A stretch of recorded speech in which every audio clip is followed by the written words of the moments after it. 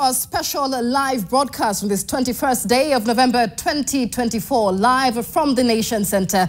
My name is Michelle Ngele Odhiambo. This is the beginning of our special coverage of the 2024 State of the Nation Address, an annual event in which the President of the Republic of Kenya gives reports on the state of affairs in the country with a live address to a joint sitting of Parliament. We are live from different locations across the country, more so in Parliament, which is the epicenter of the day's events. Those are live pictures from Parliament, and this morning we will endeavor to feel the pulse of the nation. Basically an understanding on what Kenyans feel at this defining moment in Kenya's history and what they expect to hear from the head of state. Welcome to our broadcast this morning. We do invite you to speak to us on our social media channels at NTV Kenya as we seek to find out from you what your expectations are from President William Ruto's State of the Nation address, one that comes in the backdrop of economic strain among Kenyans, despite official reports of the economy doing better. And in studio with us this morning to explore the key areas likely to dominate the address, we have youth activist Habib Omar, as well as governance analyst Dismas Mokua. Gentlemen, a very good morning to you and thank you for joining us here on NTV. We'll be getting to the debate on the key areas that will be dominating the address by President William Ruto today. But let's begin with some of the news-making headlines. Now, the country is worse off than it was in September 2022 when President William Ruto took charge. This is according to the Kenya National Human Rights Commission, the Law Society of Kenya, and the Kenya Civil Society Group, who in 3 different press conferences launched a scathing attack on President William Ruto's administration ahead of Ruto's 3rd State of the Nation address today. And as NTV's David Mudhoka reports, the 3 groups have singled out the high cost of living, runaway corruption, and the rampant violation of human rights through extrajudicial killings, abduction, and arbitrary arrests are some of the reasons why the country has been on a downward trend for more than 2 years now. See the President. With just a few hours before President William Ruto delivers his State of the Nation address from Parliament, members of the civil society are worried about the country's trajectory, saying it is on a slippery slope since President William Ruto took power in September 2022. Thank you so much, CEO. The publicly funded Kenya National Commission on Human Rights, KNCHR, has revealed that in the past 3 months alone, it recorded 60 deaths of protesters, most of whom the commission claims were killed by police officers, 610 protesters who sustained injuries ranging from serious fractures to bullet wounds during this year's demonstrations, 1,376 arbitrary arrests, and 25 officers who sustained injuries inflicted by protesters. In those 90 days, the Commission further recorded 97 femicide cases and 74 abductions, out of which 26 are yet to be solved, meaning at least 26 Kenyans are still missing. KNCHR has further listed other reasons why the country is on the wrong trajectory. There is rising tension and anguish among the people, particularly on the high cost of living, lack of adequate access to essential services such as health and education, as well as impunity and lack of accountability. Another group that also issued a hard-hitting verdict against the President Ruto administration is the Law Society of Kenya, which affirmed that the country is backsliding under Ruto and added that some judges are being bribed to look the other way. We have effectively returned to the era of an uncountable state power, extrajudicial killings, abduction, corruption, weaponizing investigative agencies for political purposes, undermining media freedom, and insidious overbearing hand on organized civil society organizations. Another group that is piling pressure on the government is the Kenya Civil Society Group, which upped the ante in its scathing criticism against Ruto by saying that his administration had lost direction, public confidence and should now be investigated over the extrajudicial killings of Kenyans in the June, July and August Anti-Finance Bill 2024 protests. Ironically, it is this very president who promised that none of these egregious acts of human rights violations were going to take place under his administration. What we witnessed during the pro-good governance demonstrations against the Finance Bill 2024 in June and July was at a scale like we never witnessed even at the height of the Moi dark eras.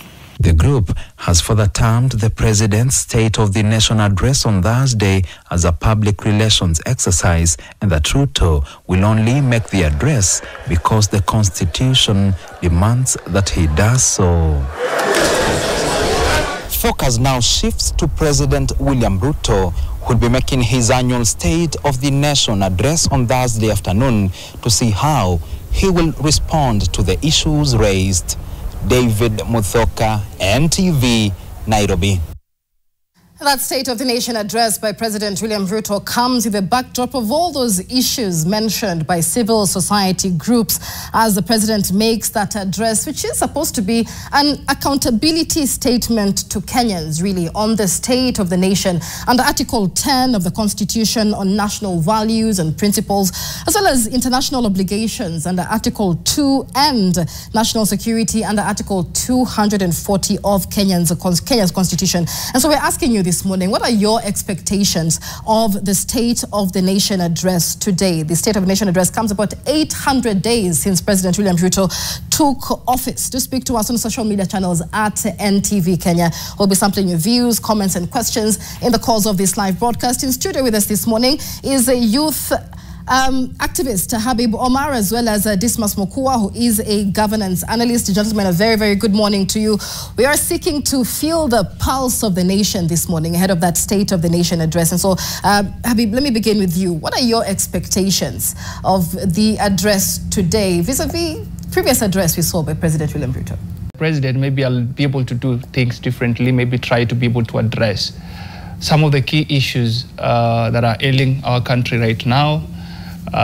When you talk about the shisha and whatever people call it, because now it's like a Chinese thing, because we do not actually grasp and understand it well. There's an aspect of high cost of living. There's an aspect of the ongoing corruption, because even the other day the finance CS alluded that we are losing 2 billion daily, just like the former President Uhuru Kenyatta made the statement that we always continue losing billions. So we try to be able to understand actually who is the main culprit and how can we be able to, again, as a country, ensure that we put measures in place to curb corruption. I expect maybe the president to talk about how the plans to be able to address the issues of high cost of living, unemployment. But of importance as a human rights defender, I need to understand how we're going to be able to ensure that we fulfill the fundamental human right, because whatever we are witnessing in this country right now is the shrinking civic space, that you cannot be able even to organize or even to question or even to ask pertinent issues that is affecting you as a common mwananchi. And it's of course expected that the release of those statements by the civil society groups yesterday was also strategic timing, hoping that the president will respond to these issues in his State of the Nation address. Dismas, what are your expectations today? Well, as you indicated, that the State of the Nation address is a constitutional obligation, and the president must speak to the nation. And it's a best practice globally for every head of state to speak to the people. But right now, there are three issues of national concern. The first one is national inclusivity. And it needs to address the issue of tribalism and nepotism, because even reports have been prepared by government agencies that say the way people are recruited in the public sector, there is unfair distribution of those positions. For instance, when you look at the cabinet composition, principal secretaries, parastatal heads, and the chairman, do you actually see the face of Kenya? And is the composition aligned to Chapter 10 of the Kenyan Constitution and Article 6? does it actually reflect the face of Kenya? And politicians have said that Kenya now we should be striving towards meritocracy. That your surname should not be material in any consideration, that you should be getting a role based on meritocracy. And the nations that respect meritocracy cover a lot of ground. And you can go look at the South Korea or Singapore. So that is very critical. And then number two, there's the foreign policy. Because of the globalization of markets and production, Kenya needs to have a very agile foreign policy so that, number one, we catalyze our exports, we catalyze our exports so that we are able to create more opportunities for Kenyans abroad. And to their credit, the Kenya Kwanza government administration has done very well. In fact, yesterday, the Prime Cabinet Secretary, who is also the Cabinet Secretary for Foreign Affairs, had a conversation with President Ruto so as to support Kenya's international obligations. But while we are supporting Kenya's international obligations, creating opportunities for Kenyans to work abroad, we must be sure that Kenya has got their back covered. If they go to work, say, whichever country they go to work in, that they've got the comfort that the nation is taking care of them. And there's now the elephant in the room, and the activist has mentioned this. During President Kenyatta's administration, we were told Kenya loses 2 billion shillings every day. The figure sounds obscene, but the CS for National Treasury a few days ago confirmed that it's gone up. It's now Kenya shillings 2.2 billion. And he said it in a manner which appeared to be casual, that we lose 2.2 billion Kenyan shillings. In a very mature democracy, the nation would have come to a standstill. Because he said we lose 2.2 billion Kenyan shillings. If we stop that leakage, there'll be no need to go for foreign debts. Now, then also there's a proposal by the Kenya Kwanza administration to implement zero-based budgeting. Now, if they implement zero-based budgeting, it means that probability of killing corruption would be very high. So one would expect that the CS National Treasury has admitted in public we lose 2.2 billion. How do you stop that leakage? Maybe implementing the zero-based budgeting. And again, from a human rights perspective, and the elephant in the room, and maybe the nation is a victim of misinformation and disinformation, is this matter of abductions and arrests. That we need to have a very fat, I don't know whether it's going to be a Chinese wall or a Berlin Wall, so that people understand the difference between abduction and arrest. Because right now those two are used interchangeably. So sometimes it's an actual arrest, but you don't know whether it's an abduction. There's an abduction, you don't know whether it's an arrest. And then there are statements to the effect that some people in fact are seeking sympathy, and they claim that there's an abduction. There was a media report that a man who had marital issues decided to create an abduction, but while he had gone to engage in his business. So, and also the president indicates, he has addressed a number of town halls where he has said that if you know of anybody who has been abducted, please let my office know. But for the normal morale, expect that when police are going to engage in any arrest, it's going to be very civil. That abduction is unacceptable in Kenya. Right. There's even the page one story that we are talking about. Absolutely, and I'm glad you bring it up. When you take a look at the dailies, the front page of the Daily Nation, the headline says, Abductors Playground. The abduction in Nairobi and subsequent transfer to Kampala of Ugandan opposition leader Kizza Besigye adds to a growing list of dissidents hounded in the country, raising fears that Kenya is no longer safe for those fleeing political persecution in their home countries. But it's clearly not just, for those fleeing political persecution. Kenyans themselves have been complaining of this very issue. When you take a look at the front page of the Standard newspaper, it's the same headline. It says that Kenya, new abductions theater for foreigners. It's a worrying trend, according to the Standard newspaper here. Habib, what do you make, of the fact that here are Kenyans complaining of abductions, since the June 25th event when, Parliament was breached, and now, foreigners have been dropped in as well, and we're seeing the likes of Kizza Besigye. What did you make of that incident? It is very, very unfortunate incidents, because as a country, we are also signatory to international laws that also intend to be able to protect both we as Kenyans and even our neighbors. But it's very, very unfortunate. I still find it difficult Besigye was abducted in Nairobi, and all of a sudden, I don't know how he passes through the borders and all that and found his way to Uganda. But it paints a very, very difficult picture, because at the end of the day, I always say that Moi is alive because we are being taken back to the days of Moi. If maybe the current Gen Zs who never had an opportunity to be able to go through or maybe experience the rule of Moi, then again now they have to experience it right now, because there's a lot of disregard of the rule of law, what the law stipulate and say, because I still wonder how I'm going to be abducted because of just coming out or maybe having a divergent opinion over issues that are actually affecting us. So why should I be abducted? Because I've said I do not have food, I cannot be able to access water, I cannot be able to take my children to school, I cannot be able to access quality health services. Does that guarantee one to be arrested, to be abducted, to be tortured and all that? Well, we have the law, the constitution, because most of the time the president will always refer to the rule of law, that we are a country governed by the rule of law, and at all time we need to be able to uphold the rule of law. But that is not the reality. These are just statements that are being made on either mainstream media and maybe through press statements. But in the reality is that we need to ensure that we can be able to uphold the rule of law, because when the president came in, actually, he took an oath to be able to protect and uphold the constitution.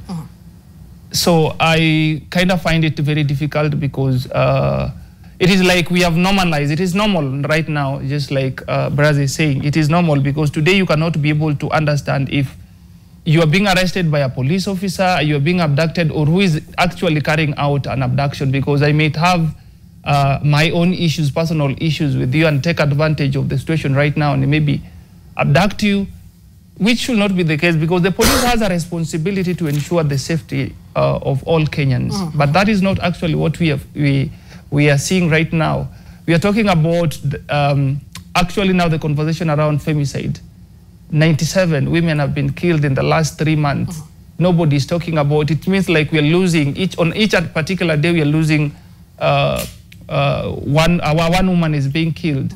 Yet the security apparatus, which actually need to ensure the safety of Kenyans, are just out giving statements. The other day, just yesterday, the president again gave a press statement on that and saying that the police have to stop the killings of women. So the question that also begs it, or maybe someone can be able to ask himself or herself, does it have to take 97 women to die for us to be able to come out and maybe find a way on how we can be able to push measures to be able to put this to an end? So right now, we are in a very, it is also very difficult for you to be able to even explain, because we live in fear. For some of us who are out here very vocal and addressing issues within the community, we are actually living in fear, because you don't know at what point you'll be the target. If Besigye can be targeted and abducted, then what about you as Kenyans? Just a normal Wanjiku, just a normal Mamamboga who maybe is asking the president to fulfill some of the promises that he made during the campaign periods, because we were told this is a government of Mamamboga, a government of Mutu Boda Boda. In 100 days, you'll be able to see this. So if you're not seeing that, then when you come out, why should you get arrested? Why should you be intimidated and all that? Right, and we're looking at this scorecard at the end of the day that Kenyans will rate, the Kenya Kwanza administration so far. But Mokua, back to the issue of abductions, really, and what's making headlines on the front pages, because foreign policy has been under scrutiny, especially in the last recent months under the Kenya Kwanza administration. What does this recent abduction of Kizza Besigye mean for Kenya's foreign policy? Well, for starters, Kenya's got a very solid and agile foreign policy. I mean, Kenya now has got the leadership of the African climate change. We're using our foreign policy to create opportunities for Kenyans locally and abroad, positioning Kenya as an FDI destination, and really taking advantage of globalization of markets and production. But on the matter of Kizza Besigye, Kenyans have got a very valid expectation that the competent authorities will come and issue a position statement to clear the air. If they don't do that, then the Kenyans are going to engage in misinformation, disinformation, because a vacuum cannot exist. It's going to be filled by propaganda.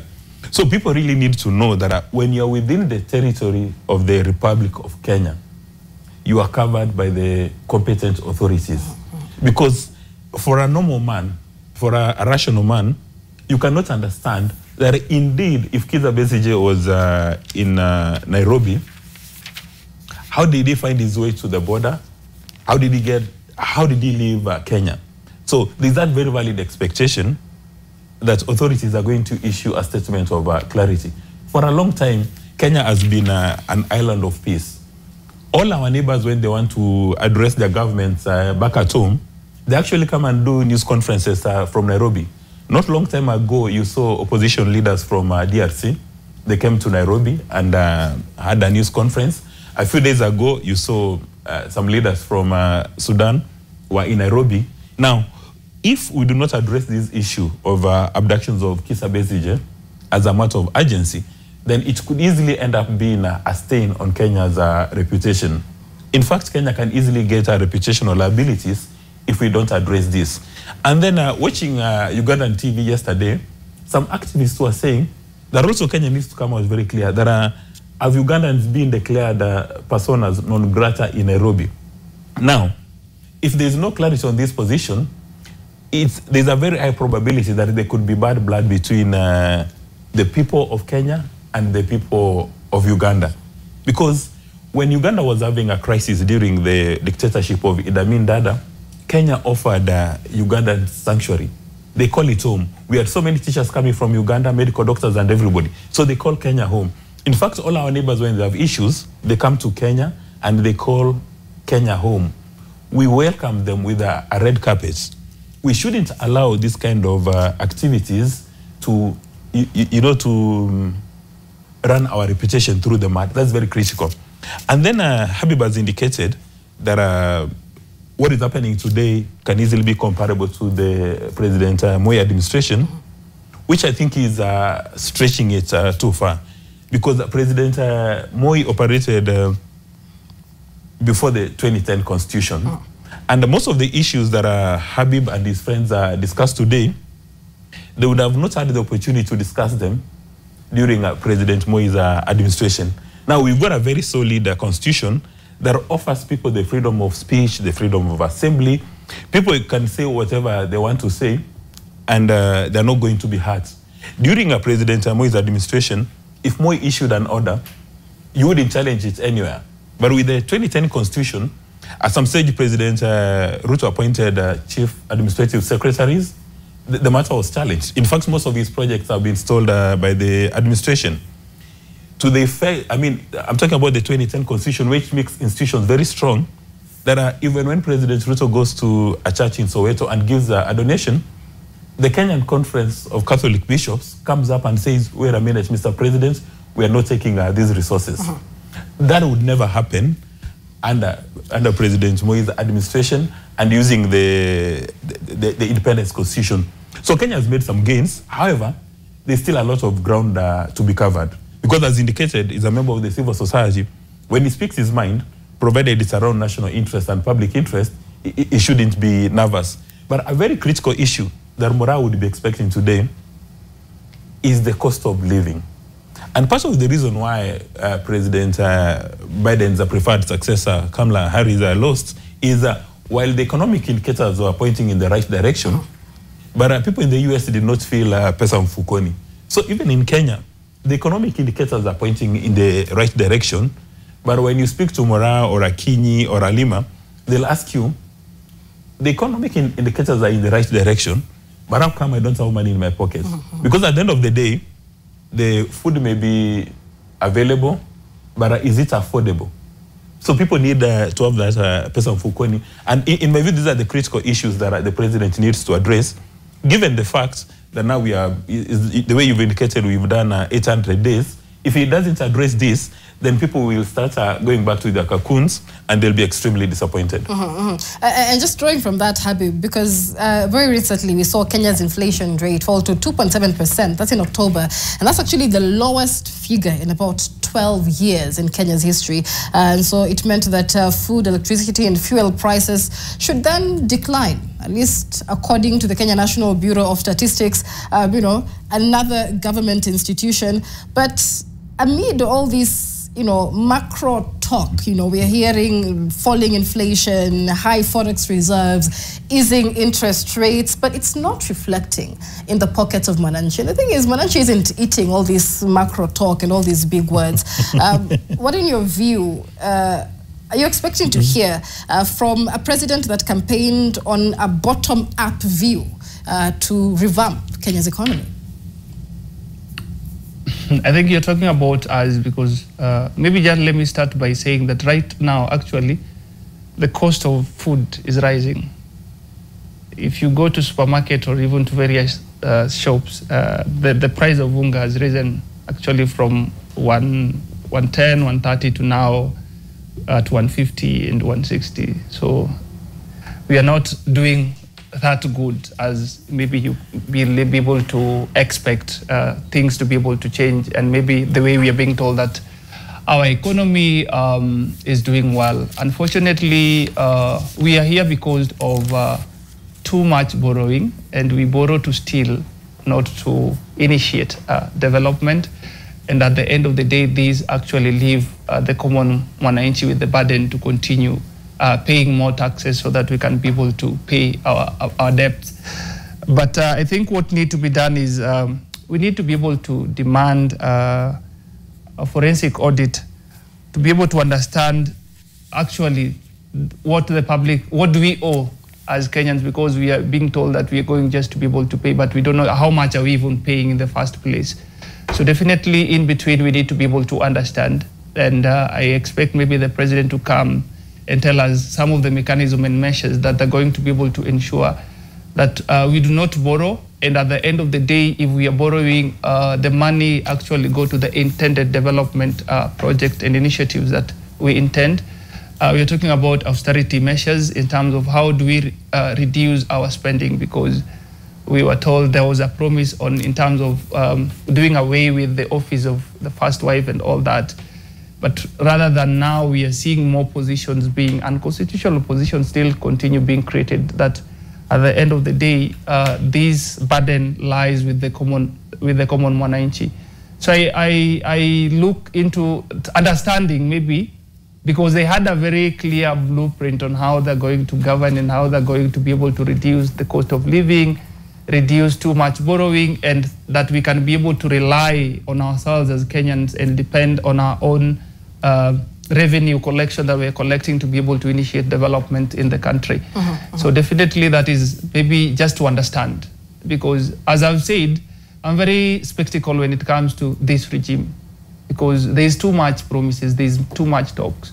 So we do not want, it is now, because I had even the other day Sakaja saying that we need to give president more time, and I'm asking more time to do what? Because this is the second year we are, and we are almost to the third year of them being in position of power. So at what point are they going now to be deliberately and intentionally decide that we are going to be able to work for Kenyans and fulfill some of the promises that we made to Kenyans and actually revive the economy of this country? This must, at the end of the day, there has been mixed expectations, I would say very low expectations that key issues that Kenyans want heard will be addressed. But when you look at corruption and the figure of 2.2 billion shillings daily, and the fact that this address comes 149 days since Parliament was breached, courtesy of the finance bill protests, the movement then felt that sealing corruption loopholes would then, ensure that we don't have to tax Kenyans more.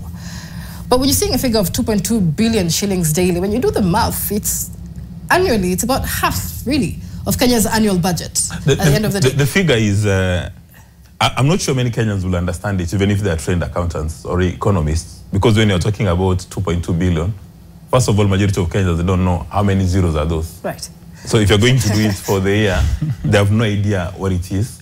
And maybe that's the reason why when the CS makes this pronouncement, CS Mbadi makes this pronouncement, Kenyans don't even get to react because they don't know what that figure means. But to the fundamental issues that you've raised, when there were Gen Z protests and demonstrations, which received countrywide support, high in the priority list was not even corruption. High in the priority list was taxation. And you remember there was the MP, the chair, I think, of that finance committee, in a very condescending manner, said the reason why we need to pay motor vehicle, I don't know, circulation tax, something like that. And then, they were very condescending. And these are the very MPs whose mileage is paid by taxpayers. And he says, if you got a car and you can't afford to pay this circulation tax, leave it back at home. So one of the things that President Ruto must do is to rein on members of his political party and public servants who are very condescending in their public address, who treat taxpayers with contempt.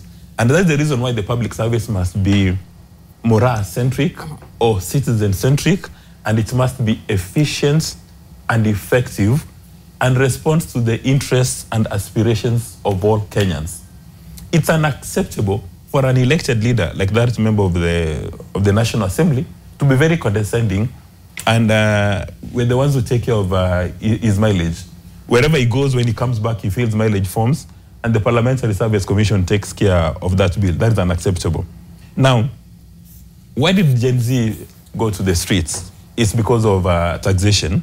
It's not as if President Ruto inherited a stellar economy.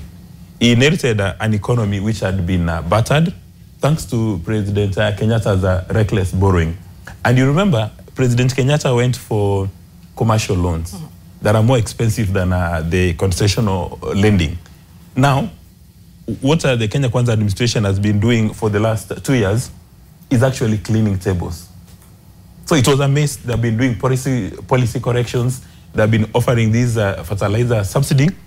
But it goes back to one issue, that if you're doing these things on behalf of the citizens, and the citizens have no idea that you are doing this, then they're going to blame you. It's like they say that if you're in the dark and you wink at a girl, the girl has no idea of what you are doing. Early in the morning, your eyes will be all red, but people will not know. So now let's see the communication challenges. The university funding model has faced a lot of challenges. People criticize it, left, right, and center. And who does a town hall to explain this? President Ruto. Where is the cabinet secretary responsible for education? Where are the vice chancellors to explain this? Because the new university funding model, when you look at it from a philosophical perspective, it's a very solid model. But explaining it is left to the president.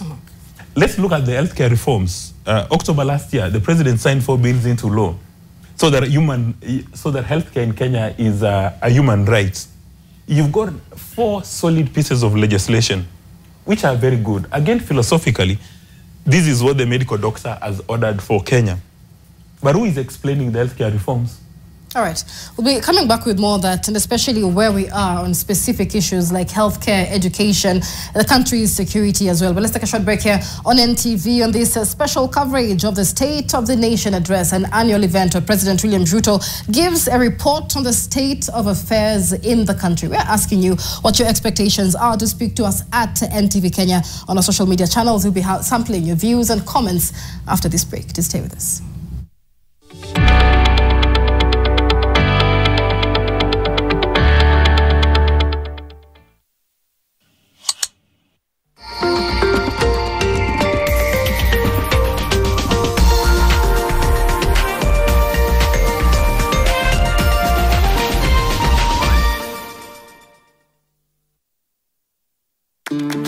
I'll have the usual on the rocks, double. I'll have whatever he's having. Real recognize real. No added sugar, no preservatives. 100% real fruit.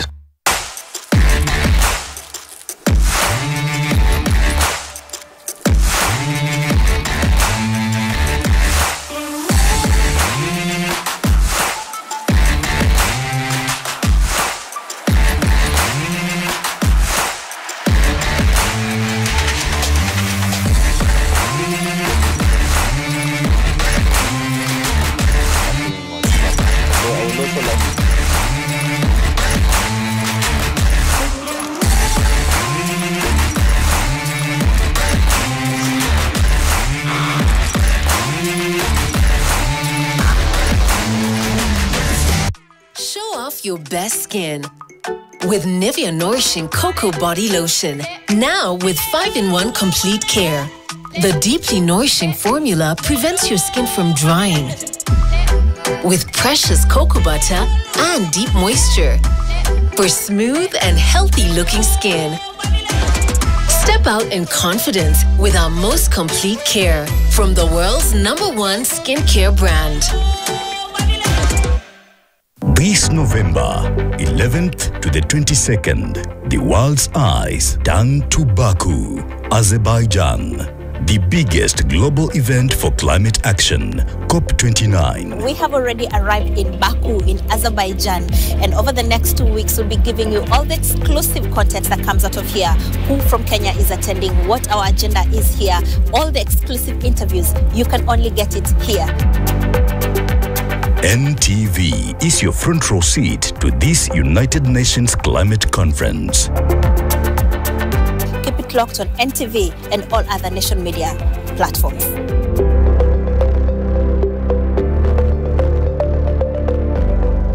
Tired of endless scrolling? Say goodbye to the chaos. Introducing the all-new Business Daily website. Experience seamless navigation. Immerse yourself in a world of more videos and more podcasts. Discover more with our enhanced home pages. Engage like never before with our interactive tools. Join us and elevate your reading experience today. Business Daily. More possibilities.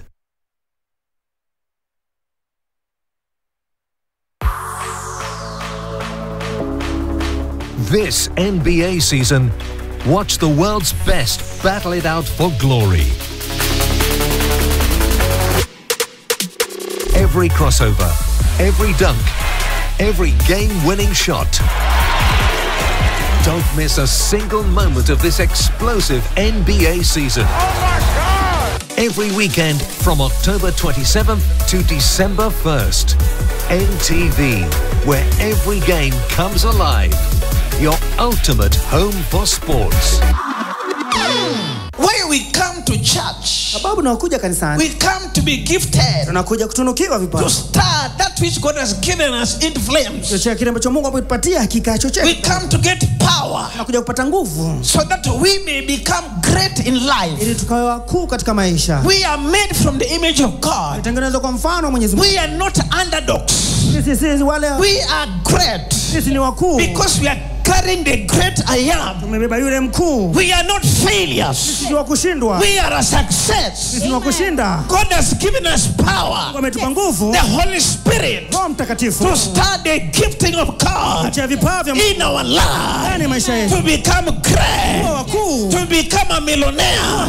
To go far in life. I have good news for you. Power will come upon you today. And by this service today, your direction will change forever in Jesus' name.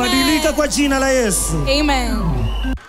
The truth is not governed. The truth governs our beliefs, our faith, the trust we give, the democracy we seek.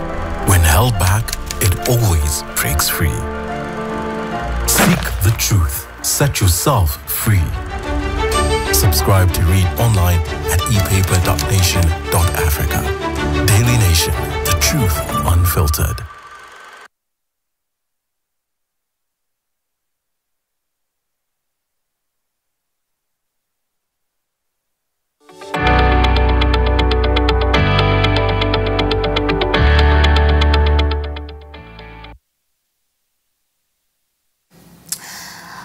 A very good morning to you and many thanks for joining us on NTV as we bring you this special coverage on the State of the Nation address as President William Ruto prepares to deliver his much anticipated address, an annual tradition that holds immense significance as it provides the president with an opportunity to directly engage with the nation, evaluating the government's progress, acknowledging its challenges and laying out the roadmap for the future.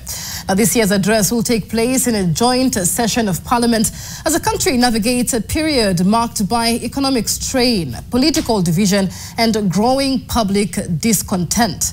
President Ruto's speech will be under intense scrutiny, with issues such as unemployment, inflation, healthcare reforms, and national security at the forefront. Citizens are looking to the president for a clear vision to guide Kenya through its current struggles and towards recovery. It is a time when Kenyans are struggling to make ends meet in a jobless economy, despite official reports on a stable shilling, falling inflation, and interest rates. We're asking you this morning, what are your expectations on the State of the Nation address that comes 800 days since the president took office? They spoke to us at NTV Kenya. In studio with us this morning as we explore the key areas likely to dominate that address. We have Dismas Mukua, a political risk analyst, as well as youth activist Habib Omar. And joining us now is Duncan Hayamba, NTV's senior political affairs reporter. Duncan, good morning. Thank you for joining us. It is a busy day for political reporters today. And so contrary to scenes witnessed in last year's State of the Nation address, when a section of opposition MPs actually kept off the State of the Nation address altogether, things are likely to be different this year, aren't they? I mean, we've seen the appointment of ODM's strong voices in cabinet. What are we expecting to see in Parliament? Thank you, Michelle. Good morning, and good morning to our, I think I should call them our guests now that I'm an in-house member. But yeah, first of all, it is not a busy day for political reporters, but actually it is all hands on the deck. This is because the president will be making a State of the Nation address, basically to give a report card, which is, it is actually, he's mandated to do so once every year. And therefore, by all hands on the deck, it means that even business reporters, there will be something in the economy, and that will be their what to nibble on. And then the sports guys, economy and all that. So basically, yes, for political reporters in Parliament, it will be busy that, but at the end of it, when the dust settles, I think because it is a big cake, all sectors in the newsroom will have something to deal. So I think for those who think it's a big day for political reporters, I think it is too early. They should wake up this early and know that it is a big day for all of us. But yes, last year was a bit different. This year, I'm not so sure, but it could be because of the recent sort of coalition, a new coalition, so to speak. That is the broad-based coalition in Parliament, the unity we saw in hounding the second deputy president out of office.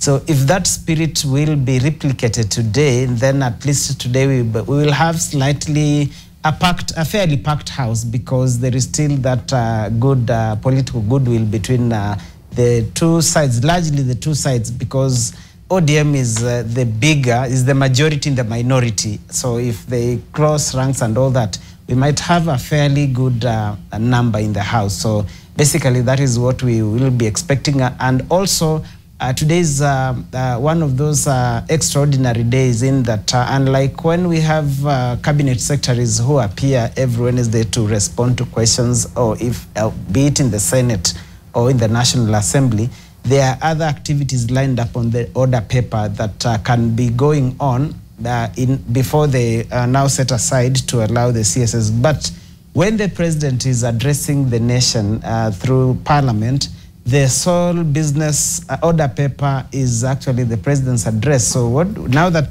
the two houses will be convening in the National Assembly chambers, the only order paper business that will be on the paper will be the president's speech.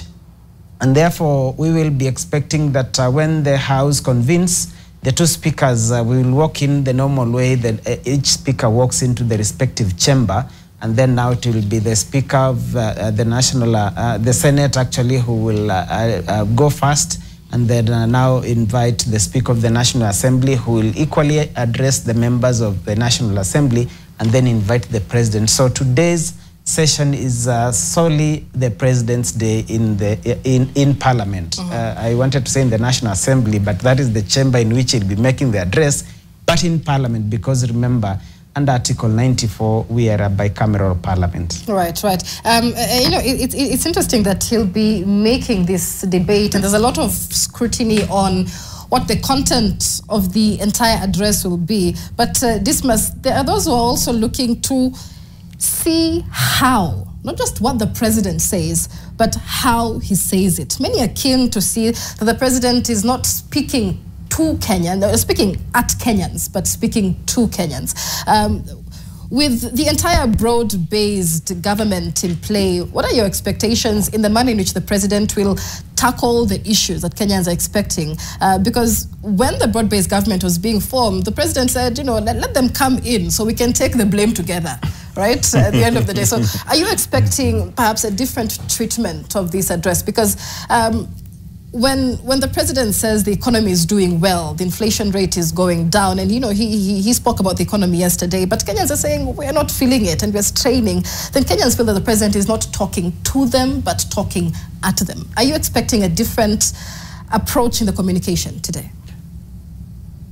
That is a very loaded question you asked, but you know, the president is a good orator, and so he'll be able to deliver his message. And I guess what Kenyans would be looking for is whether the content in that speech is aligned to their selfish interests.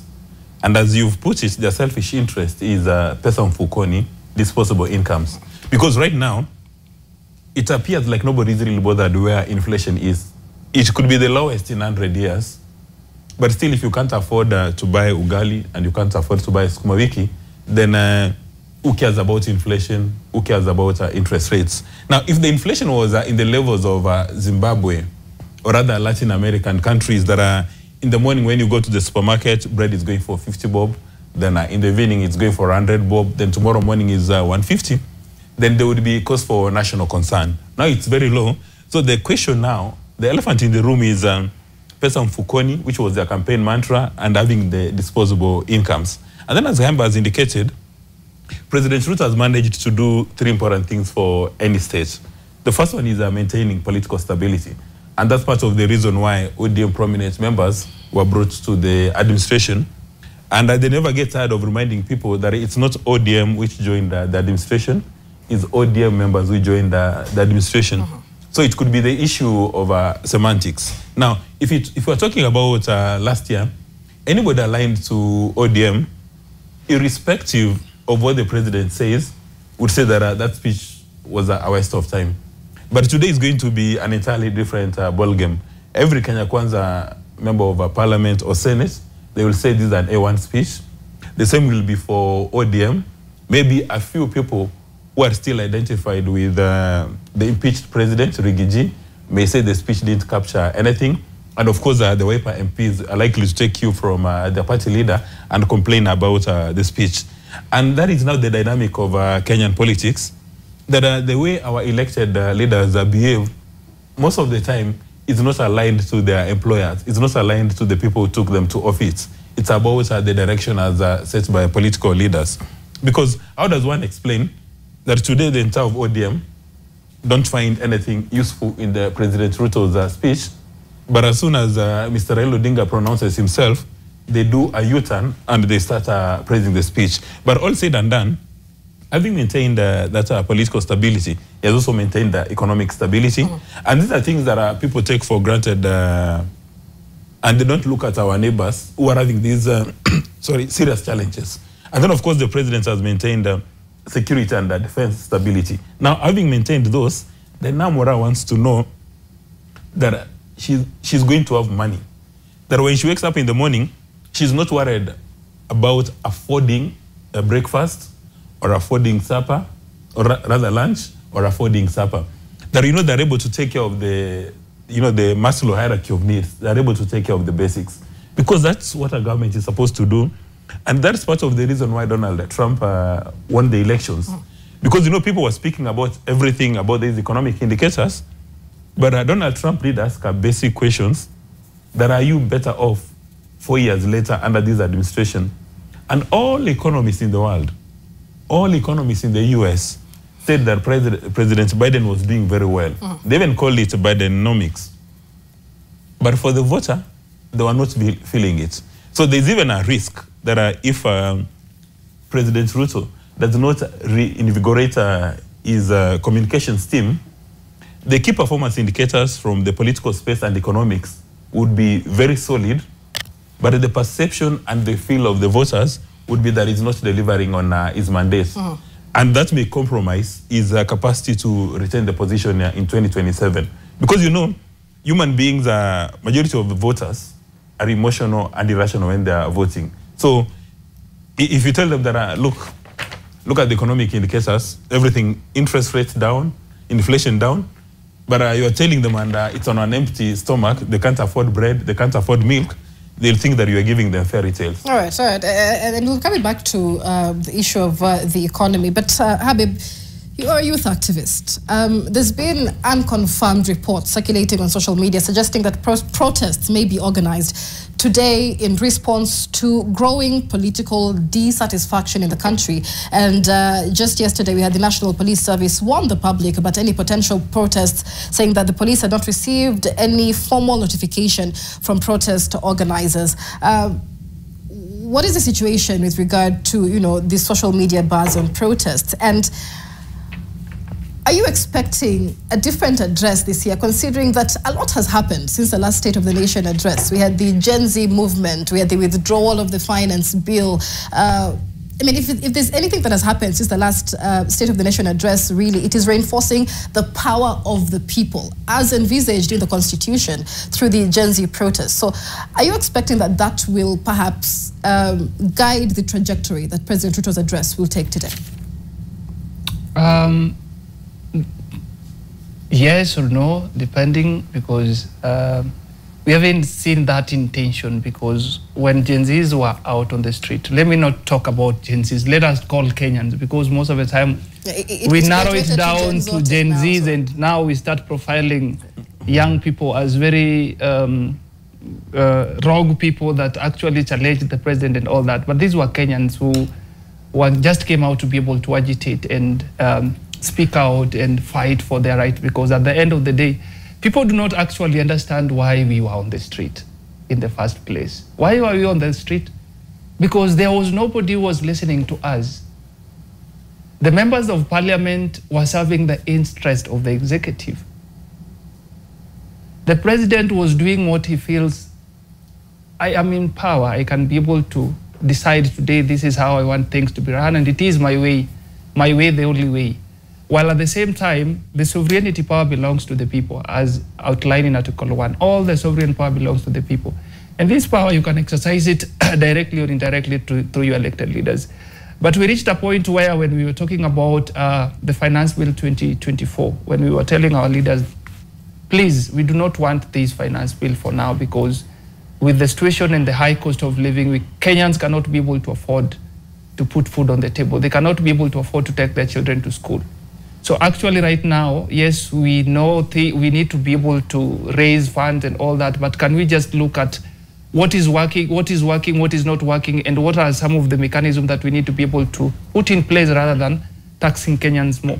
So we need to be able to understand that, but I don't see, since the Gen Z, the 25th protest and all that, and people occupying parliament and all that, there has not been that good intention. What we have seen is the continuous abduction, the continuous intimidation. And I'm telling you, as a person who works within the community level, that today it reached a point where even if I have to call a community and have just a discussion around issues maybe to do with garbage or to do with accessibility to water, then I have to beg or maybe go and seek permission from the police officers, which should not even be the case.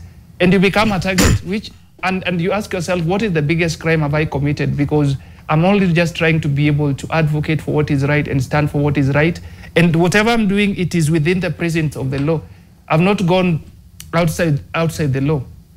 So at the end of the day, maybe not, or maybe yes, because we are also seeing religious leaders also coming out strongly. We were still skeptical about it, but maybe we feel like maybe it will be in one way or another try to be able to influence the State of the Nation and how the approach is going to be able to take into place. But what we have seen is that the parliament has been compromised, the judiciary has been compromised, and now Mwananchi has been left with no option but to reclaim back their power, because there is no one who is speaking about issues ailing Kenyans. These people are acting on a borrowed power. We sent you there to represent us, but what happens when now you're not representing us? you're either representing the president or your political leaders, because as you call it, the broad-based government, for us it's about bread-based government, because it is our time to eat. We are in government. All right, and we'll be talking about the changes that President William Ruto also made in the aftermath of the Gen Z protests and their impact even on public service, really. But Haimba, this address by President William Ruto also comes a month after the impeachment of Rigathi Gachagua as deputy president by both houses of parliament, and what many have termed as growing political division in the country. And we've seen it all, since the impeachment, and we've now seen a war or, efforts to pit Mount Kenya West versus Mount Kenya East. What, in your view, are we likely to hear from the president with regard to that political division? I mean, the impeachment of the deputy president, Rigathi Gachagua, was a political first in Kenya's history. We've seen Rigathi Gachagua's allies in parliament also, seemingly face the heat at the end of the day, hounded out of major positions in parliament. Is that likely to influence part of the address today? Well, it is highly unlikely that he will directly speak to the subject of his immediate former deputy. Of course, remember during the inauguration of the current one, he said that he's been lonely for the last 2 years. So you fail to understand what aspects of loneliness he was alluding to, because these are the gentlemen who campaigned with a lot of vigor, and they appeared to be hand in glove, so to speak. So it is interesting that the president made those remarks. But again, it tells you just what politics is. It is politics. So you might think that you are sitting on the chair, but in real sense, you're not sitting on that chair. So basically, that is what the president painted out. So highly unlikely that he will speak to that. But should he take that direction, perhaps he will look at what Article 10 speaks to about good governance. Remember, among the charges, the leading charges, that the members of the National Assembly, and on this one you cannot say Mwengi Mtuse, but the National Assembly, because it is the House that brought up the motion, the impeachment motion, before the charges were read and tried in the Senate. They unanimously sort of said that the immediate former DP was not good insofar as upholding the Constitution matters a symbol of national unity, the cohesiveness that the country needed, and the integration. He was a big impediment. So if he chooses to go that direction, then maybe he will indicate as to why he had to I think it is politically correct to say to fire his deputy, because as Rigathi Gachagua said, his removal cannot proceed without the blessings and the sanction of the president. So basically, if he chooses to do that, then that will be on matters good governance, maybe integrity, transparency, and accountability. But for me, the question that you had asked the political risk analyst, Mr. Mukua, is that what should we expect from the president? I don't think he has much of options, because whatever is supposed to speak to is clearly spelled in the Constitution, because Article 132 B, 1 subsection B, speaks on the issues. The president is supposed to report, sort of give his report card to the country on what has been achieved in the realization of the national values as referred to in Article 10. We will be looking at that. And then it also says that he has to publish in the Gazette the details of the measures and progress and the progress that the country has made. And then last but not least, submit a report for debate to the National Assembly on the progress made in fulfilling international obligations of the Republic. On that aspect, I might be wrong, but when you look at today's headline, if the president is honest, and you know there are many people who've had issues about whether he is a truthful person or not when he speaks, if he means what he says or he makes political statements. But if he's true, then the issues of abductions will be something that you will expect him to boldly address. And we are not referring to the abduction of Kizza Besigye, because I doubt whether it was an arrest. For an arrest, there are clear procedures that need to be followed. Right. There has to be an arrest, a warrant, whatever, what not. The police will come. Then you'll know that this and this has been arrested. Then there's a procedure, even if it is extradition, how you are handed over to the Interpol and then are taken to your own country or deported. But this one where somebody is just pounced on, then the next thing he surfaces in being taken to a military court-martial, clearly this is blatant abduction. But the biggest maybe is the October one of the 4 Turkish refugees, because the UN condemned Kenya for that, for contravening the United Nations 1951 Convention on Refugees, because they said people who are fleeing their country to seek refuge, safety, you don't hand them back to the country where they were running from. So basically Kenya has contravened that because we are a signatory to international treaties, and among them these are the ones. And when you sign international treaties, basically you domesticate them, you operationalize them just like the local laws. And therefore, if he's with that, I don't know whether to call it a sanctioning or with that condemnation from the UN body, then I don't know whether he'll speak to it, but it will be important, specifically on that issue of the progress in fulfilling international obligations. So those are the main issues. But I don't know, maybe later is when we shall start looking at item by item under the national values, because that is where the president has to, his address has to actually emanate from. His address has to focus on, because this is not any other address to the country during the national holidays where you come and speak on anything under the sun, but under the State of the Nation address, like there is it's like a question you've been given, you're supposed to provide the answers, then it's for the Kenyans now to mark and address to that, Michelle. Yeah, that's why we call it an accountability report to the Kenyans, really, even though it is being done before the 2 houses of parliament. We'll take you live to parliament now, where senior political reporter Ibrahim Karanja is live for us, taking a look at the situation ahead of that State of the Nation address. Karanja, President William Ruto will be expected there in the afternoon. But what is the situation within parliament, especially outside parliament, amid reports on social media of possible protests today? Well, Michelle, we are coming to you from Parliament buildings, and this is where the action will be happening later today in the afternoon, when President William Ruto comes in to make his State of the Nation address and inform the country where we are in as many fronts as he possibly can. Speak about the economy, speak about national security, speak about the rule of law, speak about every other critical matter that is as critical in the country. And later at around 2:30, we expect President William Ruto here, members of Parliament will have taken their positions. I speak about members of the Senate and the National Assembly will have taken their position in the National Assembly, from where the President will be addressing. Now, let us just go back in time. And at a time like this last year, when President William Ruto was making his State of the Nation address, there was one major thing that Kenyans were speaking about, and at that time, it was about the cost of living. Remember, we were fresh from the Azimio-led protests of last year,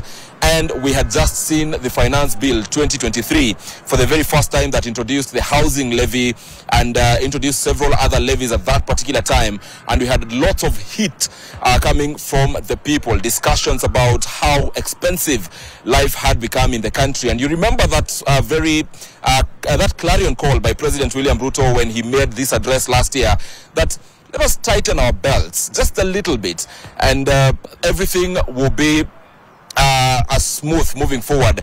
And at that time, he was saying this because of the reactions that the Finance Bill of 2023 was having, the housing levy and every other discussion around it.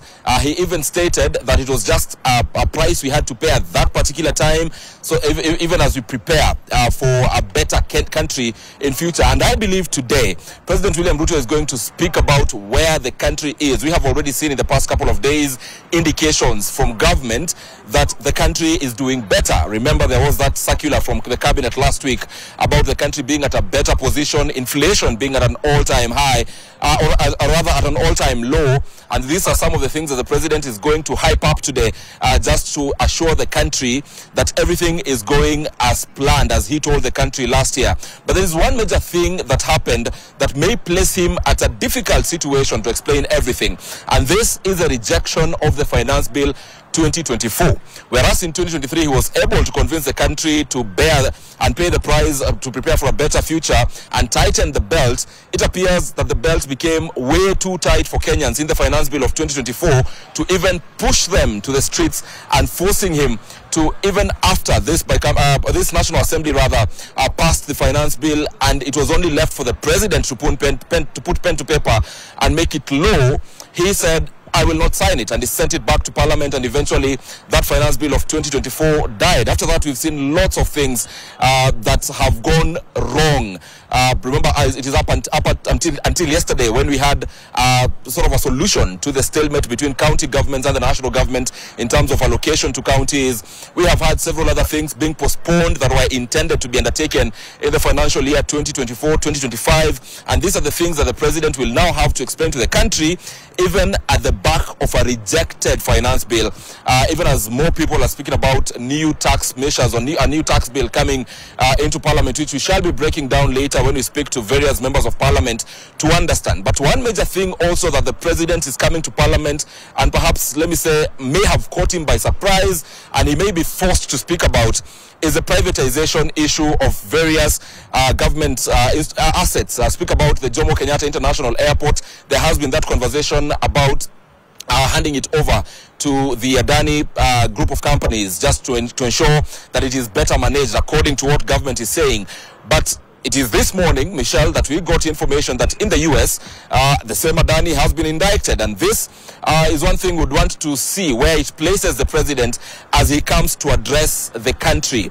He will be coming to address the country, perhaps trying to convince us about why we should allow such deals, with this public-private partnership deals work. Yet at the same time, he'll be coming to address the country hours after a US court indicted one of the people who have not only taken the airport, but also intended to take several other government assets and run it in private public partnership. They say that it is because government does not have money, these private investors have the money required so they can put in the development that is required. For instance, in the JKIA, you've seen the discussions that are ongoing about putting up a whole entire runway which people want to have, yet in the deals these things are not there. So the president will really have to convince the country about this. Another thorn in the flesh of the country, which President William Ruto I expect will not avoid speaking about, is the rule of law, and especially matters human rights. It is only yesterday when news broke out about the arrests here in the country of Ugandan opposition leader Kizza Besigye. And this happened on Saturday. We have seen several other people being taken from this country, and these are foreigners as well as Kenyans who have continued to express fears about living in their own country. Questions have been about the number of people who have been abducted. Remember, arbitrary arrests, people abducted or people arrested disappear from the public, not taken to court anywhere, but eventually released and nothing happens. Remember the Kitengela 3 that happened just a few months ago. So President William Ruto has a lot to address the country, and even to mention as well, this comes at a time when his government is facing criticism from the clergy. It started with the Catholic bishops and went on to the other denominations who are speaking about how the country is governed. In fact, the Catholic Church said that we were in a series of lying or dishonesty by the William Ruto administration. So quite a very unpopular background that President William Ruto is coming to Parliament with. However, on a positive, whereas he may have lost or he may not be having favorable comments from Kenyans, from a section of the clergy, he comes to a house that is almost fully aligned to him. And I'm speaking about this because of the broad-based government that in effect literally brought the Azimio side, especially the ODM side, to walk the same path and read from the same script with the Kenya Kwanza side. So President William Ruto, whereas last year he came in to address a National Assembly that was divided in terms of Kenya Kwanza and the Azimio la Umoja Kenya Kwanza, One Kenya coalition, today he comes to a parliament that has a bigger number supporting him. Speak about all the UDM members of parliament, speak about ODM members of parliament, most of them. He will only be having pockets of members of parliament perhaps who do not agree with him, and I speak about perhaps members of parliament who are allied to his former deputy, ousted deputy Rigathi Gachagua, but not a big number to disturb his presentation today, not a big number to disturb his address. So we expect he will be having a very, very smooth address and parliament today. And we will also be seeking to hear from members of parliament in terms of what exactly is their position in terms of where the country is. Remember last year, as we headed to the State of the Nation, we had some vocal members of parliament talk about Nairobi Senator Edwin Sifuna, who declared that he will not be attending that particular session because, in his own words, he could not listen to lies, and he felt that if he attended that particular session, then the president lies, he would not control himself and may shout him down, so he chose not to attend. Will he attend today's session? If he does attend today's session, what will he have to say to the country? What will other members of parliament who are a bit skeptical of the William Ruto administration last year, this same time last year, say today, especially about where the country is?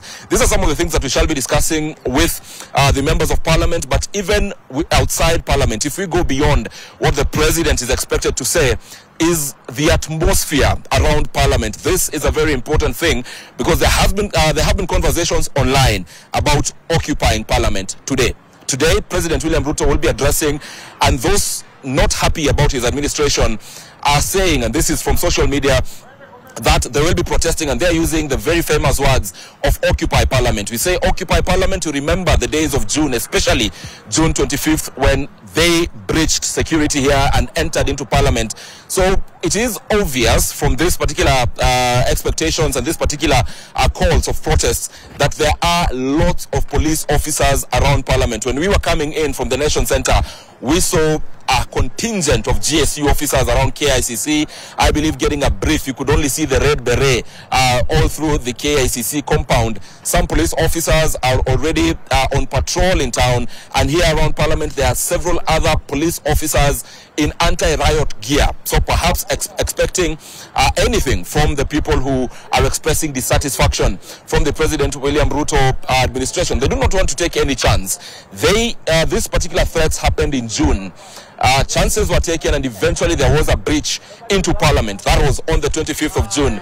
So any threat to occupy Parliament right now in terms of a protest is being taken with better preparations from the security officers here. You saw that statement from police spokesperson Dr. Resila, who spoke about what the police are saying and telling the people to continue with their businesses, and urging anyone who might have intended to cause chaos not to do that, and insisting that police officers then will be on ground to ensure that everything goes as planned and law and order is maintained. Indeed, I can confirm that from around Parliament and from the routes that I have used to come to Parliament is happening. Lots of police officers.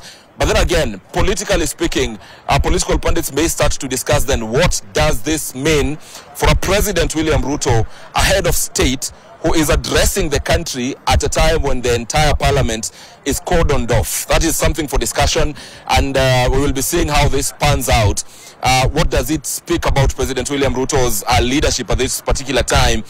Whereas perhaps last year there was not this much of security officers around Parliament and around the Nairobi CBD to ensure that persons who are not allowed to access Parliament do not access Parliament. So yes, we are keeping our eyes into what will be happening here. Later on, when the president comes, I am with my colleague David Mudhoka, who will be roving around Parliament to speak to those members of Parliament and bring you up to speed with everything. Immediately we get the address by the head of state, we shall also break it down for you in terms of what does it mean. But bottom line, Michelle, is we expect a President William Ruto who will be coming here to insist that his government has performed, that inflation is at an all-time low, that the country is better economically. That we can take to the bank.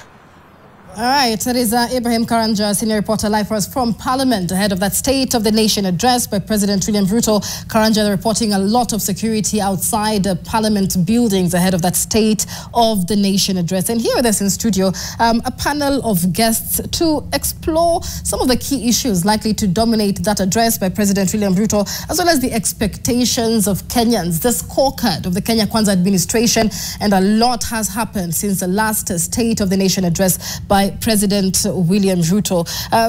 Mokwa, within the last year, President William Ruto promised that Parliament would fast-track the reconstitution of the Independent Electoral and Boundaries Commission.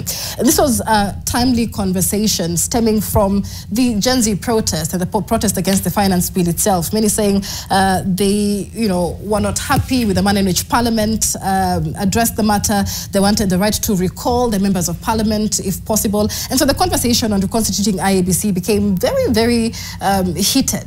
That was a few months ago. The promise was that in 3 months, we'll have a reconstituted IEBC. It's been several months later. That hasn't happened.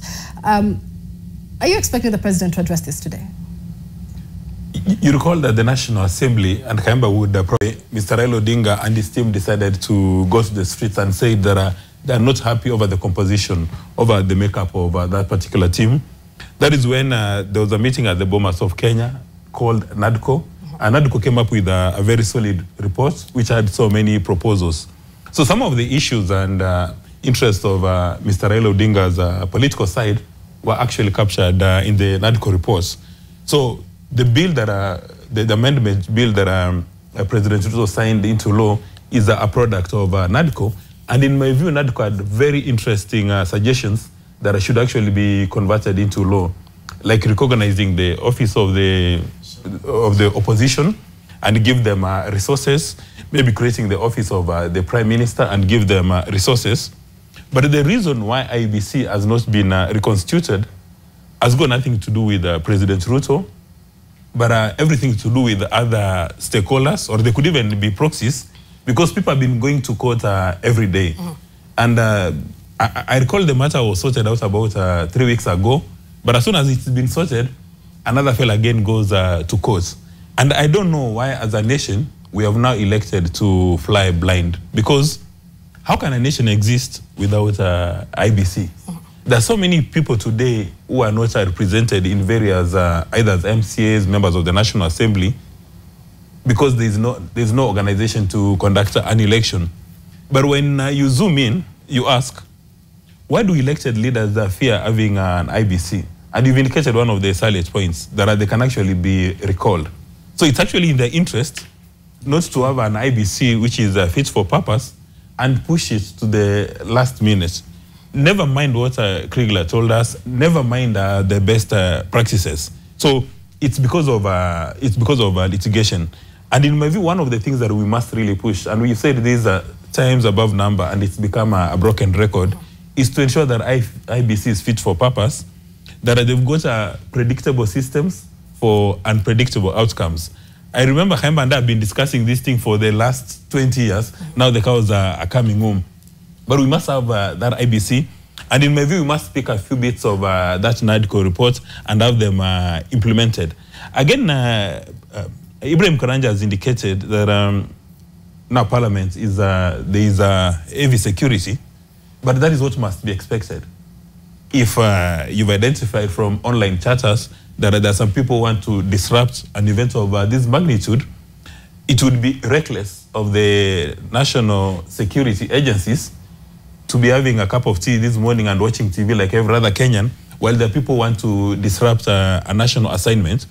It's because of that laxity that there was a breach of Parliament by Gen Z. Because in as much as the Constitution allows you to, demonstrate freedom of speech, freedom of expression, it does not give you the rights to destroy property or even compromise lives. So even for the people who are demonstrating today, they've got a right to demonstrate. They can come with placards, they can go to the top of trees and do everything, because they must communicate their interests and aspirations to the president. But in doing so, they must not compromise on security of Parliament, the physical infrastructure.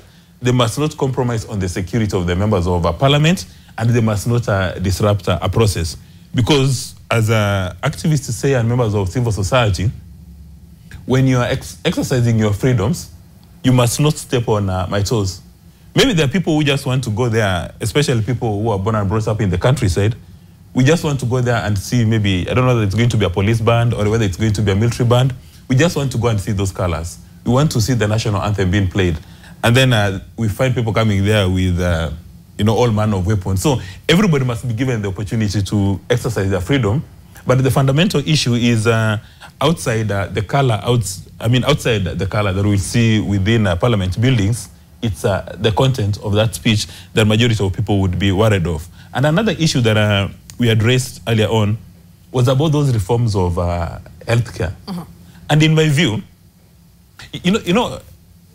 Kenya is among the few countries in the world where public servants fail on their delivery and they don't go home.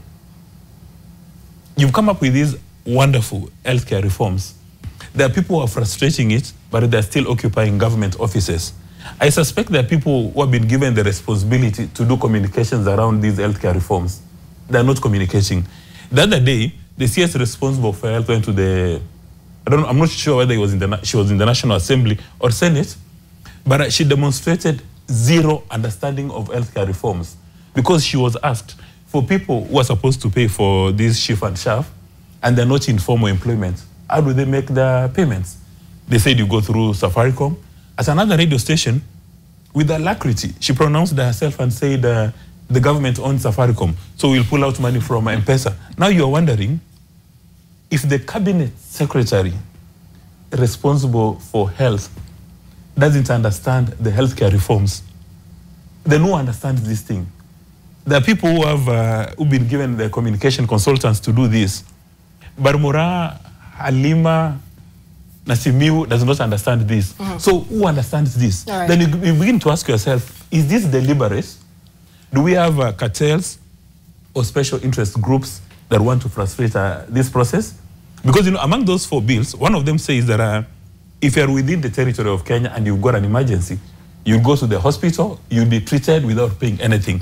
But the misinformation and disinformation outside here is that you cannot be treated. Now, they've classified the hospitals to several levels, which is very complicated. But if you go to a dispensary or a health center, you only need to register 147 and you will get medical attention without paying anything. So this information is in the reforms, but Kenyans don't know about it. Right. So you're wondering, what is actually happening on the ground? And of course, the media has been reporting the pain of Kenyans since the rollout of the Social Health Authority.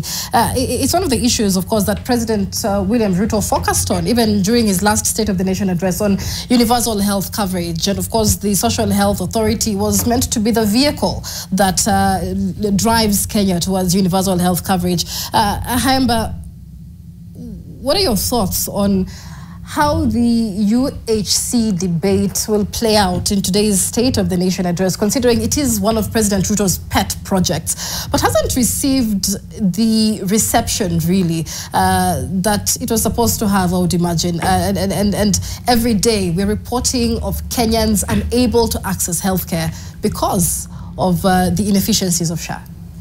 Basically, that is the million-dollar question, or is it what could possibly be the biggest landmine for this administration? Because healthcare, and it's not just like it is President William Ruto's pet subject. Remember that even former President Uhuru Kenyatta attempted that UHC. So it has been, and I think even when Charity Ngilu was the Minister for Health, they have been trying to push this, because once you sort out healthcare, because it's the most expensive undertaking in the country you can imagine. I mean, you just walk to a hospital just to see, by just saying hi, the doctor looking at you. I think if it's private consultation, you are lucky if you pay 5,000, if you are lucky. So you can imagine how many people can afford 5,000, and why do people go to private?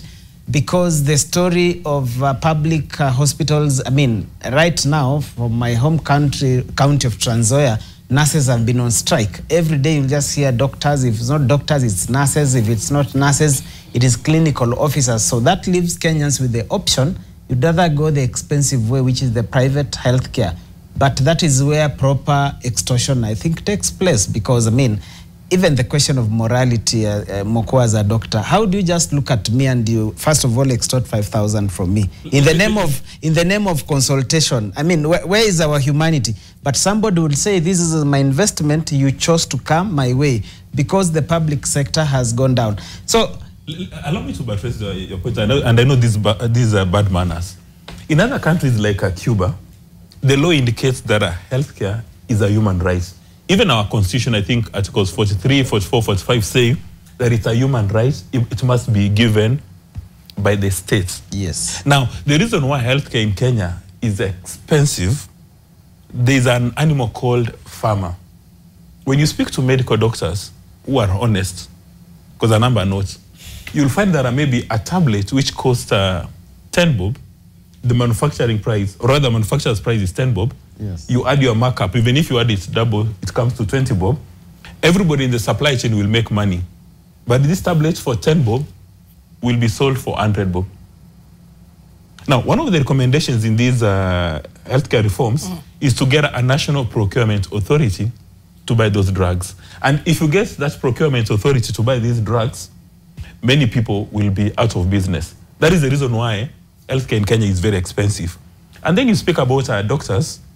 For consultation, they can charge anything as they please. In fact, their consultation, most of the time, or even the cost of Medicare in Kenya, is anchored on the kind of medical cover you have.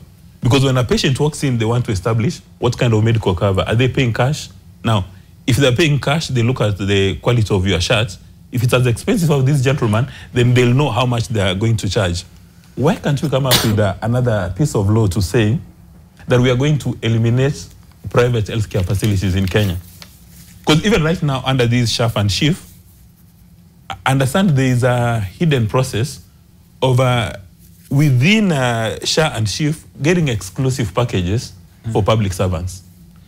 I think when Cecily Kariuki was the CS Health before Mutahi Kagwe was brought on board, and then I think Ouma Oluga when he was the Secretary General for the Doctors Union, actually that is what has been. And when you look at Dr. Ouma Oluga, just to give him credit, he's been persistent and said, you sort out the public health care system, then you will clearly close this private kiosk. And that is a doctor, and he has been saying, because I don't want to say that he's one who would say he has some humanity, but he said he feels it because as a doctor, yes, he has patients, he has relatives who also are taken ill.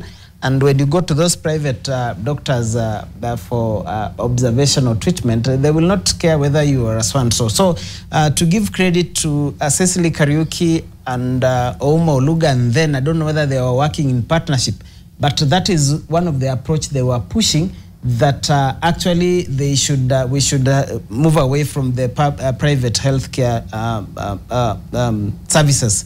That would be the reason. Remember the late President Magufuli, when he was taken ill, in TZ, he would go and be admitted in the equivalent of KNH, right? I think it was Muimbili. Yes, Muimbili. And he would clearly disclose and all that.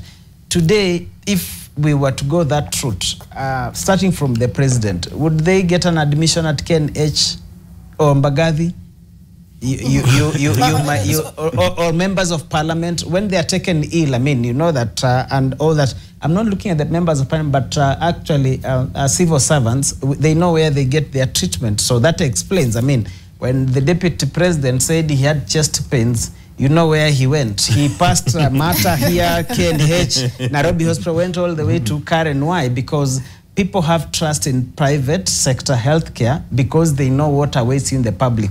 But what Michelle had said, interestingly, when the Speaker of the National Assembly put out the communication, he said that among things that the president, and I would like to quote his communication, he said that President William Ruto will address measures taken to achieve national unity, national values, and also highlight achievement of his administration, such as the rollout and uptake of the new Social Health Insurance Fund, SHIF, that replaced the National Health Insurance Fund. So everybody knows, as I said, which could potentially be the landmine for the administration, because you will say the late President Kibaki resuscitated the economy, Then he went big on infrastructure. We give him praises for Thika Superhighway, of course, the Mombasa, the tarmacking of Nairobi-Mombasa Highway, and then, okay, Raila Odinga is called Raila Odinga Highway or road.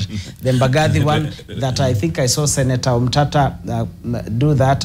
We saw President Uhuru Kenyatta go on expressway, extended the I don't know where we call the superhighway, the Thika Superhighway to Kenol and all that. So in terms of infrastructure, actually the two presidents, I think the third and the fourth, have done that. For me, if you'd ask me, if President William Ruto was only to put everything down and sort the healthcare system, just one, and I believe if there's goodwill and all the monies, for instance, if he said, I have so many balls in the air, I want to concentrate on one that I'll score big, I'm sure this can be done if they were to go big. Let's just take a look at what's happening in Parliament, gentlemen, before we come back to this conversation. Our reporter David Mudoka is live for us from the Parliament buildings ahead of that State of the Nation address. Mudoka, what's the latest from where you are?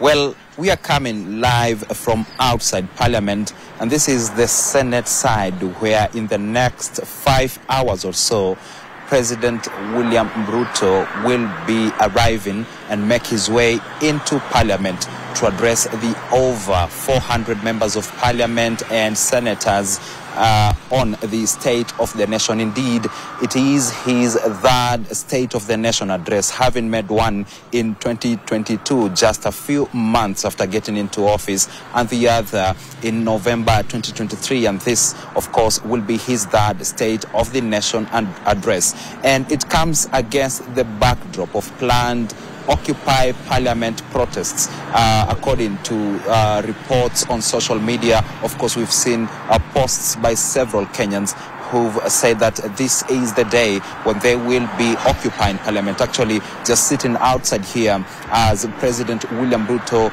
makes his address on the State of the Nation and pass a message that they are not happy with the government of the day. And I'd like just to show you the situation outside Parliament at this very hour. Remember, this is 5 hours before President William Ruto arrives in Parliament and addresses the entire government as well as the country on the State of the Nation more than 3 years after coming into office. And so, as you can see, it is slightly a bit deserted here, but members of the public who like to access several parts of this side of town are able to get there. Unlike other days, especially in the past few months when there were protests, when this area was actually cordoned off, you can be able to spot members of the public walking to either direction, as well as vehicles moving in either direction at this hour right outside Parliament. Indeed, we have also spotted hundreds of police officers, some on foot, others at the back of police lorries, and others actually at the back of police pickups that are making rounds in the entire CBD and actually in this particular area, just to beef up security in this area ahead of that third State of the Nation address by President William Ruto. And actually at the KICC building, which is actually adjacent to Parliament, we've spotted other hundreds of police officers there, as well as police lorries and other vehicles there, just on standby in case something happens. And so this is the exact situation here outside Parliament. And indeed, we expect President William Ruto to arrive here, speak on a number of issues, top among them economy, as well as the issue of violation of human rights. And this actually came about during the June, July, and August demonstrations, where, according to the latest data by the Kenya National Commission on Human Rights, over 60 people were killed in those 3 months alone. They also said over 600 people sustained severe injuries, ranging from bullet wounds to fractures on their limbs during that period. Also, over 1,300 arbitrary arrests were made by police officers, as well as 74 people who were abducted, and 24 to date are still missing. And so President William Ruto comes to address this particular Parliament and the nation against the backdrop of those issues. There is also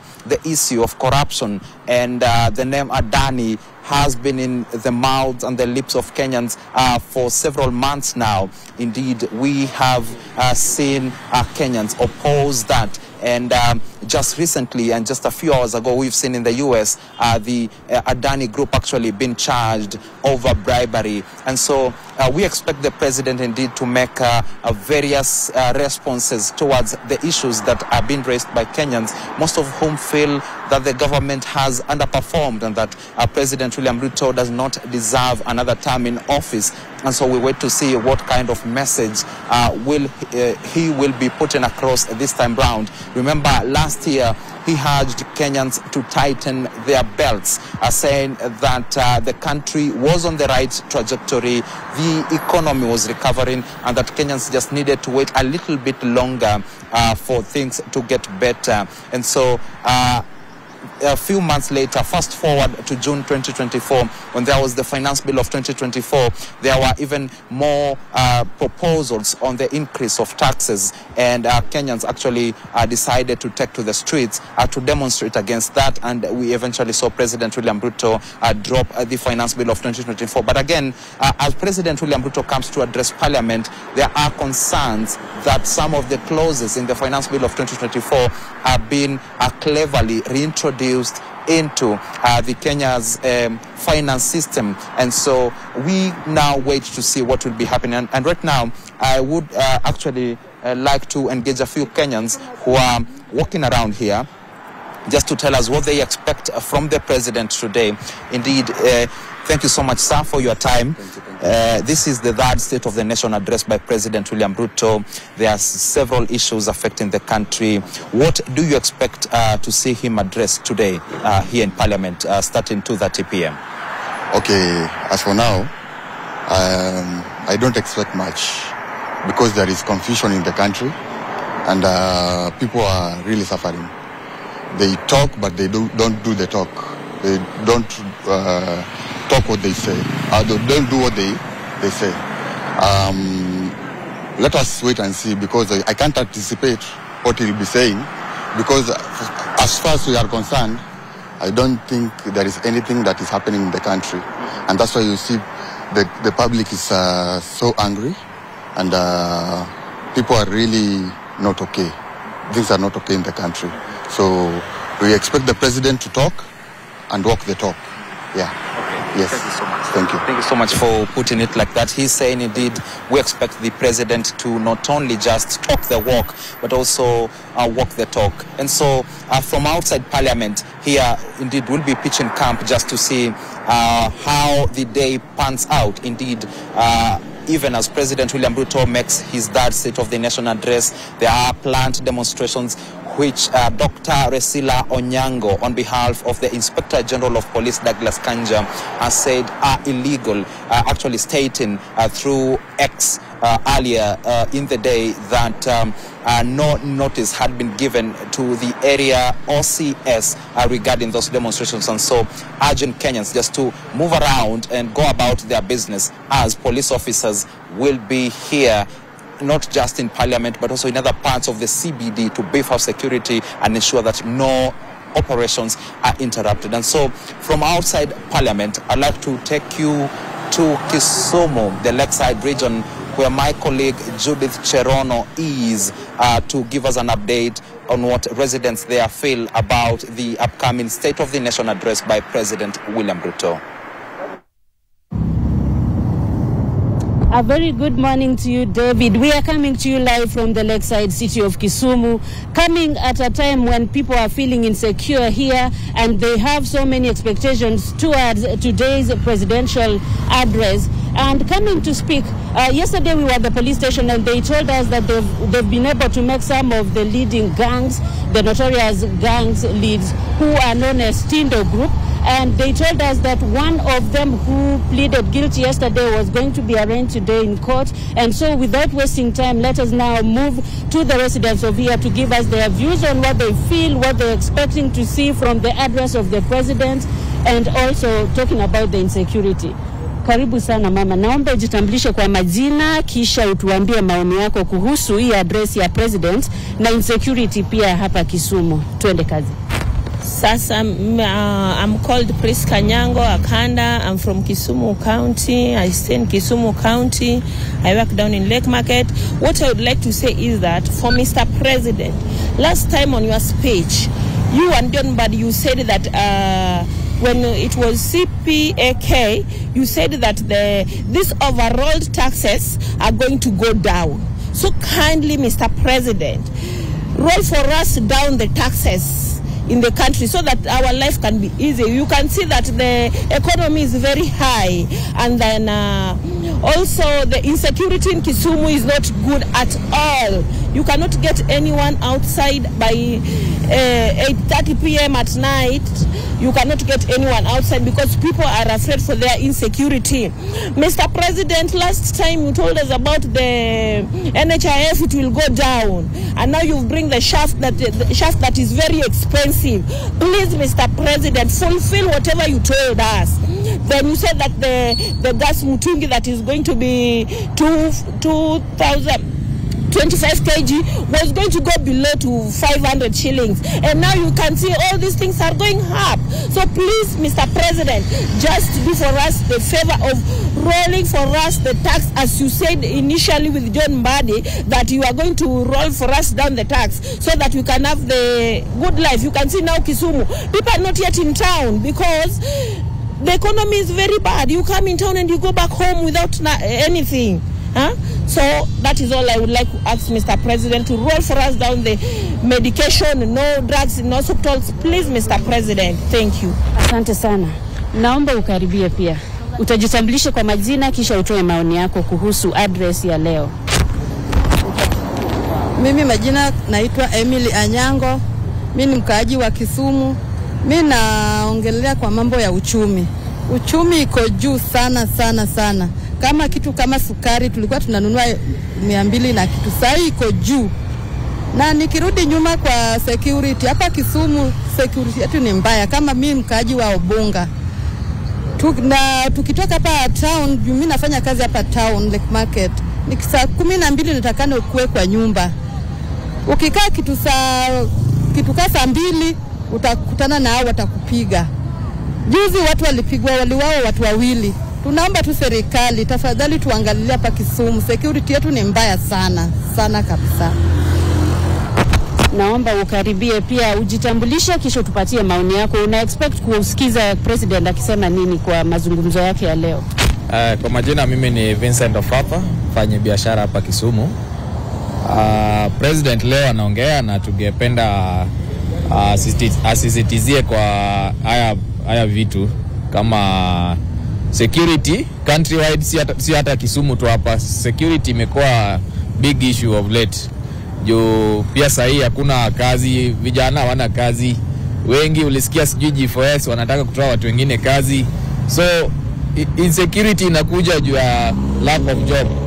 So first of angalia hiyo mambo ya kazi kwa vijana. Yeye ndiye alikuwa anasisitiza hiyo maneno sana, kazi kwa vijana. Ningependa angalia hiyo maneno, na pia kwa hospitali tunaumia sana. Kitambo at least ungekuwa unaweza tumia NHIF cover for some bills, but sasa hii NHIF haifanye, sijui hiyo ni SHIF ama SHAF haifanyi, watu wameregister, no way forward. So we don't know president anapanga na sisi aje juu hiyo mambo ya SHAF walisema kitambo, na tumeona sasa hii sasa hata hawaongelele hiyo maneno. So tungependa angalia hiyo, na pia uchumi angalie uchumi juu sasa hii kila kitu imepanda, na wamesisitiza mambo ya tax. Wanataka kila Mkenya atoe tax. Utatoa tax bila kazi ama na uchumi imepanda sasa hii. So tunataka address vitu kama hizo pia. So hapa Kisumu naye imekuwa mbaya. Mauso usiku ni mapanga leo, ndio tunasikia mapanga leo. Ukifika kwa nyumba unashukuru Mungu. Na ekonomi yetu pia Kisumu sasa iko chini sana. Kitambo ungekuwa unaona kama watu wanarudi job, wanarudi kwa nyumba late, but sasa tunarudi kwa nyumba mapema juu hakuna kitu tunafanya town. Tungependa wa expand Lake region, hapo pande wa lake, juu imefungwa na hakuna kazi inaendelea. Kitambo at least ilikuwa inaleta income kwa watu wengine. So hapa chini imefungwa tangu gavana wetu aingie, hakuna kazi inaendelea hapa ndani. Tunaona tu imefungwa na tungependa expand Kisumu. So asante sana kwa maoni. Naomba pia tufanye kwa ufupi sana. Jitambulishe kisha utoe maoni yako kwa ufupi ili nirekebishe. Kwa majina Nelson Odire, mimi ni rider wa hapa Kisumu. Chenye ningependa kuambia president siku ya leo, kwanza insecurity ya Kisumu. Polisi wanafanya msako usiku. Challenge ambayo tunaona kama watu wa bodaboda. Tuliwaambia watu wetu, polisi wakisimamisha wewe simama, ujitambulishe, useme upenye umetoka, na unapata kama watu polisi wengine ukisimama wanakuchukua pikipiki yako, wanakupiga fine. Sasa hiyo sio njia ya kutafuta walifu. Tunajaribu kuambia watu wetu, ukipatikana usiku na wewe kama wewe ni rider ukibeba customer sikimbie na jue wewe ni nani, ndio waendelee na safari yako. Hiyo ifanyiki. Ya pili, uchumi. Nilishangaa sana nikienda kwa supermarket nikinunua kitu ya shilingi 100, unapata kama tax government imechukua shilingi 6 kwa shilingi 100. Na rais alisema atateremsha uchukue na uchumi ya chini. Sasa hii tunaona kama fuel inarudi. Mimi ningependelea fuel irudi penye ilikuwa 150 ili biashara ikuwe mzuri. Tena tunataka investors. Kisumu inatakikana ikuwe 24 hours economy. Na sasa hii iwezekani kuja Kisumu by saa 3 hakuna mtu anafanya sababu biashara so tungependelea government atufungulie vibanda zingine hapa Kisumu. Sio Kisumu ikuwe tu kama 24 economy inakuwa tu band inafanya watu wanafanya. Sababu ni raha ya watu, lakini tunataka watu biashara pia ipendelee hapa Kisumu tukuwe na kazi. Asante sana kwa maoni yako mzee. So those are just their views. We'll be keeping you posted even during our subsequent bulletin at 1 and 7 p.m. Back to you. I now hand you to my colleague who is on standby in Nyeri, Margaret Kimathi. How are you? And take it up.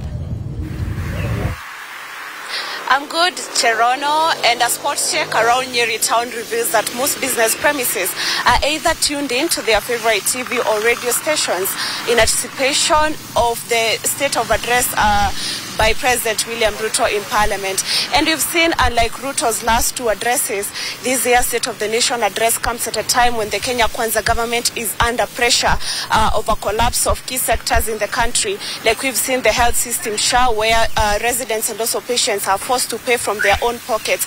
And of course, we've also seen the education, the national security, where we've seen the new university model and also CBC. And I'd like to speak to a few residents here in Nyeri County to tell me what they are expecting from Ruto's address today. Karibu sana, anza kwa jina lako, alafu tuambie unatarajia nini kwa hotuba ya Ruto pale bungeni saa 8. Kwa majina ni David Elito. Mimi yenye natarajia kwa president leo asitudanganye. Aongee tu kitu ya ukweli. Afadhali hata akamilishe kitu moja kama hii health sector. Hii SHA. Watu wenye hata kwa kijiji hawaelewi hii ni nini. SHA ni balance diet ya Wahindi ama ni nini? Hii insurance hata ukienda hospitali gani haifanyi? Outpatient haifanyi. Wewe Ruto utaongea ukweli siku gani? Leo tunatarajia ukienda bunge usiende kudanganya wananchi huko ukiwa bunge tafadhali. Wewe ukikuja kwa kijiji tudanganye, but ukiwa kule bunge tuambie mambo ya ukweli, tuambie serikali yako imefanya nini. Sasa hata wabunge wako hakuna mbunge mmoja hata amejenga show ama kadarasa kamoja hivi kachule, hakuna kitu amekamilisha hata nini. Zile vitu ulikuwa unatuambiria hakuna kitu imekamilika. In fact wewe umekuja tu kubadilisha Kenya, sijui inakaa soko gani. Yeah. Na pia kuna masuala ya usalama. Tumeona kwamba kumekuwa na a lot of abductions. Pengine wewe unatarajia rais azungumze kipi kuhusiana na hilo? Maneno ya abduction ifike mwisho kutoka leo. Your Excellency ulisema kwa serikali yako hakutakuwa na hii mambo. Sasa hii unaona hata polisi wanatoka nchi nyingine wanakuja kuabduct watu. Na watu wako wakiulizwa hawana kitu cha kusema. Tafadhali hii maneno ifike mwisho. Ukiongea vile tunaongea hapa kwa TV una shida ukipigiwa masimu, sijui simu ni za nini. Kutishia wananchi. Tukikuchagua tulikuwa tunatishiwa. Tukienda pale kwa balo tukuchaguana, tulikuwa tunatishiwa vile tunatishiwa saa hii. Hii maneno ifike mwisho. Na tafadhali leo Kwa Kenya sasa hivi vile tuko tunatarajia tu uongo. Cause wewe ukisimama mahali ni kudanganya tu. Yeah. Shukran sana. Pengine mzee Karibia, unaweza kutueleza pengine unatarajia nini kutoka kwa hotuba ya rais pale bungeni? Kile tunatarajia siku ya leo kutoka kwa rais katika bunge zote mbili ni uongo, kwa sababu tumezoea uongo. Uongo umekuwa ndio gao yao, ndio wanatumia, ndio weapon ile wanatumia kudanganya wananchi. Huku ground sisi tunaumia, watu wanalia, mambo ya abduction inaendelea, no security, kila mahali mtu akitembea na wasiwasi. Government is not stable. So tunaomba vile tulikuchagua kwa upendo, huo upendo utumie, na zile handi ulituahidi tukikupigia kula utimize. Lakini mambo ya nimetenga, nitafanya, tutafanya, hiyo sahau, tumechoka nayo. Na ndio naona unaitwa majina mengine ambayo hujui maana yake ni nini. Kwa sababu kama unaweza rudi kwenye Biblia, utafakari yale majina wa Kenya saa hii wanakuita, akina Zakayo, akina nani, utafakari. In fact unastahili urudi, uweke macho yako kwa wananchi, mwananchi wa kawaida, uachane na mataikuni. Kwa sababu wa mataikuni wanakushield dakika ya mwisho 2027 watakuja kukibia wote. Na the next bunge ile itakayokuja after this term utashangaa sana, kwa sababu wale wambunge wanakushield kwa leo, hautawaona hata bunge hata moja. We are ready, we are waiting for 2027. Tutafumilia, nini, uchumi umekuwa juu, tutafumilia, lakini hao wote wanakushield, wale wamekusuguka hivi, hakuna hata mmoja utaona mbunge. That is my view. Shukran sana. And also, Michelle, those are some of the expectations from residents here in Nyeri County. And of course, Ruto is also expected to defend the broad-based government and the inclusion of the opposition in his cabinet. And that's all from Nyeri County. Let's cross over to Nairobi. Back to you, Michelle. All right, that is what's happening on the ground as Kenyans anticipate that State of the Nation address by President William Ruto, his second State of the Nation address. And during his first State of the Nation address in November last year, President William Ruto addressed several issues, including the economy, the state of education, and the healthcare sector as well. Let's just listen in to what he had to say. Honorable members, the cost of living is not an abstract phenomenon. It is a reality experienced by households, which can be addressed through practical action and effective measures. One of the most salient interventions in addressing the high cost of living is the strategy to support agricultural production throughout the sector, ranging from food and cash crops as well as livestock value chains. I am committed to put the shame of hunger behind us once and for all. As I told Kenyans on my first day in office, times were difficult and many people are struggling, and necessary and effective sustainable solutions were urgently needed. We must admit, honorable members, that as a country, we had been living large and way beyond our means. The time has come, therefore, to retire the false comforts and illusionary benefits of wasteful expenditure and counterproductive subsidies on consumption, by which we dug ourselves deeper into the hole of avoidable debt. The new direction may not be easy, but it is ethical, responsible, prudent, and most importantly, necessary. We've had to take hard decisions and make painful choices because we owe it to the people of Kenya to do the right thing and to confront facts as they are without flinching or equivocating.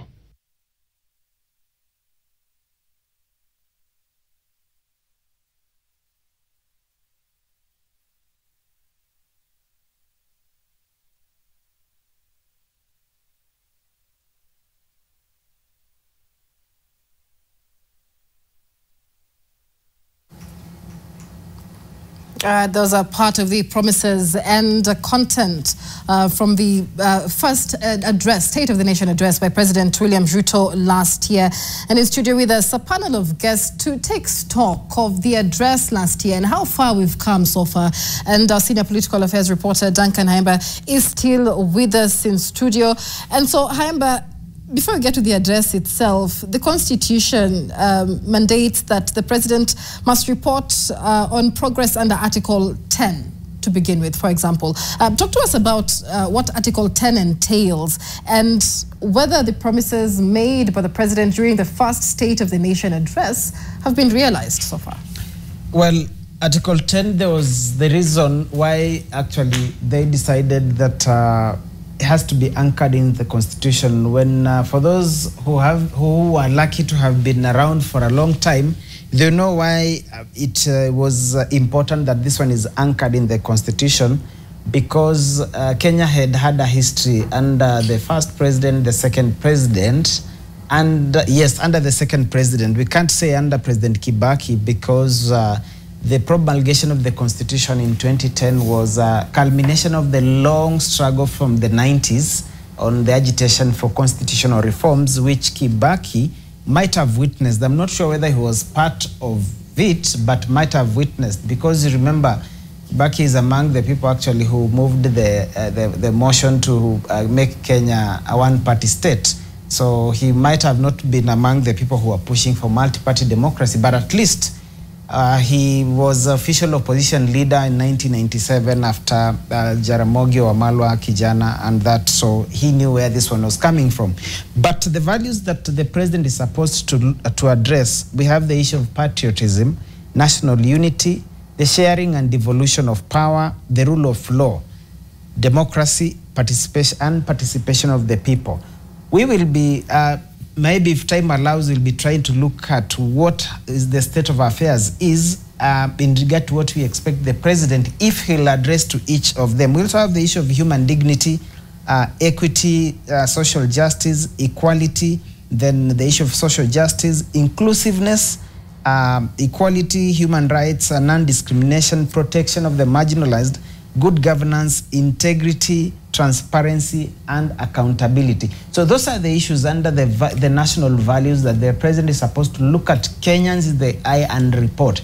It is good that we are talking about, we are trying to play what he spoke about last year, what he promised, and the progress. Of course, among other issues that he can choose to include, but primarily these are the issues that he has to apply himself. This is what is expected. This is the question that I said that has been set for him by the Constitution, that he has to provide answers.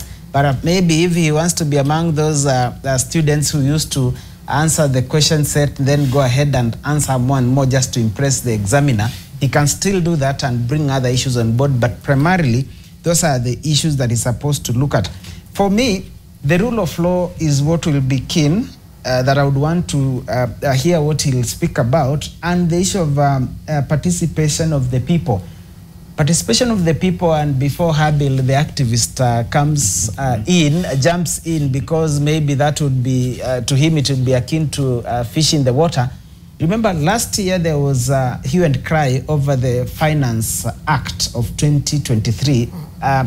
Despite protests and Kenyans saying they don't want the proposals included therein, the national, actually Parliament still went ahead and enacted the same. Now, come 2024, they wanted to apply the same, only to meet a new breed called the Gen Zs, who said that there's a generation of, I think I called them the X generation, and our parents, they were saying our parents and maybe the upper millennials who were silent when all this was being done. We are not that breed. We are going to tell the president it has to stop, and the protests that they led. Many of them, I'm not sure they had participated in the public participation on the sittings that when National Assembly, the Finance Committee in the National Assembly was going around to pick Kenyans' minds, but they had heard what people were saying, because be it the church, be it the civil society, opinion leaders, everybody was opposed to specific sections of the Finance Act. But what did the National Assembly do? because I think,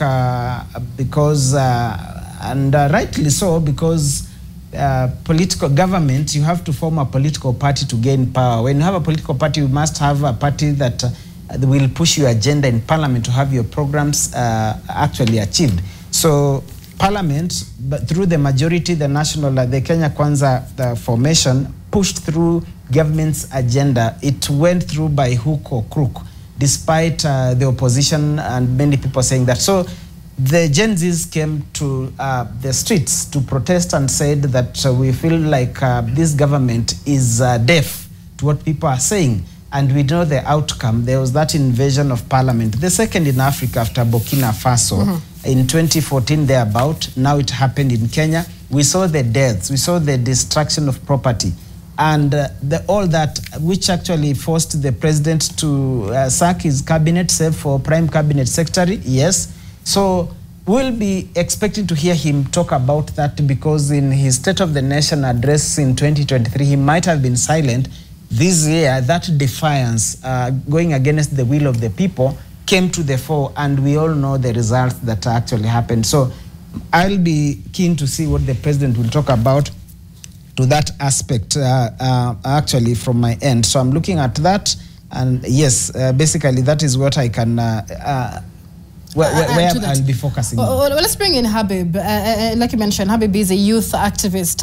When you talk about Article 10 and national values that the president will be including in his address today, the issue of integrity actually comes center stage. And so during the Gen Z protests, we saw President William Ruto reshuffle his cabinet. And this was part of the demands, really, by the Gen Z movement then. There were questions of corruption, questions of integrity, and so the president reshuffled his cabinet. Yeah. What are your thoughts on how public service delivery, so to speak, has been since the cabinet reshuffle, and has it bettered Kenya's governance in your view? In my view, actually what Kenyans were demanding for, because you guys have insisted on the Gen Z perspective in terms of young people coming out, but for me it is all about the collectiveness of Kenyans coming out to the street to be able to agitate and speak about issues of national interest. However, it was not the reshufflement that Kenyans were calling for. We needed a total overhaul and bringing new breed of leaders of integrity and leaders who have a heart of service to the people, because the essence is we have leaders who are ruling rather than serving. So we haven't felt that much, because it is the old people who are recycled and again brought back to government, and then try to be able to accommodate ODM and some four guys brought in, and people thought like, okay, now the magic has happened and things are going to be able to change actually. And we are also seeing the tactics that Mbadi is using to be able to reintroduce some of the clauses and some of the things that we were against in the Finance Bill 2020-2024.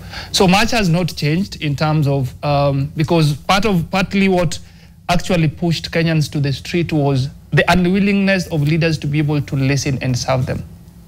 You see, the reason why we elect all these leaders, the reason why we elect members of parliament or MCAs is because all of us cannot sit at that county assembly or parliament.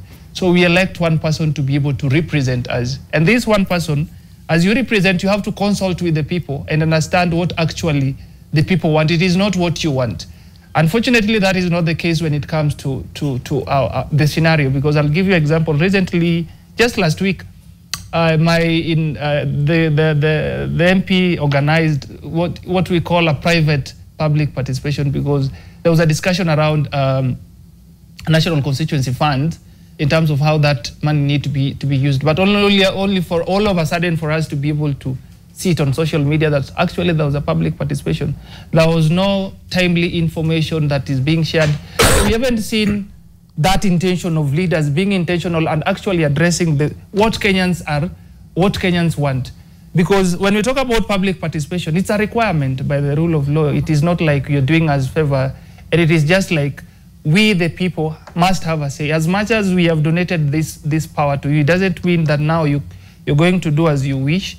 and do what actually it is about consultation and representing the people, and also aspect of giving feedback. And maybe when we talk about the aspect of public participation, there has not been a very clear legal framework on how public participation need to be conducted, because how effective is public participation? And when that public participation is not conducted effectively, then what are some of the mechanisms or measures that we can be able to use to be able to challenge the process? Because that is where the challenge is. So, and it's interesting you mentioned that, because it's very clear then that as much as public participation is a constitutional requirement, Kenya does not have a framework that guides public participation. And we've seen this even from lawmakers. We've had them talk about it. And it's interesting to see what the status, the progress update is on really having an implemented framework. But Mokua, when you talk about national values and principles of governance, we're also talking about transparency and accountability. Just a few moments ago, our senior reporter Ibrahim Karanja, they're mentioning that reports this morning indicate that Adani Group has actually been charged with fraud, massive fraud in the US. And this comes just days after President William Ruto supported Adani's deal with Ketraco, supported Adani's involvement in the Social Health Authority, and there's the controversy over the Adani JKIA deal altogether. The lack of transparency in these deals, when we're talking about national installations like JKIA, really rattled Kenyans. Will you expect the president to address this? Because it's stuck out, especially the JKIA Adani deal. And what do you expect the president to say about it? Well, before I do that, let me go to what the Omar has indicated about public participation. You know, public participation is an amorphous animal, because there's no, like, it doesn't have a standard unit or an ISO unit saying that this is how you must do public participation. Because I think right now we're in the process of coming up with an act of parliament, but already the Supreme Court has pronounced itself on what public participation is going to be like. And then one wonders, how does public participation actually work in an elective democracy where you've already elected several people to go to the National Assembly? So if there's a piece of legislation coming up and 10 people go to a room, 5 take position A and 5 take position B. So among those positions, which one is the MP supposed to go with when he goes back to the National Assembly or when he goes to the County Assembly? Which one are they going to run with? My understanding of public participation is that the citizens must understand and follow these decisions and attempt to influence them. For instance, at the National Assembly, people are invited to go and make their petitions. People follow the proceedings live. When you don't like something, you can even go protest. There are some people who actually go patient outside the National Assembly and present their petitions. But we'll need clarity on if an MP is going to vote on a particular position, and there are varied opinions within the constituency. So if there are 10 opinions, which one does he pick? Because you pick the first one, the ones who produce the other 9 opinions will say there was no public participation. Now, talking about the procurement, about the PPP deals, there is a legal framework on the processes. So maybe what needs to be established, say, on JKIA, because I understand that it's supposed to be a privately initiated process. So somebody has come and said that I see the capacity of your airport, I'll inject a private capital, I'll come with human resources. Now, after presenting that proposal, the authorities need to tell us, has it gone through all the processes, and anybody interested in following the path, do they have the information? Which goes back to what we've been talking about, now the cows are coming home, about communication. The ministry responsible has not done, for lack of a better word, maybe civic education, to say that if a private investor comes and sees there's an airport, JKIA, and they want to upgrade it, because all Kenyans agree that JKIA is dilapidated. It's become an eyesore. Wherever it rains, there's water all over. If you are traveling, you can't even access bathroom facilities. The place is just a mess. And you know, for international travelers, like the 2 gentlemen on my left, when they go to Heathrow or when they go to Joburg, they go to Cape Town, and they come back to Nairobi, people just want to people feel like they're suffocated, they want to vomit, because it's really horrible. Now, again, we are told that Kenya, you know, they like using this economic jargon, that we don't have fiscal space. That now they cannot borrow any more money, so they want to get money from the private sector. But when it's coming, they need to reassure us that it's followed the entire process. And also the fact that Adani has been indicted in the US, we'd like to establish whether, because you know these organizations have got multiple companies all over the world. So it's important to establish which subsidiary of Adani has gotten into trouble with the US authorities, whether it's the same in Kenya, and how has Kenya immunized itself from any vagaries of maybe that indictment in the US. But my understanding is that an award has not yet been done. So nobody has signed on the dotted line. All right. We must take a break, Dismas. We'll be back with a lot more. We must take a break here as we give you this special coverage on the State of the Nation address. We're asking you this morning what your expectations are of President William Ruto's second State of the Nation address. Just speak to us at NTV Kenya. We'll be sampling your thoughts and comments after this break.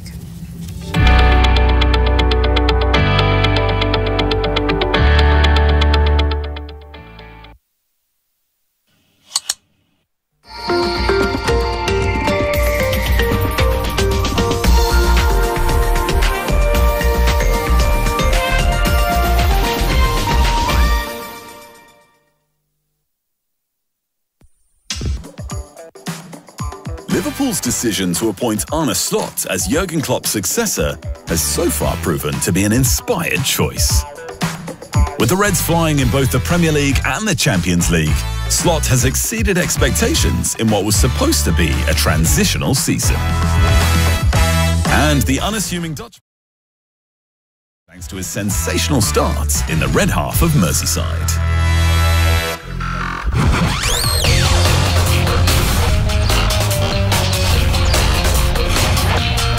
Where did you come from? Come with me.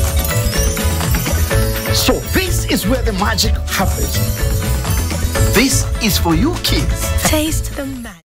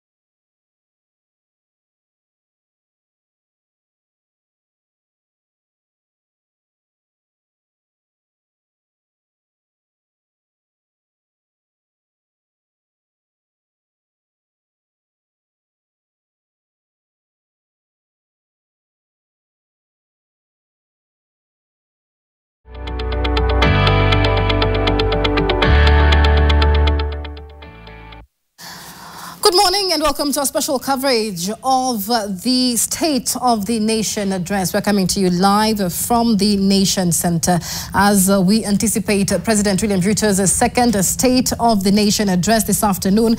The President will be expected to give a status report on the state of the nation based on several articles in the Constitution, including Article 10 that touches on national values, including good governance, patriotism, as well as transparency and accountability. And we'll be having more of the conversation, as well as Kenyans' expectations of the president's speech. But let's also bring you up to speed with news just in. Gautam Adani, the chair of the Indian conglomerate Adani Group and one of the world's richest people, has been indicted in New York of an alleged multi-billion-dollar fraud scheme, according to U.S. prosecutors. Now, Adani and two other executives at Adani Green Energy have been charged with agreeing between 2020 and 2024 to pay more than $250 million in bribes to Indian government officials to obtain solar energy supply contracts expected to yield $2 billion in profits. That's according to the renewable energy company, which also raised more than $3 billion in loans and bonds during the period on the basis of false and misleading statements. Now, other people were hit with related criminal conspiracy charges, including two executives of another renewable energy company and 3 employees of a Canadian institutional investor group. Did not immediately respond to requests for comments outside business hours in India, where the charges were announced early Thursday morning. Now, India's embassy in Washington did not respond to a request for comment to court records. A judge has issued arrest warrants for Gautam Adani and Sagar Adani, and the prosecutors plan to hand those warrants to foreign law enforcement. Adani is worth about $69 billion, according to Forbes magazine, making him the world's 22nd richest person.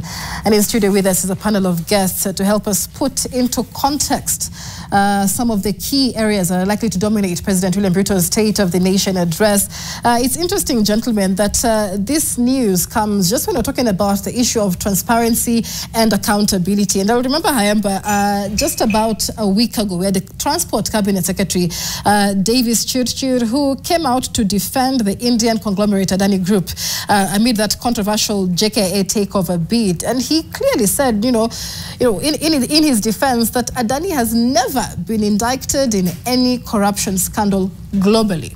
And here we are. What do you make of this? And, what does it say about Kenya's transparency and accountability concerns on Adani's involvement? For this year's Davis Chirchir, I don't know where he'll be looking today, particularly if he'll be among the individual, the retinue that will tag along with the president, or if he'll be watching from his office. Should the president touch on that? Because remember, he was the immediate CS for energy before he was reshuffled and moved to transport. On his first assignment, there was a workers' strike at the airport. And remember, even despite the union pushing that they want details about the Adani, he declined. Even the Court Secretary General Francis Atwoli, who is there, we know him when it comes to pushing, he was not successful. When they convened that news conference, he said that all the issues that you people are asking, this matter will be in court. All the documents will be availed. He appeared before Parliament. It must have been Senate. He again declined to give information. He still insisted that the matter is before court. And now when he appeared before the National Assembly, he said that the Adani Group has never been indicted, only waking up to this. So that clearly puts into focus the issues, the national values, matters, good governance, integrity, transparency, and accountability. But that is not an isolated matter. As we were discussing before we came on air, remember, there is history to that. President Uhuru Kenyatta, in an interview, he told Mark Masai, he was having a media roundtable in Mombasa, if I'm not wrong, and he said that the question you're asking about the SGR contract, this is a public document. As soon as we get out of here, you will get it. Until today, we've never seen it. Even the immediate former CS for transport, Kipchumba Murkomen, when he was being vetted, he promised the country, because I don't want to say he promised the vetting committee of the National Assembly, he said, as soon as he gets into office, he'll make that SGR contract public. Until today, and he's still a CS, I don't know whether he's still retrieving it. So the issue of transparency, accountability is a matter that I wouldn't want to go into other issues, but I think maybe we still remain on this Adani one, because I really don't know what he'll do, because it is an offense to mislead Parliament. Because according to what CS Chirchir did, in light of what has happened in the US, this information coming to the fore, it is as good as he misled Parliament. To that extent, he misled the people and the country, because he said that the Adani Group is a team of good standing, does not have any skeletons whatsoever, but now this. Absolutely. But you know, in Swahili government is called serikali. So understand it comes from serikali. So I think the default setting is to keep all these secrets. But again, maybe going to law or accounting, the gentleman here who has been inducted in the States, I suspect it's an individual. And the company doing business in Kenya, I suspect it's a limited liability company. So technically speaking, those are two different bodies. So one can actually argue that if you don't lift the veil of incorporation, that they are Adani doing business in Kenya has no connection at all with Adani in the US, unless now somebody goes through the list of shareholders to establish who actually has the shares. But you see now that is from a technical perspective. I mean, you know, lawyers now can go to court and argue that this is actually a limited liability company. There are very many cases. The one which comes to my mind is a case celebrated called Solomon and Solomon, where they wanted to determine if Michelle owns a company 100%. So the company is called Michelle Ngele Limited, and then there is a Michelle. What is the difference between those two? And I understand that's how you have the concept of limited liability. But again, you know, that will be going to technical issues. Now, part of the reasons why countries like, the Nordic countries are very high performance indicators is for one reason, that the levels of transparency are extremely high. The levels of trust are extremely high. That a public servant who makes statements and misleads the people falls into trouble.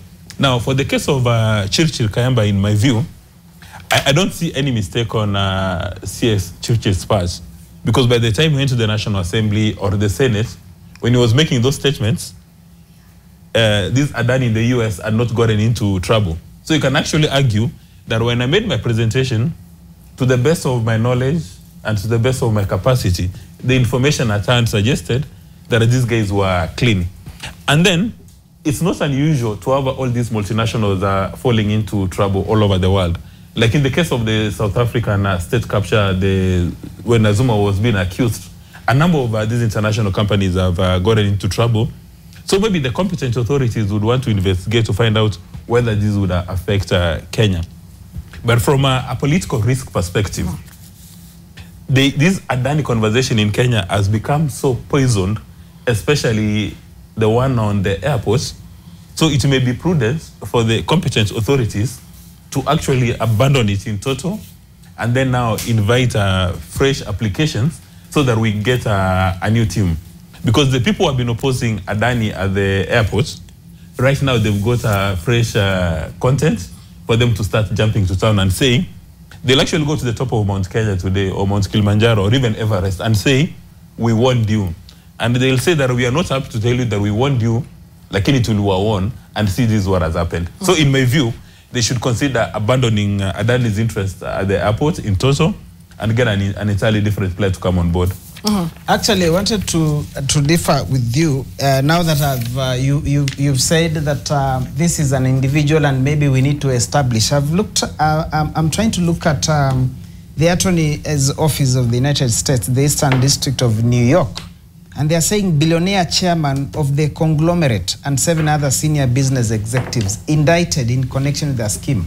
So the conglomerate, whether it is incorporation on what, that is it. Now to Kenya, there's in law before in matters procurement, you're supposed to carry out due diligence, and I'm sure Habil will tell us that. So before you engage into such and such affairs, you're supposed to do thorough due diligence in matters before you procure anything. Remember, the issue of a private initiated partnership, the questions were there because the Adani said, but when we look at the issues of the airport, they had put in the proposal in March before the cabinet sat in June and sanctioned that should we have a private a partnership coming on board. So you will ask yourself, is the Adani Group, are they prophets? Like they sat down in March and suspected that in June the Kenyan cabinet will sit and say, we need to have a private partnership with a public-private partnership that will come up for the construction of a new airport. So cabinet sits in June, approves that, but in March the private actually the private initiative proposal has already been made by the Adani Group. So how did they know in March and then put in that proposal for that private initiative before even the cabinet sat? So this tells you, as they say, what they say uko nje ini mchezo ya town. Somebody already knew, approached these guys, and probably they delayed in presenting it before cabinet. So by the time cabinet was sitting in June 2020, in June this year, in March already the Adani Group had put in the proposal. Now back to Chirchir because he was in cabinet. And then him to say on Wednesday that the Adani Group, they're above board and this one coming. Does it mean government did not do due diligence? That's a very good question, Haimba, and especially because President William Ruto himself has buttressed, support for Adani, especially with the Ketraco deal itself. But I'd like us to move away from this. I'd like to hear your views on this, Habib, because again, the issue of transparency and accountability was key during anti-government protests. In light of the recent news of Adani now being indicted, or a subsidiary being indicted in the US for corruption, what do you make of the entire Adani involvement in the JKIA deal, in Shah, in the Ketraco deal altogether? I think my thinking, because the feeling from the Kenya is that they do not want it in the first place. And first, there was no aspect of public participation. Kenyans were not fully involved in all this process. You see, you may come up with a good idea in terms of how do we want to take our country forward in terms of the development. But in between, if the public do not have a clear understanding, definitely we are going to be able to miss the support, that support of the public into all these development agendas. And it is something that was done secretly. And maybe the opposition leaders and people we expected could be able also to enlighten Kenya and come strongly to speak about these issues did not, because on the other end we saw Raila support of the Adani deal. Yet we're talking about national treasuries. These are national institutions that we need to be able to, at the end of the day, to be able to safeguard. So the deal itself, just like any other SGR, the information is not clear. It is either a deal between the two of us, and this is something of public interest. In most scenario, when you are a public officer, you are there in the trust, in trust of the people. So any decision that you make must be of the interest of the people, not as in terms of, but what we are witnessing definitely it's about people doing deals. Beside it, it's like we are sinking this country more and more in the essence of focusing not at the larger interest of our nation, but focusing on what am I going to be able to gain out of this deal. Yeah, but Michelle, I guess the question is around Adani. Has the government actually awarded the airport deal to Adani? Or even what we are engaging right now is part of the conversation? My understanding, the Kenyan government has not signed a deal with Adani on JKI. It's still going through the entire process. So probably what they are doing here is part of the public participation. And I also think there's a matter already in court. Right, but the bigger question was this going to have come out if a whistleblower did not blow the story? Yeah, and the camera is going to talk about it, that this is something which is privately initiated. A gentleman doing his rounds around Nairobi sees a dilapidated facility, and he says, I've got capacity. He puts together a proposal, and it's going through the process. So probably there are 20 processes.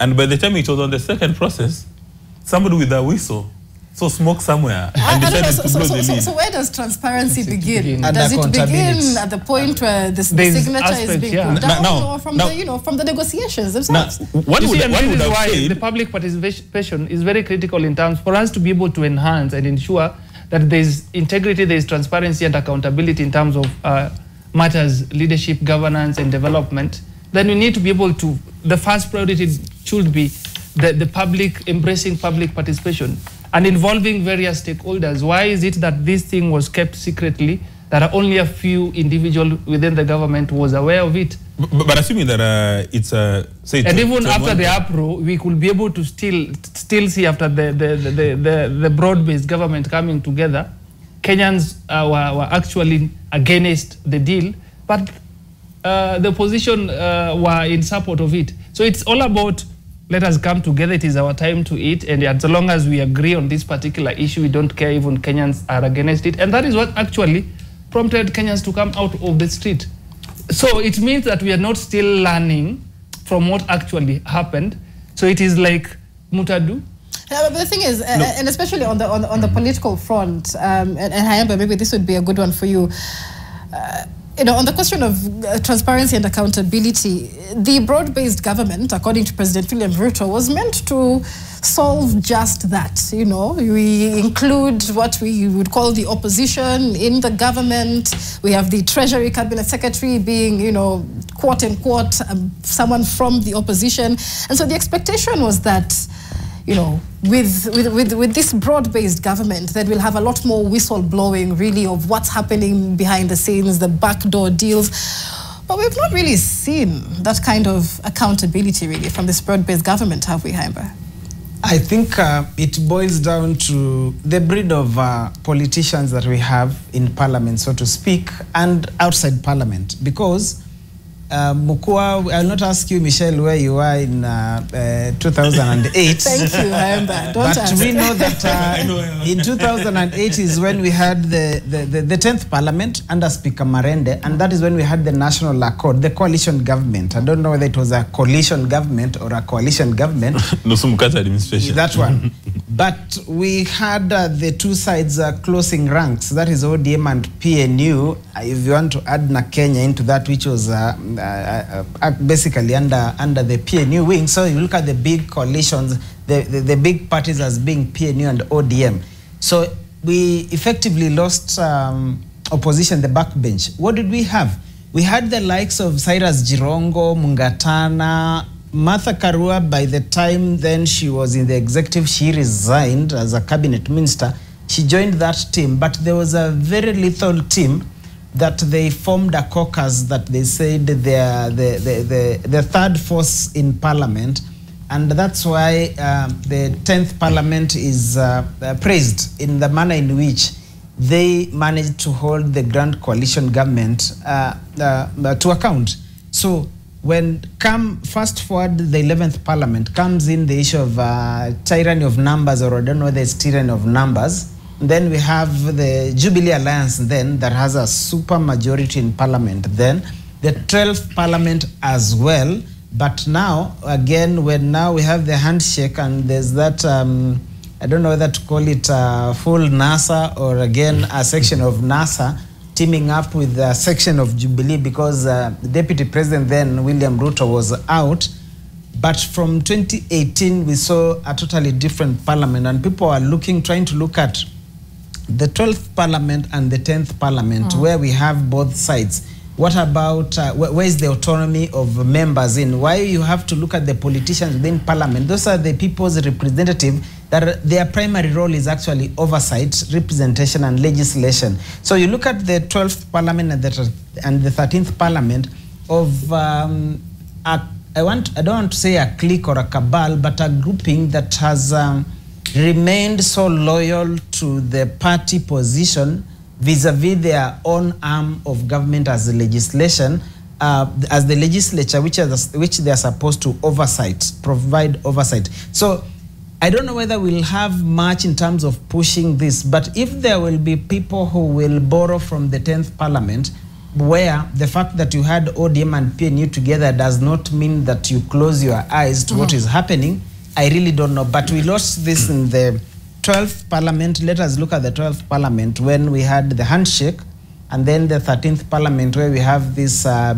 broad-based, although cheeky people are calling it bread-based, but I don't know why why they have an issue with the bread anyway. But when you look at that, so I don't know whether the 13th parliament will try and think about it, but you also have to look at the leadership that we have in terms of the minority and the majority as well, because the idea of parliament standing its ground, majority you cannot fault them much because basically you are as good as the leader of government business in the house. So you have to push the government agenda. But I think the duty is on the minority, but it should not be an assignment of the minority. Parliament as a whole, your work, you are an independent arm of government, just like the executive and the judiciary, and therefore you are supposed to play your role of oversight. So after elections, you're supposed to close eyes to the party largely and focus on parliament. And that's where and perhaps the conversation and concerns over state capture of parliament may just be a conversation on,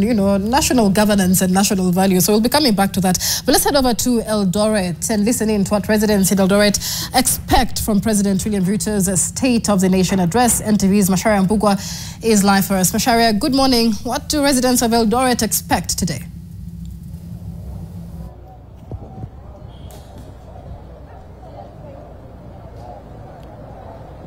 Yes, indeed. Quite a good morning to you, Michelle, from this fifth city here, Eldoret town, also extensively the larger Uasin Gishu County. And just to bring to a glimpse, as the nation and residents of this great county are also expecting the State of the Nation address from President Ruto today in the joint parliamentary sitting. Well, indeed, this is an agricultural hub, and that would be the biggest question just to ask. Remember, last year, as I'm talking to one of us here, last year the president posted that to meet the rising cost of living, definitely we had to invest on agriculture. I would wish you give us what is your name and what is the scorecard that you can give the president and his government so far on matters agriculture. My name is Ken Tarus, a resident here in Uasin Gishu County, Eldoret.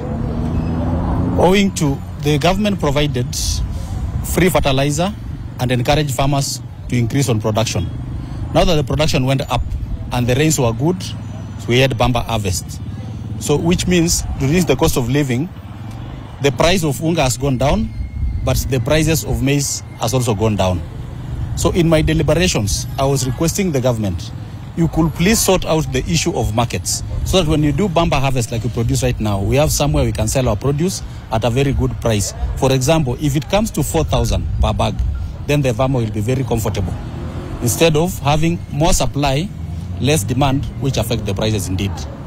Well, indeed, agriculture is not just about to do with maize farming.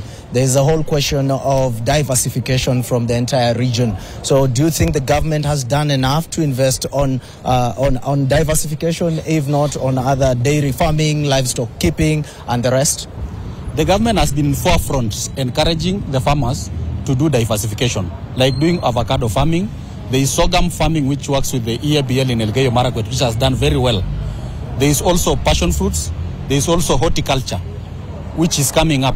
We still want more encouragement. There is coffee farming, which is being done by Uasin Gishu Governor. That's Chelilim. We're still encouraging our farmers to do diversification, not only to depend on maize, but also high-value crops, which will indeed bring a lot of profits to our people. And that is the thing that will reduce now the cost of living. Yes. So what is your last take? Should the government, what do you expect the president should say generally concerning the whole agricultural sector that is majorly for the farmers being a brain basket of the country? I would like to laud them for the subsidized fertilizer. Please let it continue. Let nobody interfere. We don't want cases like having fake fertilizers like last year in some places, pockets of places in the country. But we want to encourage them. Please, let's maintain this. Let's keep production high. That is the only tool that will fight poverty and will reduce the cost of living among our people. Once food is there, everything will be okay. Everything will. Asante sana, asante sana. Bini, tukianza kuzungumza tuje matarajio yako leo, rais akizungumza mbele ya bunge na seneti wakiwa kwa kikao kimoja. Unatarajia azungumzia kuhusu maswala gani ambayo yanakumba hii nchi? Mimi naona maswala ni mingi sana ambayo inawakera wananchi na matarajio ni mengi. kwa wananchi kutaka kupata ufafanuzi, kwa sababu kero lililotukabili saa hii ni mambo mawili. Ni mambo ambayo kwamba ya SHA ambayo ni ya matibabu na mambo ya elimu. Na tulipopigania uhuru tuliambiwa kwa kuwa walipigania wazee wetu, mababu yetu kuondosha mambo matatu: ujinga, maradhi na njaa. Na tunashukuru Mungu, mwenzangu amezungumza, njaa imeondoka, lakini kuna haya mambo mawili ambayo ni ya ugonjwa. Wakenya kila tunapokuwa katika media, tunapoangalia katika vyombo vya habari, tunaona ni kilio na machozi ya damu ya kwa kuwa watu wanaenda kutibiwa na hawatibiwi kwa sababu SHA haifanyi vizuri. Na tungelimuomba Mheshimiwa Rais hili alitolee mwongozo, kwa sababu ni karibu miezi mitatu, sijui miezi mitano imepita. Huwezi kusema kwa kuwa system mpaka leo haijafanya. Na kama system haifanyi, kwa nini uondoshe NHF? Si ungelingojea kwanza hii iingiane kisawasawa ndio uondoshe ile, ili Wakenya wasiteseke. Sasa kwa sababu ya hilo, ningelikuwa Mheshimiwa Rais alitolee ufafanuzi, kwa sababu hili ndilo kero kubwa ambalo liko sahihi. La pili ni hii mambo ya elimu. Tumeona university zingine zinataka kufungwa kwa sababu hazina fedha, malekchara wamegoma, watoto wetu wako katika hostel, hawana masomo. Semester hii karibu inaisha, imebaki wiki 3, kwa sababu ikiingia Disemba itakuwa ni kama wiki 3 hivi. Kisha Mheshimiwa Waziri anajitokeza kusema mitihani itafanywa mitihani gani ambayo elimu wanafunzi hawajasomeshwa. Na hii sio ya university tu, paka CBC hii ya wanafunzi.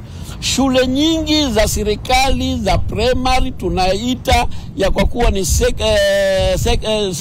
junior second, hakuna madarasa, hakuna malabu.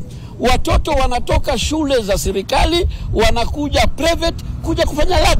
Hii ni aibu aina gani? Kwa hivyo ningetaka Mheshimiwa Rais tusikuwe tunakuwa tunasoma kumbe ujinga uko pale pale, kwa sababu hatujajitayarisha. Kwa hivyo na hili ningelimuomba Mheshimiwa Rais alitolee ufafanuzi, atafanya vipi mpaka tupate elimu bora, sio bora elimu.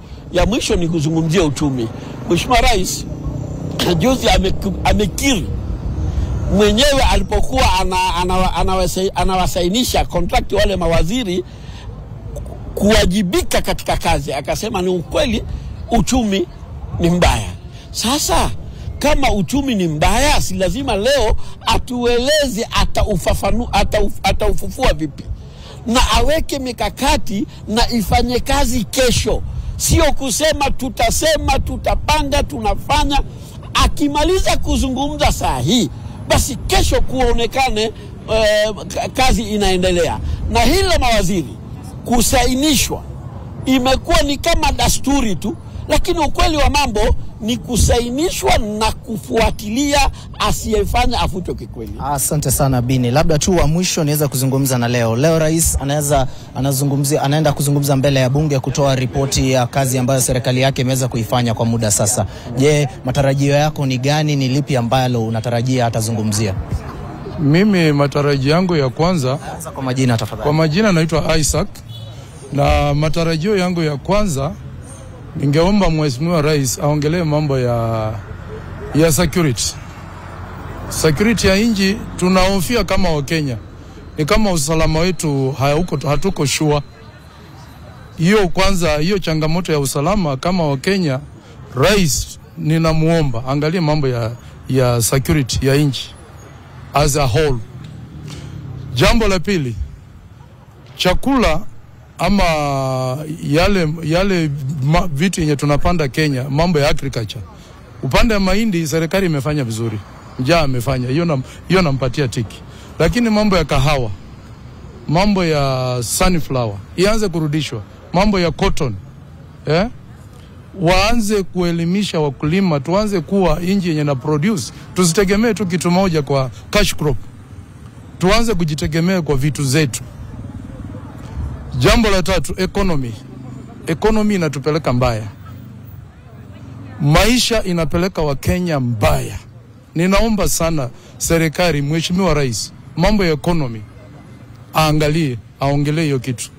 Jambo la 4, county governments iko na perform poorly kwa sababu national government wanasema pesa wamesha release na county government wanasema hakuna pesa. Sasa hata tumeshindwa kama wananchi, hatupati hizo services za county government. Hatujui pesa zimekwama wapi. Hatujui ni nani anasema ukweli, ni nani anasema ukweli, anasema uongo. Tunataka hiyo mambo ya county government, Mheshimiwa Rais na Waziri wa Fedha Mbadi, tunataka waambie wa Kenya pesa zimekwama wapi. County government zinasafa. Hakuna services, hakuna madawa hospitali. Mambo ya education imekwama. Imewekwa ni kama iko kwa mawe sasa. Hata mimi mtoto wangu jana ni university student Jaramogi. Amerudi. Hakuna kitu anafanya shule. Wakati mimi nangangana na boda nisomeshe mtoto. Mtoto wangu sasa amerudi. Government na lecturers wanataka tu only 4 billion. Kwa nini serikali zilipe walimu? Na tukienda hivyo tutaua mambo ya education, na hiyo ni future ya nchi. Tusiposoma hiyo tunapoteza future generation. Asante sana. Well, indeed, Michelle, you've heard it from the residents of Uasin Gishu, key of them all being the grain basket of the country, while they have spoken of agriculture, not just maize farming, but giving the government a score for what they have done so far in terms of agriculture, investing on a free fertilizer program, investing with trying to work with the farmers' calendar, and also now they're just requesting for the government to give out a clear view in terms of the market price and the market-ready market for their products. Extensively, they have spoken of the entire issue in the country to do with health, and finally they have mentioned of the education, which is majorly affecting most of them in terms of higher education. We'll be pitching camp here in Eldoret City, and we'll just be giving our views as we follow up the president as he gives the State of the Nation address. But for now, back to you in studio. Masharia Mbogwa live for us from Eldoret as we continue to take the pulse and feel the pulse of the nation. What Kenyans feel and expect ahead of President William Ruto's second State of the Nation address. The address will be taking place at 3 p.m. this afternoon at Parliament buildings as that before the bicameral house. Now, the National Police Service has since cautioned members of the public against staging or taking part in any protest Thursday when the president is set to deliver the State of the Nation address. The statement issued Wednesday evening, NPS spokesperson Dr. Resila Onyango, they are saying that police had not been formally notified by the supposed organizers as required by the Public Order Act. The caution follows reports circulating on social media about possible demonstrations linked to growing political discontent. So let's bring in our reporter Ngina Kirori live for us from outside Parliament buildings. Ngina, we understand there's heavy security outside Parliament buildings owing to these social media reports, though unconfirmed. What is the latest where you are, and can you confirm that the demonstrations will be taking place today? A very good morning to you right here from just along Kimathi Street, and we are starting to see a bit of police presence building up along the streets. As early as 7:30 a.m. when we were taking a drive around the CBD, there wasn't much police presence. However, as of now, we've noticed that there are some police officers who have begun to be stationed at different parts of the CBD. Just next to me right here is actually a lorry where we've seen a deployment of certain officers coming into the CBD, and this comes after just last week where various posters began sprouting up titled Occupy Parliament in terms of protests that began sprouting up, leading to concerns or beliefs that there would be protests that would be happening right here in the CBD. But there is actually quite a lot of business as usual that's happening right here in the CBD. People are walking about as normal, traffic is operating as normal, businesses are operating as normal. And as you may recall, this is happening on the same exact day that President William Ruto is slated to give his State of the Nation address. Now, in the dead of the night, the police actually released a statement stating that any protest which will happen today will be happening illegally because they did not receive, or they're claiming they did not receive, a notice of the protest.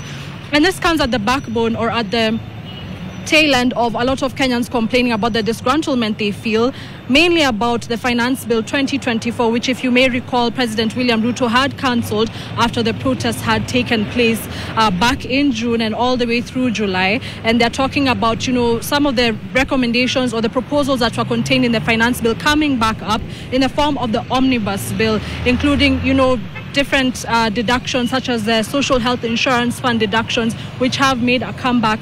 The Railway Development Levy, which has gone from 1.5% back up to 2.5%, various deductions to pensions, higher deductions to pensions, and such and such. So those are some of the complaints that some Kenyans were voicing and their disgruntlement about the same. But we are here, boots on the ground. We'll be getting various sentiments from Kenyans as we'll pick up from them as the day goes by. But as of now, we're just seeing the police presence building up, as I had said, and we're going to also go to Parliament, see how that's building up, see what's taking place there. But for now, I'm going to hand it back to you in studio.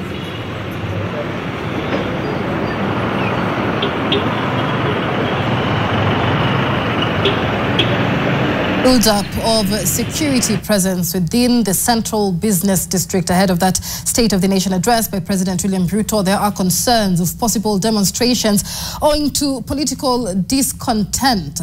Demonstrations planned to coincide with that State of the Nation address, and so we'll be keeping an eye on that situation there for you. And as we preempt what is likely to dominate President William Ruto's address this afternoon, we are also taking stock of the address that he made in November of 2023. And when he read his State of the Nation address on the 9th of November, the education sector faced various challenges. There are issues with implementing the competency-based curriculum, concerns about the higher learning funding model as well. So let's listen in to what President William Ruto had to say.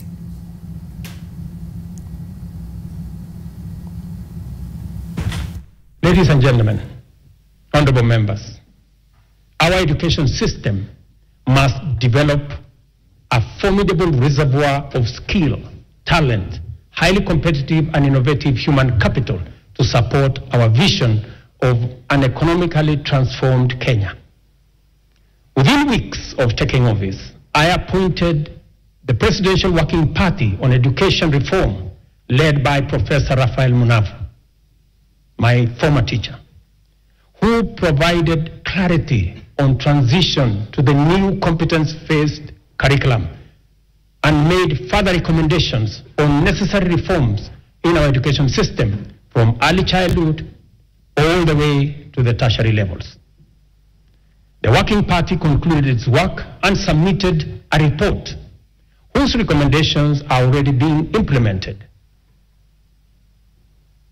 The urgent and vexing question of transition to junior school has been settled, and the Kenya Primary School Education Assessment will be used for the exclusive purpose of monitoring learners' progress and not for placement in any grade. To pull our country back from the brink of debt distress and set us today firmly on the path towards sustainable economic growth.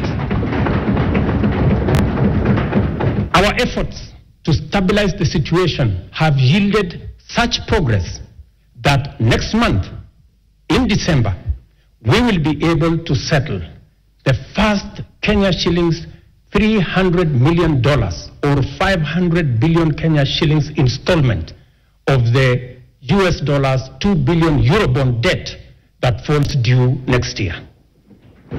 I can now confirm with confidence that we will and we shall pay the debt that has become a source of much concern to citizens, markets, and our partners.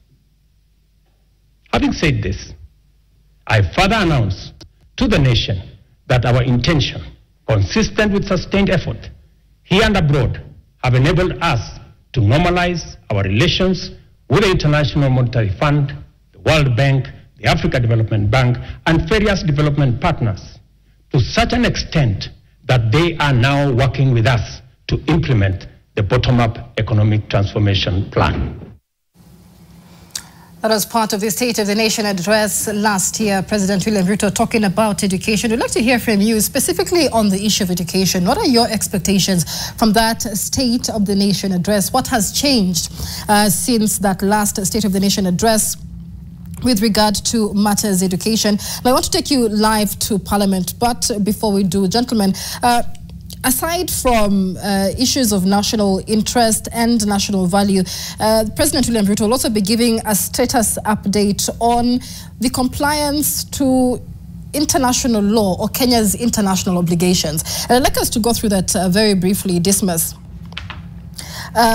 First, of course, you know, that has been on the map is the recent abduction of Uganda's Kizza Besigye. But when you talk about Kenya's international obligations, what are you expecting from President William Ruto, especially in the wake of the U.S. election, a new president in the U.S., and Kenya's foreign policy trajectory?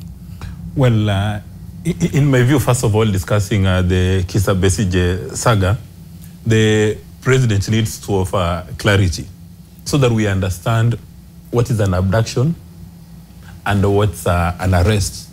Because he has indicated times above number that during his administration there's going to be no abduction. When he's had several town hall meetings, he has indicated that he is not aware of any single Kenyan who's been abducted. The same sentiments have been repeated by the DCI, that are in their custody, that they don't engage in abductions, but there are still people who are missing.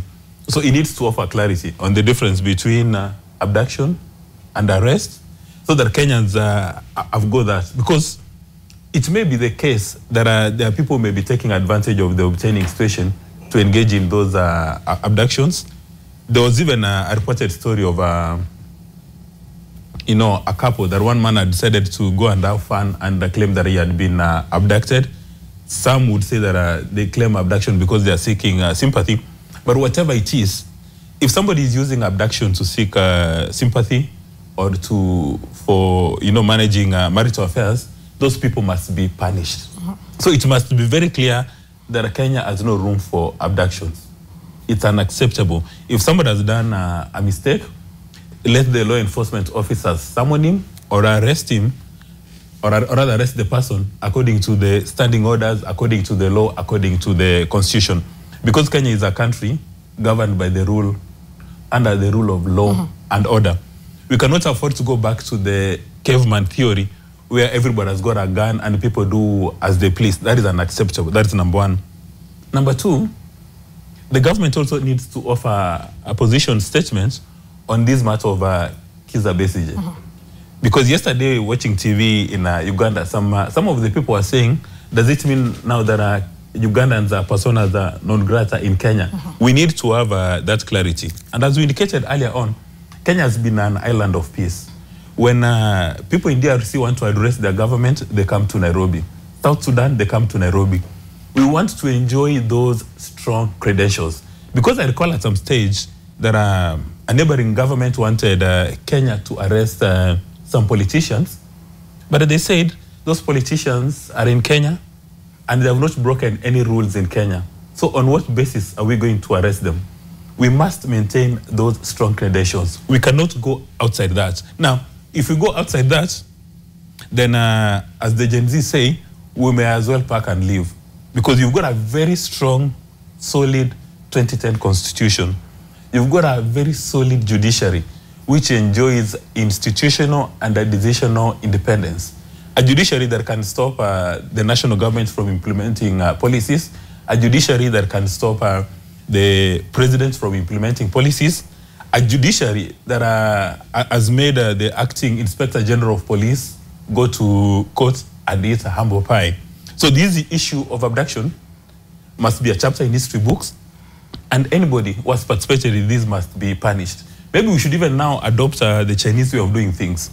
Anybody who has participated in abduction, we take them to a park somewhere, and then they're shot so that everybody knows that these are unacceptable. And then number two, talking about foreign policy.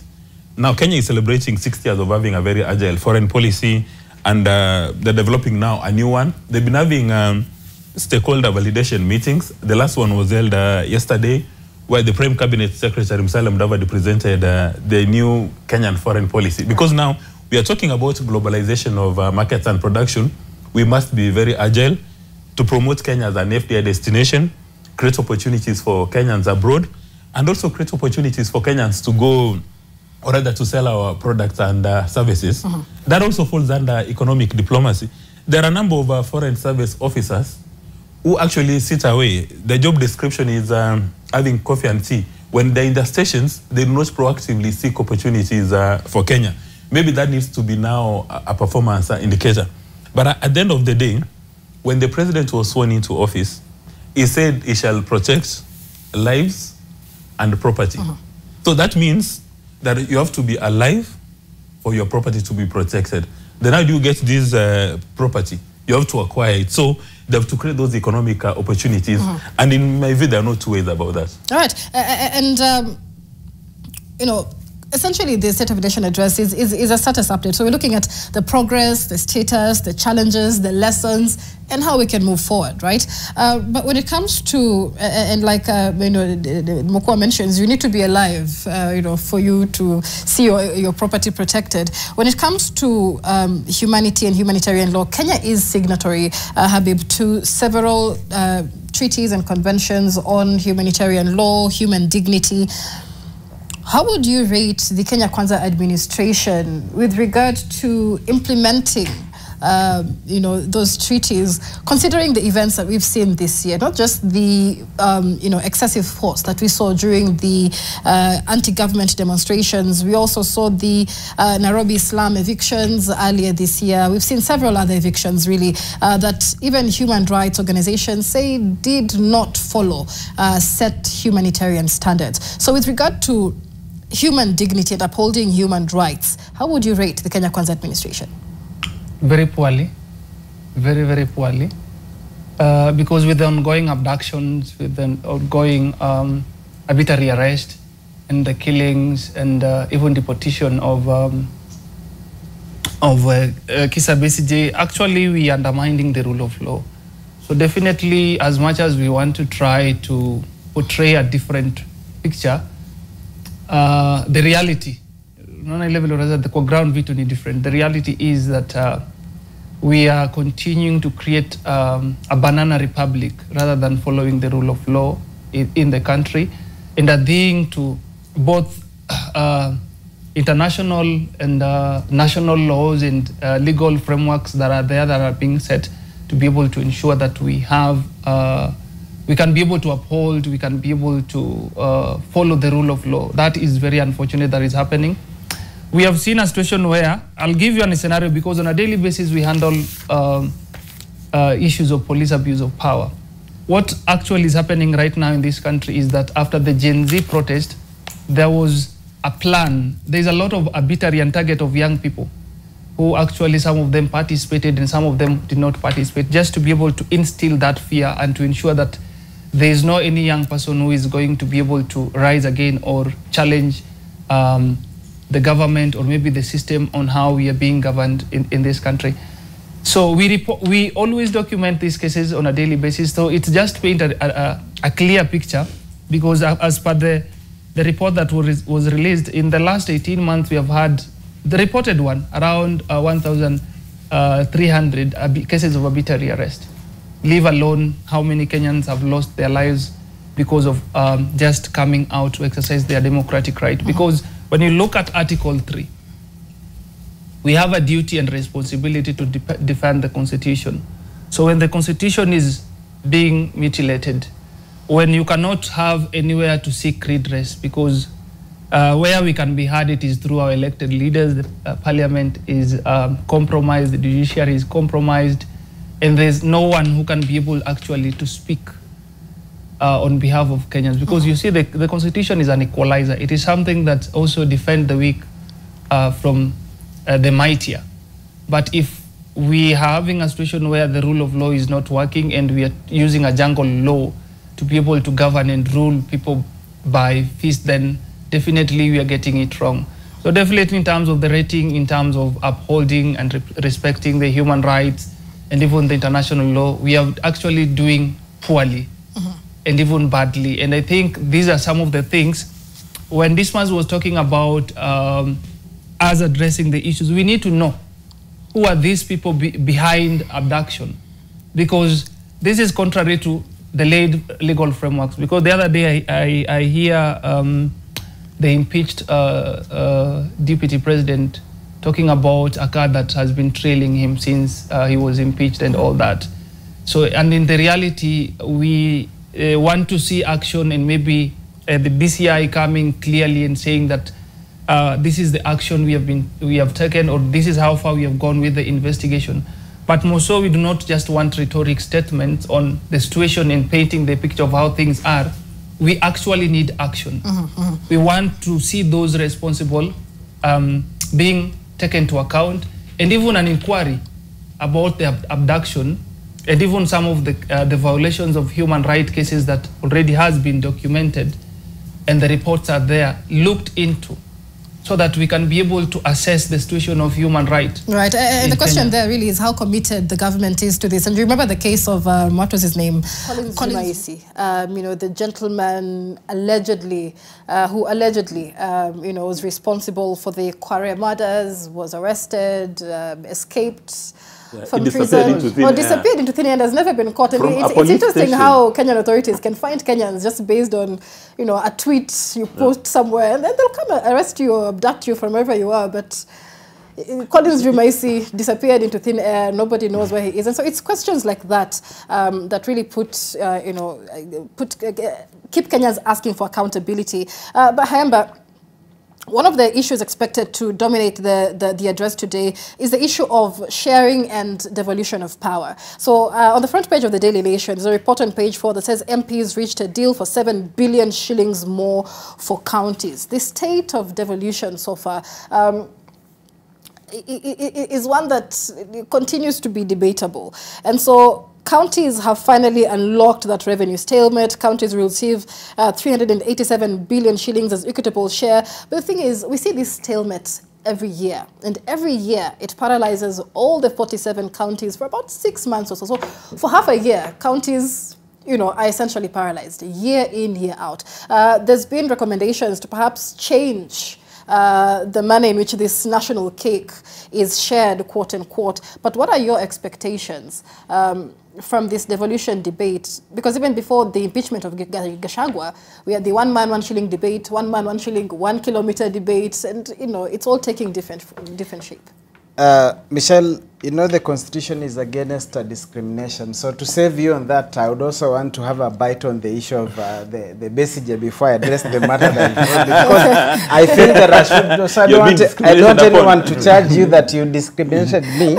You discriminated against me. But the issue of Besige, it is we might look at it lightly, but in a very serious functioning democracy or governance structure, it is a very, very big indictment. Why am I saying so? None other than the person of the spokesperson of the National Police Service issued a statement and said they are not aware of the kidnapping of Colonel Dr. Chiza Besige Kifefe in Uganda. Now, I went to 108 Riverside.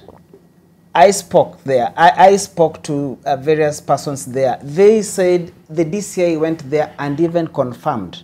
They looked at the CCTV footage on how individuals stormed the room where Kiza Besige was and his host having a meeting. Then they pulled him out, disappeared with him into thin air without anybody noticing. Remember, the taxi driver was waiting in the basement. I'm sure he had been told, let us do a detour, I'll pay you, is it handsomely, or whichever the case. Ngoja nitakusort. So the man looked at the, of course, you look at, you are fairing Kiza Besige, that is Kiza Besige, you look at this person, and he tells you, I'm going for a meeting, no matter how long I'll take, but I have this engagement, you need to take me to point B.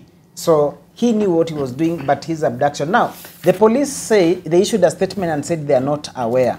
Let us take them, let us give them a benefit of doubt and say, it is true, it was not the Kenya police who were involved. Then begs the question, who are these persons that entered the territory of Kenya, uprooted Besige from an apartment in Riverside, then actually landed him in Uganda? Where did they pass? Then it means the country's sovereignty is at stake.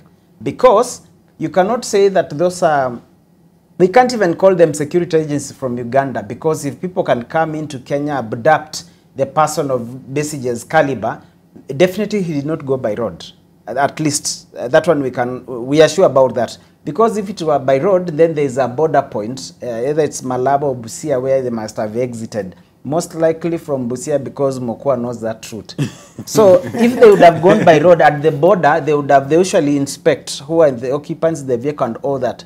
So we rule out the issue of the border, which means they went by air, because it cannot be by sea. Uganda is landlocked, right? So how did the persons arrive in Kenya, arrest Besigye, fly them out? So if the police, they've issued the statement and said it had nothing to do with us, and I want to believe them, because the persons I spoke to, they said the DCI appeared shocked, but when they went there, you know what they did? They only looked at the footage, then took the photos of the vehicle registration number. They did not even extract the footage. Although we were denied the footage, yes, but we were told they just went, checked, of course, rewind and confirm these are the number of vehicles. Definitely they know those numbers and who are they. So if this were not the Kenyan police officers, do we have mercenaries who arrived in Kenya, the Margarian and Artur Margarian style, then picked Besigye? Then that means we are exposed. If security agencies from another country can storm the country, then means the president, maybe he should even resign for failing to protect what? The territorial integrity of the country, or even the security agencies, because it would have been better if they said they agreed, like I think what when the Turkish refugees, I think the principal secretary said that we were requested. If the police would have said that acting on a request of a friendly nation, this is what we did, would be easier. But if they stand by that statement, that it was not the Kenyan police or the security agencies, then who did that? Look at the charges.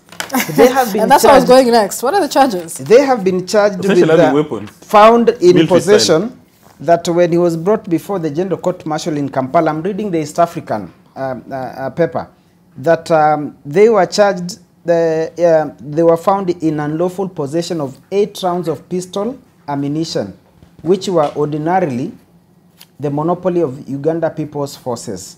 So, if the offense was committed in Kenya, let us give them the benefit of doubt that whoever they are, they found them. Where were they likely supposed to be charged? Because they were arrested in Nairobi. We should have seen them in Milimani or Kibra Locals if you want, but definitely Milimani, not Uganda. And if the offense did take place in Kenya, would it be Ugandan authorities precisely coming to arrest the person? If these are not the Kenyan officers who made the arrests, who are those persons that arrested them in Kenya, have charged them with an offense of being in possession of 8 rounds of pistols in Kenya, then they are charging them in Uganda. Where was the offense committed? Ordinarily, you charge a person. That's why you have Kenyans serving jail terms in foreign countries, because that is where they committed the offense. So basically, the sovereignty, the territorial integrity of the country, it is at stake if we are to go by the National Police Service spokesperson's statement that they have no idea on what happened. If Kenya participated, then it is a serious violation of human rights, as we've said, and Kenya has that obligation to honor such treaties, because it is in public domain that Uganda's record on human rights is questionable. I don't want to say it stands at this point, but there are people who have serious doubts on the human rights record, and when people serve in jails or how the manner in which they handled. Kiza Besigye, it's in public domain, we know that the manner in which is always handled by the Ugandan security agencies. So you can imagine if Kenya collaborated, then what picture were they painting? Now back to my question of the state of devolution. I looked at the chief whip in the National Assembly. He was speaking to, in the face of Kilifi Governor Gideon Mungaro, and then the Senate Speaker was there. And the Senate Speaker was asking the National Assembly to do what they're supposed to do. Allocate the monies that the Senate has certain, in their wisdom, they have allocated, that for them to function properly, they need in excess or over 400 billion. But the National Assembly said that you're in this country and you're aware that the finance bill collapsed. We don't have money. The much we can do, remember last year they were allocated 385 billion, if I'm not wrong. So if they are doing 387 billion, they've only added 2 billion. Now counties are actually in a crisis, because when the now CS Oparanya was the COG chair, he made statements that counties have literally been reduced into employment bureaus. And when you look at, they are heavy on recurrent expenditure vis-a-vis development. Some even going against the law that has put a capping on how much should be put on development, because they're only paying salaries and salaries. You can imagine counties that have gone without pay. Right now, if they get monies, what will that money likely do? They will have to backdate the arrears of the county employees who have gone for months without pay. So basically, there's a crisis. But National Assembly has said, you have to do with what we have. The Senate had said that for counties to operate optimally, at least they need over 400 billion, but that is not the case. So devolution, it could be, since 2013, it could be, we are looking at 10 years. Since 2013, the inception of the county governments, but we are very far. But of course, the challenge has been the inadequate or the weak effort that specific counties have put in to raise what they call own revenue and being dependent on the national revenue. But it's not that they are supposed to be dependent. That is what the law says, that they need to get this percentage. It should be 15%, right? Yeah. But that is not what they get, basically. Michelle, allow me to buttress what Ayemba has indicated. First of all, majority of these county governments do not account for own source revenue. And most of it is collected through a mechanical manner. Somebody gives you a receipt, fake or otherwise, you give them cash. To use your words, they disappear into thin air. The few counties that have gone digital, and I've had this in the public space, like Murang'a, they have recorded a significant increase in revenue collection. So your guess is as good as mine why governors don't want to automate this. In this table, it's only Habib who can actually authoritatively speak on how this money gets lost. Because if you're going to get more resources from automating your revenue collection system, why can't you automate? Murang'a has done it. And they say that Murang'a is a shining example. That is even why his name is being mentioned as a presidential candidate. That is number one.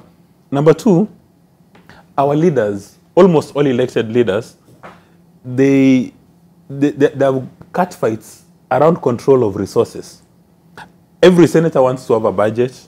Every MP wants to have a budget. Every MC wants to have a budget. But there's no sign of service delivery. So everybody just wants to have a budget. I've got CDF of 100 million that I control. Nobody wants to give a service.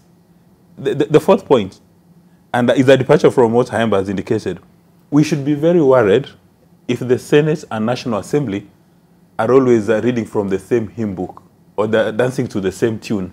When they keep on fighting like this, then we get revelations. Not long ago, I was in a panel with a member of the National Assembly and the senator. I was unable to make a contribution because all of them were opening those boards and placing skeletons on the table, saying, "Nyinyi mnakula pesa yetu, nyinyi mnakula pesa yetu." So it was really enjoyable. So you begin to wonder, do we elect MPs, or rather, do we elect leaders to control resources or engage in service delivery?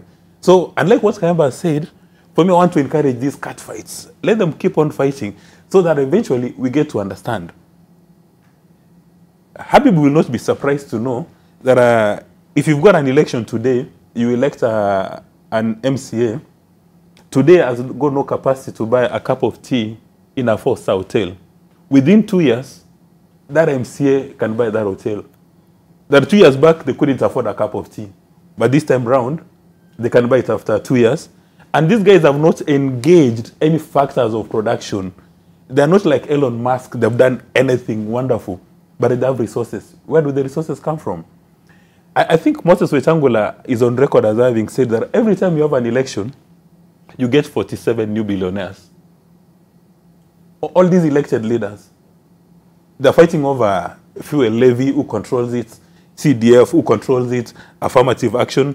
So they even say that the CDF has been immunized from members of the National Assembly. But who really controls the CDF? Are we naive enough to believe that it's controlled by an autonomous board that can go against an MP? No. And my challenge to Habib, instead of just focusing on one aspect, these are the people that they're supposed to send home. A scorecard. We've spent a lot of time asking ourselves, what is the president going to say today? But do we take time to look at an MCA with the resources they have, members of the National Assembly, members of the Senate, and ask ourselves what is the return on investment after 5 years? All right. I'll come to you, Habib, in just a moment. Let us take a look now at the key events that dominated 2024 ahead of that State of the Nation address by President William Ruto, and perhaps events that may have defined the country over the last few months. And so, in May of 2024, Kenya found itself in a floods disaster, and we had the Mai Mahiu tragedy that made headlines and killed scores of Kenyans. The floods also caused the delayed reopening of schools for the second term. We also saw the Nairobi slum evictions as a result of the floods. Many settlements around the slums in Nairobi had to be evacuated as a result of the danger on the families as well. The aftermath of the floods disaster also necessitated the national tree planting exercise that was sanctioned by the government in a bid to protect the environment and perhaps avert further floods in future. And at the end of that floods disaster, over 200 people had been killed. And so, back to you, Mokwa, as you finish up your point. The entire floods disaster was, really exposed Kenya's disaster preparedness and response at the end of the day. But county governments were still at the center of what was being called a floods scandal back then. We had funds meant for floods relief and floods response that went missing. We had funds, that the then Deputy President said counties should have had to mitigate disasters, that was nowhere to be found. So again, we come back to, sharing this national cake and the questions of, do you really need it? Do you really need more money? What have you done with the money that you already have? So in the context even of the floods disaster, let's finish your point. Those will be two separate conversations. And I think you're being diplomatic by saying that the funds went missing. Yeah, you just call a spade, vile wanasema walihula. Whatever that means, they just shoot the money because you are supposed to buy equipment or assets to assist in flood management. But when it appears that there will be no floods, let me also be diplomatic, the money disappears into thin air, and when there are floods and you need the resources are not available. When you seek for responsibility, the governors tiptoe around the issue. They give very long, elaborate speeches. Some even go the extent of organizing fake accountability meetings. They say this is the amount of money we received, and these are how we used it. And also what has happened is that, and this is a tragedy, the majority of governors have developed very high capacity to manipulate MCAs. So most MCAs right now have no, I don't know whether I should call it intellectual infrastructure to understand the running of a county government and ask those deep penetrating questions. And the few who have got that capacity, they land tenders to do roads, supply stationery, so their pockets are lined up and they don't ask questions. The same situation is obtained at the National Assembly. Earlier on, we were saying that you've got the majority and minority. So if there's a broad-based government, what stops a member in the minority from asking deep, penetrating questions? I mean, Okiya Mtata does that, people say for several reasons, but what stops a member of the National Assembly or the Senate from asking deep, penetrating questions? If you meet a normal Mora in town here, you ask them, how many members of the National Assembly do you know who stand for Mora's interest? I'm not sure whether, even this gentleman, whether he can name 10. Habib can name 10. So it means these people are not responding to their responsibilities. And then when you talk about emergency help, part of the reason why most people die in Kenya is because there is no emergency help at all. Emergency in Kenya is in utopia. In other countries like the Nordic, you get a citizen stuck in a mountain, the local authorities will marshal all resources, all helicopters, to go and save one soul. What happens in Kenya when there is a disaster? The government spokesman appears the following day, and there are kids who have been burnt, there are people who are missing, The parents don't know where the children are. What does the spokesman say? We will leave no stone unturned. No. Again, you're being diplomatic. Tumeleta mchele na maragwe. Now, these are parents who doesn't know where his or a kid is. Then he says, nimeleta mchele na maragwe. Who told you that the parent is interested in mchele na maragwe? Right. The parent wants to know where the kids are.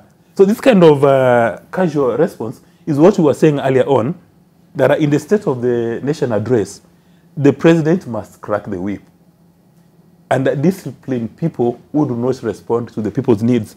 In other countries, when there's a... You recall the US president was supposed to travel to Germany and Angola, but when there were these storms in their country, he suspended that and he went to give people, activated what they call the federal system to assist citizens. Because the principal responsibility of an elected leader is to secure lives and properties.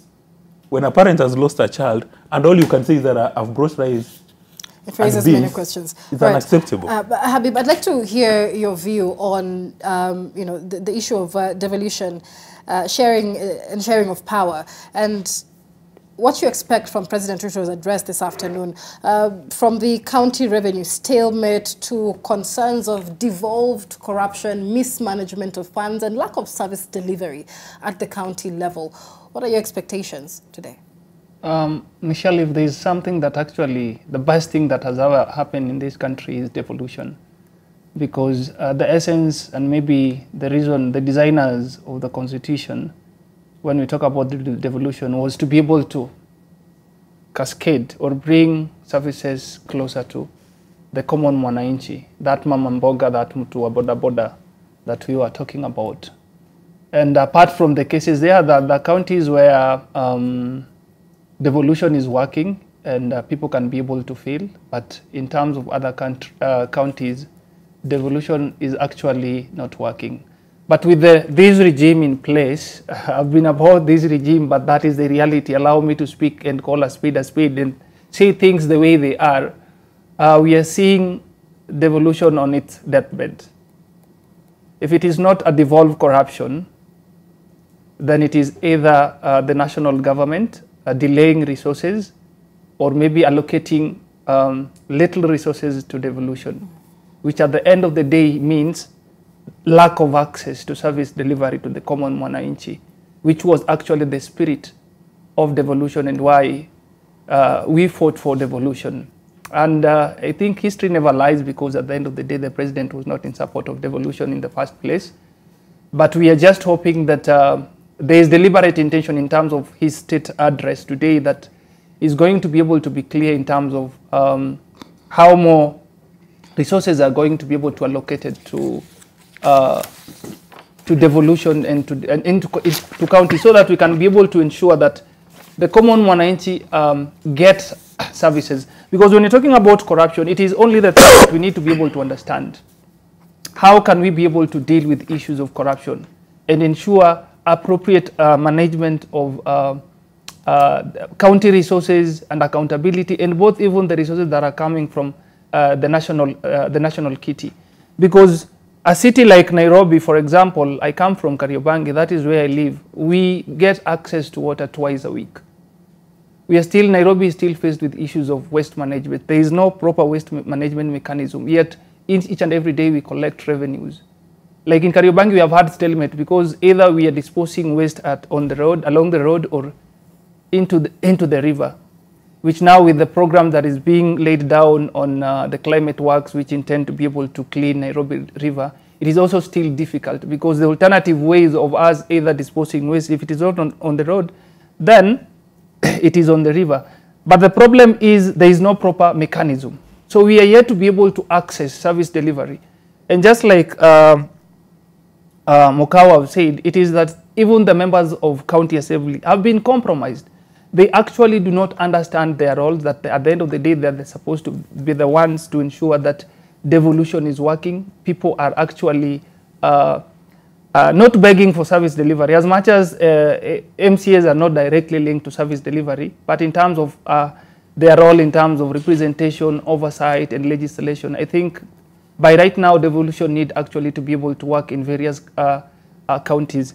So if it is not a matter of now, as denying counties resources because of issues of corruption, rather than because it is under this regime that we have seen a number of cases of corruption being dropped in court, and even the ODPP, Director of Prosecution, have lost direction, and it doesn't have that energy and that will of actually pursuing some of these cases and ensuring that actually we want to see an end to corruption and devolution working.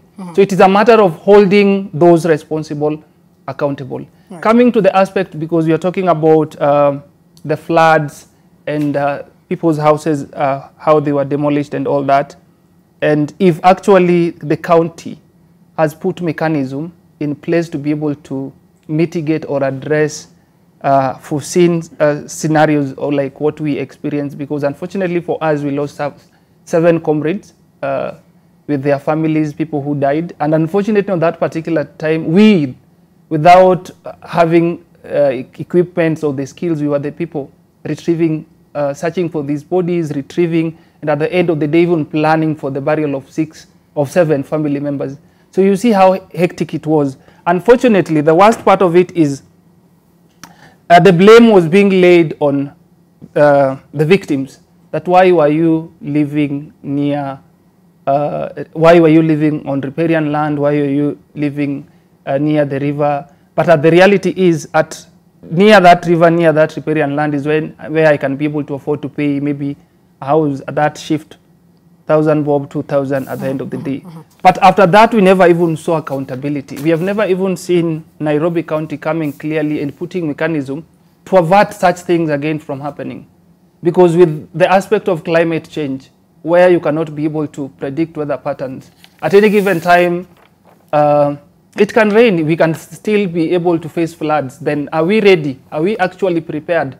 Have we put mechanisms in place? Did we learn from just the recent floods that we experienced in Nairobi and various parts of the country? Right. So it's a question that we actually must be deliberate about. But I want actually particularly to see the president talking about this, because people's properties were destroyed, people lost life, and what the government could be able to do was giving 10,000 to the families who have been affected, which this money actually did not reach to the intended affected families. So I want to see how the president is going to talk about it, because the court declared itself about it, saying that those who are evicted need to be compensated. Absolutely. But it was just a section of areas. But we want to see if the president will be deliberate in terms of seeing how best this compensation can be done, and these people can be able to be helped to.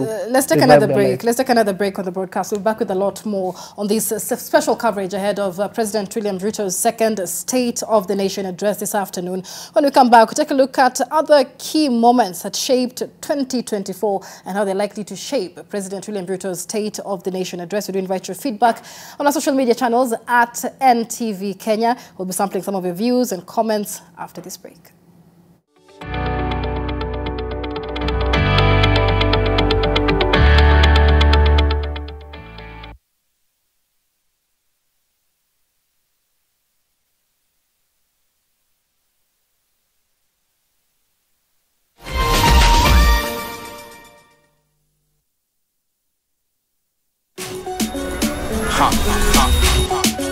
Skia ni juicy flavor zote tamu tena fruity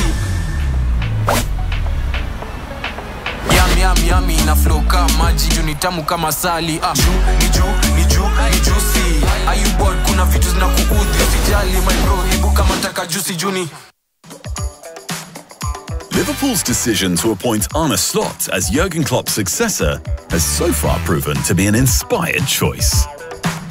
With the Reds flying in both the Premier League and the Champions League, Slot has exceeded expectations in what was supposed to be a transitional season.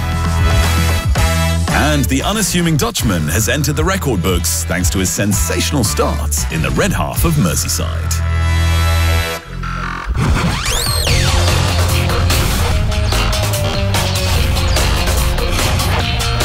Where did you come from? Come with me. So this is where the magic happens. This is for you kids. Taste the magic with our festive cakes from DPL Festive Bakery. Delight with every bite.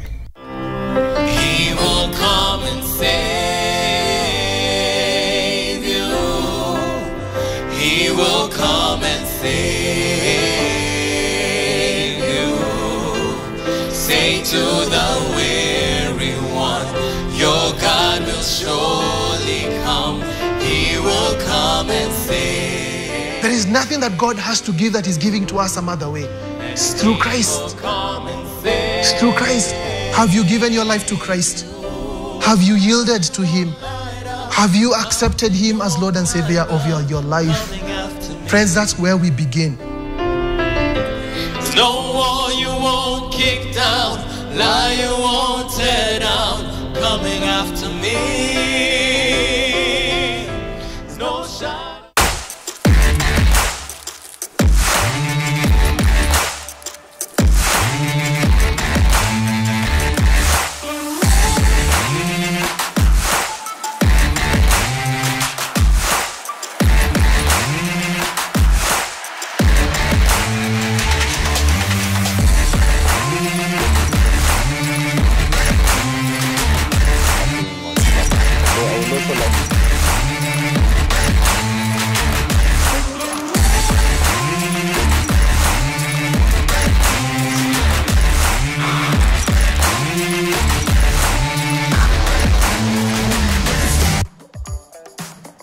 Liverpool's decision to appoint Arne Slot as Jurgen Klopp's successor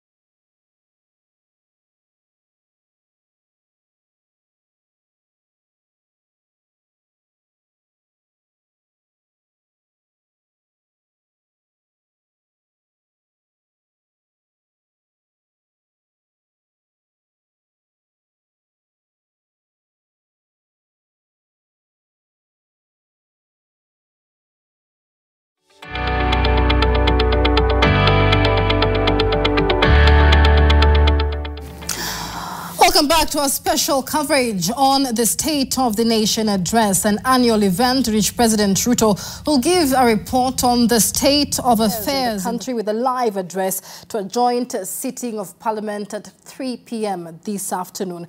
We are live from different locations across the country, especially in Parliament, which is the epicenter of the day's events and indeed across the country, as we sample the expectations of Kenyans ahead of that State of the Nation Address. I do have a panel of guests here with us in studio to give more context into the issues that are likely to dominate that address by President William Ruto.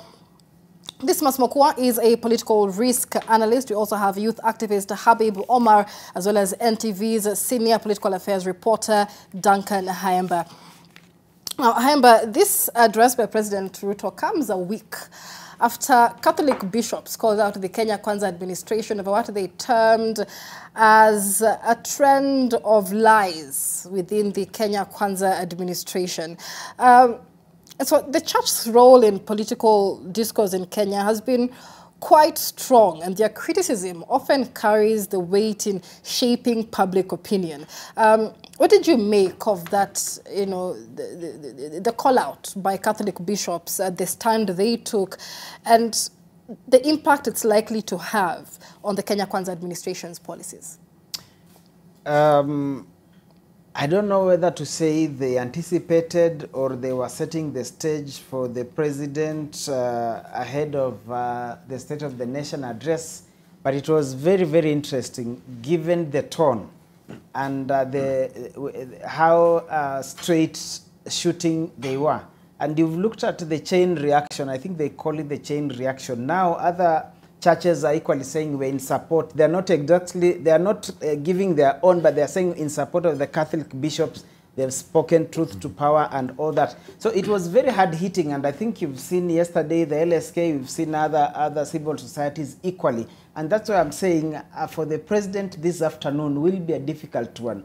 Allow me to go back to what I had said earlier, that you remember when he had a media roundtable with the senior colleagues in the House, State House, they looked at him and they said, Mr. President, there are people who have issues with truthfulness. And they sort of believe that you don't say. And he said it is dependent on who is asking that. There was an attempt to go for one, but they ganged up and said, this is what Kenyans are saying. So when you look at what the church has said ahead of this afternoon, and given that the president himself is a believer, he has always stated that it's in public domain, it is very, very interesting because the church, you also have to understand where they were coming from.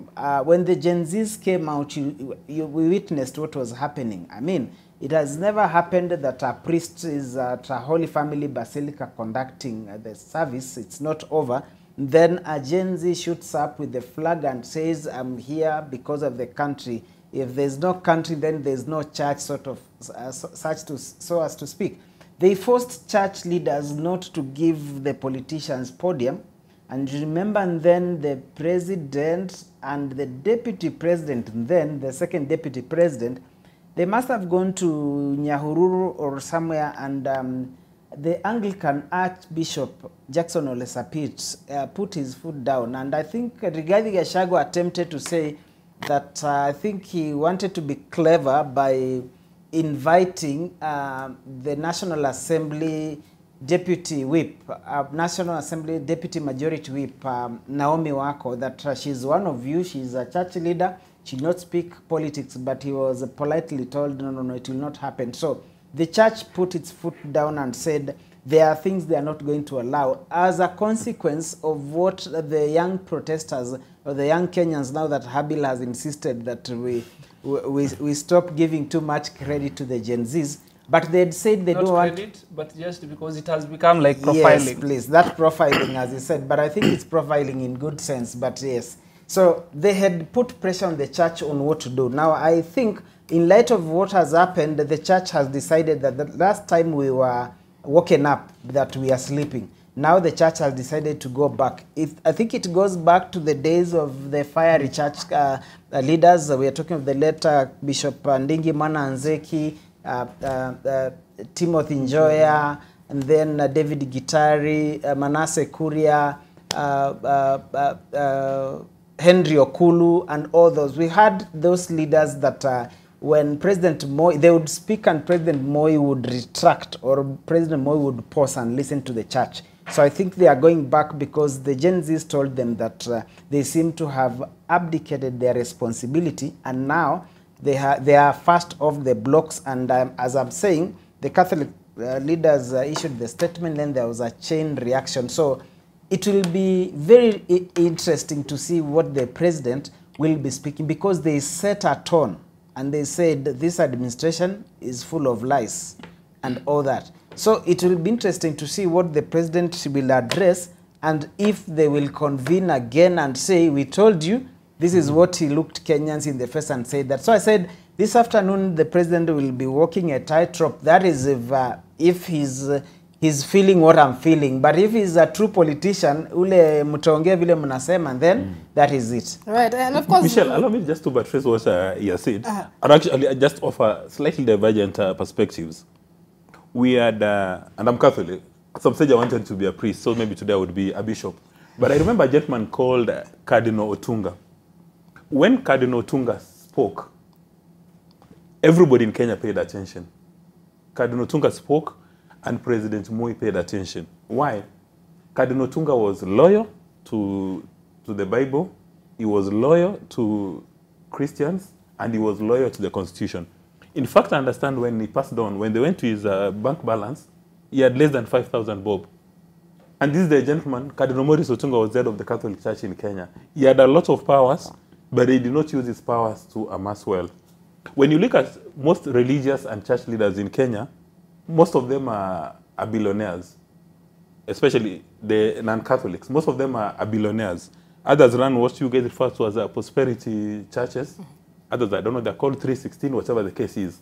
Now, because politicians know them, they know that these people have no capacity to look at us in the eye and make corrections. Because in any event, when we want to do anything, we eat together. Wana kula pamoja. Now, talking about the Catholic Church, one has to go to the Philippines, and there was a bishop there, a cardinal there called Cardinal Sin. When Cardinal Sin saw that the two presidents in that country, including Marcos and Estrada, they were not working for the interests of Mora in that particular country, they actually kicked them out of office. That is why when the Kenya Conference of Catholic Bishops comes out with a statement and they pronounce themselves, everybody has to take attention. But in a departure from the past, this time round, President Ruto said, you've given a very strong view, you've given us an opinion, you've given us an accountability status, we are going to act on what you've said. President Ruto has never responded in that manner to any church leader or any bishop or any pastor. So in my view, that was a good thing. But we must ask ourselves, where were the other people for them to wait for the Catholic bishops to speak? It reminds one when you go for a wedding or a birthday party and there's a cake. Nobody wants to be the first person to go and take the small portion. But as soon as the first person goes, then all of a sudden there's a stampede. Now, all these other people are saying, we agree with what the Catholic Church has said, but they don't say what they agree with on. Because I doubt whether the Kenya Conference of Catholic Bishops laid down everything.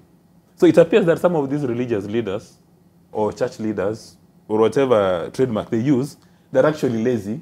They don't take time to understand what are the ills in Kenya. They don't take time to identify the problem and offer solutions. Because you notice for the Catholic Church, and of course I'm doing some PR for them, they identify the problem and then they offer the solution. The rest of the people, they've just said we support what the church has said. But what exactly are they supporting? Number 3, President Moi never, ever in his entire life as the head of state addressed Christians, and I'm talking about the Catholic Church, from inside the Catholic Church. Because he said the only person allowed to address Christians from inside the church is the pastor or the priest. And maybe these are called for all our leaders. If they want to address the congregation, they address them at the end of the service and they do it outside the church.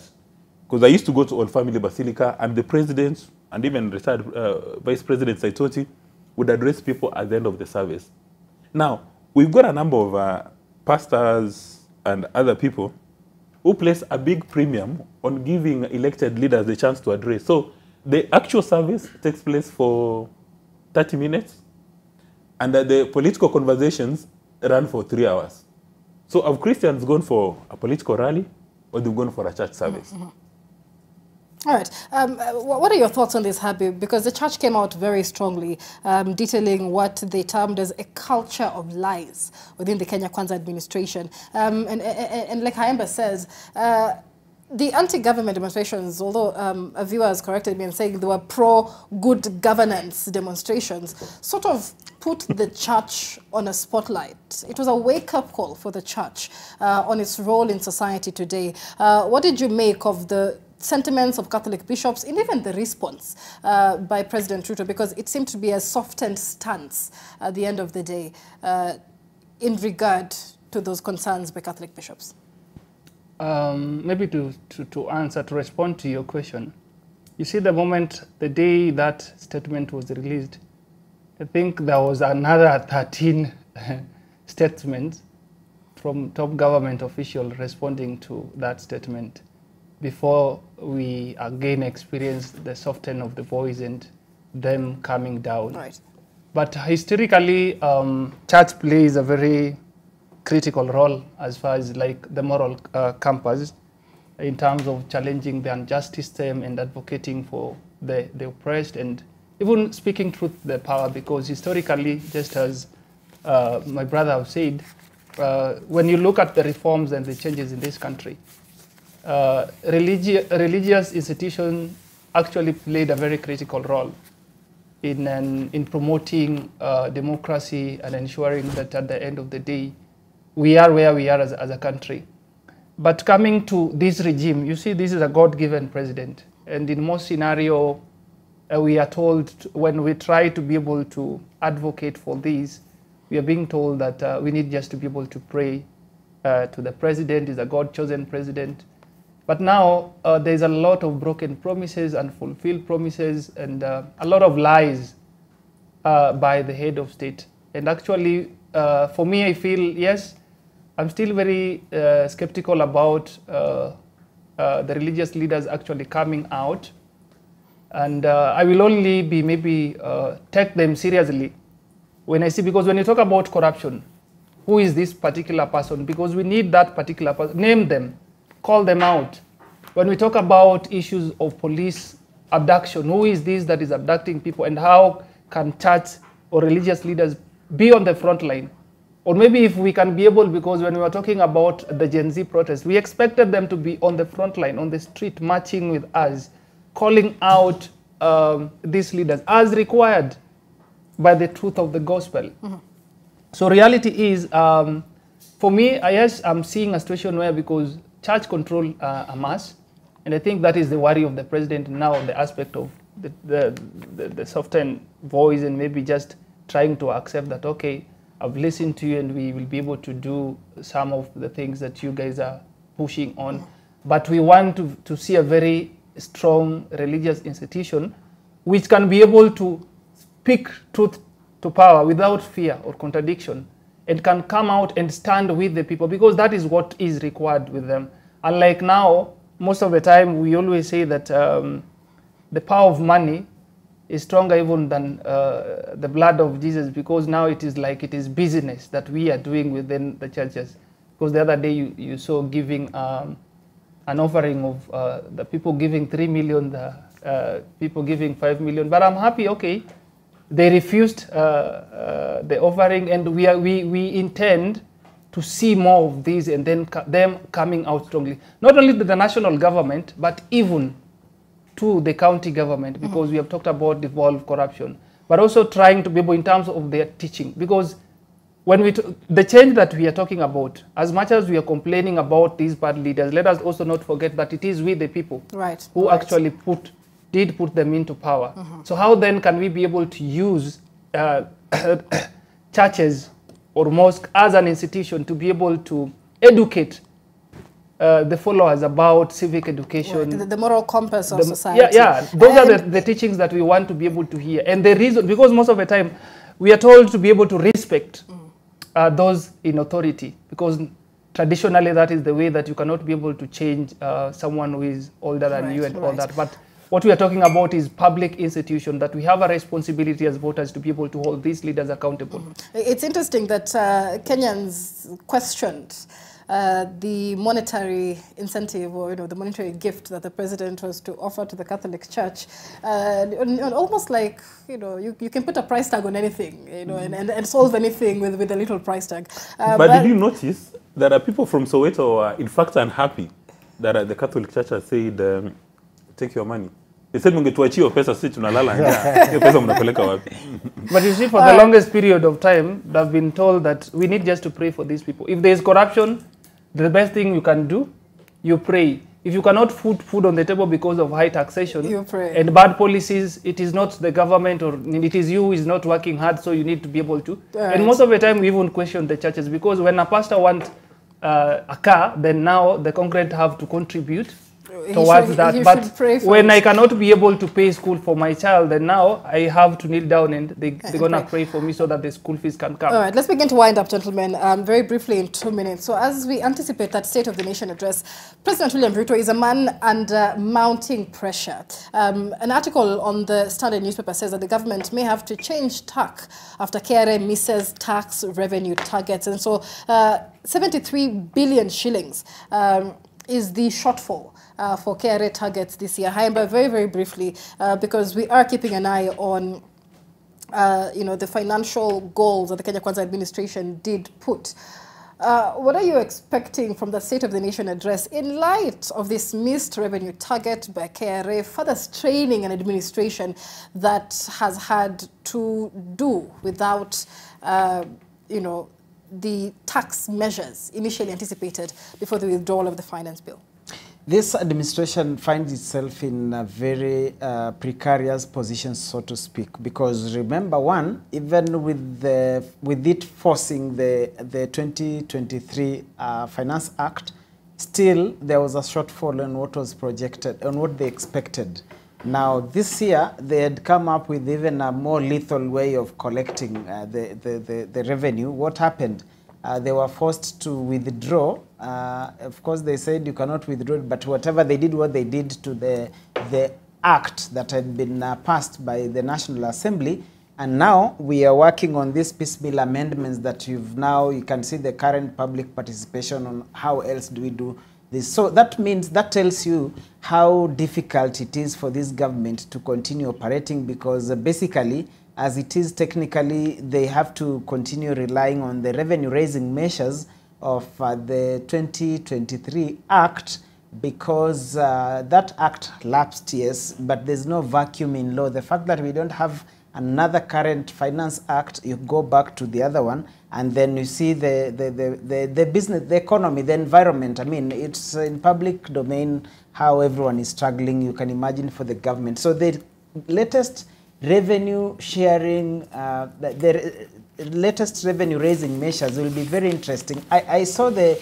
chair of the National Finance Planning Committee, Kuria Kimani in Mombasa, explaining on the digital, where they are not going for the content creators, but the platform, saying the fact that Facebook, or is it Meta, is domiciled in the US, but is operational in Kenya. They must pay tax. TikTok from China, they have to do all that. That shows you the desperation the government is in to raise this. But now the problem is with the shortfall that KRA has indicated, with the fact that without it is pushed, thinking that the 2023 Act was the silver bullet, and did not happen.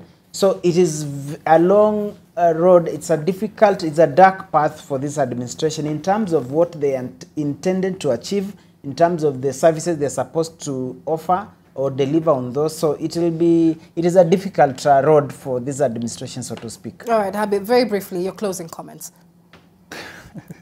Closing comments. Actually, before maybe my closing comment, maybe we can be able to understand if we are not meeting our target, then actually it has to be accompanied by the research on why we are not meeting the target. Because maybe, and it is very clear, I think Mbadi has to come clear and tell us Kenyans who is stealing these 2.2 billion that we are losing on a daily basis. Because how much is that, and what can that 2.2 billion do to the lives of Kenyans? So we need to be able to understand and seal those loopholes. But nonetheless, I think for me, it is the president to be able to be deliberate. We want to see an end to abduction, killing, intimidation, shrinking of civic spaces, respect of the rule of law. And actually, by the way, we haven't talked about the right to protest, because we have a responsibility. When we always come out, we are not against the government, but we want a working system, because some of these things is what we're just following on what this government actually promised Kenyans. All right. And to the Kenyans, I think we must continue to realize the change that we want actually must start from the mindset. And every change comes with a price tag that we must be all deliberate, intentional, and willing to be able to pay. And actually reclaim back our power, so that we stop this aspect of giving power to political leaders, because now we are talking about bread-based government, when in reality we are suffering. Because you cannot tell me, Bandi becoming a CS for treasurer, I'm going to have money in my pocket. Right. Okay, we must take a break, gentlemen. Mokua, 30 seconds. You're closing. Yes, 30 seconds. Yeah, I've seen your body language. Now, because we are losing 2.2 billion per day, if and we're saying that there's a deficit of about 78 billion, that money can be recovered in 36 months. Humphrey Watanga at KRA is doing an amazing job. Also go to zero-based budgeting, and then we'll have a very solid budget for Kenya. We all know the problems. We all have solutions. let the president use his political goodwill. I think the biggest problem is that 2.2 billion shillings that and let us unaccounted reconstitute for daily. IBC. Let us not forget that. Absolutely. Gentlemen, many thanks for being with us as part of this discussion ahead of that State of the Nation address. Dismas Mokua is a political risk analyst. Habib Omar is a youth activist, as well as NTV's senior political affairs reporter, Duncan Hayamba, putting into context the main issues that may dominate President William Ruto's State of the Nation address this afternoon. An address that comes 149 days since that signature date of June 25th, when Parliament was breached by Gen Z-led protests. Let's take a break here on NTV. We continue our special coverage on the State of the Nation address. And just a reminder, this address is an accountability statement to you as Kenyans, and it is important that we all pay attention. My name is Michelle Ngele Odhiambo. Do stay with us. This is NTV.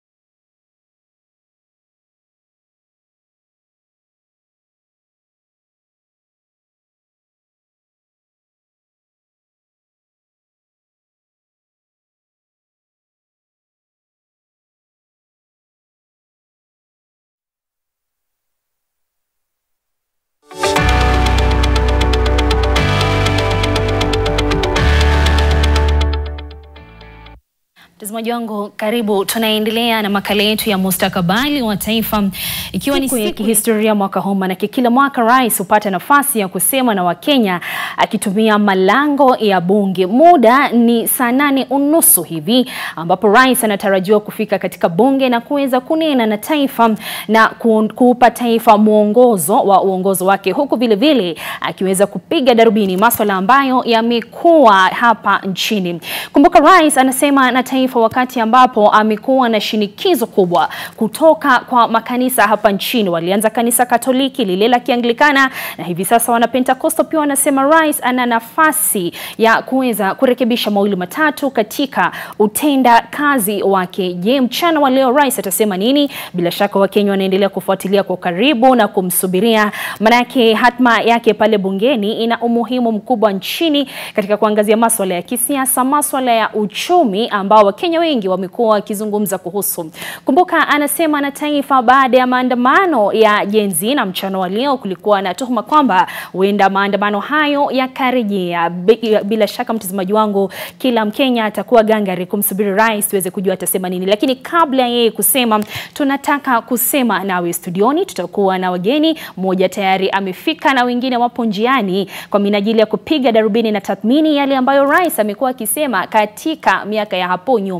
Siko peke yangu hapa jijini Nairobi. Mwanahabari mwenza Ibrahim Karanja yuko gangari kabisa katika makao ya bunge. Vile vile atakuwa anasema mawili matatu. Kumbuka wanahabari wenza wa NTV vile vile watakuwa kuja kutoka kila kona, tukitaka kusema na mwananchi tuweze kujua, je, unatazamia nini kutoka kwa rais? Ni kipi ungetaka rais aweze kukizingatia mchana wa leo? Kabla ya kusema na mgeni wangu studioni, tukisubiri wale wengine, nataka nikupeleke moja kwa moja katika makao ya bunge ambapo Ibrahim Karanja tayari ana jopo la kusema. Ibrahim, ikiwa unanipata, uwanja ni wako. Sema na Wakenya kupitia jopo lako, ni yapi ambayo wanatarajia rais atazungumzia siku ya leo, na ni yapi wanamkosoa pindi akihesabu masaa machache tu kabla ya kunena na taifa baadaye mida ya mchana. Ibrahim, karibu.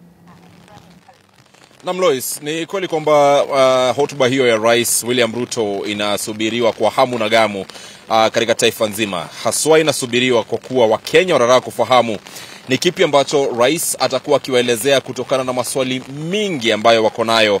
Maswali kuhusu uchumi, serikali inasema kwamba uchumi wa taifa sasa umeboreka zaidi. Maswali kuhusu sheria na ukiukaji wa sheria katika taifa. Maswali kuhusu mambo mengi tu katika taifa hili la Kenya ambayo Rais William Ruto atakapokuwa akiingia hapa bungeni atakuwa akiangazia. Lakini kabla tu ya kuzama ndani na pia kuelekea upande wa pili bungeni kumtaarifu mtazamaji wetu kinachoendelea, ni kwamba katika muda wa saa moja hivi iliyopita kumekuwa na mvua kubwa sana hapa nje ya bunge na haswa hapa jijini Nairobi. Kwa hiyo tu nikuoneshe ni mvua ambayo ilisitisha shughuli katika majengo ya bunge. Ukiangalia hapa ndipo wote tulikuwa tumejipanga kutoka vyombo vya habari tofauti kufanya mahojiano yetu hapa na wabunge na viongozi na wachanganuzi wa masuala ya uongozi na utawala ambao walikuwa wapo katika eneo hili. Lakini viti vilivyo kila kitu imeharibika kama unavyoona mtazamaji. Tutasubiri tu pindi mvua hii itakapopungua, basi tutaona iwapo muda utakuwa ukiruhusu tutazungumza na wabunge zaidi watueleze ni kipi ambacho wanatarajia kutokana na hotuba hii ya rais. Lakini Lois, ulivyosema na ninapotembea na mwenzangu Dennis Gikera tukiingia upande wa pili wa bunge, ulivyosema ni kwamba mazungumzo haya ya Rais William Ruto ama hotuba hii ya Rais William Ruto inakuja wakati ambapo taifa lina matarajio mengi. Kumbuka majuzi tu kumekuwa na kauli tofauti, serikali ikisema kwamba uchumi wa taifa umeboreka zaidi katika kilinganisho na miaka ambayo imepita. Lakini Wakenya wanasema kwamba iwapo uchumi umeboreka, basi mbona sisi wenyewe hatupati kuhisi uchumi huo kubadilika? Kwa hiyo ni jambo ambalo Rais William Ruto bila shaka atakuwa akiliangazia wakati ambapo atakuwa akija hapa, na jambo ambalo linafanya niamini kwamba rais atakuwa akilizungumzia ni kutokana na kauli ambayo ilitoka kutoka baraza la mawaziri wiki moja majuma mawili iliyopita, nafikiri wiki moja iliyopita, wakati ambapo baraza la mawaziri lilionyesha kufurahishwa kwa serikali ya Rais William Ruto kutokana na hali ya uchumi kwa sasa.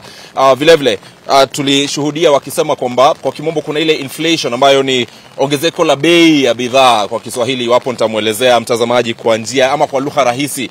Wanasema kwamba ipo chini sana, ipo katika 2%. Nimeingia kwa maji Lois kwa kuwa mvua ni kubwa hapa bungeni, lakini serikali ya Rais William Ruto inasema kwamba imepunguza gharama ya maisha. Serikali ya Rais William Ruto inasema kwamba hali ipo bora. Mara ya mwisho wakati ambapo ongezeko ya bei ya bidhaa ilikuwa juu ni wakati ambapo utawala ulikuwa ni utawala wa Rais Mwai Kibaki. Sasa wakisema tumejipanga na tunaendelea na safari vyema ili kujipanga. Tunaarifiwa kwamba tusielekee zaidi ya hapa, lakini ndio hali ilivyo, ndio shughuli ambayo inaendelea bungeni hapa. Pia tutakuwa tukitarajia rais pengine William Ruto atakuwa akitaja kuhusu kufuata kwa sheria na ukiukaji wa sheria ambao unakuwa ukifanyika. Kumbuka ni jana tu ambapo kiongozi wa upinzani wa Uganda Kizza Besigye alipata kuchukuliwa kutoka hapa jijini Nairobi. Kwa hiyo ni maswali ambayo yanajitokeza kuhusu haki za kibinadamu chini ya utawala wa Rais William Ruto. Vile vile kuna swala la ubinafsishaji ama ushirikiano kati ya makampuni binafsi ama wawekezaji binafsi na taifa la Kenya. Ninapozungumzia swala hili nazungumzia pia kuhusu swala lile la angatua ya JKIA ambayo inapaswa kupeanwa katika ama kupeanwa katika mwekezaji binafsi wa Adani. Kwa hivyo angatua hiyo na Adani hapo jana alikuwa katika serikali ama kule Marekani alitajwa kwamba mahakama ilimpata na hatia ya kuhusika katika njia ambazo hazifai ya kupata kandarasi na mambo kama hayo. Kwa hivyo Rais William Ruto atakapokuwa akija hapa atakuja kusema nini? Awali nilikuwa nikikutaarifu mtazamaji kwamba wakati ambapo rais alikuwa akilihutubia taifa mwaka uliopita, mwaka 2023, alikuwa akilihutubia taifa baada ya sheria ya fedha mwaka 2023 ambayo ilikuwa wakati huo kwa mara ya kwanza ikiongeza pia ile ushuru wa nyumba ambayo housing levy ambao umekuwa ukitolewa. Lakini wakati huo Wakenya walilalamika wengi, na rais alipokuja hapa katika bunge alilieleza taifa kwamba tuvumilie tu, tukaze mikanda kidogo, manake tupo tayari kupanuka kiuchumi, tupo tayari kujiendeleza kiuchumi, na ndio maana tuna uchungu huu ambao unaendelea. Na wakati huo Wakenya walionekana kumsikia, manake baada ya hotuba hiyo ya rais ya mwaka jana na kusema kwamba watu wakaze mikanda kidogo, hatukushuhudia mambo mengi. Lakini baadaye ilionekana kwamba mkanda huu uliendelea kuwa unakaza zaidi, na ukikumbuka kwamba kulikuwa na sheria ya fedha ya mwaka 2024, sheria ya fedha ambayo ilisababisha maandamano makali sana kushuhudiwa humu nchini, maandamano ambayo yalikuwa kiongozwa na wanarika wa Gen Z, maandamano ambayo hataka kwa wakati mmoja Juni 25 yalipelekea vijana hao kuingia hapa bungeni ili kuashiria hasira zao na hamaki yao na uamuzi wa bunge kupitisha mswada huo, wakati ambapo walikuwa wakipinga mswada huo usipitishwe. Kwa hivyo ni mojawapo ya mambo ambayo pia yatakuwa yakiangaziwa. Lakini pia ni vyema Lois tutaje kwamba mambo yamebadilika ikilinganishwa na wakati ambapo Rais Ruto alikuwa akilihutubia taifa mwaka uliopita na sasa wakati ambapo analihutubia taifa kwa sasa. Mambo yamebadilika haswa kisiasa.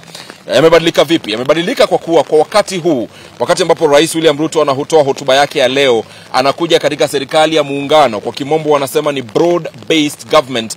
Kwa hiyo anakuja katika bunge ambalo wabunge ambao walikuwa wakimpinga ama walikuwa wakipinga serikali yake mwaka uliopita, kwa sasa wengi wanaunga mkono serikali yake. Nazungumza kuhusu wabunge wa ODM, chama ambacho kilikuwa kikiongozwa na Raila Odinga, na hii ni baada ya rais kuunda serikali ya muungano ambayo iliita broad based government na kuwahusisha baadhi ya wanachama wa ODM katika baraza lake la mawaziri. Kwa hiyo kwa sasa tumeona yale makali ambayo wabunge wa ODM walikuwa wakielekezea serikali ya Rais William Ruto, makali hayo yalipungua. Kwa hiyo kisiasa Rais William Ruto anakuja katika bunge ambalo kwa asilimia kubwa ni bunge ambalo linaelewa lugha yake, ama ni bunge ambalo linasoma kutoka katika ukurasa mmoja na yeye. Kwa hivyo wanaelewana kabisa, na ni wabunge wachache tu ambao kwa sasa wanaweza kusemekana kwamba wanakashifu ama wana misimamo mikali dhidi ya serikali ya Rais William Ruto, na hawa wachache pengine ni wale waliosalia wachache wa chama cha Wiper na wabunge wa UDA ambao wengine wachache wameonekana kuondoka kutokana na yale aliyomfika aliyekuwa naibu rais Rigathi Gachagua. Hao ndio ambao wanaonekana kidogo kuwa na sauti kinyume na wengi wa wabunge. Kwa hiyo leo hii rais huenda akawa na kazi rahisi sana katika kulihutubia bunge, manake ni bunge ambalo kwa kiasi kikubwa kinamuunga mkono. Kwa nini tunasema hivi? Ukiangazia pia wakati ambapo naibu rais Rigathi Gachagua alikuwa akibanduliwa, ilizingatiwa kwamba wale ambao walitia sahihi katika kumbandua walikuwa wale ambao tunaweza kusema wanaegemea upande wa rais. Kwa hiyo tunazungumza kuhusu zaidi ya thuluthi mbili ya wabunge ambao wanasoma kutoka kurasa moja na Rais William Ruto. Wale waliopiga kura katika mswada huo walikuwa ni wabunge 280. Kwa hiyo jieleze tu iwapo ni wabunge 280 wakati huo katika bunge ambalo lina wabunge 340. Sauti kinzani, sauti ya wale ambao wanazungumza kinyume ni sauti ndogo sana. Kwa hiyo Rais William Ruto ana kazi rahisi sana katika kulihutubia bunge leo hii na kulieleza ni vipi ambavyo taifa linakuwa likielekea. Lakini wakati ambapo anakuwa akizungumza na wabunge, wale watu ambao wabunge hawa wanawakilisha, nazungumza kuhusu wananchi wa Kenya. Wengi ama baadhi yao wamesema kwamba watakuwa wakielekea mitaani kuendeleza maandamano. Wanasema kwamba ni maandamano ya Occupy Parliament, na mwisho wakati ambapo tulishuhudia maandamano haya ilikuwa ni Juni, na wakati huo walifika hapa bungeni. Kwa hiyo kutokana na hofu hii ama kutokana na tishio hili la maandamano wakati ambapo rais atakuwa akihutubia bunge, tumeshuhudia pia usalama ukiimarishwa maradufu katika majengo ya bunge na pia katika barabara zote kuja hapa bungeni. Wapo polisi wa kupambana na ghasia, wapo polisi wa aina mbalimbali, wale ambao wanashika doria kwa farasi, wale ambao wanashika doria kwa kutembea kwa miguu, kuhakikisha kwamba kila kitu kipo shwari, haswa karibu na bunge wakati ambapo Rais William Ruto atakapokuwa akifika. Rais ulivyosema Lois atakuwa akianza hotuba yake, ama tunatarajia ataanza hotuba yake mwendo wa saa 8:30. Kwa hiyo atafika hapa mwendo wa saa 8. Atakapofika tutawaona viongozi wakuu serikalini. Zungumza kuhusu maspika wote wawili, Spika Moses Wetangula wa bunge la kitaifa, Spika Amason Kingi wa seneti, viongozi wa wabunge ama viongozi hapa katika bunge. Zungumza kuhusu Kimani Ichung'wah, Silvana Sosoro, na wale pia Junet Mohamed ambaye ni wa upande wa walio wachache katika bunge la kitaifa, Millie Odhiambo ambaye ni kiranja walio wachache. Hao pamoja na wale wa seneti, pale seneti kizungumza kuhusu kina Aaron Cheriot, Tabitha Karanja na kina seneta Madzayo, wote watakuwa hapa katika laini ya kumpokea rais. Vile vile mwaka uliopita wakati kama huu tuliona pia jaji mkuu Martha Koome alikuwa hapa. Kwa hiyo huenda ikafanyika sana kwamba jaji mkuu Martha Koome pia na viongozi katika idara ya mahakama watakuwa hapa pia kusikiza ni kipi ambacho rais anasema. Manake rais anapozungumza anazungumza kuhusu ngazi zote za serikali. Anazungumza kuhusu serikali kuu, anazungumza kuhusu masuala ya bunge, anazungumza pia kuhusu masuala ya mahakama, kuhusu bajeti. Ni jana tu ambayo tuliona taifa ama bunge likiweza kutatua tatizo la ugavi wa rasilimali baina ya serikali kuu na serikali za kaunti, wakati ambapo kamati ya mapatano hapa katika bunge la kitaifa lilipoafikiana kwamba kaunti sasa zitakuwa zikipatiwa shilingi bilioni 387, ikiwa imeshuka kutoka kwa ile kiwango ambayo magavana walitaka shilingi bilioni 400.1 na bunge la kitaifa lilitaka kuwapa shilingi bilioni 300. Kwa hiyo ndio baadhi ya mambo ambayo tutakuwa tukiangazia kando na hotuba ya rais. Kisiasa pia tutakuwa tukifuatilia mambo mengine Lois, ambayo tutamtaarifu mtazamaji wetu baadaye. Kumekuwa na mazungumzo kuhusu mabadiliko katika baadhi ya kamati za hapa bungeni, haswa tutakuwa tukitafuta wale wanaolengwa katika kuondolewa. Tuone ni vipi ambavyo leo hii watakuwa wakizungumza kuhusu kauli hii ama hotuba ambayo itakuwa ikitolewa na rais. Lakini yote 9-10 ni kwamba taifa zima linasubiri kwa hamu na gamu kusikia ni vipi ambavyo rais William Ruto atakuwa anasema, wakati ambapo ulivyosema Lois Kunradhi, kwamba ni wakati ambapo serikali yake imekuwa ikikashifiwa sana. Ni serikali ambayo imekashifiwa na wananchi, ni serikali ambayo imekashifiwa na viongozi wa kidini, ni serikali ambayo sasa inakashifiwa na majirani wake kutokana na hatua hiyo ya jana ya kukamatwa kwa Kizza Besigye. Kwa hiyo anakuja kuhutubia bunge ambalo japo bunge kwa kiwango kikubwa kipo upande wake kutokana na idadi ya wabunge ambao wanasoma kutoka kurasa moja naye, bali ni bunge ambalo linawakilisha wananchi ambao wana maswali mengi sana na kuhusu utawala wa Rais William Ruto. Kwa hiyo vile ambavyo watazungumza leo hii huenda kukabadilisha jinsi ambavyo ama dhana ambayo wananchi wako nayo kutokana na serikali yake. Mwenyewe rais amesema kwamba amekuwa akipambana sana na suala la mawasiliano, haswa kuhusiana na maendeleo ya serikali yake, akisema mawaziri wake wa awali hawako wakijua kuwasiliana vyema, kwamba pia wakati ambapo alikuwa naibu wa rais wa zamani hakuwa akiwasiliana vyema. Kwa hiyo kwa sasa huenda akapanga kubadilisha jinsi ambavyo dhana ambayo wananchi wanayo ya serikali yake, mawasiliano pengine akayafanya bora zaidi, na ni jambo ambalo tutakuwa tukisubiri tuone Rais William Ruto atakuwa akiwaeleza nini wa Kenya. Lois.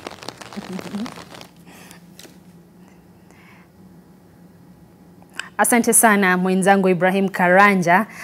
Amefika mahali akaniita Rais Lois. Ipo siku.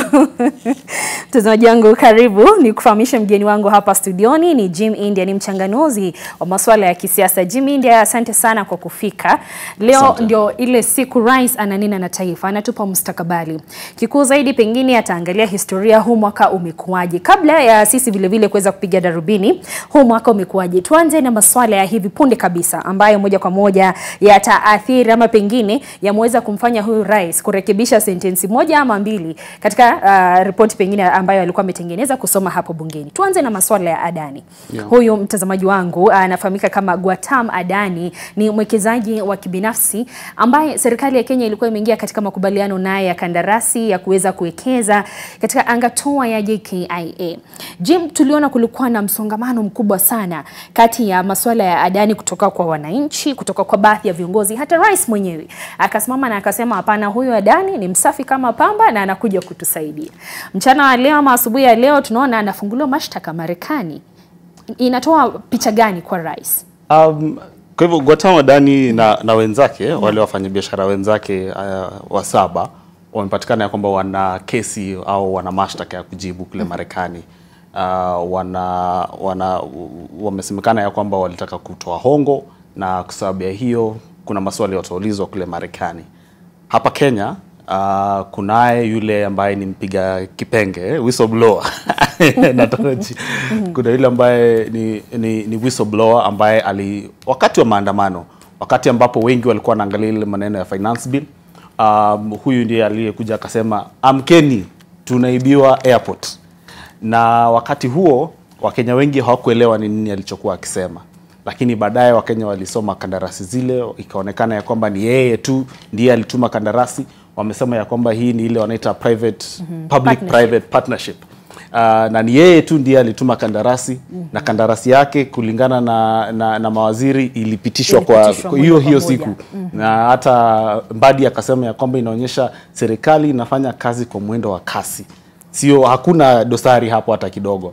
Na wengi waliuliza ya kwamba kama huyu ni mfanyabiashara wa kweli, na kama hii ilikuwa ni ile competitive process, mbona hatukuona wawekezaji wengine wakikaribishwa au wakifanya matangazo ili wengine pia walete kandarasi zao? Hata Wakenya wenyewe kuna ambao walikuwa na hoji hii kandarasi ingekuwa wazi, ikiwa kimo cha fedha zinazohitajika Wakenya hawangeweza kukimu, basi wangesema haya tutafute hawa wawekezaji wa kibinafsi, hawa private public partnerships. Ndio, na shida kubwa ilikuwa ya kwamba wale wafanyikazi wa KAA, Kenya Airports Authority, ambapo walikuwa wamesema ya kwamba hawakuhusishwa, wao ndio wale ambao ni wafanyikazi pale, hawakuhusishwa katika mazungumzo haya. Pia JKIA na zile airport zingine, uwanja wa ndege zingine, ni rasilimali zetu sisi kama wananchi. Sio rasilimali ya mtu yote binafsi, sio ya William Ruto au ya waziri fulani, ni rasilimali yetu sisi kama Wakenya. Na inapaswa ya kwamba kama kunayo decision kama hii ambayo inaenda kufanywa, ni lazima tuhusishwe. Kwa hivyo ile jambo kubwa ni ya kwamba hakukuwa na ile public participation process kwa hii maneno ya Adani. Kwa hivyo leo inasemekana ya kwamba pengine wanaangalia kama walikuwa wamezungumzia vizuri Adani, pengine watoe dosari. Pia inasemekana ya kwamba pengine huenda huyo jamaa alikuwa hapa Kenya leo. Hakuna mtu ambaye ameconfirm hizo allegations, lakini inasemekana ya kwamba pengine alikuwa Kenya.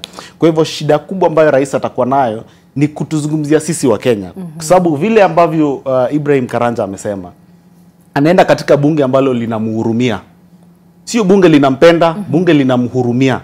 Bunge limeamua ya kwamba wananchi hawampendi rais, Kwa hivyo sisi kama viongozi tutamhurumia na tutamsaidia katika wakati huu mgumu ambao wanapitia. Unajua mtu akipitia wakati mgumu anahitaji marafiki kidogo wamsaidie. Kwa hivyo anaenda katika bunge ambalo watu wanamhurumia, na hawa watu watamsikiza. Akisema lolote watapiga makofi, watapigwa shangwe na nderemo. Lakini sisi wa Kenya ambao hatumhurumii, sisi ambao tulimpigia kura, sisi ambao tunafanya ile tunaita scorecard na kumwambia ulisema number 1 haujafanya, ulisema, sisi tutamsikiza. Na ile ambayo Wakenya wanataka kusikiza ni kwamba Adani imepatikana ya kwamba wako na hatia, wamepatikana ya kwamba walijihusisha katika ufisadi kule Marekani.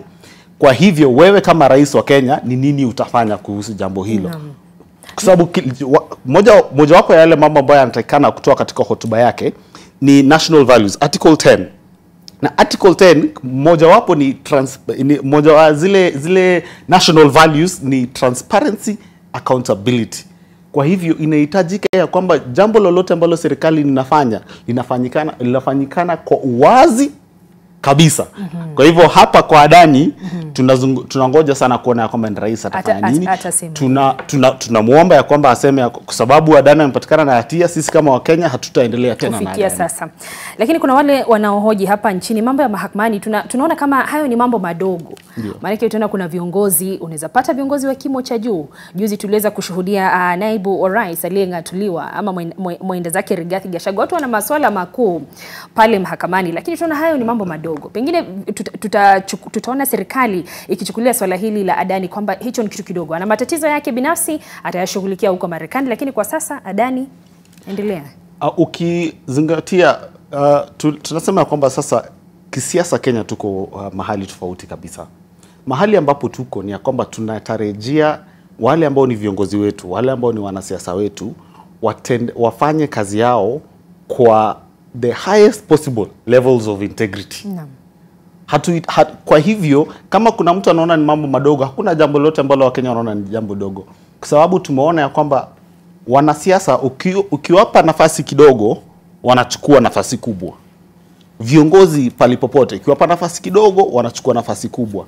Kwa hivyo kazi ya kuwa hold accountable, kazi ya kufanya ile ambayo inaitwa citizen accountability, inahitaji ya kwamba katika kila process. Ndio maana sasa kuna sheria zinatengenezwa kule bungeni, na kila mara Wakenya wanasema kabla watengeneze sheria hiyo, sisi lazima tuangalie kila kipengee na tuambie kwamba kipengee hii hapana, hiyo hatuhitaji.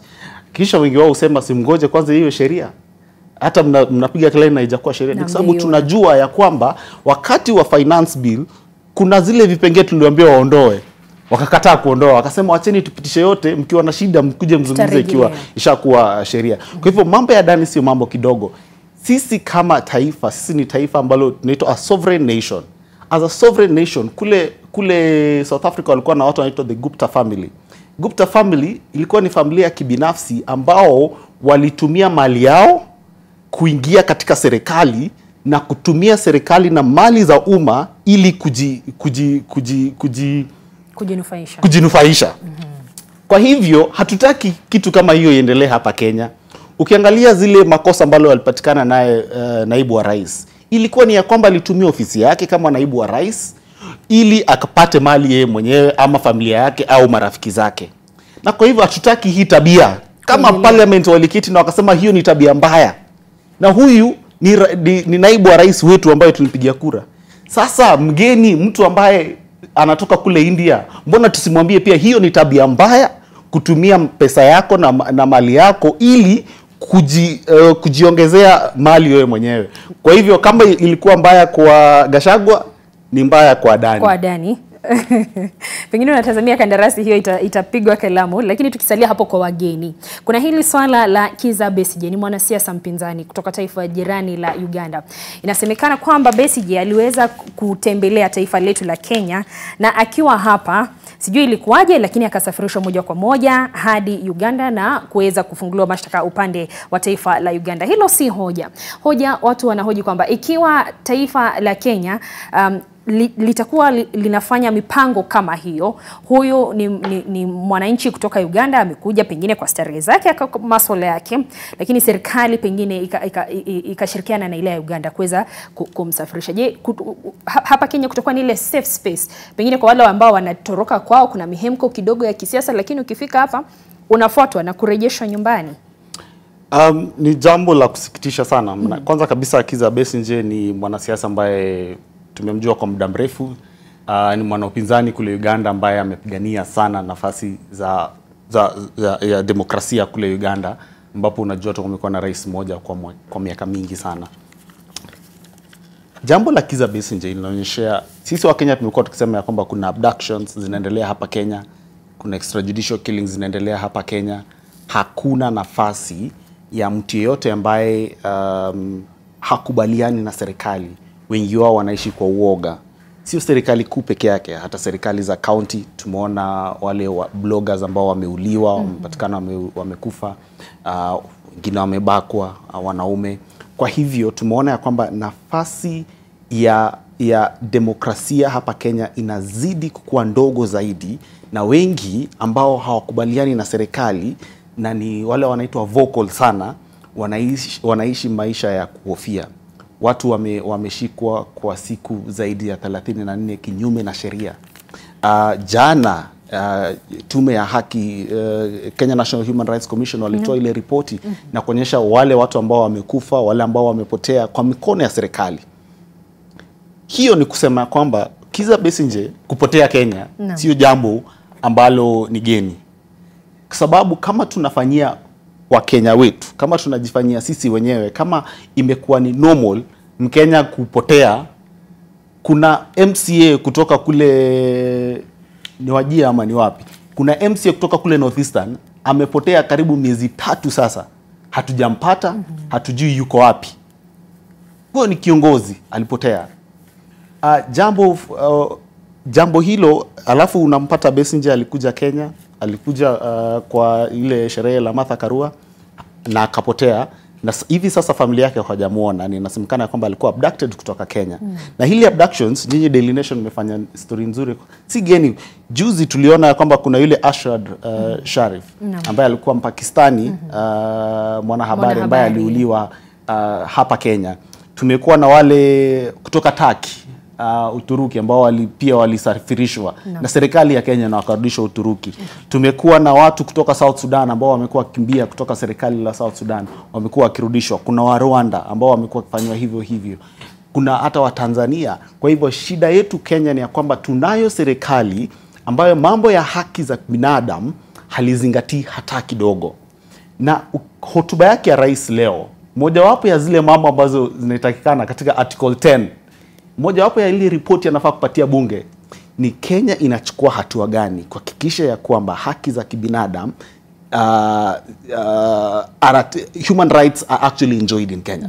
Hiyo ndio ile ripoti ambayo anafaa kupeana. Kwa hivyo ninangoja sana kusikia atasema nini. Kwa sababu mara nyingi amesema hajui kama kuna mtu yote alipotea Juni 25th.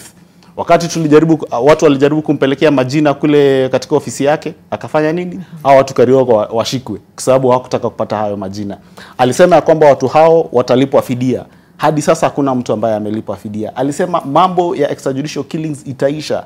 Na tangu aseme hivyo karibu watu 30 wameuliwa tangu mheshimiwa rais aseme maneno hayo. Kwa hivyo haki za binadamu hapa Kenya iko katika hali ya hatari. Na tunahofia sana ya kwamba kama Kizza Besigye anaweza potea. Kwa hivyo mtu yeyote, majirani wetu tunajua wako katika shida. Ukiangalia kule South Sudan, Somali na kwingineko, wakati wote mtu ana shida kwao huwa mara nyingi wamekuja Kenya. Kwa sababu wanajua kwamba hapa watakuwa na safe refuge. Lakini clearly hawezi pata safe refuge Kenya kwa sababu zile security agencies zetu zimeamua ya kwamba hapa mambo ya human rights not in Kenya. Sufuri. Asante sana Jim India. Kwa sasa mtazamaji wangu, nataka tuweze kupiga hatua hadi kaunti ya Uasin Gishu. Ni kaunti nyumbani ya Rais William Ruto. Tuungane na mwanahabari mwenza Macharia Mbogo akinena na wana Uasin Gishu. Macharia, ikiwa unanipata uwanjani wako, je, wana Uasin Gishu wana matarajio gani kutoka kwa Rais? Na pengine unaweza kuuliza ni kipi ambacho kimekuwa kikiwakera katika muda wa mwaka mmoja uliopita na wangependa Rais kuweza kukizungumzia kivipi? vipi? Karibu Masharia. Naam Lois, katika kaunti hii ya Uasin Gishu, haswa hapa jijini Eldoret, ni swala ambalo wakazi wameweza kuifurahia na wameiangalia zaidi kutazamia tu jinsi Rais William Ruto ataweza kuzungumza hapo baadaye mbele ya bunge na seneti pamoja kikao kimoja ili kuashiria tu masuala tofauti. Kumbuka kwanza kwamba kaunti hii ni kaunti ambayo inaweza kujivunia kwa kilimo, lakini katika pilika zetu hii asubuhi tumeweza kutembea hapa tukifuatilia taarifa zinazojiri na nikapatana na kikundi hiki cha wazee ambao walikuwa wanajadili swala hilo ili tu kuonyesha kwamba wazi ya kwamba hili ni swala ambalo wameweza kungojea kwa hamu na gamu. Bila kupoteza wakati, labda niweze kuzungumza tu nao watuambie, utaanza tu kwa majina ndugu, labda karibu sana kuzungumza na NTV. Utaanza kwa majina na utuambie tu, wewe hii leo rais akizungumza mbele ya bunge na seneti, unatarajia yepi azungumzie kuhusu masuala gani? Asante sana ndugu yangu. Kwa majina naitwa Juri Mokelo, ni mkazi wa hapa Uasin Gishu, na ni jambo ambalo tunatarajia kwamba rais anapozungumza na wananchi wale ambao walimpigia kura, inatakana ya kwamba angalie mambo ambayo yanatatiza Wakenya. Mojawapo ni swala la elimu. Tunaona ya kwamba wahadhiri wengi ama katika vyuo vyetu vyote wameenda katika mgomo, na inatakana ya kwamba ahakikishe ya kwamba hao watu ambao walikuwa wamesign return to work again agreement ihakikishiwe kwamba hao watu wamepewa pesa yao, kwa sababu pesa ziko, ni ile tu we have the misplaced priority in this nation. Kwa hivyo tunataka tuambie rais ya kwamba yeye ambaye ni bila shaka ni kiini ambacho alitoka katika swala la elimu, ambaye pia alikuwa mwanafunzi, alipitia katika chuo kikuu, mbona awache wanafunzi wetu, watoto wetu wawe nje, ila hali anajua kwamba pesa iko katika serikali hii, kwa sababu Wakenya wanalipa tax. Ya pili, ni vizuri ya kwamba rais ajue ya kwamba hakuna, mimi nilikuwa mwalimu, nilikuwa a high school teacher, was a high school teacher many years back, na sijawahi ona mwalimu ambaye anaandikwa katika kandarasi, ya kwamba walimu wameandikwa katika kandarasi na hawajawahi kuwa confirmed until today. So these teachers that are in internship, these teachers need to be confirmed, because we are getting that how we have the police officers who went to Haiti, and we are getting that the money has been paid 2.1 billion, and yet the UN had said that they are going to pay the money for those people who had gone there. Why is Kenya paying the money, and yet there was a money which was allocated by the United Nations? Kwa hivyo hii pesa ambao wanapea watu ambao hawastahili kwa wakati huo, inatakana wakuje wahakikisha kwamba walimu wetu wameandikwa, wahakikisha ya kwamba waadhiri wamerudi shuleni, na wahakikisha ya kwamba hii pesa ambao walikuwa wamepea wanafunzi, help loan, has to reach to the students. So we are pleading with the president, please have mercy. These people voted for you, and we are looking. 2027 is just near around the corner. Asante sana. Hiyo ni maoni kuhusiana na elimu. Labda ndugu, utaanza kwa jina na utueleze leo hii rais akizungumza mbele ya bunge pamoja na seneti kikao chao, je, unatarajia azungumzie masuala yapi? Kwa majina anaitwa Njiguna Maina, Alliance Shushu. Mimi ni mkazi wa town hii. Nimezaliwa town hii, nilikuwa nafanya kazi town hii. Kitu natarajia president azungumzie mambo ya taxation. Taxation inashika mpaka mtoto yule amezaliwa leo. Hiyo tax, badala ya kusemaga mafuta imebaki kwa ile bei imebaki, mafuta sijui imeongezwa shilingi moja, toa hiyo 8% ya mafuta ibaki vile ilikuwa, vile uliipata. Na nakumbuka hata Uhuru akiwa katika serikali ya Uhuru, tax ilirudi from 16% mpaka 14% wakati ya corona, na tulisurvive na tukaendelea, na tukaona kumbe tunaweza endelea. The more unaweka sisi, unatuwekea tax ya juu, the more watu wanadoji hiyo tax. Ukienda leo kwa wafanyabiashara, hakuna mtu anataka kutumia pay bill ama buy goods. Mtu anakuambia withdraw pesa. Hiyo ni njia ya kuonesha kwamba wanahepa KRA. Toa hii watu ya KRA kwa ofisi. Ukipata kwa ofisi wamejaa huko, waende public participation, wafundishe watu jinsi ya kulipa tax. Mnatakiwa mlipe tax namna gani ili tuweze kupata mambo ya zero tax ikosekane. Useme hata mtu akuja na tax ya shilingi 100 alipe kulingana na mapato yake. Mtu anashindwa hii tax inaenda kulipa, nalipa namna gani? Watu hawajui kabisa. Hata watu wanatoroka hii tax, hawaelewi, na wale ambao hawaelewi ndio wana watoto katika mashule, wanataka pesa ya kulipa shule, wanataka vitu yanguke bei, lakini hao wajeshindwa kulipa tax. Ni vile hamujawaelimisha tulipe tax namna gani. Kama mungeweza pia kuwave, mseme zile pesa zote zimeshikwa na KRA kwa mabank, mtoe hizo pesa, mseme bank wachilieni hizo pesa, alafu muanze tena kufuata hao watu. Hiyo mlikuwa mnasema amnesty, mseme ni amnesty kwamba zile pesa zako ziko kwa bank, kama ni 1500 iwachiliwe ikuje ifanye biashara.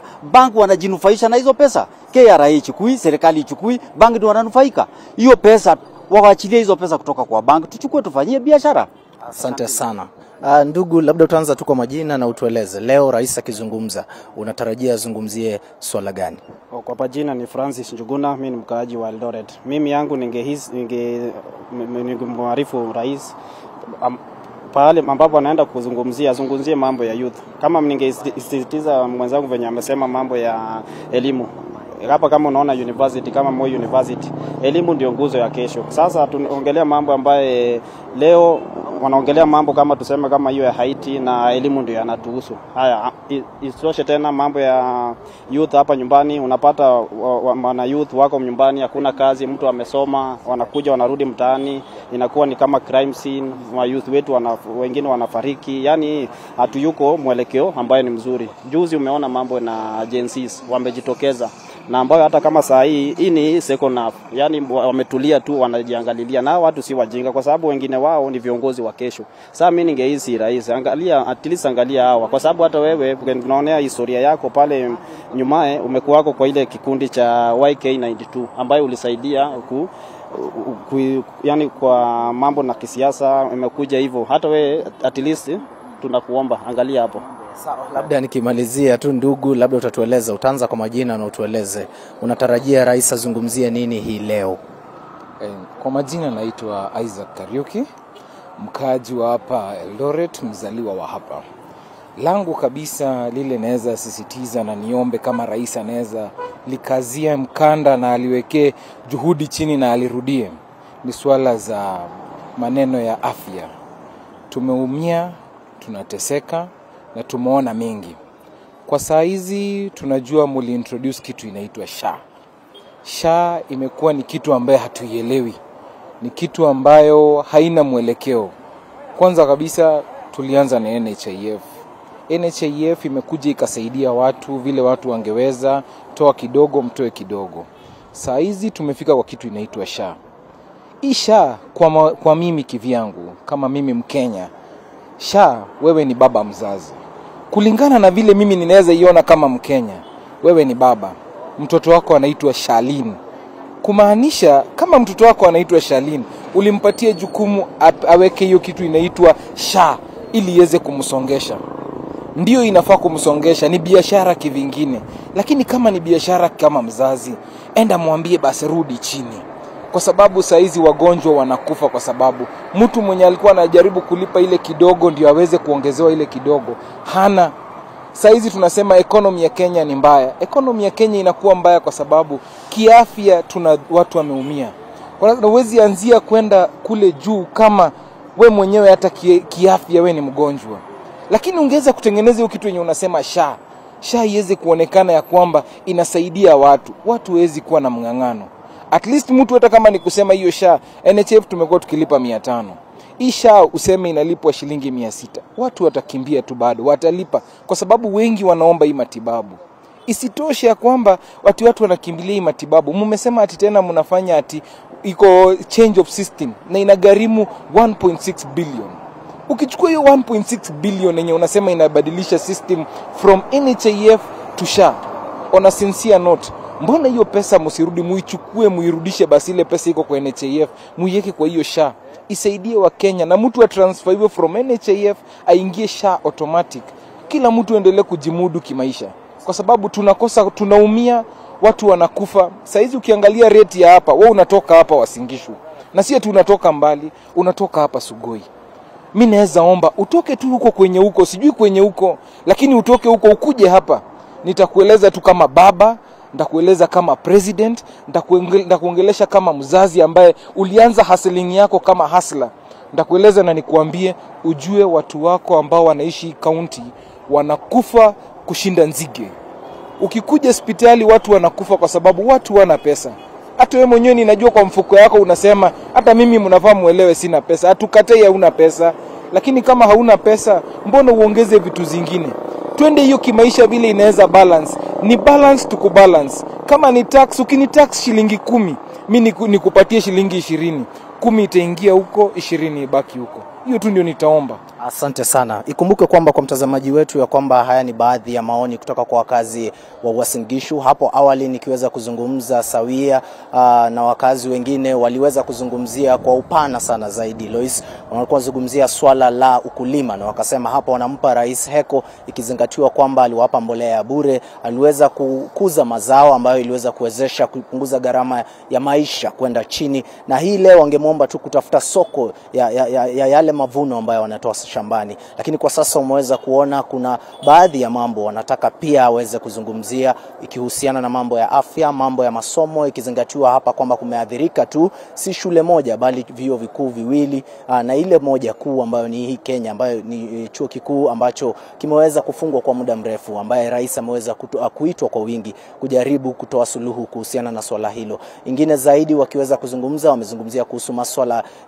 maswala ya tax hapa, na hii leo nikiweza tu kufuatilia moja kwa moja na kujua, na tunatarajia ya kwamba wito ya wananchi hawa yataweza kuzungumziwa na rais pale ambapo ataweza kutoa ripoti yake mbele ya bunge na seneti. Lakini kwa sasa kwako Lois. Asante sana mwenzangu Macharia Mbogo. Bila shaka mtazamaji mweza kusikia wakazi wa kaunti ya Uasin Gishu. Kumbuka bado kuna nafasi ya Wakenya kuweza kusema nasi hapa NTV, pia katika mitandao yetu ya kijamii. Fanya mtagusano nasi @Lois_Angoy @NTV Kenya. Jim India, mchanganuzi wetu wa masuala ya kisiasa, bado yuko nami. Umewasikiliza Wakenya kutoka kaunti ya Uasin Gishu. Kikamilifu ni kwamba Wakenya wamefinyika. Pale wameweza kutoa mifano, sio kusema tu nimefinyika, sina hili sina lile, lakini wametoa mifano. Sekta ya afya, sekta ya masomo, sekta ya kilimo. Kama alivyohoji mwenzangu Ibrahim Karanja, rais huenda akapigiwa makofi pale bungeni. Manake ameunda ground kama tunavyosema kwa lugha ya mtaani katika ulingo wa kisiasa kwa wabunge. Lakini kwa Wakenya watakuwa wanamshabikia kweli rais? La, na ukiona wale ambao wamezungumza, alikuwa kule Uasin Gishu, wakulima. Nakumbuka ni wao ndo waliathirika wakati wa ile fake fertilizer. Ambapo rais alisema ya kwamba watu wapewe fertilizer lakini ni mchanga ilifika kwa wakulima. Na baada ya hapo tumeona kwamba hata bei ya mahindi, bei ya mazao imeenda chini kwa sababu watu hawana ile pesa ya kununua bidhaa zile. Ukiangalia maneno ya afya, na watu wanasema haya ni sawa, umesema watu walipe 2.75%, watu waongeze kidogo ile wanalipa katika hiyo insurance, lakini tukienda hospitali bado shida ni zile zile. Hakuna madawa, hakuna madaktari, services are poor. Kwa hivyo hiyo haifanyi kazi. Bei ya stima imezidi kiongezeka, hata kama bei ya mafuta inaonekana ikishuka kidogo. Kwa hivyo watu wanamwangalia rais kama tangu uchukue usukani, tangu uwe rais, maisha yangu imekuwa ngumu kuliko kabla uwe rais. Tumekuwa maskini zaidi, manake umechukua pesa nyingi kutoka kwa mfuko zetu.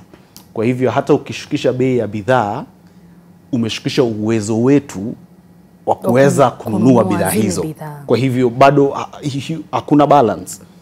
Yeye anasema ya kwamba bei ya unga imeshuka, bei ya sukari imeshuka, ni sawa, lakini kwa wale wa Kenya ambao kwa mfano wanafanya kazi, pesa zao zimeshuka karibu asili about 5 to 6%. Hao ndio wale wa Kenya ambao wanasaidia wale wa Kenya wengine wengi ambao hawana kazi. Mkenya mmoja ambaye anafanya kazi anasaidia karibu 5 wa 6 ambao hawafanyi kazi. Kwa hivyo hiyo economy kidogo tena imeathirika. Kwa hivyo Wakenya wengi wanamwangalia rais na kusema ya kwamba unaonekana ni ya kwamba you do not relate na zile hisia za watu kwa ground. Wewe unasema ulikuwa muuza kuku, wewe unasema ulikuwa ni mtu wa ground, mtu wa mamboga na mtu wa bodaboda, lakini unaonekana ya kwamba sera zako zimekuwa ni sera ambazo unatuambia ya kwamba siku za usoni tutakushukuru, siku za usoni tutakushukuru, lakini shida zetu ni za hapa na sasa. Wazazi wengi ambao sasa walikuwa na wanafunzi ambao walifanya kidato cha 4 mwaka jana wameshindwa kupeleka watoto wao shuleni kwa sababu ile funding model ambayo alileta funding model mpya. Huyu ni kama anapenda sana kulaunch vitu. Alileta funding model mpya. Funding model hile inasema ya hujui ni ya kwamba kuna zile metrics wanasema nijaze alafu watamua watanipea pesa ngapi.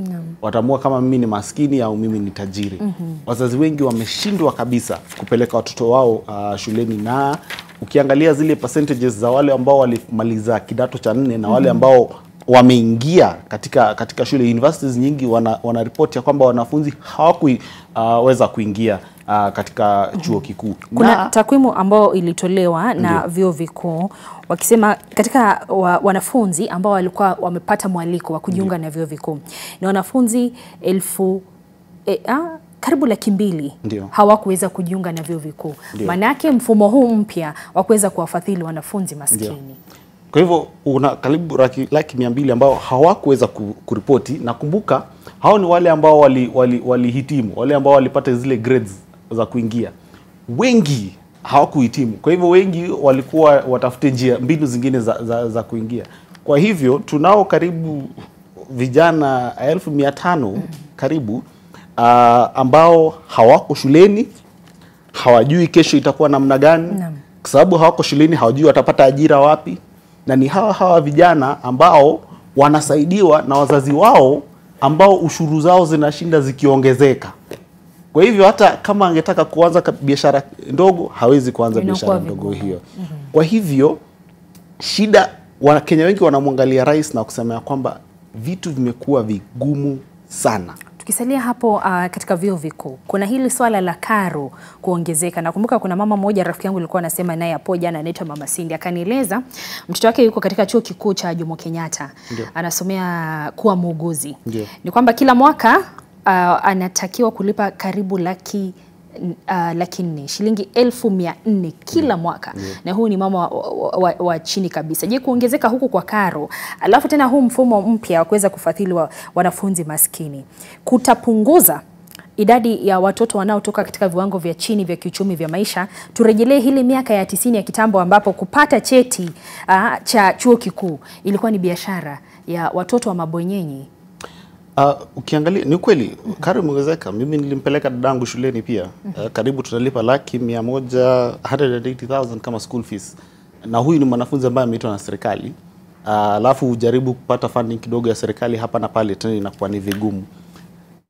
Ukiangalia mara nyingi shida ya mfumo serikali nyingi ni kwamba wanasema kwamba wanataka watu wasome.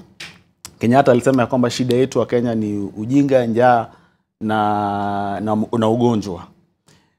Miaka za 60. Leo bado tuna shida ya ujinga. Kwa sababu kama unaweza hitimu chuo form 4 and yet 200,000 wanakosa kabisa kwenda katika chuo kikuu, na tuko sawa kama jamii. Hakuna mtu anakataa. Kisha baada ya hapo tunaongeza karo ya chuo kikuu ya kwamba hata wale ambao wamehitimu, wale ambao wameingia, tunaifanya vigumu sana ili waingie katika vyuo hivyo. Kisha unaona ya kwamba vyuo vikuu vingi pia vina shida. Angalia Moi University, karibu a whole year wanafunzi hawajasoma. Vyuo vikuu vingi hii semester wanafunzi hawajasoma. Sisi tulimpeleka dadangu shule, hajasoma semester hii, lakini tumelipa karo. Na tena next semester tuambiwa tulipe karo. Kwa hivyo ni nini ambacho William Ruto ameguza na likafanya kazi? Manake hivi ni vizazi vya kesho. Hawa ndio vijana ambao anasema ya kwamba taifa hili ni letu. Kesho hawa ndio viongozi ambao watachukua, hawa ndio wale ambao wataendesha uchumi huu. Suluhisho lao ni nini? Suluhisho lao ni kuambia vijana ya kwamba waende kazi abroad. Suluhisho lao ni kuambia vijana wakuja wapange foleni KICC, kuna kazi Qatar, kuna kazi Saudi Arabia. Hilo ndilo suluhisho la waziri wa leba. Anasema ya kwamba kwa sababu tumeharibu elimu, hamwezi ingia chuo kikuu. Kumbuka JSS pale junior secondary kulimekuwa na shida kwa sababu hatujui ya kwamba hawa watoto wataenda high school ama watabaki kule primary school. Hatujui, hatuna infrastructure ya kutosha, hatuna walimu kwa sababu tumeharibu sekta ya elimu. Na ukumbuke ya kwamba wakati wa maandamano wale watu ambao walikuwa na utumiwa sana, Kimani Chungu alisema ni vijana ambao wanapenda vitu vya KFC na teknolojia, ni vijana ambao wamesoma. Kwa hivyo tishio kubwa sana kwa mwanasiasa ambaye hafanyi kazi ni mwananchi ambaye amesoma. Ni mwananchi ambaye anaweza fikiria na kufanya na ku make decisions on their own. Kitu ambacho wanasiasa wanapenda ni ya kwamba waeke wananchi wakuwe katika ile nafasi ambapo kila wakati ni kuomba, unatuacha aje mkubwa, unatuacha tupatie kitu. Ukiwa pale inamaanisha akikuachia kitu, hata wewe ikipika wakati wa election itabidi umwachie kura yako. Kwa hivyo ili to maintain hiyo status quo lazima tuharibu sekta ya elimu. Na tusipoharibu sekta ya elimu tufanye hizi mchezo kama kuambia watu ya kwamba waende kazi nchi za kigeni. Kumbuke kwamba rais alienda Germany akarudi akasema ya kwamba amepata kazi 250,000 na very fast watu wa Germany wakasema hiyo haiko kweli. Kwa hivyo sijui ni nini kinaendelea, lakini clearly there's a pattern. Kuna hili swala la harambee. Rais Mwai Kibaki marehemu alikuwa amezungumza na kusema kwamba anataka mfumo wa elimu uweze kuwa na ufadhili mzuri kupitia HELB ili tupunguze hizi harambee. Sijui utatuambia ama hizi harambee zimeongezeka upande wako Jim India, manake mimi nimealikwa nyingi tu, ishara kwamba kuna matatizo. Lakini mtazamaji wangu, kabla ya hilo tuweze kuangalia haya ambapo waziri wa kawi Opiyo Wandayi anahojiwa na kamati ya bunge ni kuhusiana na kandarasi ya kawi iliyokabidhiwa kampuni ya Adani. Sasa mwenyekiti wa kampuni hiyo ya Adani, Gautam Adani, kumbuka ameshtakiwa mahakamani huko Marekani kwa madai ya ulaghai ya mabilioni ya pesa. Kampuni ya Adani pia imekabidhiwa kandarasi kadhaa huko nchini, ikiwemo kuendesha operesheni za uwanja wa kimataifa wa Jomo Kenyatta. Tuelekee huko moja kwa moja hadi bungeni tuweze kusikiliza.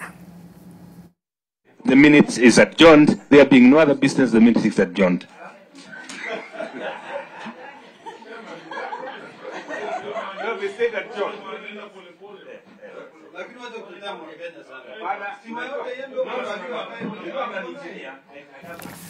Mtazamaji wangu, kama ulivyoona katika hizo picha ni kwamba mkutano umesambaratika kidogo, na bila shaka wakirejelea hilo tutakuwa tunafuatilia. Kumbuka ni taarifa kuu hapa nchini ambapo mwekezaji huyu wa kibinafsi Adani ambaye amekabidhiwa kandarasi 1, 2, 3 hapa nchini na serikali ya Kenya Kwanza amejipata na matatizo kule Marekani. Je, hapa nchini itakuwaje? Na je, Rais William Ruto ambaye katika siku za hapo nyuma aliweza kumtaja Adani kama mwokoaji wa sekta hiyo ya uchumi ya Kenya na akasema ni mpe kama pamba, atakuwa anasema nini kuhusiana na hilo? Tunakwenda katika mapumziko mafupi tu, lakini usiende mbali. Kumbuka hapa katika NTV siku kucha tunaangazia mustakabali wa taifa pindi rais anapotazamiwa kuweza kunena na taifa. Ni kunena ambao hunena na taifa kila mwaka kupitia malango ya bunge. Usiende mbali, narejea muda si mrefu.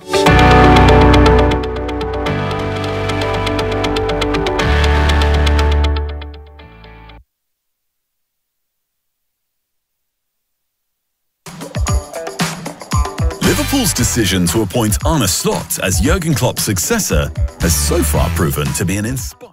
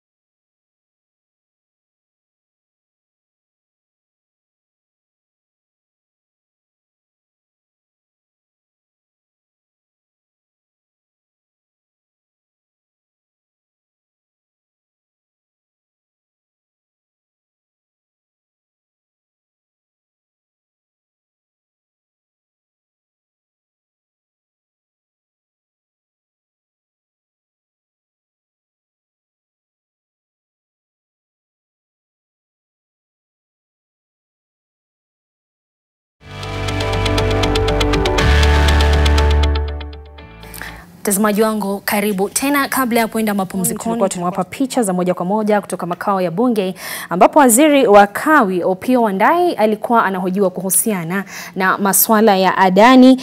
Ameweza kunena na kusema hapo hamna tatizo, na kwamba Adani matatizo yake kule Marekani hayatomzuia kuendelea na kandarasi hii pale Ketraco. Ni swala ambalo mchanganuzi wetu Jim India utakuwa unatugusia tukirejea, lakini kwa sasa naomba tuelekee hadi bunge la Seneti ambapo mwanahabari mwenza David Muthoka yuke kule. David, ikiwa unanipata uwanjani wako, je, matayarisho ya siku ya leo kikatiba yako vipi upande wa kwako? Karibu. Na Lois, tulipozungumza na mwenzako Michelle Ngele mwendo wa saa 2 saa 3 asubuhi, eneo hili ambapo ni katika barabara ya bunge maarufu kama Parliament Road lilikuwa likitumika sio tu na wapita njia mbali pia magari tofauti. Lakini sasa hivi eneo hili limeweza kuzuiwa na kuna maafisa wa polisi ambao katika kila pande wamefunga barabara hii kuhakikisha kwamba hamna yeyote anayeendesha gari katika eneo hili au kupita kwa miguu. Ukiangalia tu kwa mbali utaona eneo hili sasa ni kama uwanja wa maafisa wa polisi, na sio tu polisi bali pia wanajeshi. Pia kuna wale polisi wa jeshi maarufu kama military police ambao sasa wamekita kambi hapa kuonesha kwamba matayarisho ya kuwasili kwake Rais William Ruto kuja kutoa hotuba yake ya 3 kwa taifa yameingia katika kipindi cha lala salama. Wapo pia wanajeshi ambao wamejifunga hata kwenye vichwa, wamevalia magwanda yenyewe ya kivita hapa kumaanisha kwamba wameimarisha usalama katika eneo hili, na hili huenda linahusiana kabisa na ule uwezekano wa maandamano katika eneo hili. Kumbuka katika mitandao ya kijamii katika kipindi cha siku 7 hivi tumeona baadhi ya Wakenya wakiweza kuwatia nguvu wenzao kutokea siku hii kuweza kuoneshana jinsi wanagadhabu dhidi ya serikali ya Rais William Ruto. Bila shaka uwepo wa wale wanajeshi hapa ni ishara kwamba watakuwa wakiweka gwaride la heshima ambalo Rais William Ruto atalikagua kabla ya kuingia bunge, ambapo anatarajiwa baada ya kuingia na kulakiwa na spika wa bunge la kitaifa Moses Wetangula na mwenzake wa bunge la Seneti Amason Kingi wataweza kuingia atie saini kile kitabu cha wageni, na baada ya hapo atakuwa akielekea bunge ambapo atakuwa kisubiriwa na serikali nzima ikihusisha wale wa bunge zaidi ya 350, maseneta zaidi ya 60. Pia kuna majaji na tunatarajia pia huenda jaji mkuu Martha Koome akawa hapa. Watakuwa wakimsubiri aweze kutoa hotuba yake ya 3 kwa taifa kama rais, na ni hotuba bila shaka ambayo inajiri wakati ambapo kuna maswali na maswala chungu nzima dhidi ya utawala wake Rais William Ruto. Kumbuka katika kipindi ambacho Ruto amekuwa rais, swala la gharama ya juu ya maisha limekuwa kama donda sugu, halijaweza kuangaziwa na kuweza kutuliza Wakenya. Na hivi karibuni, katika miezi ya karibuni, kumekuwa na swala la ukiukaji wa haki za binadamu, na hili lilitokea haswa wakati wa maandamano ya vijana wa kizazi cha Gen Z pamoja na millennials dhidi ya utawala wake Rais William Ruto, na haswa dhidi ya mswada wa fedha wa mwaka 2024 ambapo kulingana na tume ya kitaifa ya haki za kibinadamu ambayo ni KNCHR hapo jana ilisema kwamba katika kipindi tu cha miezi 3 ya maandamano, katika siku 90 Wakenya 60 waliweza kuuawa kwa mtutu wa bunduki, haswa kutoka kwenye bunduki ya maafisa wa polisi waliokuwa wakikabiliana na maandamano. Isitoshe, zaidi ya Wakenya 1300 waliweza kutiwa ndani bila makosa. Zaidi ya hayo pia kuna ripoti kuwa zaidi ya Wakenya 70 walikamatwa na kutekwa nyara pasi kukubali, na kufikia sasa kuna Wakenya zaidi ya 24 ambao baada ya kutekwa nyara katika kipindi cha maandamano hawajulikani mahala ambapo wapo. Ni kitendawili ambacho Wakenya wanasubiri labda Rais William Ruto aweze kukitegua leo, na bila shaka pia kuzungumzia swala la ufisadi. Kumbuka kuna ule mjadala kuhusiana na kampuni ya India ya Adani ambayo hivi sasa imefunguliwa mashtaka kule Marekani kwa tuhuma za kupatiana hongo. Kwa hivyo ni hotuba ambayo tunaisubiri. Wakenya pia watakuwa wakisubiri kuona Rais William Ruto atazungumza vipi, atajibu vipi maswali na maswala ambayo yameibuka na yanaendelea kuibuka ya kitaifa, na bila shaka kuona tu wale wabunge pia watakuwa wakimpokelea vipi. Kumbuka kuna wakati ambapo wabunge waliondoka, na haswa wabunge wa upinzani kutoka Azimio waliondoka alipokuwa akifanya ile hotuba yake, lakini hivi sasa huenda wasiondoke kwa vile tumeona ule ushirikiano ambao unafahamika kama broad based kati ya haswa viongozi na wabunge wa ODM pamoja na wale wabunge kutoka chama chake Rais William Ruto cha UDA, na hivyo ni kusubiri tu, manake katika mwendo wa saa 8:30 kunradhi, Rais William Ruto atakuwa akitumia njia hii kuja kukagua gwaride kisha kuingia bunge na kutoa hotuba yake kuona mambo yatakuwa yakikwenda vipi. Kwako studio Lois Wangoi.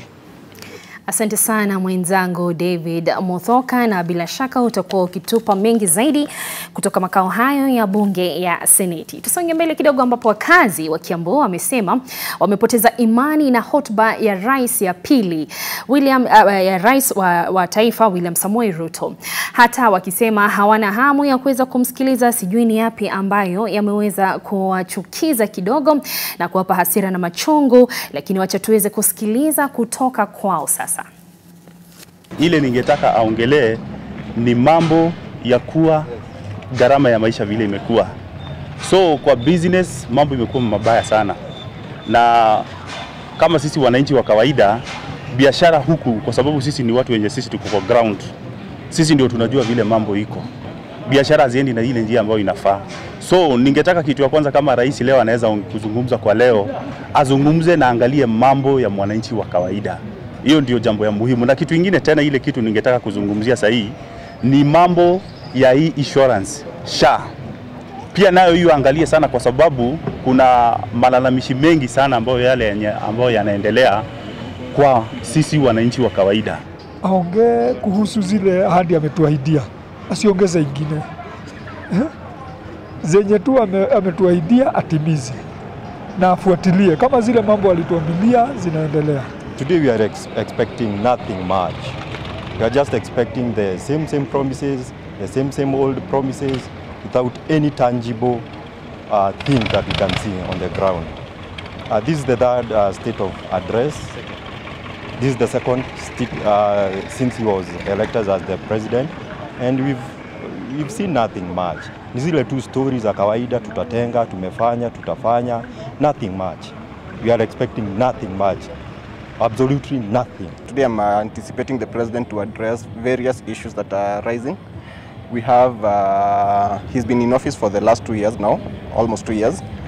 And we have seen degradation of the respect to human rights, the massive enforced disappearance contrary to the law. We have people who have disappeared since sometimes in June, and they are yet to be found. I will wish the president will come out strongly and state the state position on that, because it is alleged that most of these disappearances are state sponsored. Mtazamaji wangu, hayo ni maoni kutoka Kiambu katika uchaguzi uliopita wa mwaka 2022.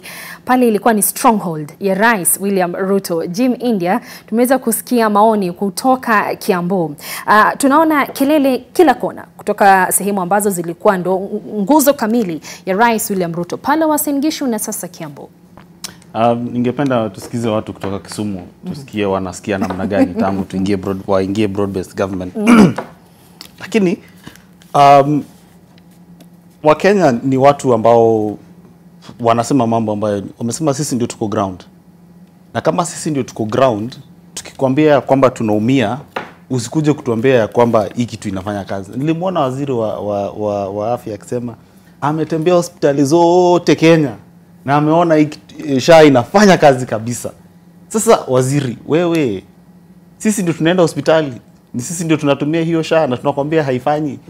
Wewe mbona unatulazimisha nayo? Kwa hivyo kwa ufupi ni kwamba kuna ile inaitwa reading the mood of a nation, kuweza kusoma hisia ya nchi.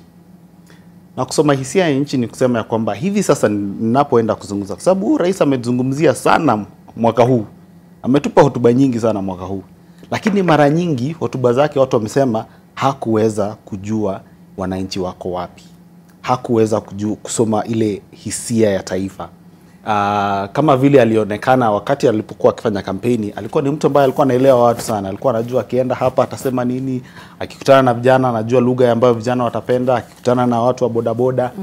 Lakini sasa imeonekana ya kwamba hajui kusoma hisia ya taifa. Hisia ya taifa hivi sasa ni ya kwamba kwanza kabisa tunaumia kiuchumi. Wacha kutuambia kwamba bei ya unga imeshuka. Ni sawa, imeshuka. Nisema ni sawa, imeshuka. Wacha kutuambia inflation imerudi chini. Record low. Hiyo ni sawa. Lile ambalo tunasema ni ya kwamba hatuna pesa mfukoni. Na hatuna pesa mfukoni manake zile ushuru ambazo unatuza zimefanya hatuna pesa hata kidogo.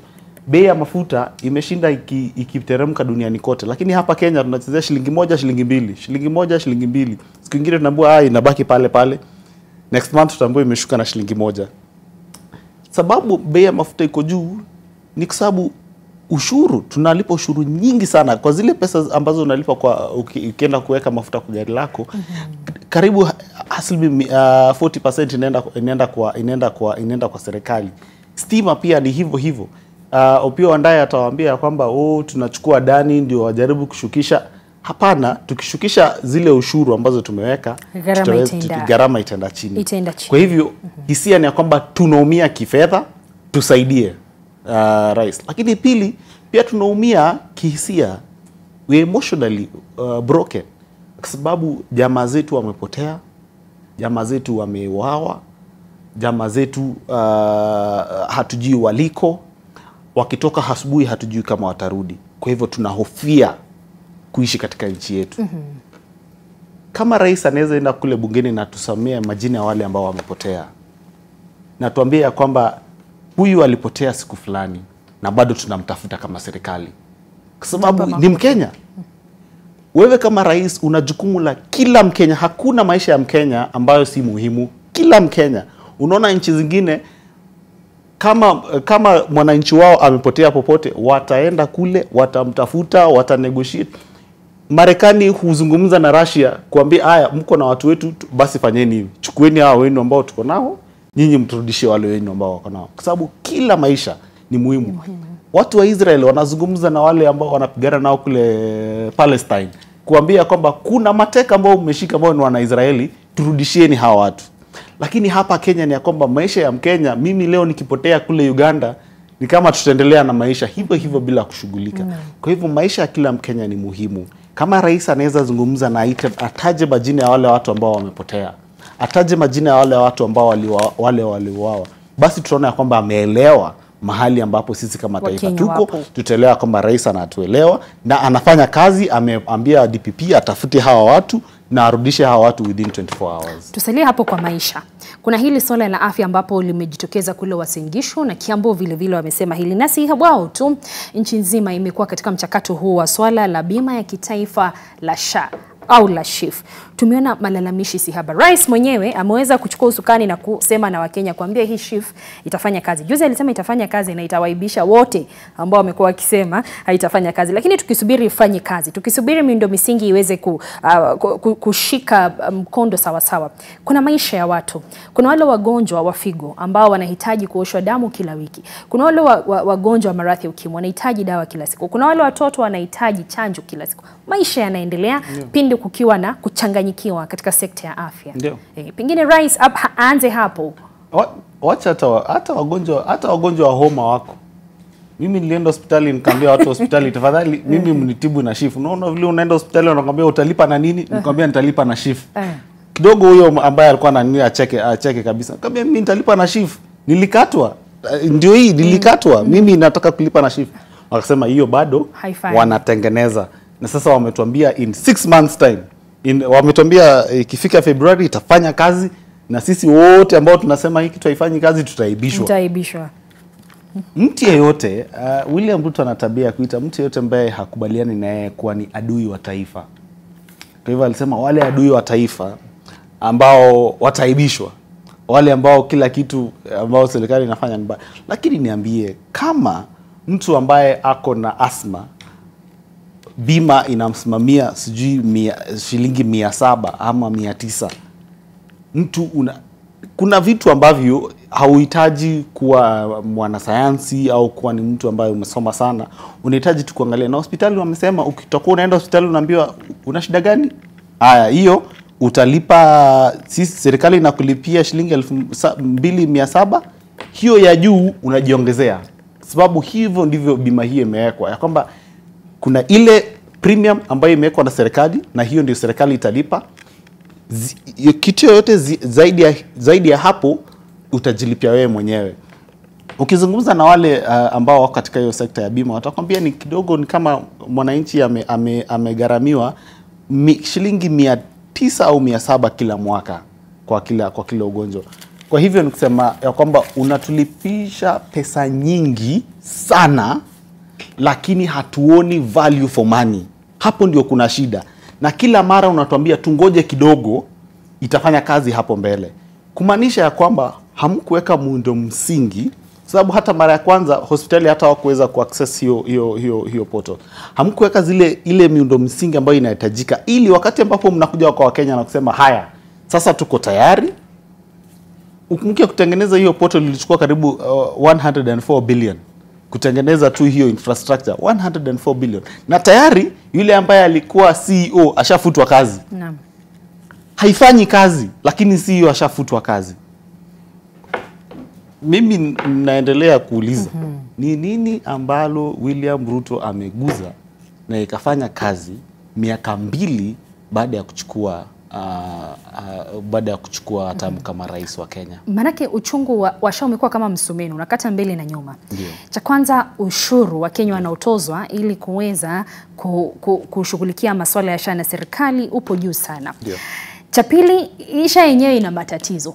Hivi utakatwa kwenye mshahara wako, lakini nyumbani kijijini watakupigia simu, tusaidie. Hata wewe mwenyewe ukifika hospitalini, Ndiyo, itabidi urejelee mfuko Ndiyo wako. Kwa hivyo vile unasema ni kwamba kwa upande mmoja unatozwa ushuru nyingi sana, unakatwa pesa nyingi sana ili ulipie hiyo SHA.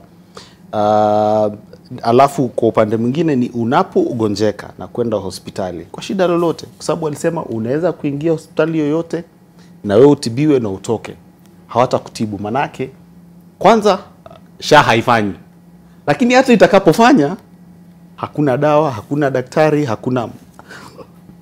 So you have, na vile tulizungumzia masomo, sasa tunazungumzia afya.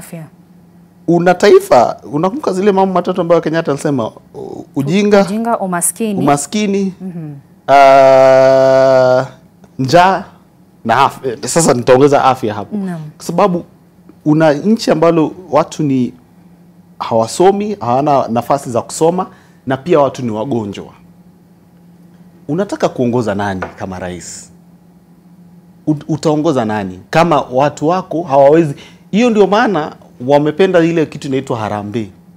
Wamependa sana harambee kama wanasiasa, kwa sababu hapo ndio wanakuja kuonekana kama ni mesaya amekuja kukusaidia. Ukigonjeka, kitu ya kwanza kule kijijini wanafanya nini? Wanamtafuta mheshimiwa. Mheshimiwa, niko na mgonjwa hospitali, nitumie kitu. Mheshimiwa, nitumie kitu. Kwa hivyo hii kasumba ya tafadhali tusaidie, tuchangie, na wanasema hiyo ndio wanataka kuondoa. Lakini mara nyingi ukiangalia hivi sasa, hakuna mtu anaweza kuafford kwenda hospitali.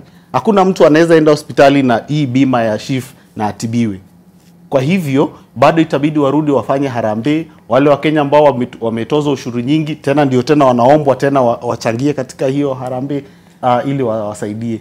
Kwa hivyo ni vigumu sana, na nitangoja kusikiza jinsi ambavyo rais atazungumzia bima ya taifa. Umeona hata wale members of parliament walikuwa wakijiuliza maswali baada ya wao kupiga kura na kuambia ni kwamba ni sawa tunaweza endelea nayo. Na wanasema Ni kama tulipiga kura kitu ambayo hatuelewi. Hii kitu haifanyi kazi. Shida iko wapi? Wameshinda wakimuita waziri aje waelezee. Waziri ameshindwa sana bungeni. Waziri ameshindwa kueleza, ameita PS ameshindwa kueleza.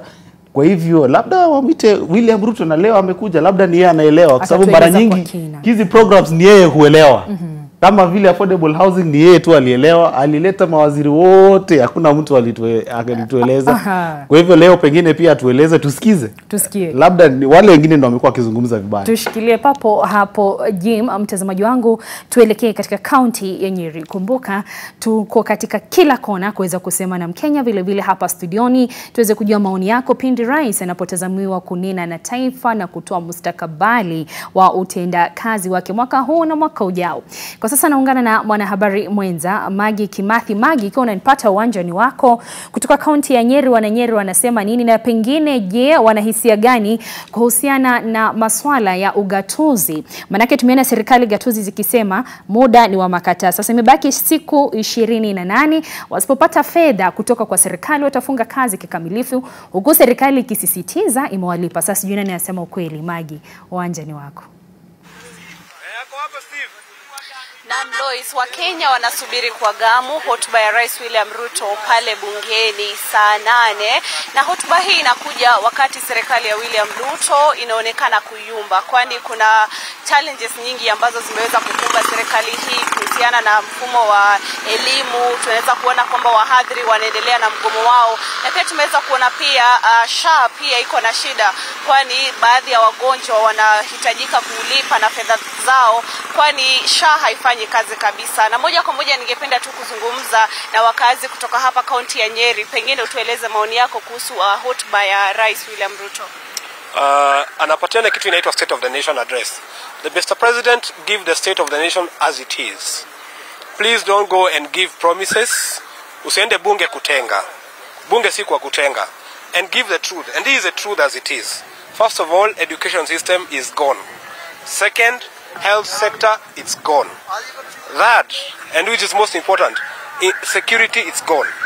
Because CLAV, I can't understand how it was a diplomatic crisis that a foreign visitor, Kiza Besije, anakamatwa, anabductiwa in Kenya, where you have your own security personnel. Seriously, that is a very porous situation. Now, here's the thing, Bwana President.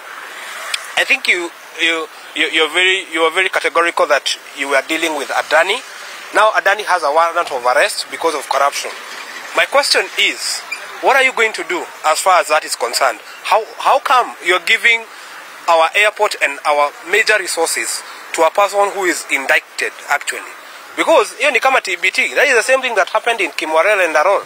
Because ilikuwa an Italian firm ambayo ilikuwa so much into corruption. Na isipokuwa ni hiyo scandal ilishikika, hatungejua kwamba that Kimwarel and Darol kulikuwa kunaenda hivi na hivi. Sasa mbona inajirepeat na Dani? Second, tafadhali kama haujarealize, the ground is not only shaky, the ground is gone. The thing is this, you are a public servant, you are here to serve. The question is this, if indeed you think you are serving as a president, why are the people angry? Why are the people against you? Why is it that you cannot hold a rally unless you've paid some people? Because indeed, hata ile unawalipa ni kidogo. Unawalipa kidogo because it's not even enough. Please, Mr. President, if indeed you are a servant of the people, do just one thing. Curtail yourself, streamline your government, and for once, hata kama siku zingine hatukuambiangi, for once, speak the truth today. Usiende kupatiana hopes. We are given hope in churches. We are given hope in when it comes to motivational speakers. We want facts and reality. Thank you. Na shukran sana. Pengine tuweze kuzungumza na wewe, utuambie matarajio yako ni. Kwa majina ni kijana Steve Nderi. Matarajio yangu kama kiongozi na mtu ambaye anaelewa katiba. For the last 5 years we have had a State of the Nation address ambayo sio State of the Nation address. Ile tumekuwa nayo ni implementation report ya rais. Kwa hivyo tumekuwa na situation ya kwamba rais anatuambia yale ametenga, yale amefanya, lakini that is not what the State of the Nation address should have. We expect the State of the Nation address to comply with Article 10, Article 25 and Article 240. Kwa hivyo tutategemea amba we will want to see Where are we in terms of social justice? Where are we in terms of human dignity? Where are we in terms of sustainable development? And where are we in terms of the matters of the constitution? Kwa hivyo jambo la kwanza tutakuwa tunategemea kusikia in terms of food security, health security. Health security ya nchi ndio imefanya wananchi wengi sahi wakasirike. Na hiyo najua alilisikia pale Embu. Tunataka kupata ya kwamba if there is a way, if we can take the bold step ya kutoa mambo ya SHA or SHI and bring back the working NHIF so that we can have a system that is working for the people. Another thing ambayo na expect kutoka kwa rais, nilisikia ya kwamba wakati bishops walipiga kelele, alikuja na akasema ya kwamba I am ready for negotiations. I hope he is ready to step down on some of the policies ambazo wamekuwa amesimama kidete ambazo hazifanyi kazi. Kwa hivyo kama NHIF ndio ilikuwa inafanya kazi, take the bold step and tell the country I have realized this is not working and we can go back. But as a people, we have hope in this country. And so we expect the president to also give the people hope. And we understand macroeconomy. Tumeona ya kwamba foreign reserves are very good. The shilling is a bit strong. Macroeconomy is working. Lakini microeconomy ya mwananchi wa kawaida ile anaita bottom up. Mwananchi wa kawaida hana uwezo wa kununua. Hata ukishukisha unga, hata ukishukisha kila kingine, mwananchi wa kawaida, the economy is not working for the local man. Kwa hivyo ningetaka ya kwamba atueleze what are we going to promote job creation, tackle unemployment and solve the microeconomy, which is what we call the bottom up. Naam, shukran sana. Pengine kwa kifupi unaweza kutueleza matarajio yako? Naitwa Madhenge, mwanabiashara hapa Nyeri. Mimi matarajio yangu ni namuomba rais haya mambo matatu kwanza azungumzie. Kwanza mambo imetustua sana ya abduction. Atuambie askari walisema si wao. Na sasa tunaweza amini na tunaamini, lakini atuambie ile mikakati wamepanga ili abduction iishe na watu wetu waache kuteswa. Ile ingine ni mambo na hospitali. Hii mambo na SHA atuelezee kwa upana, na hiyo kwanza aeleze. Juu kama saa hii tunajua watu wanataabika kwa mahospitali. Hakuna nini inaendelea huko vizuri kama vile NHIF ilikuwa. So tunamuomba rais ukienda pale elezea mambo kinaga ubaga na kwa upana, uelezee mambo na SHA na utuelezee mambo na venye adani wamechukua, na eleze kwa upana ndio kila mwananchi aelewe na aweze kujaza ile nini SHA. Yeah. Shukran sana. Kwa kifupi tu matarajio yako ni? Matarajio yangu hatutaki ile hadithi ya bunwazi. Tunataka kitendo, lakini sio vile amesoea kusema tutafanya hii. Atuambie vile amefanya na health. Hospitali ndio imeleta tabu. Hijacking ndio imeleta tabu kwenye nchi. Kila kitu ni baya, hakuna kitu baya. Tunaona walimu wamegoma na pesa inapatikana kwa kanisa. Na nimeshukuru sana mabishop kwa yale walifanya. Kwa hivyo tunatarajia president atuondolee ile kitu hii SHA, hata watu wengi hawajui SHA ni nini. Kwa maana ile NHIF ya zamani ndio ilikuwa ikifanya kazi mzuri. Lakini mambo ya kusema tutatenda, hiyo ndio imeharibu Kenya. Yes. Naam, shukran sana mtazamaji. Hayo ni matarajio ya wakazi kutoka hapa kaunti ya Nyeri, ambapo wengine wanaweza kusema kwamba ni wakati wa rais kuambia ukweli na asianze kuambia maneno ya kwamba ameweza kutenga hela. Na ni hayo tu kutoka hapa kaunti ya Nyeri. Turejee studioni. Asante sana mwenzangu Magi Kimathi. Mtazamaji, mweza kusikiliza hoja hizo nzito zikitoka kaunti ya Nyeri. Sasa Jim, umesikiliza Wakenya kutoka upande huo wa mlimani, au tuseme Milimani. Wameweza kumkosoa sana utendakazi wa Rais William Ruto. Kando na Wakenya, tumeona wengine ambao wamemkosoa sana rais ni pamoja na kanisa, vile muungano wa mawakili nchini LSK. Wameweza kumwambia hapa, ndugu yangu kidogo unatapata. Je, mchana wa leo tunaweza kuona rais ambaye atakuwa amebadilika kidogo, pengine amesikiliza wosia mawili matatu kutoka kwa kanisa au hata kwa LSK na pengine wa Kenya? Kunaye mwenzetu amezungumza kule Nyeri, amesema rais asipatie hope, sababu hope tunapatanga kwa kanisa kila juma Sunday tukienda tunapata hope. Yeye afanye tu kazi. Ningependa kuwapea Wakenya hope na kusema atabadilika, lakini the last 2 years Rais William Ruto ameonekana ni mtu ambaye akiamua kwenda mwendo fulani ataelekea mwendo huo. Unaona kwamba baada ya protest zile za finance bill, aliondoa finance bill na sasa ameanza kurudisha moja moja kupitia miswada moja moja. Kwa hivyo bado lile ambalo alitaka kufanya bado atafanya tu. Tuliona aliondoa mawaziri na akarudisha. Kwa hivyo mara nyingi William Ruto ameonekana ni mtu ambaye akiamua kuenda njia fulani, yeye ataenda njia hiyo, upende usipende. Kwa hivyo nimesikia wale bishops wa Catholic na viongozi wengine wa kanisa wakizungumza mara nyingi sana. Na zile vitu ambavyo wamezungumzia ni vitu ambavyo tunazungumzia hapa. Maneno ya SHA haifanyi, ni kumwambia rais angalia maneno ya housing levy, ushuru imepanda juu sana, abductions, extrajudicial killings. Ni vitu ambavyo tunavijua.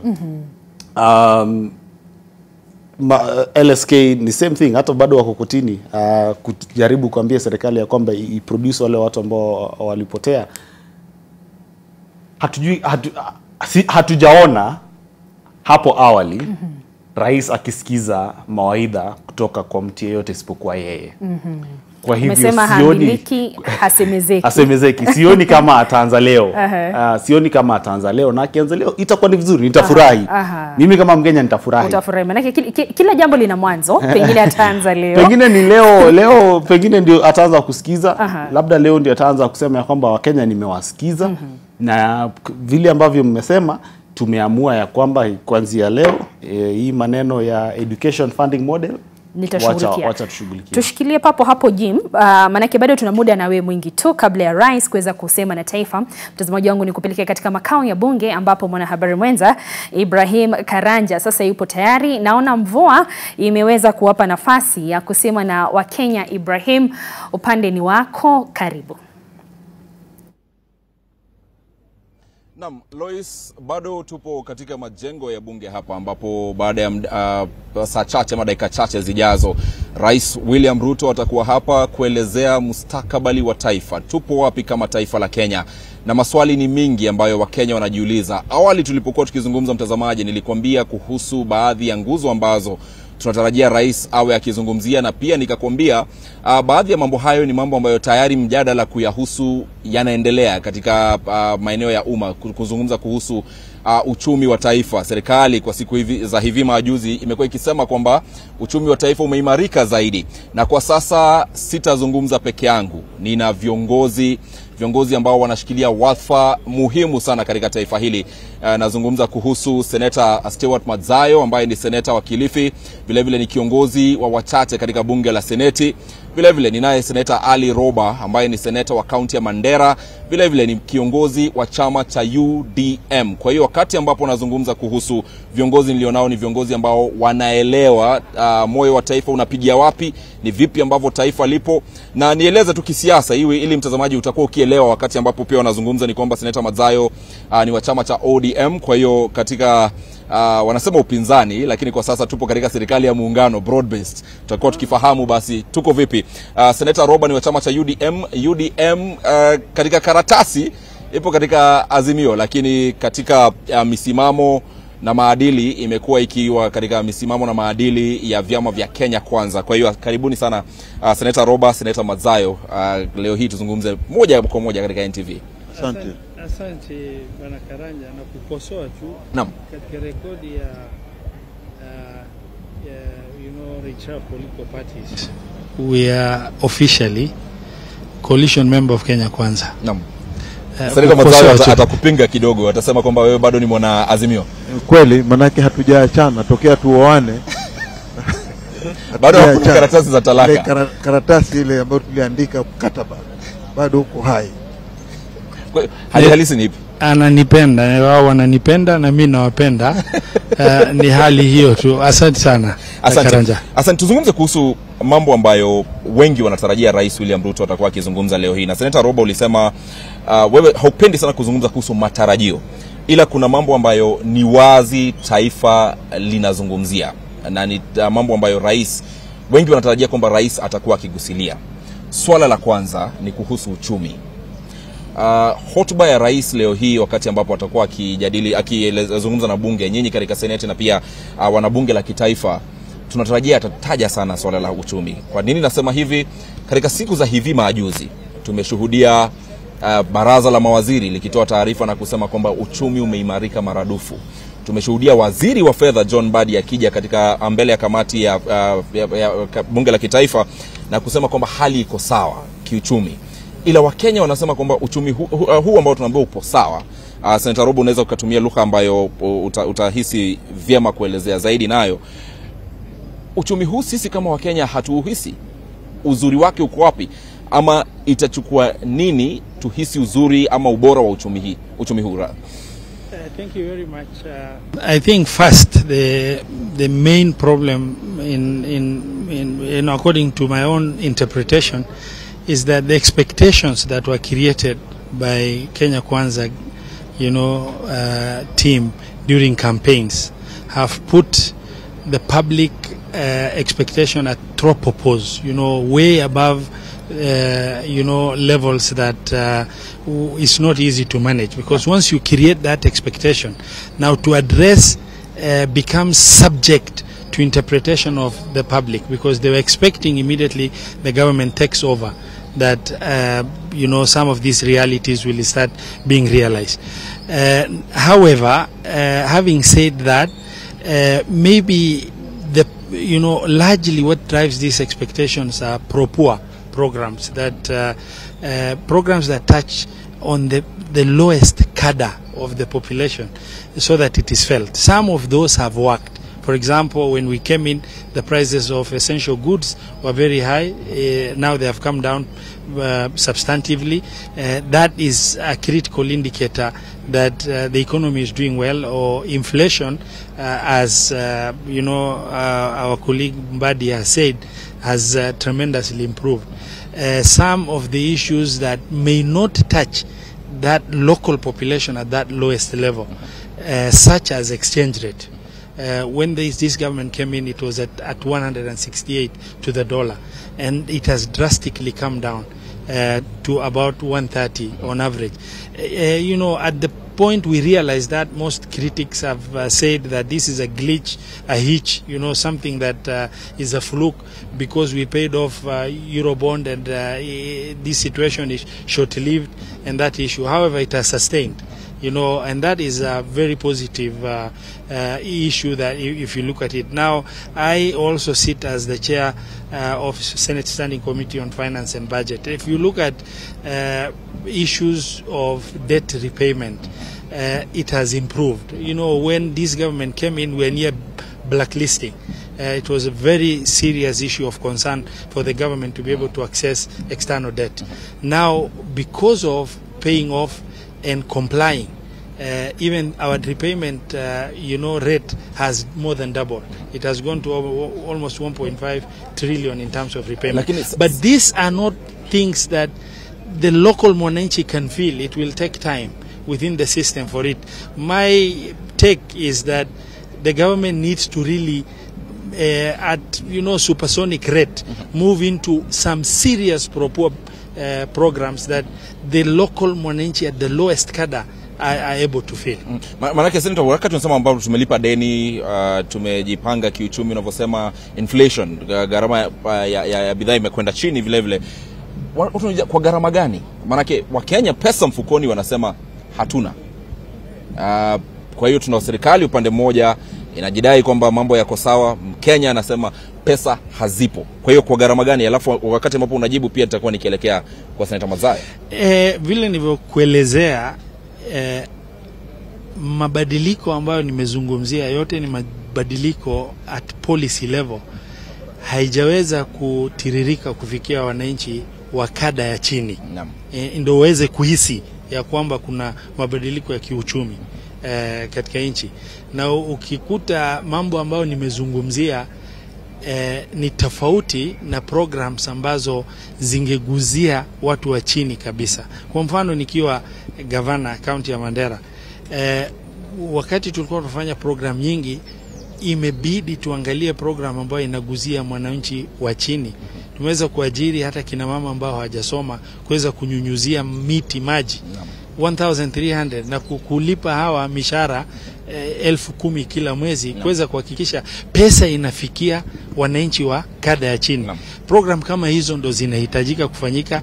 Bado wananchi hawajaanza kuhisi na ni mzuri tubadilishe mwenendo. Ni vizuri tubadilishe mwenendo. Yeah. Senator Madzayo, mwaka jana wakati ambapo Rais William Ruto akiwa hapa bungeni ndio tulikuwa tunazungumza kuhusu sheria ya fedha mwaka 2023.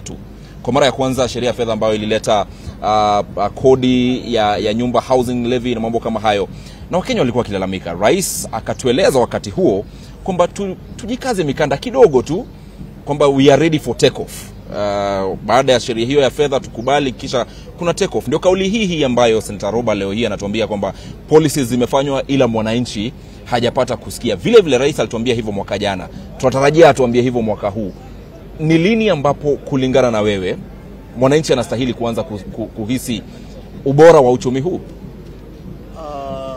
Kitu kwanza wajua Roba ni mwenyekiti. Naam. Mwenyekiti wa kamati ya fedha. Kamati ya fedha. Kwa hiyo akifafanua anaweza kuwa anafafanua kwa ujuu zaidi. Lakini ukweli ni kwamba pesa haziko katika mifuko ya Wakenya. Hizo pesa za kulipa madeni ziko, wanaweza kulipa madeni, lakini pesa ambazo taslimu ambazo wananchi wanatarajia ni kwamba yule aliye katika ndani ya jua kali anaweza kuwa na pesa katika mfuko na kuweza kwenda nyumbani kwake jioni, kuweza kununua bidhaa fulani, kwenda kuketi na watoto wake na mke wake, ama kuketi kwenye nyumba yake na kupata chakula kutokea kwa sahani kupitia kwa mdomo. Lakini kwa hivi sasa Wakenya hiyo nafasi hiyo hawana. Ni umaskini umekithiri kwa Wakenya. Huo ndio ukweli. Tumia kipaza sauti tafadhali. Naam. Huo ndio ukweli. Umaskini umekithiri. Tena umekithiri sana katika nyumba za Wakenya. Kwa hiyo wanasema kwamba ndio tunatayarisha mambo. Mwaka uliopita rais alituambia kaza mikanda mambo itakuwa sawa. Leo hii Senator Roba anatuambia tumetengeza sheria. Ngoja nikwambie ndugu yangu. Tulipokuwa tunaenda katika kampeni ilikuwa kwamba nyinyi mkinipa kura huu uchumi nitauanzisha kuanzia chini tukienda juu. Naam. Sana nitalenga nyinyi hapa katikati, nyinyi wenye kubeba mikokoteni, hustlers. Unasikia? Mikokoteni nini watu wanafanya kazi katika hali ya chini. Hao ndio walikuwa angaziwe macho sana. Sasa tumefika tunaenda mwaka wa 3. Huo uchumi huo haujaondoka kuanzia kwenye tumia kipaza sauti tafadhali. Pole. Wajua sisi tumezoea kuongea kule ndani ya bunge ukiwa hatushiki microphone kama hivi. Sasa unanitesa. Lakini hakuna wasiwasi, tutajaribu. Kwa hiyo tukisema ya kwamba kuna Mkenya ambaye yuko na pesa katika mifuko hivi sasa, tutakuwa tunajidanganya. Ni Wakenya kidogo sana ambao wanaishi katika maisha ya afueni. Kwa hiyo mimi nasema ikiwa tutatarajia maisha yawe mazuri, rais awezi kutupatia mwelekeo. Leo aseme kinaga ubaga mwelekeo wake uko vipi ili kuona ya kwamba maisha ya mwananchi wa Kenya yameweza kupata afueni. Ili aweze kuishi kama anajidai akiwa yeye ni Mkenya. Lakini hivi sasa hakuna hata Mkenya yote ukienda hapa barabarani ukimwambia wewe wajidai kama Mkenya atakwambia hapana, mimi najisikitikia kuwa Mkenya. Yes. Senator Roba, kama mwenyekiti wa kamati ya fedha, tutajibu swali hili kwa haraka alafu tuchukue mapumziko kisha tuje. Kama mwenyekiti wa kamati ya fedha, ni kipi ambacho kinastahili kufanyika? Umesema kwamba sheria zishafanywa ila mwananchi hataki kuelezwa kuhusu sheria. Kwa mfano, mwananchi aliye sokoni Gikomba kwa sasa hafahamu kuhusu sheria. Anataka kufahamu pesa nitazipata lini, maisha yangu yataimarika lini. Kwa hiyo ni hatua zipi ambazo lazima zichukuliwe? As a matter of urgency, for purpose of relevance of this government, it's very, very critical that we are at half, about 50% of the term of the government has lapsed. It's very critical for the government to get itself out of this perception that is engulfing the public, to adapt, serious pro-poor programs, serious programs that the public will feel it. For example, recently the president-elect Donald Trump was elected. If you look at the pronouncement of that president, is every aspect he's talking about are aspects that touch on the local citizens, improving the workers, improving people, tax deductible issues at different levels of government. And such are issues that are required so that the public can start feeling in terms of that. Then the drivers of the economy in terms of the sectors that drive the economy need to be invested in a way that the local mwananchi feels it at the grassroots. The maize farmer, the horticultural product producers, the coffee and tea sector, livestock sector, and such other issues. These are issues that are required so that the public can start feeling. Without that emergency resuscitation, the perceptive issues are going to continue in the wrong direction. And I have known the president for 14 years. I believe he knows it. Whatever it is that the president is waiting is a bit alarming for most of us who have known him in terms of having these programs at heart. Emergency resuscitation is what we call it. Tunahitaji kuchukua mapumziko, ila tukirejea pengine utaguzilia Seneta Madzayo kwa sekunde chache, tuchukue mapumziko. Mazungumzo haya ama hotuba hii ya rais inakuja wakati ambapo serikali ina sifa mbaya sana. Tumeona viongozi wa kidini wakizungumza, tumeona vijana wakizungumza. Kauli yenu, kwanza nyinyi mko wapi? Nyinyi kama ODM mko katika serikali ya muungano, mko wapi? Kwa sasa unaonekana kuzungumza kuhusu uchumi mbaya, ila mnapoingia bungeni mpo katika kitanda kimoja na serikali ya Kenya Kwanza. Nataka kukwambia hatuko ndani ya serikali hiyo. Nakwambia mimi kama kiongozi wa walio wachache ndani ya bunge la Senate, hatujaenda tukasema tunataka kulala na wao katika kitanda kimoja. Wao tuliwasaidia wapatia wale watu ambao tunajua wanaweza kuwasaidia katika kikazi kuweza kuelekeza serikali. Mazungumzo haya tutaendeleza baada ya mapumziko mafupi na taarifa chache tu, manake ni taarifa za saa 7 zinarejea. Lakini mtazamaji, tupo katika majengo ya bunge. Ninaye Seneta Ali Roba, seneta wa Mandera, kiongozi wa chama cha UDM. Vile vile ninaye Seneta Stewart Madzayo ambaye ni kiongozi wa walio wachache katika bunge la Seneti, na pia seneta wa kaunti ya Kilifi. Mazungumzo ndio yameanza, mazungumzo ambayo yatakuwa yakiendelea wakati ambapo tunatarajia hotuba ya rais, wakati ambapo atakuwa akija kulizungumzia ama kulihutubia taifa kupitia wabunge, wawakilishi wa wananchi hapa. Lois, studioni.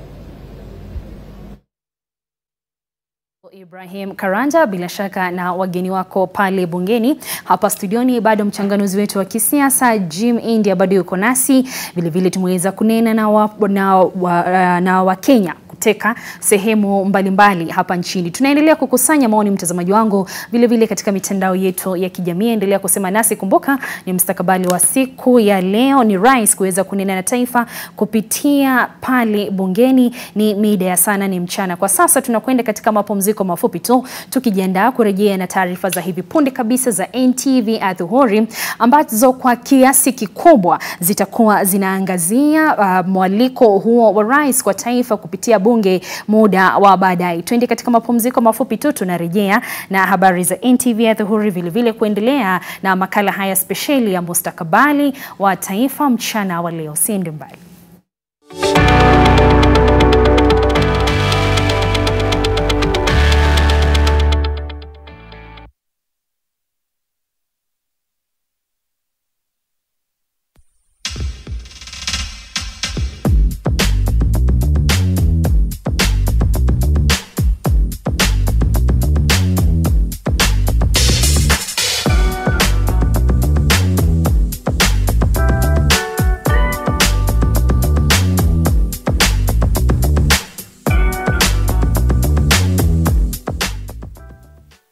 Are you leaving again?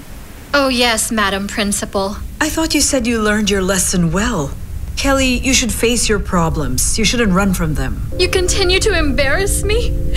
And you talked about rebuilding my life. To hell with all of you! Kelly, don't make it any harder on Mom. You're actually happy to see that I'm leaving. Kelly, please. Where did you come from? Come with me. So this is where the magic happens.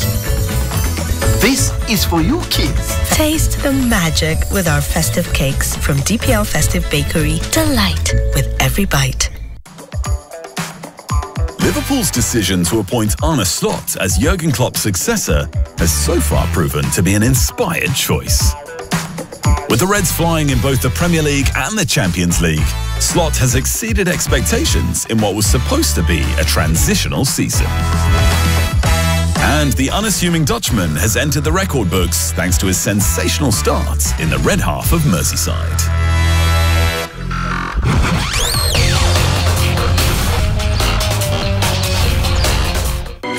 Sensodyne gives you long-lasting protections against sensitivity.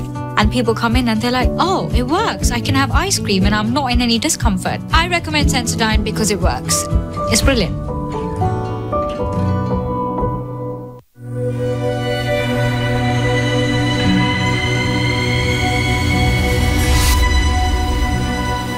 People come to me and they say they get discomfort when they have ice cream. Can you imagine that? Avoiding having cold ice cream. Sensodyne gives you long-lasting protections against sensitivity. And people come in and they're like, oh, it works. I can have ice cream and I'm not in any discomfort. I recommend Sensodyne because it works. It's brilliant.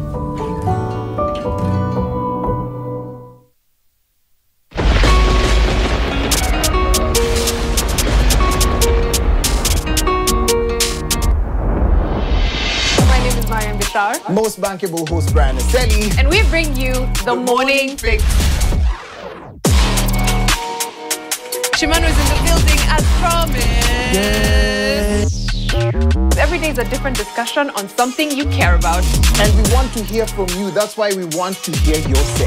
So we've got star-studded guests, the people you want to hear from, the people you want to connect with, and all the celebrities will be in studio. We'd like you to pick up that phone and have a chat with them. Without that project, I would not have done anything else that I've done before because it was kind of like... Then, yeah, when I was coming to Kenya now on my route of, you know, wanting to like make music. But Friday, guys. Friday is where we have all the fun. There is mad fun with Aseli, DJ E, good vibes, great conversation, artists from all over the continent and more. So keep it 96.3 Nation FM.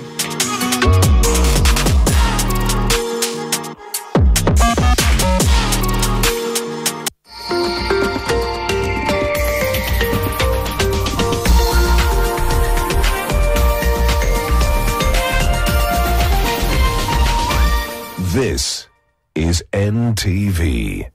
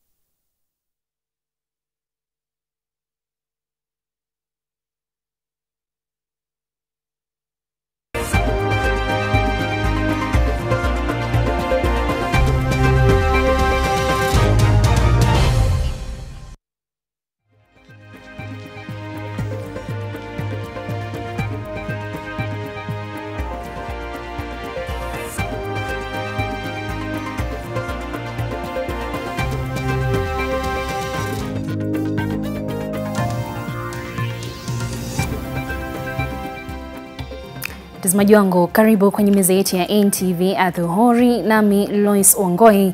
Kumbuka tangu mida ya saa 12 asubuhi hadi kufikia sasa tumekuwa tukikuletea makala speciali ya mustakabali wa taifa, ikiwa imesalia takriban masaa mawili hivi hadi Rais William Ruto kuweza kunena na taifa kupitia malango ya bunge, ikiwa ni itikadi inayonukuliwa pale katika katiba kwamba kila mwaka lazima Rais aweze kusema na taifa. Awali tulikuwa na Ibrahim Karanja kutoka makao ya bunge, na pia ilikuwa na jopo lake na wakaweza kutuletea mawili matatu. David Muthoka yuko maeneo ya bunge la Seneti, na muda wote kufikia sasa tutakuwa tunaungana naye kwa njia moja kwa moja. Vile vile tuliweza kuwa na mwanahabari mwenza Margaret Kimathi kutoka kaunti ya Nyeri aliyetuletea mawili matatu kuhusiana na jinsi wakazi wa kaunti hiyo wanavyotarajia kunena kwa rais baadaye mchana, na vile vile tukawa naye Macharia Mbogo kutoka maeneo ya Uasin Gishu. Siende mbali, kabla ya rais kuweza kusema, tutakuwa vile vile tunaendelea kuzunguka nchini, tufike pale Nakuru, vile vile maeneo ya pwani,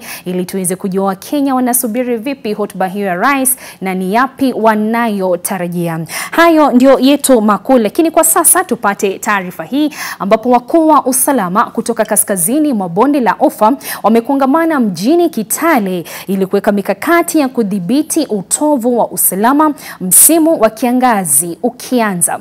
Wakuu hawa wameanzisha mikakati ya kudhibiti visa vya mashambulizi baina ya jamii za wafugaji, ambapo jamii hizo huzozania maji ya malisho kwa mifugo wao. Wakuu hawa wamesema kuwa asasi za usalama zimepiga hatua kubwa kuimarisha usalama katika kanda hiyo, huku visa vya utovu wa usalama vikipungua pakubwa. Tumeunga mkono serikali na tutahakikisha kwamba amani imekuja, na pia ile ambayo kazi ambayo tumefurahia sana, ukiona security team kama wanajeshi wanajenga shule. Tunahimiza ya kwamba huyu ambaye anakimbia na bunduki huko hana maisha ya kudumu. Silaha haramu haiwezi kukupea ng'ombe halali. Silaha haramu haiwezi kukupea mbuzi halali. Silaha haramu haiwezi kukupea shamba halali. Silaha haramu inakupea haramu. Kwa hivyo tuachane na haramu. Bila shaka swala hilo la usalama ni mojawapo ya matakwa ambao Wakenya waliokuwa wakisema na NTV hapo awali. Wamesema wanatumainia rais atakuwa anaweza kuzungumza kuhusu hilo katika hotuba yake baadaye. Kumbuka nilikwambia nina kikosi kikubwa kutoka kila kona ya taifa. Na sasa moja kwa moja tuelekee katika bunge la Seneti, ambapo mwanahabari mwenza David Muthoka na mwana amejaja. Karibu Muthoka, mambo yako vipi pale? Je, kuna picha zinazoashiria kwamba rais anaanza ama huenda akaanza safari yake katika lisali moja ama mawili yajayo? Karibu David. Na matayarisho ya kumpokea Rais William Ruto anayetarajiwa kutoa hotuba yake ya tatu ya kitaifa kwa Kenya mwendo wa saa 8:30 bila shaka yako katika kipindi cha lala salama, na tayari tumeona lile gwaride la heshima ambalo atakuwa akikagua na linalohusisha wanajeshi pia likijiandaa kumkaribisha Rais William Ruto. Vile vile nyuma yangu utaweza kuona kuna lori ambalo limeleta baadhi ya vifaa vya mapokezi yake Rais William Ruto, na bila shaka tunaona wale ambao wanapokea vifaa hivyo wakiwa ni wanajeshi, na bila shaka wameweza kuweka kwa lugha ya kimombo inaitwa mat ya rangi nyekundu ambayo Rais William Ruto baada ya kuwasili ataitumia bila shaka kuingia katika majengo ya bunge. Pale ni lango la kuingia Seneti, na hapa kwa kawaida ndipo Rais William Ruto anapokuja bunge kuweza kutoa hotuba yake kwa Wakenya anatumia kuingia bunge.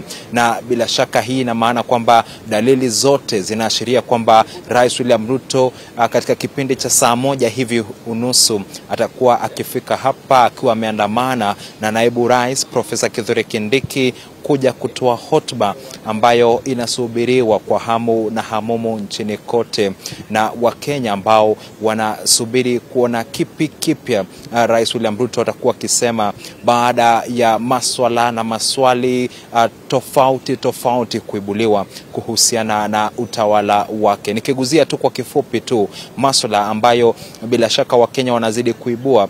Moja kati ya maswala hayo ni maswala ya ukiukaji wa haki za kibinadamu, pia kuna maswala ya gharama ya juu ya maisha, kuna maswala ya ufisadi, na vile vile pia kuna maswala pia tofauti tu, kama vile masuala ya kutotimiza zile ahadi alizotoa wakati wa kampeni, na pia kuna masuala pia ya kutotekeleza alilosema atatekeleza kwa njia inayofaa. Kumbuka kuna yale masuala ya afya, na haswa baada ya kuzinduliwa kwa bima mpya ya afya maarufu kama SHIF. Vile vile kuna lile swala au ule mpango wa nyumba za bei nafuu, na hivyo basi Wakenya wanamtazama Rais William Ruto kwa karibu, ambaye atakuwa akitoa hotuba yake ya 3 kutoka hapa bunge kuhusiana na hali halisi ya taifa.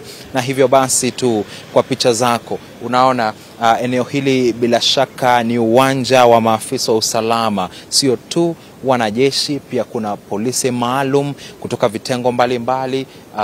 Bila shaka pia kuna polisi, pia kuna wale maafisa kutoka kitengo cha huduma za vijana NYS, kitengo maalum ambao wako hapa. Pia tumeshuhudia polisi wa wanajeshi maarufu kama military police ambao wako hapa kufanya maandalizi bila shaka na matayarisho ya kuwasili kwake Rais William Ruto. Na upande huu ukiangalia barabara zimefungwa, na hali hii imekuwa tangu mwendo wa saa 5 hivi. Upande huu hapa ndipo kuna mzunguko, na ndipo barabara za pale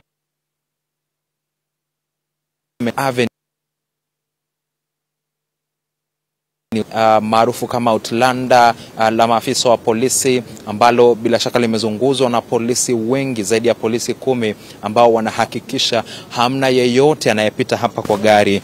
Na bila shaka hata tumeona viongozi mbalimbali ambao walijaribu pia kupita kwa magari yao, wakiwemo maseneta, lakini wameelezwa wote washuke na watembee. Na kwa mbali kabisa katika eneo la Haile Selassie barabara imefungwa kabisa na lile lori la kurusha maji ya kuwasha. Hivyo basi ndiyo hali halisi hapa katika barabara ya Parliament Road. Bila shaka usalama umeimarishwa, matayarisho ni kabambe, kama nilivyosema yanaingia katika kipindi cha lala salama. Wanajeshi hawako mbali, wanajeshi ambao watakuwa wakiweka lile gwaride la heshima bila shaka wako tu mita chache kutoka hapa, na watakuwa wakiweka gwaride hilo tu hapa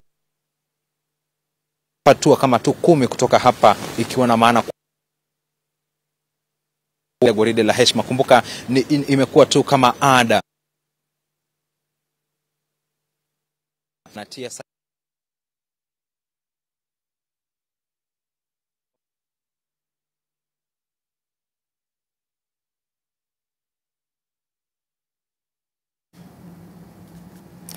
Asante sana mwenzangu David Muthoka. Mtazamaji wangu kunradhi kwa hitilafu hiyo ya kimitambo, lakini umemwona David Muthoka akikopa picha za hivi punde kabisa za taswira inayonuia pale bungeni, ikiashiria kwamba siku inakaribia, mgeni mheshimiwa ni rais, makao ni bunge. Tukisonga mbele ni kwamba wakazi wa Kiambu wamesema wamepoteza imani na hotuba ya pili ya Rais Daktari William Samoei Ruto, hata ya kusikia, huku wakituambia kwamba ametoa ahadi nyingi bila kuzitekeleza. Hasira na machungu yanaonekana wazi kwenye nyuso zao kutokana na uchovu wa utawala wa Ruto, kutokana na nyakati ngumu na zisizofaa. Kulingana na wengi waliokutana na kituo hiki, wanamtaka Rais Ruto aache kutoa ahadi na badala yake aanze kutekeleza yale aliyosema, kwani wananchi wanakumbana na changamoto nyingi za kiuchumi kwa kupanda kwa gharama za maisha na kushindwa kupata huduma muhimu zinazohitajika. Ile ningetaka aongelee ni mambo ya kuwa gharama ya maisha vile imekuwa. So kwa business mambo imekuwa mabaya sana, na kama sisi wananchi wa kawaida biashara huku, kwa sababu sisi ni watu wenye sisi tuko kwa ground, sisi ndio tunajua vile mambo iko. Biashara haziendi na ile njia ambayo inafaa. So ningetaka kitu ya kwanza, kama rais leo anaweza kuzungumza kwa leo, azungumze na angalie mambo ya mwananchi wa kawaida. Hiyo ndio jambo ya muhimu. Na kitu kingine tena, ile kitu ningetaka kuzungumzia sasa hii ni mambo ya hii insurance SHA. Pia nayo hiyo angalie sana, kwa sababu kuna malalamishi mengi sana ambayo yanaendelea kwa sisi wananchi wa kawaida. Aongee kuhusu zile ahadi ametuahidia, asiongeze ingine. Zenye tu ametuahidia atimize na afuatilie kama zile mambo alituamilia zinaendelea. Today we are expecting nothing much. We are just expecting the same promises, the same old promises, without any tangible thing that we can see on the ground. This is the third state of address. This is the second state since he was elected as the president, and we've seen nothing much. Ni zile two stories za kawaida, tutatenga, tumefanya, tutafanya, nothing much. We are expecting nothing much. Absolutely nothing. Today I'm anticipating the president to address various issues that are rising. We have, he's been in office for the last 2 years now, almost 2 years. And we have seen degradation of the respect to human rights, the massive enforced disappearance contrary to the law. We have people who have disappeared since sometimes in June, and they are yet to be found. I will wish the president will come out strongly and state that the state position on that, because it is alleged that most of these are disappearances are state sponsored. Majiwango hayo ni maoni kutoka kwa Wakenya kutoka maeneo ya Kiambu hapa katika ama ni county jirani ya Nairobi. Kumbuka tumekuwa tukisema na Wakenya wengi tu na mambo ambayo wameweza kujidhihirisha au yale wametaja ambayo wangetaka Rais William Ruto aweze kugusia mchana wa leo ni pamoja na viwango vya umaskini kwenda juu. Kuna hii bima ya afya ya kitaifa ambayo wamesema imekuwa tatanishi ya SHA au SHIF ukipenda, mfumo wa kuweza kufadhili wanafunzi maskini nchini pia katika vyuo vikuu wamesema una utata, wakisema sekta ya elimu Rais achukue nafasi na kuweza kuishughulikia vilivyo. Vile kuna gharama ya maisha kwenda juu, wengi wakihoji hata ingawa bei ya bidhaa kama unga huenda imepungua pale madukani, lakini mfukoni hawana cha kujisitiri, na muhimu zaidi wamezungumzia kuhusu usalama. Tutaendelea kupigia hilo darubini, lakini wacha tupate taarifa zingine kando na hilo kidogo na tuelekee kaunti ya Kilifi ambapo mahakama katika kaunti hiyo imeamuru raia wawili wa Italia walioshtakiwa kwa kosa la kupokea shilingi milioni 32 huko Watamu, kaunti ya Kilifi, kurudisha vyeti vyao vya usafiri. Hakimu mkuu wa mahakama ya Kilifi James Mwaniki amesema kwamba washtakiwa hao Daniel Lokoko na Massimo NTV walienda kinyume na amri waliopewa mwezi Mei tarehe 29 mwaka huu baada ya kupanga safari ya kurudi nje ya nchi tarehe 22 Novemba, siku moja baada ya kesi hiyo. Hakimu huyo amesema kuwa sasa washtakiwa hao watalazimika kufanya ombi rasmi ndio wapate amri ya kutoka hapa nchini na kuamuru idara ya uhamiaji kuhakikisha wanafuata amri ya mahakama ndio waweze kuruhusiwa. Against the accused persons and Lafiki Limited before they were withdrawn by the ODPP on 20th of November 2023, and later the present charges were preferred on 29th of April this year. I have perused the proceedings hearing. The history of the case shows a number of activities undertaken that are worth noting. There have been applications for disqualification of the initial landed counsel on record for the accused persons, Mr. Tukelo Orekina, and which application was allowed by my sister in court number 2. Na polisi mjini Kajiado wanawazuilia washukiwa wawili ambao wanaaminika kuwa miongoni mwa genge sugu la wezi ambao wamekuwa wakiwahangaisha wamiliki wa magari kwa kuwaibia vipuri ikiwemo taa na vioo mara kwa mara. Kamanda wa polisi Kajiado ya Kati John Odhiambo anasema wawili hao wanaaminika kutekeleza wizi wa vipuri vya magari usiku wa kuamkia Jumanne katika mtaa wa Blue Sky mjini humo, ambapo waliwasaka na kuwatia mbaroni wakitarajiwa kuwafikisha mahakamani. Ameongeza kuwa tangu mwaka 2022 genge hili limevamia magari zaidi ya 20. Wakazi wa Kajiado wakiongozwa na wazee wa nyumba 10 wamepongeza juhudi hiyo kuwa itasaidia kupunguza wizi eneo hilo. At least tulikuwa tumevunjika moyo, tulikuwa tumeibiwa sana. We have not been sleeping from that time. Tumekuwa tukikaa kama watchdogs hata sisi. So wakati ambaye tumeona at least progress ya mwenzetu moja, vitu zake zimepatikana, tunajua at least hiyo watu sasa hawataweza kuendelea. Ninashukuru sana idara ya polisi kwa ile kazi mzuri wamefanya. Tumekuwa usiku ukipata simu unajua lazima watu wamefahamiwa, lakini kutoka saa hii tunaona tumepata njia.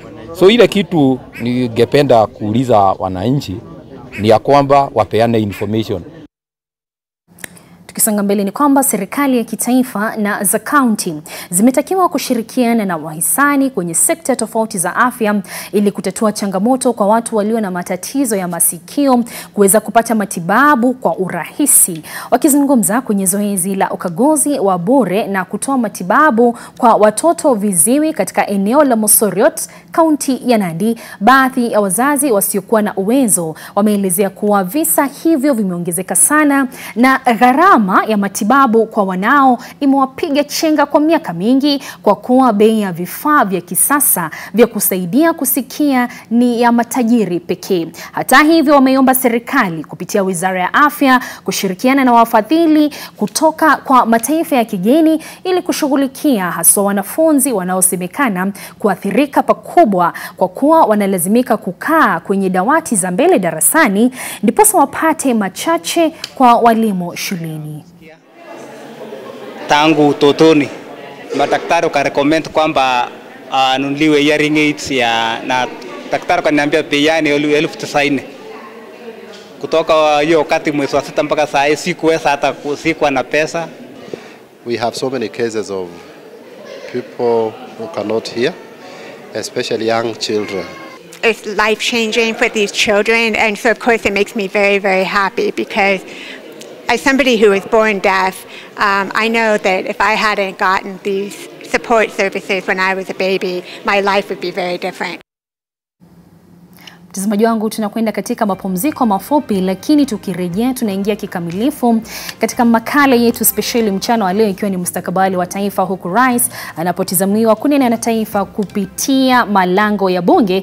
Lakini nilikuwa nimeomba uweze kufanya mtagasano nasi katika mitandao yetu ya kijamii, na kabla ya kuweza kumpokeza mwenzangu Ibrahim Karanja ambaye naona yuko tayari na wageni wake, pengine nisome mawili matatu tu. Kuna huyu Ed Gitonga anasema we are tired of promises. Wamechoka na ahadi za Rais William Ruto. Kuna mwingine anajiita The Legend of Tomorrow anasema mna waste time mkitupamba na habari za kufurahisha serikali. Semeni ukweli, haya mambo si mageni kwetu wa Kenya, labda kwa wageni. Asante, endelea kujumuika nasi katika mitandao yetu ya kijamii. Tukwende katika mapumziko mafupi, tutakaporejea atakuwa ni mwenzangu Ibrahim Karanja moja kwa moja kutoka makao ya bunge na jopo lake.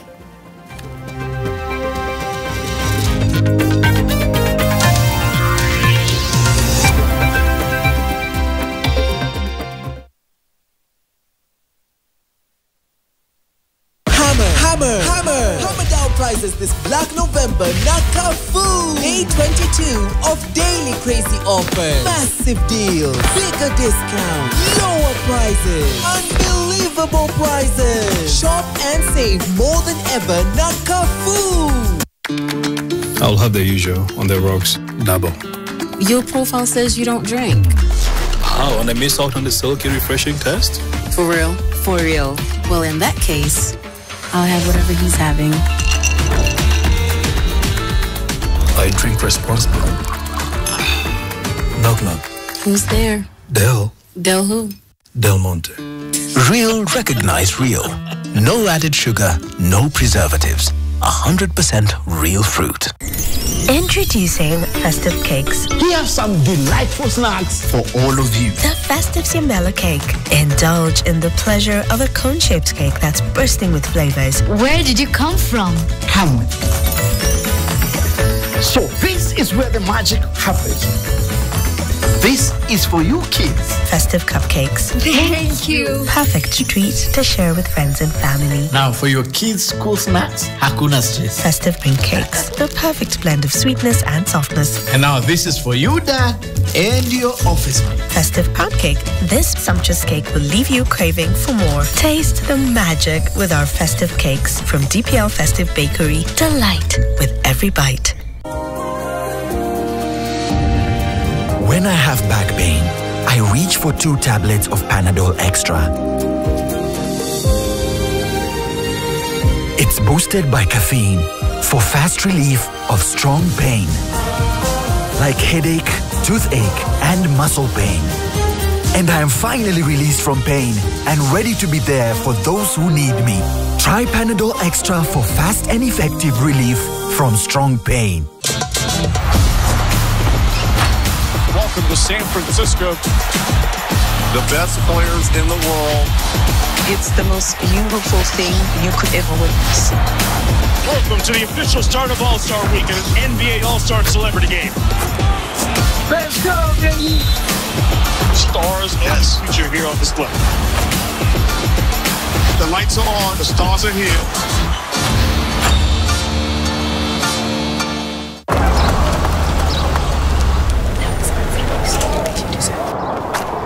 Baadaye auntie. Mkuu, umetufikisha home poa. Asante. Pia wewe pata kakitu ikufikishe home. Nunua any 280-gram Cadbury Dairy Milk Packs ama Cadbury Drinking Chocolate. Visit Cadbury.Africa uandikie someone special your heartfelt message ya kumshow thanks. T's and C's apply. Cadbury, there's a glass and a half in everyone. Yes. Tarehe 4 on 4th hadi tarehe 15 up to 15th of December mwezi wa 12. Mungu anatupa nguvu kupitia kwa damu na mwili wa mwanawe.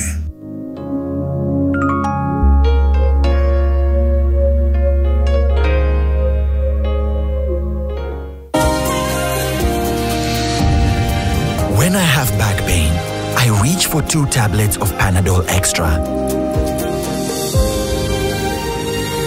It's boosted by caffeine for fast relief of strong pain, like headache, toothache, and muscle pain.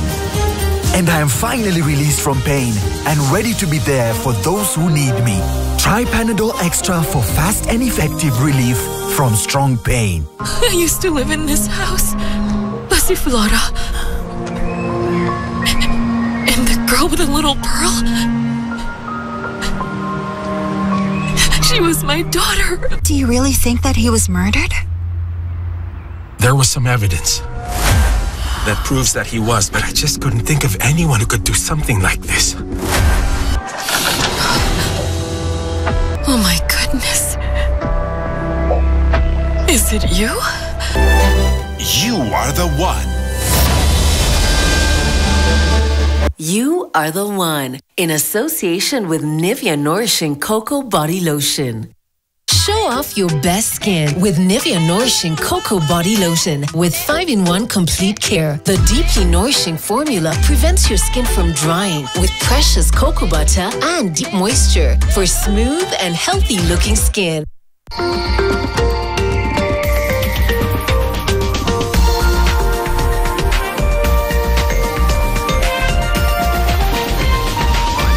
NTV, turning on your world.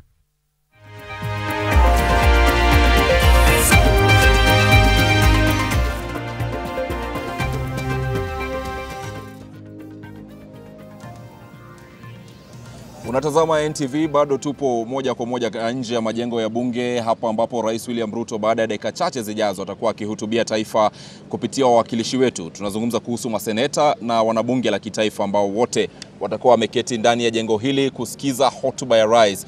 Nami bado nina maseneta, Seneta Stewart Madzayo, kiongozi wa wachache katika bunge la Seneti, vile vile seneta wa kaunti ya Kilifi, na ninaye seneta wa Mandera Ali Roba ambaye pia ni kiongozi wa chama cha UDM. Tunazungumza kuhusu mustakabali wa taifa na maswali muhimu katika taifa. Kabla ya kuchukua mapumziko, Seneta Madzayo, nilikuwa nimekuuliza kuhusu mlipo nyinyi. Manake wakati ambapo rais anakuja kuzungumzia taifa ama kulihutubia taifa, Wakenya wanahisia kwamba wabunge wao wamewaacha, haswa baada ya serikali ya muungano, broad-based government, na wana ODM kujiunga. Hapo unazungumza kuhusu kuteta kuhusu uchumi ulivo, ilhali upo katika serikali. Mustakabali wenu wakati ambapo tunazungumza kuhusu mustakabali wa taifa ni upi? Nyinyi mko wapi? Jambo la kwanza ambalo nataka kukwambia ni kwamba hatujajiunga hata kidogo na serikali, lakini kuna uhusiano wa kushirikiana ili kuona ya kwamba hii serikali imeweza kutekeleza wajibu wake. Unaelewa? Naam. Sasa ikiwa sisi tuko katika hiyo position, jukumu letu kubwa ni kuona ya kwamba kuna hali ya kawaida ilikuwa imerudi sasa, mambo yanaendelea kisawasawa na uchumi unaendelea kuangaliwa na wale ambao wamewekwa katika vile vitengo vya kuangalia mambo ya uchumi na kuona ya kwamba kuna amani inapatikana ndani ya nchi yetu. Hilo ndio jukumu letu kubwa ambalo tuko nalo tukiwa tuko ndani ya bunge na kama tunashirikiana. Lakini sio kwamba makali ambayo mlikuwa nayo katika kashifu baadhi ya misimamo ambayo si nzuri kwa taifa, hamna makali hayo tena. Wajua, kama mtu akifanya kitu kizuri lazima umpe pia uzuri wake. Akitenda ubaya ama akiwa hataki kutoka kwenye ubaya lazima useme. Na sio kwamba hati sisi tumekubaliana, hapana. Lakini sasa wao katika ule upande ule ambao walikuwa wamelegea kidogo, kama upande wa fedha, patia John Mbadi. Kama ni upande wa kawi ile yuko Upio Wandae. Unaona? Sasa na dada yetu Askuli yuko pale na Joho tunayo Jomba Joho yuko pale. Kwa hiyo ni kwamba tumewapatia watu waweze kufanya kazi na kutimiza wajibu wa serikali. Lakini hampo katika serikali. Seneta Roba, kauli hii, hayo ni mambo magumu zaidi mimi kuyaelewa. Tupo ndani ya serikali na tuko ndani ya serikali. Ni kama kusema wachache walio wengi. Sasa bado hujaelewa. Kwa muda mrefu ndugu yangu akiwa katika Senate alikuwa anasema yeye ni kiongozi wa walio wachache, walio wengi wachache. Badala ya kusema kiongozi wa wachache. Sasa hivi bado hiyo confusion inaendelea. Ikiwa umekubaliana kufanya kazi na serikali, wewe umo katika hiyo serikali. Ni muhimu wenzetu waweze kukubali ya kwamba wako ndani ya serikali, kwa sababu kushikilia roho ya serikali ni fedha. Na wizara ya fedha inashikiliwa na ndugu zetu kutoka ODM na sekta zingine. Hiyo ni maoni yangu. Kulingana na maoni yangu mimi kidogo natofautiana na ndugu yangu kiongozi wa walio wachache katika seneti. Katika seneti, kwa sababu ninasema ikiwa ushakubali useme kusaidia serikali, kushirikiana na serikali ama vyovyote vile, lakini wewe umo katika serikali, ni muhimu kukubali ya kwamba wewe uko serikalini. Mambo ambayo yatafanyika in 2027 kushirikiana na kujiunga tofauti, vitu viwili tofauti. Nataka kumweleza ndugu yangu for information. Kama utakubali kufahamishwa, ninaomba kumalizia. Wacha amalizia alafu utafahamisha. Naomba kumalizia ndo aweze kunielezea vipi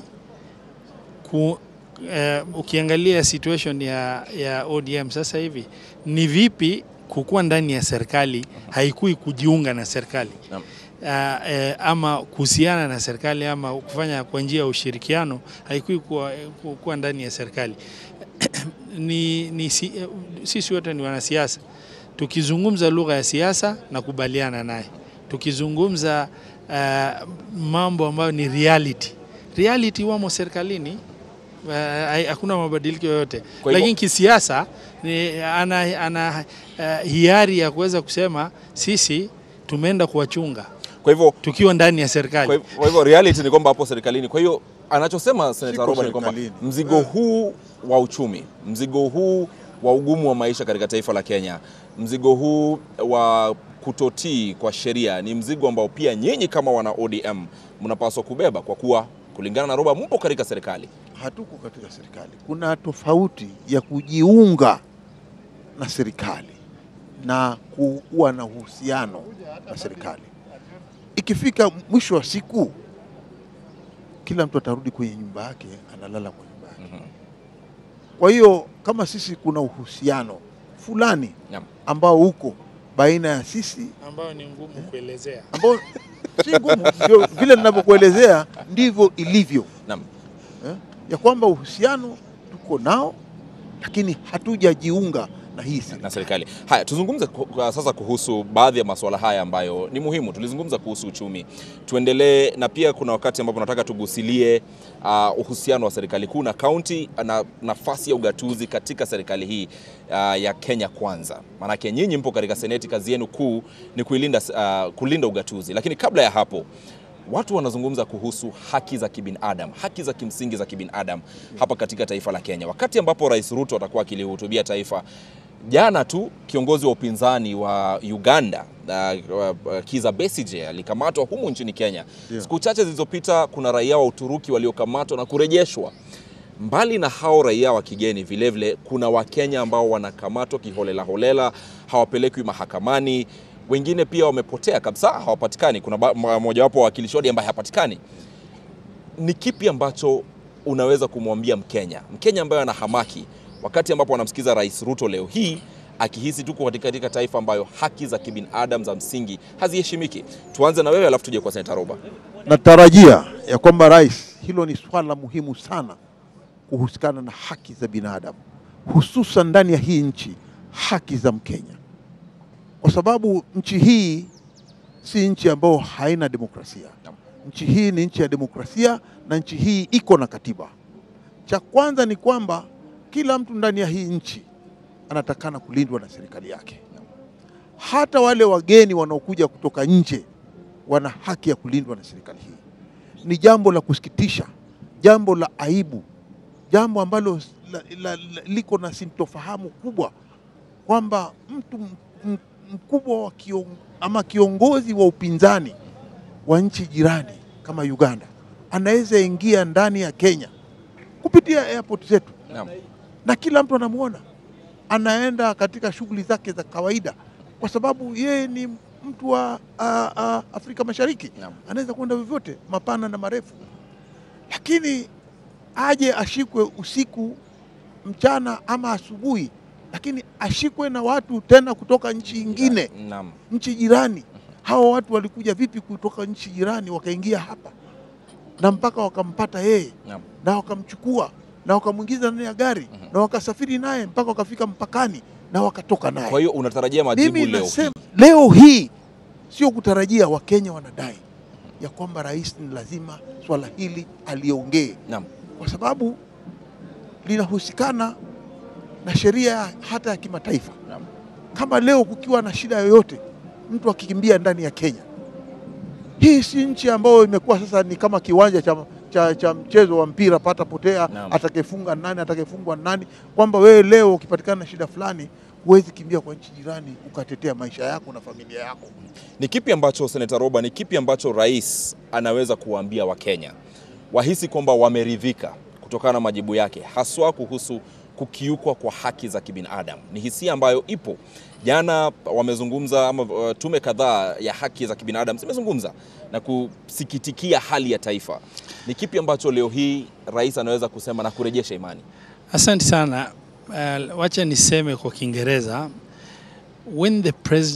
after the president was sworn in, the president was very firm in making one extremely important statement, that the issue of extrajudicial killing or the issue of abduction of people without their whereabouts being known will be a thing of the past. Now, sadly, while the frequency of occurrence of such incidences have reduced, but these occurrences are happening. One case example, wacha hata kwenda nchi jirani, I, as the party leader of UDM, a member of UDM party, an MCA, was abducted in broad daylight in town here. Now, as to whether the young man is innocent or guilty is something we do not know, the accusation. But then the question that Kenyans are asking, why not produce this person before the court of law so that Honorable Yusuf will be able to face any charges? If he's found culpable, he can be put in jail. If he's innocent, he should be released. Now the issue that a Kenyan citizen is picked, and we're not discussing whether the person is innocent or guilty. It's just following the rule of law. Produce the person in court. Now, if this happens, that there is the issue of trust deficit in the government that is going to really take shape.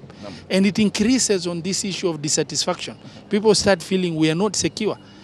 If there is nothing the government is hiding, why not pick the person, produce in a court of law, charge the person accordingly, and let the person face his case? Then the issue now becomes, it extends to our own visitors coming in and these things happening. This is an issue that will definitely create the trust deficit on the basis of Kenyans. Don't forget, in this age of information, the presidency's speech versus the events happening will be compared, and the public will continue talking. And in this age of information, it's better you don't make a statement that you're not willing to honor the statement as required, because they do not forget. They do not forget. Yeah. Kwanza nataka kusema hivi. Naam. Ni sheria gani inaruhusu polisi kuficha sura yake? Anavaa magwanda ambayo huwezi kujua kama huyu ni polisi. Kawaida ya polisi akiwa anataka kukushika ni lazima kuambia mimi ni ofisa wa polisi na nimekuja hapa kwa minajili ya kukushika wewe, una declare jina langu naitwa fulani, kadi yangu ndio hii. Na makosa yako ni haya. Na makosa yako ni haya, tafadhali tuandamane twende mpaka police station ili uweze kunini. Kama ni mheshimiwa unakuja hapa unaandika barua unasema mheshimiwa fulani aje kwa police station fulani, tutafika bila wasiwasi. Ni sheria gani ambayo inatumiwa sasa? Tokea independence ipatikane ndani ya Kenya, kulikuwa na Jomo Kenyatta, ukaja Moi, ukaja Kibaki, ukaja Uhuru, hatukuona hii tabia ya kuvaa magwanda ya kujificha macho, pua na sura na mdomo na kila kitu, alafu kuvamia wananchi. For the first time mimi naona nikiishi hapa kwamba mtu anaweza kuvamiwa na majambazi ama mapolisi, akashikwa, akatupwa ndani ya gari mbele ya familia yake. It has happened. Mheshimiwa Keter alishikwa hivyo hivyo, alivutwa kutoka ndani ya gari yake, akaingizwa katika gari nyingine mbele ya watoto wake wanalia na bibi analia, mnachukua bwana wangu wapi? Ilikuwa ni kuna shida ya kumwambia Keter kuja police station. Sasa tabia kama hii ndio tumeiona hata jana. Kwa hiyo hiki ni kiasi mtu amechukuliwa, amefika kule Uganda. Tunafikiria atakwenda kushtakiwa na mambo aliyofanya huko Uganda. Anashtakiwa na mambo kwamba alikuwa na bunduki. Kwa hiyo hiki ni kiazi kimoto. Sote nyote wawili mnakubaliana. Nafikiria pia mimi nakubaliana nyinyi kwamba hiki ni kiazi kimoto. Kwa hiyo ni jibu gani ambayo taifa litapata kutoka kwa rais lipate kuridhika? Hivi sasa rais lazima ajibu. The president ni hatua gani atachukua ama ataambia yule atakuwa mkubwa wa polisi ama mkubwa wa kitengo chochote kile ambacho kinahusikana na mambo ya kushika wa Kenya ama kushika mtu yoyote. Manake hata sifa yetu pia Ulaya imeharibika. Tumeregesha wale wa Turki walikuwa hapa, walikuwa wanaishi na vibali vyao vya kisawasawa, lakini tumewavamia, tukawashika, tukawatia ndani ya ndege, wakachukuliwa na wale majambazi. Hatujui sasa kama walishtakiwa, wameuawa, hawajauawa, hatujui. Lakini mtu akikimbia kwa nyumba yako, una haki ya kumtetea. Asante.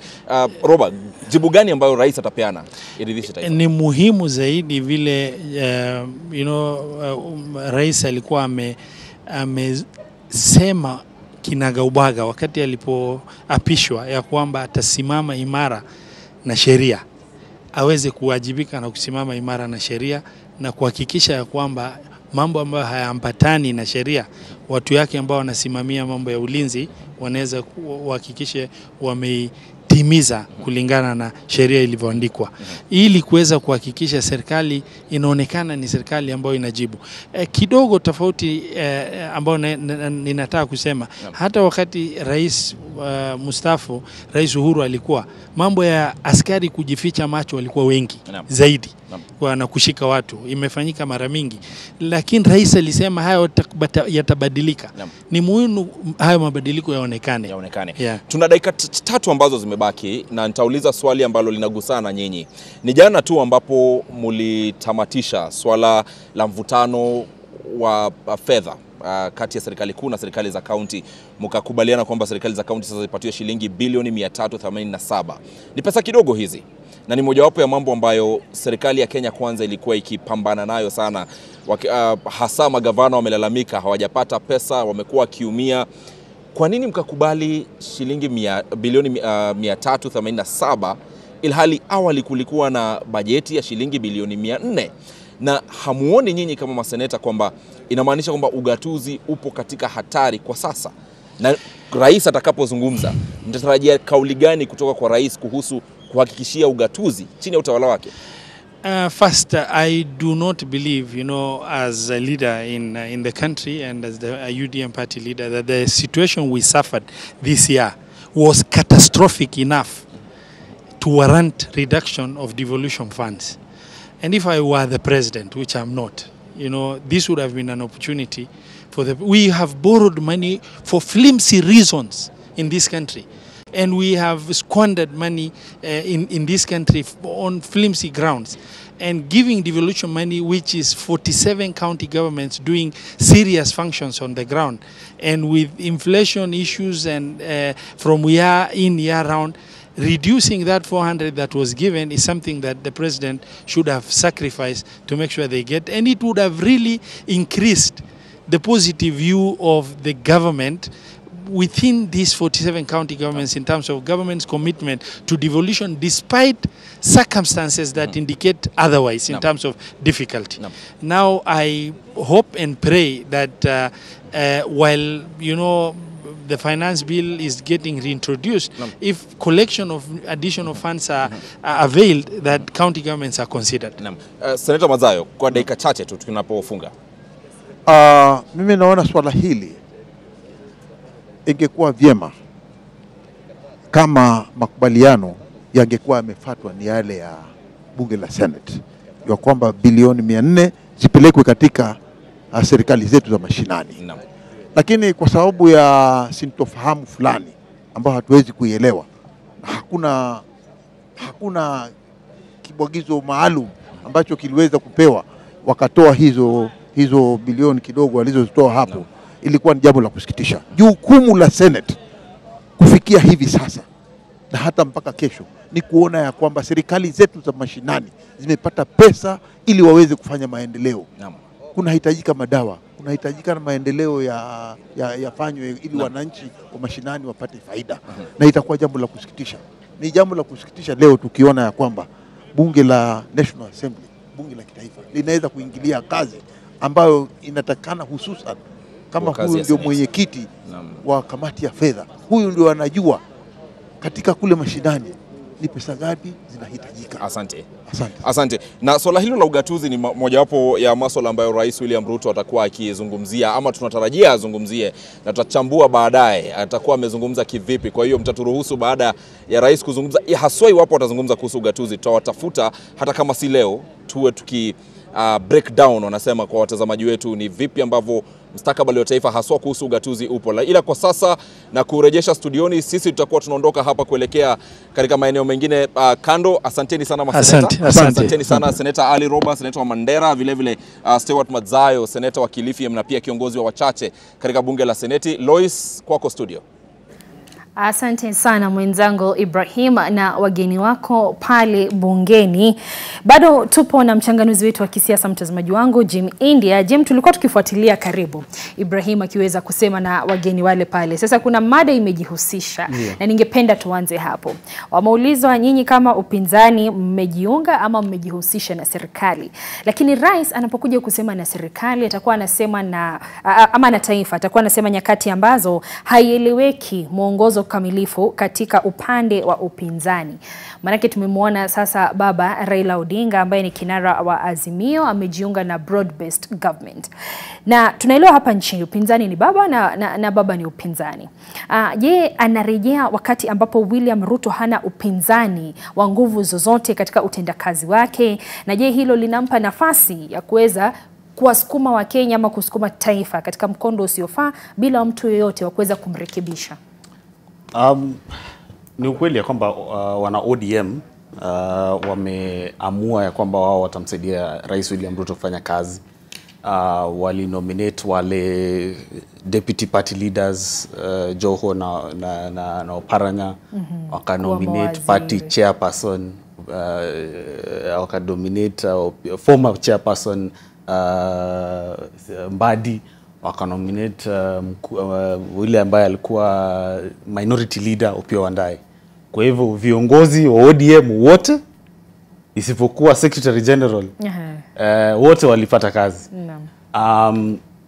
Na kisha kinara ODM Raila Odinga tunajua kwamba anatafuta kazi kule AU, anataka kuwa chairman wa AU, na serikali imeamua itamuunga mkono, na wamekuwa wakifanya campaign na William Ruto kila mahali. Lakini tangu Raila Odinga amue ya kwamba yeye atasaidiana na William Ruto, watu wametokea na wamekuwa sasa ni wapinzani. Ni Wakenya wenyewe wameamua kuwa wapinzani. Wakati wa maandamano dhidi ya finance bill, baba hakuwa, wanasiasa hawakuwa. Kumbuka ya kwamba mwaka uliopita baba alikuwa amepinga mswada wa fedha mwaka huo 2023, na wakapigana, mwishowe hawakuweza kushinda, mswada huo ulipita. Lakini wakati alipoondoka, Wakenya wakamua sasa sisi ndio wapinzani, na sisi ndio tulipigia huyu rais kura, na nguvu zote na mamlaka ni zetu, sisi tumemsaidia tu. Walienda barabarani na wakahakikisha kwamba mswada huo umeondolewa. Kwa hivyo kuondoka kwa baba ni vizuri, manake imepea Wakenya msisimko na muamko mpya wa kisiasa. The level of political education ambayo inaendelea katika taifa hili sasa hivi, sidhani ingewezekana kama baba bado angekuwa kiongozi wa upinzani. Unasema baba akiondoka kidogo tunaanza kufikiria sawa. Baba akiondoka sasa watu tunaanza kufikiria, kwa sababu mara nyingi watu tunasema baba amesoma. Watu walikuwa wanasema baba akisema ni mbaya hiyo ni mbaya, akisema ni vizuri hiyo ni vizuri. Watu walikuwa nangoja tunangoja baba ite maandamano, tunangoja baba afanye press conference. Sasa watu wakamua ameamua kuondoka, na wakati mwingine baba huchukua nafasi kubwa sana kama mkubwa wa upinzani. Kwa hivyo kuondoka kwake ni vizuri, na inatutayarisha vijana wadogo ambao wanakuja kuanza kujua ya kwamba tunaweza fanya hii kazi ya upinzani vizuri, hata kuliko jinsi vile yeye alikuwa anafanya. Pengine ametufunza jinsi ya kufanya maandamano na kumbizana na polisi hapa na pale, na hiyo ni vizuri, lakini wakati wake wa kufanya upinzani pengine umeisha. Aendelee kufanya broad based government, afanya zile maneno anataka kufanya kule EU, akipata sawa, asipopata pia ni sawa. Lakini Wakenya wameamka na ni vizuri endelee hivyo, kwa sababu taifa hili ni letu. Hatuwezi kila mwaka kuachia wanasiasa kufanya uamuzi kwa niaba yetu. Na hivyo ndio tumekuwa tukifanya miaka rudi miaka naenda, ya kwamba tunaachia wanasiasa. Baba ni mwanasiasa tu kama William Ruto, na tukiwaachia nafasi wao wataketi chini, wazungumziane, wakubaliane, kisha waendelee. Kwa hivyo wakini sisi tukichukua siasa katika mkono yetu, William Ruto lazima aketi na sisi sote chini na tuambie mnahitaji nini, na tuambie tunahitaji wewe kama rais uanze kufanya kazi vizuri na uanze kutusikiza sisi kama Wakenya. Na mojawapo wa mambo ambayo atarejea akiwa Rais William Ruto ni miezi baada ya maandamano kote nchini ya vijana wanarika wa Gen Z ambao waliweza kumkimbiza rais kiasi chake, wakikosoa utendakazi wake. Je, William Ruto katika hotuba yake hii leo kwa taifa ataonekana kujifunza kutokana na malalamishi na maombi ya vijana hawa wanarika? Kikuu zaidi ilikuwa anasema hawana nafasi za ajira, ushuru umekuwa mkali sana. Unategemea kwamba katika hotuba yake mchana wa leo ataweza kushughulikia swala hili la vijana, tukiangalia kwamba wanarika wenyewe walijitokeza na wakamwambia matatizo yetu ni haya? William Ruto atakuja na kutuambia maneno yale ambayo ametukua kutuambia. Atakuambia kwamba affordable housing imeweza kuajiri vijana 50,000. Atatuambia ya kwamba hii maneno ya universal health coverage imeajiri vijana 50,000. Atakuja tuambie vile ameongeza pesa na walimu wengi wameajiriwa na wataajiriwa hata mwaka ujao. Atatuambia pia ya kwamba kule Ujerumani na Saudi Arabia na Qatar pia amepata kazi karibu 300,000 ya vijana. Hivyo ndivyo vitu ambavyo anatuambia. Lakini vijana walimwambia kwamba kwanza sisi hatutaki kutoka hapa nchini. Sisi tunataka kufanya kazi hapa nchini. Kama kuna kazi kule nje, wewe enda fanya hiyo kazi kule nje. Wewe tuachie basi ya rais ya Kenya sisi tufanye. Kwa sababu inaonekana unapenda sana kazi za nje. Kazi sisi tunataka kazi humu nchini. Na jambo la pili, affordable housing ni vizuri, imeleta kazi, lakini vijana wengi ambao wameajiriwa pale ni kufanya zile zinaitwa non-informal jobs. Na ni vizuri na wanahitaji kupata ajira. Wale ambao pia wanahitaji formal jobs pia wanasema hizi kandarasi zinapeanwa makampuni ambayo si ya Kenya, makampuni ya China na wapi kwingine, ambao wanakuja na engineers wao, wanakuja na wale formal jobs zinapeana kwa watu ambao si wa Kenya. Kwa hivyo vijana ombi lao ilikuwa ni ya kwamba tufungulie nafasi za kazi ili tuwe na makampuni zaidi. Ukiendelea kutoza ushuru, makampuni zinaendelea kutozwa ushuru, wengi wanafunga. Uliona yule ambaye ni advisor wa Rais David Ndii alisema ya kwamba makampuni zitaendelea kufunga kwa sababu hizo kampuni zinasaidia middle class. Lakini hizi kampuni kama zinasaidia middle class, ni nani ambao wameajiriwa katika hizo kampuni? Kwa hivyo kampuni nyingi zinafunga kwa sababu ni gharama ya kufanya biashara hapa Kenya imezidi kuongezeka. Kwa hivyo ndio maana tulikuwa tunasema ya kwamba punguza ushuru ili wawekezaji wengi waweze kufanya biashara Kenya, ili waweze ku create employment, na vijana wenyewe pia wanasema wao pia wanataka kufanya biashara. Kwa hivyo fanya ya kwamba tukue na ile environment ambayo kufanya biashara unaweza kufanya, lakini unapoongeza ushuru hiyo haiwezekani, inakuwa ni vigumu sana. Hao vijana walizungumza na William Ruto, wakatoa malalamishi yao. William Ruto akasema sawa, nimewasikiza. Akatoka, akaenda. Aliporudi alirudi na baraza la mawaziri ambayo ni ile. Aliporudi alirudi na zile sheria za ushuru ambazo tulimwambia hatutaki. Kwa hivyo hasikizi. Na ndio maana vijana hata leo walikuwa wamesema wataenda maandamano, lakini sidhani kama walienda, lakini walitishia na wamesema akiendelea hivi wao wataenda maandamano, watarejea barabarani. Hivi nasema kwamba anaposema mchana wa leo huenda vijana hawatampa sikio rais. Watamsikiza, na hilo ndilo kitu nzuri. Baada immediately akimaliza hiyo hotuba, vijana utaona wameanza kuscore points, waseme haya tulisema hivi, yeye amesema namna gani, tulisema hivi, amesema namna gani. Kwa hivyo ametusikiza ama hajatusikiza. Kwa hivyo watakuwa namsikiza ili kujua kwamba kutoka June hadi sasa Novemba tumekuwa tukizungumza na rais na tunajua amekuwa akitusikiza. Je, amechukua ya zile semi zetu na zile vitu ambavyo tumetaka na sasa amezitimiza, au bado ni ahadi na yeye na kiburi na kusema ya kwamba ni yeye anajua kuliko kila mtu? Kwa hivyo leo itakuwa ni siku ya kuamua. Vijana wengi wataamua leo kama wanahitaji kurudi barabarani, kwa sababu kumbuke finance bill tena tuko katika ile cycle imeanza tena kutengenezwa. Kwa hivyo hivi karibuni tutaanza kujua ni proposals gani ambazo CS Mbadi ameleta katika finance bill zitaibuka. Ndio. Na tukio lingine ambalo ni la kimuhimu hapa nchini ni kwamba rais anarejea, ambapo akiwa amepata nafasi katika miezi mitano iliyopita kuweza kuunda upya serikali yake. Tuliona akapeleka baraza lake la mawaziri nyumbani, kateua baraza lingine, kamkaribisha kiongozi wa upinzani Raila Odinga serikalini, na baadaye hapo hata tukamwona huyu mkubwa wa polisi IG Koome vile akienda nyumbani. Rais atakapokuwa anasema na Wakenya, je, atakuwa anapiga darubini kusema nilifanya hivi halafu ubora wake ndio huu ama uzuri wake ndio huu, ama itasalia sarakasi za kisiasa? Mkipiga kelele kidogo na wafukuza marafiki wangu ama nafukuza baraza langu, mkitulia kidogo na wavisha kofia nyingine tofauti na kuwarejesha. Aliwatuma nyumbani, lakini wengi wao walirudi, na wale ambao hawakurudi kama mawaziri walirudi katika nyadhifa tofauti katika serikali yake. Kwa hivyo ni kumaanisha kwamba yeye hakuona shida lolote na hao watu. Wakenya walimwambia kwamba hawa ambao wanakuzunguka wanaishi maisha ambayo kidogo inatuambia kwamba wanatuibia. Hakuna jinsi ambavyo mtu amekuwa waziri miaka miwili na anaishi ni kama yeye ndio adani wa huku. Ni mtu ambaye amekuwa akitengeneza stima maisha yake yote na vitu kama hivyo. Kwa hivyo watu walimwambia kwamba watu ambao wanakuzunguka kama mawaziri wako na marafiki wako, jinsi ambavyo wanaishi tunashuku ya kwamba wanatuibia. Na pili, hatupendi jinsi ambavyo wanaishi kwa sababu sisi tunaumia na wao wanatuonyesha saa za pesa ngapi, mishipi za pesa ngapi. Tunaona vile wanatufanya katika barabara, akipita lazima sisi wote tusimame tungoje hadi waziri apite. Harambee wanachanga fedha za ajabu. Harambee kila mahali wanachanga. Hadi rais mwenyewe akasema harambee imesitishwa kwanza hiyo siku hakuna mtu. Alafu jana tumemsikia yeye akisema yeye ametoa pesa ngapi katika harambee.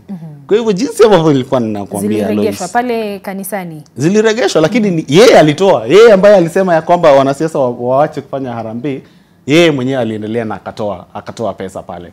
Kwa hivyo shida kubwa ya William Ruto ni ya kwamba anazungumza na mara nyingi huwa hachukui muda kufikiria kabla azungumze leo, jana nilisema nini. Natumai ameangalia speech yake ya last year kabla hajasoma speech ya leo, ndio asirudie zile vitu ambavyo alisema last year, kwa sababu mara nyingi anazungumza unashangaa, lakini mwaka jana ulisema ya kwamba mtungi ya gasi itakuwa shilingi 300. Leo ni vipi tena umebadilisha umesema ni 500? Mwaka jana ulisema hivi, mbona leo umesema hivi? Kwa hivyo natumai ataweza kufanya hivyo ili wale mawaziri ambao wamewaleta ni sawa, unaweza kubadilisha. Lakini vijana waliuliza kwamba wapi hata kijana mmoja ambaye aliweza kuwa waziri. Atapata hizo nafasi. Hakuna. Na katika malalamishi ya vijana wakisema fulani anavalia saa ya mkononi ya kiasi fulani ama maisha yake yalikuwa hivi yako hivi.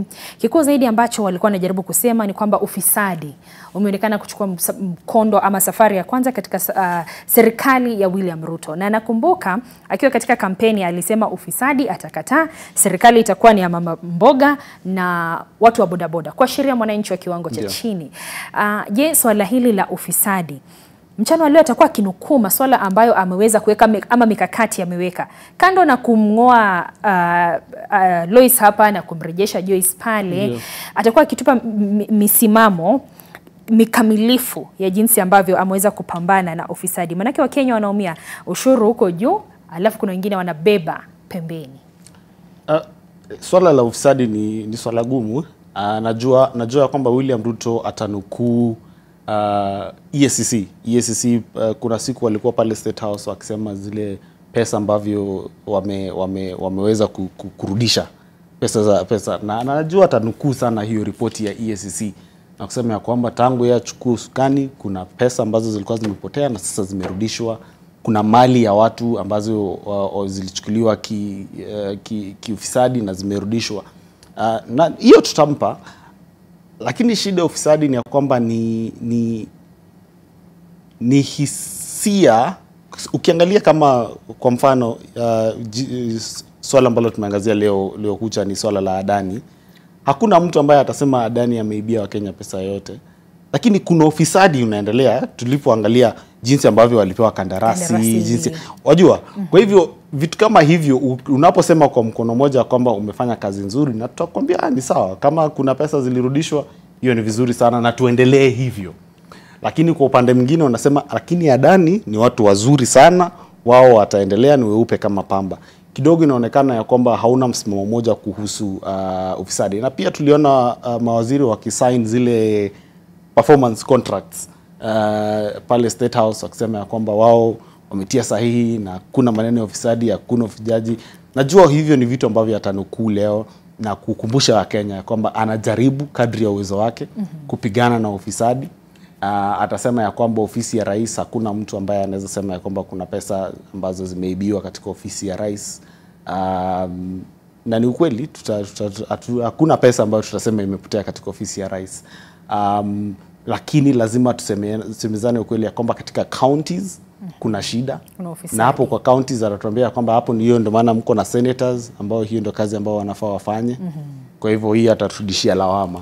Na hapo kwa counties, tukiwa pale county ya Nyeri tulipokuwa tunasema na mwanahabari wetu Margaret Kimathi, kuna bwana mmoja alisema ufisadi bado upo na Adani kuna TBT yake alisema inatukumbusha Kimwarer na Aror. Ndio. Ni ukweli. William Ruto amekuwa na shida hapo awali, shida ya kuonekana kuwa hivi sasa Wakenya wengi wamesema ya kwamba rais pengine si mtu ambaye anapenda kusema ukweli. Kitambo walikuwa wanasema ya kwamba ni mtu ambaye si mtu straightforward.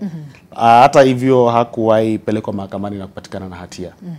Lakini shida kubwa ambayo atakumbana nalo ni kuhakikishia Wakenya ya kwamba maneno ya affordable housing, kwa sababu kile ambacho Wakenya wanasema ni pesa ngapi ambazo tumecollect tangu tufanye hii maneno ya affordable housing. Kwa sababu Auditor General pia mara nyingi huwa anasema kwa zile pesa ambazo zimekolektiwa, sikumbuki exact figures, lakini alikuwa na tashwishi kwa hizo pesa ya kwamba kwa pesa ambazo zimekolektiwa kwa affordable housing ni asilimia kidogo ambayo imetumika kujenga nyumba. Kwa hivyo Wakenya wanauliza asilimia hizo zingine zimeenda wapi? maneno ya SHA, unatuambia vipi 104 billion imetumika kutengeneza maneno ya website? Kwani hiyo website ni ya kufanya kazi gani? Hizo ndizo swali ambazo Wakenya wanazo, ya kwamba serikali inafanya vitu kwa giza. Hakuna kitu ambacho inatokea na kuambia ya kwamba hii ndio pesa ambayo imetumika jinsi hivi imetumika. Na unapouliza hizi swali unaonekana kwamba wewe ni adui wa taifa. Wewe si adui wa taifa. Sisi tu ni watu ambao we want the best for our nation, kwa sababu hatuna taifa lingine. Ndio maana tunauliza hizi maswali. Na hili swala la affordable housing, hizi ni nyumba ambazo rais anasema zinajengwa kwa bei nafuu, bei ya Mkenya wa chini, mama mboga ataweza kuzinunua. Wakenya ambao tumesema nao kutoka kaunti tofauti wamegusia hilo, wamegusia SHA, alafu wakagusia hii affordable housing. Rais William Ruto kila mara ikiwa kuna mradi ambao ametetea tangu aingia ofisini hadi leo, na mchana wa leo huenda akautetea, ni mradi huu.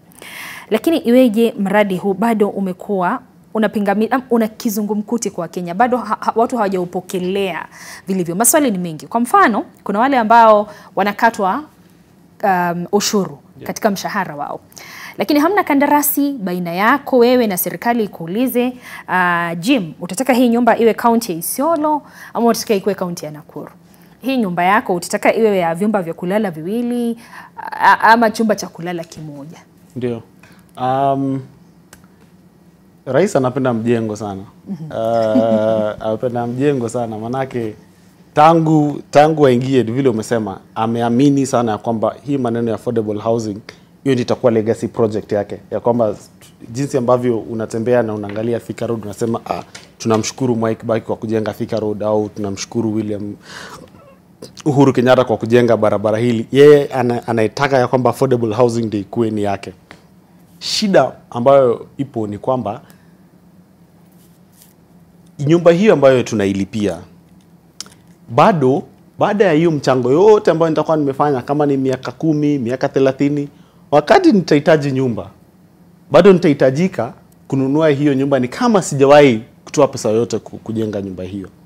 Siwezi kuambia kwamba kwa sababu wewe umekuwa ukichanga fidia karibu milioni 1, wewe sasa kwa sababu hii nyumba ni milioni 4, wewe sasa tutakulipisha milioni 3. Wajua, hapo shida ni hapo. Pili ni ya kwamba mimi tayari nina nyumba.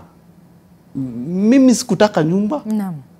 Wakati ambapo ulikuwa unachukua, mimi sikukwambia kwamba nahitaji nyumba. Kwa hivyo mbona na Wakenya wengi, hata wale ambao William Ruto anasema ya kwamba wanaishi katika vitongoji duni, wengi bado wana makwao na wana makao kule mashambani, kwa sababu ako na shamba na amejenga nyumba yake kule. Na hapa Nairobi wengi tunajua tumekuja tukutafuta, mwishowe tutarudi kwetu pale nyumbani. Kwa hivyo maswali ni mengi, na maswali haya yaliulizwa, lakini alikataa. Tukashangaa kwani public participation basi ni nini? Kwa sababu wakati wa public participation Wakenya walikataa, lakini waliamua ya kwamba public participation ni process tu ya kufanya. Na hilo ndio jambo ambalo linakera Wakenya wengi. Si ya kwamba unafanya, sio tu ya kwamba unafanya hiyo kazi, but ni kwa sababu unachukua ni kama sisi ni wajinga kutufanyisha kazi ya kuja kufanya public participation, alafu mwishowe bado tu utafanya jinsi ambavyo unahitaji, vile ambavyo ulikuwa umefanya kwanza. Ndio. Sasa tuondoke katika masuala ya uchumi, ambapo tumeangazia SHA, tumeangazia masuala ya ufisadi, mfumo mpya wa elimu, maisha, gharama ya maisha kwenda juu. Sasa tuangazie anga la kisiasa. Rais William Ruto atakaporejea bungeni mchana wa leo, anarejea na makamu wa rais mpya. Ndio. Kithure Kindiki, profesa. Ndio, ambaye Kithure Kindiki ambaye hakuchaguliwa na Wakenya. Kithure Kindiki ambaye kunayo IBC ambayo ilifanya ile vetting, IBC ambayo haiko. Kithure Kindiki nimesema ambaye hakuchaguliwa na Kenya, lakini Kithure Kindiki ambaye alichaguliwa na wengi wa wale wabunge ambao walikuwa katika session hiyo siku. Rais ni kikatiba amekubaliwa. Kweli. Naibu mmoja akiondoka amekubaliwa kupata naibu mwingine. Kwa hivyo atakuwa na naibu mpya. Hatujui huyu naibu kazi yake itakuwa ni gani, kwa sababu naibu wa rais mara nyingi kazi yake ni kazi ambayo anapewa na rais. Kwa hivyo Kindiki ataketi, atangoja wakati ambapo rais atakuwa na kazi atampa. Na ataendelea na hiyo kazi. Lakini Itakuwa ni interesting kuona kama Kithure Kindiki ataweza kutatua lile shida ambalo William Ruto aliona kwamba Rigathi Gachagua alikuwa anamletea. Na bila shaka siasa huwa zina msukumo fulani katika taifa letu, hata katika masuala ya kiuchumi. Pindi rais anaposema na taifa, bila shaka kulikuwa na msimamo tofauti kwa kung'atuliwa kwa Gachagua na kukaribishwa kwa Kithure Kindiki. Rais atakuwa anazungumzia taifa ambalo liko kwa pamoja, ama hatua hii ya kuweza kubadilisha naibu wa rais, hata ingawa ilitoka bungeni, sio kutoka kwa rais mwenyewe, imeweza kuleta migawanyiko kidogo, na rais atakuwa na juhudi ama jukumu la kuweza kujaribu kuwaleta Wakenya kwa pamoja. Ukiangalia Wakenya wengi walikubaliana ya kwamba Rigathi Gachagua alikuwa na shida zake. Na shida zake ambazo zile charges zote ambazo zililetwa dhidi yake, kugawanya Wakenya na kuonekana ya kwamba yeye alikuwa kiongozi wa sehemu moja, kuonekana ya kwamba yeye wakati nyingi alikuwa amesema yeye ni mtu wa Mlima, yeye ni villager. Na Wakenya wengi wanakubaliana kama process ya kumuondoa ingekuwa ni sawa, hatuna shida muondoe, kwa sababu tunahitaji naibu wa rais ambaye atakuwa ni symbol of national unity kama rais, kwa sababu presidency ni lile inaitwa symbol of national unity, lazima liwaleta watu wote pamoja. Shida ambayo Wakenya wengi wanayo na William Ruto na jinsi ambavyo walimuondoa Rigathi Gachagua ni kwamba process, kuna mahali ambapo kidogo ilionekana ni ya kwamba hawakutaka kufuata ile due process, kwa mfano ya kumsikiza. Na je, mnaona naibu rais Kithure Kindiki ameweza kuwasili? Ndio hizo picha za moja kwa moja, mtazamaji wangu, kutoka makao ya bunge. Ni naibu rais Kithure Kindiki ameweza kufika, ishara kwamba bosi wake hayupo mbali sana, manake kama sheria, kikatiba na itikadi za siku ya leo ni kwamba yeye atakuwa miongoni mwa wale watakao mkaribisha rais. Siku ambayo alikuwa anapewa mamlaka rasmi ya kuwa naibu wa rais Jim, Rais William Ruto alisema amefurahi, amepata mtu wa kumsaidia kutetea mambo haya. Akasema mambo ya affordable housing nasema peke yangu, mambo ya SHA nauza peke yangu, sasa nimepata mtu wa kunisaidia. Umeona Kithure Kindiki kwa muda ambao amekuwa naibu wake amejaribu kusaidiana na rais apumue yanga mdomoni jamani. Kithure Kindiki bado ana karibu mwezi mmoja katika ofisi. Kwa hivyo bado hana ile wakati wa kujua ofisi ya naibu wa rais jinsi itakavyokuwa. Atakuwa na wakati wake. Bado lazima kuna adjustment kidogo itafanyika. Ujue lazima kuwe na wafanyikazi wapya, advisors wapya kumsaidia ili kuingia katika ile ofisi wa naibu wa rais. Hakuna tofauti ya hiyo ofisi, unaweza mpa mtu yote, hata wangempa Kimani Ichung'wah, ni mtu yote. Ni kazi ambayo unafanya rais akihitaji. You are the principal assistant to the president.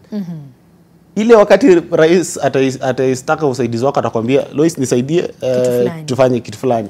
Kwa hivyo ni kazi ambayo ataifanya, lakini jinsi ambavyo tumesema it is water under the bridge. Hiyo imefanyika, watu wapende wasipende, tunaye deputy president mpya na ni yeye ataendelea kuwa deputy president. Zile hisia zingine ambazo tunazo, kama kuna watu ambao hawakufurahi, utakuwa na nafasi yako kuonyesha William Ruto ya kwamba hujafurahi. One of these fine days utakuwa na nafasi yako, na ukiwa na hiyo nafasi itumie vizuri. Na kama umefurahi na zile ambalo amefanya pia utakuwa na nafasi na ya kuonyesha William Ruto ya kwamba wewe umefurahi na yeye. Kama kuna mbunge ambaye hakukufurahisha jinsi ambavyo alifanya kazi hiyo siku ya kumuondoa Rigathi Gachagua, ama kuna senator hakukufurahisha, pia unayo nafasi na huyo member of parliament na senator. Wewe ngoja tu, kama hii ni wakati wa mtu kufurahi, wewe ngoja tu, hata wewe utakuwa na wakati wako. Utafanya tu jinsi ambavyo wewe unataka kufanya. Bila shaka. Na anaporejea bungeni pia kuna hizi nafasi za ajira, za nafasi za makatibu katika wizara mbalimbali serikalini. Tuliona juzi kumekuwa na ombi la serikali la Wakenya ambao wanajiamini kuweza kupata nafasi hizo za ajira, wakiwataka kuomba nafasi hizo za kazi. Ndio tuliona Public Service Commission akifanya hiyo announcement. Sasa ile wanasema kufukuzai mara nyingi akwambii toka. Na mara nyingi ukitaka kuweka pressure kwa mtu ambaye anafanya kazi, ni huko kazi lakini unaona kazi yako imekuwa advertised. Na hujaambiwa ya kwamba hauna kazi. Alafu tunaona ndo yule gavana wa Nairobi Johnson Sakaja Vile ameweza kufika katika makao ya bunge. Kumbuka yeye ndo gavana mwenyeji wa hafla ya leo ambapo Rais William Ruto atakuwa anasema na taifa muda wowote kuanzia sasa. Jim, kabla ya kurejea hapo ambapo tulikuwa tunasema, tumwangazie gavana huyu Johnson Sakaja kidogo. Amekuwa ni gavana ambaye anaongoza jiji kuu la taifa. Wacha nitumie kimombo. Such a disappointment. Such a disappointment. Anasema lazima iwork. Haiwork. Hiyo ndio shida. Anasema lazima iwork lakini haiwork. Kwa sababu nimezungumza nimeingia ukizunguka tu hii town. Wacha hata kabla uondoke nje ya jiji. CBD. Taka, maji, barabara. Unashangaza ya kwamba jiji kama hii ndio city center. Hapa ndio pesa ya nchi hii inatengenezwa, inakaa namna hii. Sehemu zingine za Nairobi zinakaa namna gani? Gavana ambaye mara nyingi amekataa kwenda seneti na wakati ambapo anaenda hataki kujibu maswali. Gavana ambaye mara nyingi ameonekana kidogo anakaa naibu wa rais kuliko naibu wa rais. Mara nyingi kumtetea rais, kusema tumpatie wakati, tumpatie muda. Na watu wanamkumbusha kwamba Mwai Kibaki alikuwa president in December and January kulikuwa na free primary education. Kuna vitu ambavyo kama huwezi chapa kazi, hata tukupe ile ambayo Cherargei alikuwa anasema 7 years. There's nothing magical about numbers. Tunaweza kupea miaka 7. So hata governor wa Nairobi shida yake kubwa ni ya kwamba alionekana kama William Ruto alikuwa na maono mazuri kwa Nairobi, lakini ukienda ground na kuangalia kazi ambayo inafanyika ground, unashangazwa ya kwamba ushuru za watu wa Nairobi inaenda wapi. Bila shaka tukiangazia county ya Nairobi na utendakazi wa gavana Sakaja, hatuwezi kosa kuangazia swala zima la ugatuzi. Na ugatuzi kufuatia katiba ya sasa hivi ndio umesaidia taifa kuweza kuwa na mwelekeo hasa wa kiuchumi. Tumeona kumekuwa na matatizo katika sekta hii ya ugatuzi. Tunapozungumza sasa hivi, baraza la magavana limeipa serikali kuu muda wa makata siku ni 28 sasa. Watafunga shughuli zote, wanasema serikali kuu haifikishi ugavi wa ugatuzi. Pengine hilo ndo linachenga kina Sakaja na wenzao. Wanasema ya kwamba ile disbursement ya mwaka huu hawajapata. Mwaka jana walipata. Mwaka uliopita walipata. Na nakubaliana na wao magavana ya kwamba ugatuzi kuna zile rasilimali ambazo tunahitaji kisheria kuwapa magavana ili waendelee kufanya kazi. Kwa maoni yangu pesa hiyo inahitaji kuongezeka, manake kazi nyingi inafanyika katika counties. Na ni vibaya sana kama kuna wakati kama kulikuwa na seneti na bunge la kitaifa walikuwa hawakubaliani. Hata hivyo hiyo haiondoi lawama kwa wale magavana kusema ya kwamba zile pesa ambazo mmepata tayari ni sawa, kuna zile ambazo hamjapata na tutawasaidia kusukuma serikali kuhakikisha kwamba mmepata, lakini kwa zile pesa ambazo mmepata. Na Jim, nikukatize kidogo mtazamaji wangu, picha unazozipokea sasa zinatoka bungeni. Tunamwona Rais William Ruto ameweza kuwasili katika makao hayo ya bunge, amepokelewa na naibu wake na moja kwa moja anaanza itikadi za hafla hii ya leo. Tunaona amefika na mama taifa Bi Rachel Ruto. Kwanza ataweza kukagua gwaride hilo la heshima kabla ya kuweza kuingia pale bungeni mzima na hafla ya leo kuanza. Jim, tunapokaribia kufunga ili tuweze kumpa mtazamaji picha na sauti kutoka bunge. Atakapo nena siku ya leo, Rais William Ruto amekuwa mamlakani miaka mingapi? Miaka miwili. Miaka miwili. Mwaka ujao utakuwa mwaka wa 2025, pengine atakuwa na nafasi ya kufanya kazi. Utakaofuata mwaka wa 2026, siasa zinaanza kikamilifu, huo mwingine ni mwaka wa uchaguzi. Je, hii ni nafasi ya rais kuweza kusema na Wakenya, kuweka agenda zake vyema zaidi? Manake muda haupo upande wake. Je, akizungumza mchana wa leo atakuwa anawapa Wakenya agenda na kuwapa imani? Manake pia siku zinasonga na zinayoyoma kwa taifa. Rais akizungumza leo itakuwa ni nafasi yake kujipa report card. Manake inaonekana ya kwamba sisi na yeye hatuko katika the same page. Kwa hivyo tunataka kusikia kwamba William Ruto anaangalia nchi, anaiona nchi hii jinsi ambavyo sisi tunavyoiona, au kuna vile ambavyo anaiona ambavyo sisi pia tunapaswa kuanza kuiona. Kwa hivyo hiyo ndio itakuwa ni nafasi yake leo, na tunatarajia baada ya mazungumzo yake tutaangalia kama ni kwa kweli anaelewa. Asante sana Jim India, na kwa muda wako. Kuna mmoja amesema jina lako karibu linakaribia la Adani. Mchanganuzi wetu wa siasa. Asante sana mtazamaji, moja kwa moja hafla tuliyokuwa tukisubiria imeanza. Ndo hizo picha na sauti kutoka bunge. Kwa heri na endelea.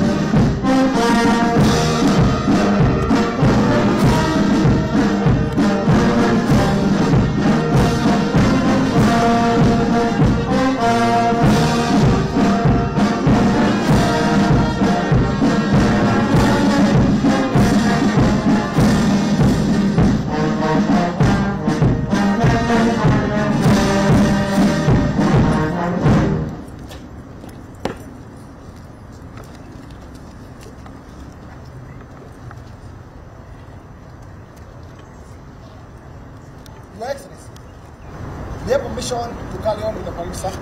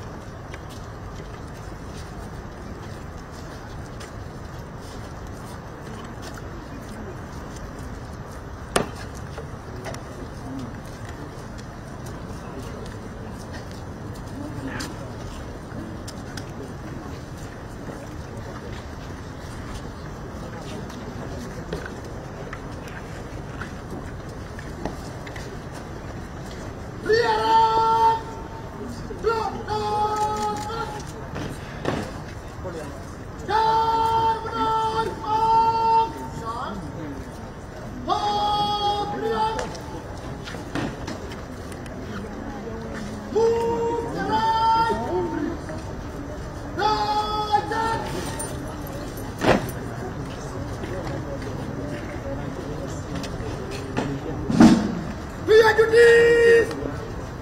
By the left! Quick back!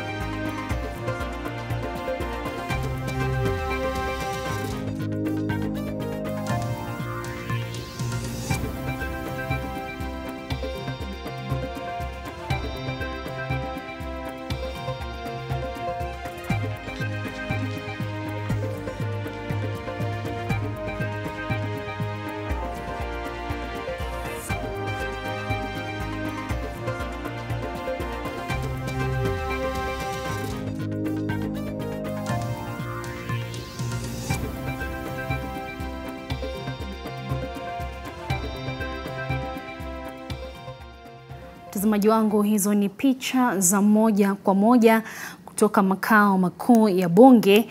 Kumbuka muda umefika kwa rais kuweza kuhutubia taifa kupitia malango ya bunge. Ni hafla ambayo rais hufanya kila mwaka. Tulimwona rais alipowasili, aliweza kukaribishwa na naibu wa rais Kithure Kindiki kwa salamu. Amefika pale akiwa pamoja na mama taifa Bi Rachel Ruto, na baada ya hapo rais akakuwa na nafasi ya kukagua gwaride la heshima. Kama unavyoona, hao ni baadhi ya wabunge wakiweza kufika ndani ya bunge, pengine waweze kuketi wakuwe sawa kabla ya rais kuweza kufika na kuweza kuhutubia taifa.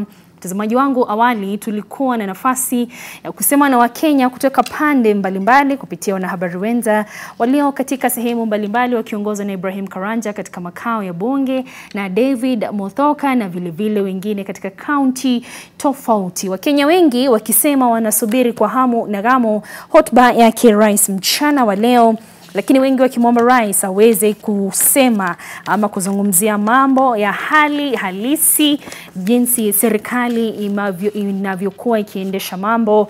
Wengi wakiweza kukosoa rais kutokana na masuala ambayo yanahisi serikali ya Kenya Kwanza haijaweza kutekeleza pindi ilivyoahidi kutoka siku za kampeni na pale rais alipopata nafasi ya kukalia kiti hicho kwa muda wa miaka miwili sasa. Wakenya wengi, mtazamaji wangu, wakisema viwango vya umaskini vimeonekana kuongezeka. Wengi wakisema uchumi umekuwa hatari. Wakenya wanasema hata ingawa bei ya bidhaa imeanza kushuka chini, kwa mfano bei ya bidhaa ya unga wa ugali imeonekana kushuka chini, wengi wanasema hilo likifanyika lakini mfukoni hamna namna, hawawezi kujisitiri. Inakuwa ni swala la kutamausha, mtazamaji wangu, kujua baadhi ya Wakenya wanakosa kukimu mahitaji yao ya chakula pale nyumbani, hasa nyakati hizi ambapo watoto wamefunga shule na wanategemea wazazi kuwalishe mara kwa mara. Kingine ambacho Wakenya wameweza kuzungumza na kikajitokeza wazi ni swala la bima ya taifa SHIF, wengine wanaita SHAM. Wakenya wengi wakisema hata ingawa rais amekuwa mstari wa kwanza wa kuweza kuongelesha Wakenya na kuwaambia SHIF itafanya kazi au SHA itafanya kazi, na hizi ni changamoto za mwanzo, Wakenya wanasema kabla ya hilo kufanyika, masuala ya afya ni muhimu. Maana masuala ya afya ni masuala ya uhai, wakimtaka rais mchana wa leo kuweka mambo wazi. Wengine wakitoa changamoto kwake na kumuomba ikiwa wanaona SHA haifanyi kazi, waweze kurejelea NHIF. Ilikuwa maoni ya Mkenya mmoja kutoka kaunti ya Nyeri. Katika sekta ya elimu, Wakenya wengi wametoa malalamishi makubwa wakisema baada ya sekta ya afya, rais mchana wa leo aweze kutatua masuala ya elimu. Kikuu zaidi ikiwa ni mfumo mpya wa kuweza kukimu wanafunzi wanaotoka katika familia maskini ili kukidhi karo yao katika vyuo vikuu. Wakenya wamesema kwa kauli mbiu. Tuliona wengine kutoka maeneo ya Eldoret ikiwa ni kaunti nyumbani ya rais, wengine kutoka kaunti ya Kiambu ikiwa ni kaunti ambayo iliweza kumpa rais kura nyingi sana katika uchaguzi uliopita, wakisema wanashindwa kupeleka watoto wao kupata masomo ya juu katika vyuo vikuu. Hii ni baada ya watoto kufanya bidii shuleni na kupata alama zinazohitajika kufika katika vyuo vikuu. Wanasema karo imesonga juu sana. Kando na karo kuongezwa, wanalalamikia mfumo huu mpya wa kuweza kufadhili wanafunzi wanaotoka familia maskini ili kuweza kukimu karo yao katika vyuo vikuu. Wanasema HELB ya hapo awali ilikuwa afadhali. Vilevile wametaka mtaala huu wa CBC kuweza kuangaziwa kwa kina na serikali kuweka miundo misingi inayofaa, kikuu zaidi ikiwa ni kuongeza na idadi ya walimu ili walimu wawe na nafasi rahisi kidogo pale madarasani. Kuna lile swala la wanafunzi wa gredi ya 6 na wale wa gredi ya 9 kukosa miundo misingi bora kama vile darasa za kuweza kuendeleza masomo yao. Awali waziri wa elimu aliweza kutangaza kwamba serikali ilikuwa imetoa shilingi milioni 1 kwa kila darasa ama kwa kila shule ya umma kuweza kujenga darasa moja la gredi ya 9. Wanasema gharama ya maisha imesonga, bei ya bidhaa za ujenzi imeenda juu na shilingi milioni 1 haiwezi kutoshea kuweza kujenga darasa moja. Wanasema hata ikiwa itatosha darasa moja halitoshi wanafunzi wote walio katika kila shule ya umma katika gredi ya 9. Ifahamike kwamba shule za umma ndizo zilizo na wanafunzi wa kiwango cha juu zaidi ikilinganishwa na zile za shule binafsi. Hiyo sekta ya elimu ikionekana kuwa na uchungu kwa baadhi ama kwa Wakenya wengi kutoka kila kona ya nchi. Jingine ambalo limeweza kujitokeza, mtazamaji wangu, ni swala la usalama. Wananchi haswa kutoka kaskazini mwa taifa, vile kaskazini mwa bonde la Ufa, wakitaka rais kuweza kuimarisha usalama. Kumbuka kumekuwa na visa vya mauaji na Wakenya kupoteza maisha, hasa nyakati hizi za wizi wa mifugo. Unatazama kwamba wizi huo katika msimu huu ujao wa Krismasi, ambao ni msimu ambao unakuwa umekauka, hamna lishe ya kutosha wala maji kwa jamii za wafugaji. Hivyo basi wanatarajia kutakuwa na ukosefu wa usalama katika maeneo hayo. Wakenya wanataka rais akisema na taifa mchana wa leo aweze kutoa mbinu kamili ya kuweza kuhakikisha kwamba maeneo hayo yatahakikishiwa usalama.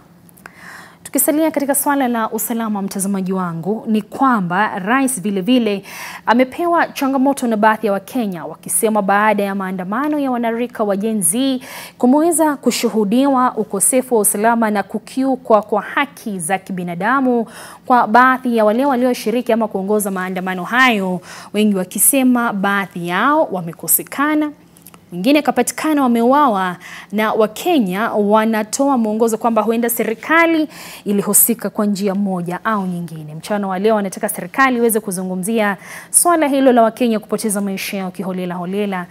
Manake rais alikuwa mstari wa kwanza kutoa ahadi ya kusitishwa kwa hizo kwa lugha ya kimombo tunaziita extrajudicial killings katika kampeni zake akiwa rais, lakini wanasema pindi amekalia kiti hicho, vifo hivyo vya kiholela na vifo vinavyokiuka haki za kibinadamu vimeonekana kurejea nchini.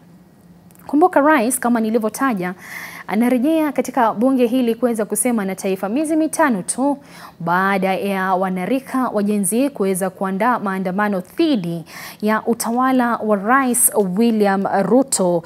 Itakuwa ni muhimu pengine kuona ikiwa rais atakuwa amejifunza mawili matatu na kuweza kuyazungumzia katika hotuba yake mchana wa leo, manake vijana hawa wanarika walipokuwa kiandamana waliweza kutoa tetesi zao kwa rais na kueleza ni kipi kilichokuwa kikiwasikitisha. Cha kwanza kabisa ilikuwa ni mswada wa fedha wa mwaka 2024, na swala hili la ushuru limeweza pia kujitokeza sio kwa wanarika pekee bali kwa Wakenya wa miaka ama madaraja ya miaka tofauti tofauti, kila mmoja akisema mfuko umefinyika kidogo. Hapo tuliwaona hawa wanarika wakiweza kufika makao haya ya bunge na kuweza kupeleka tetesi, hamaki zao na uchungu wao pale.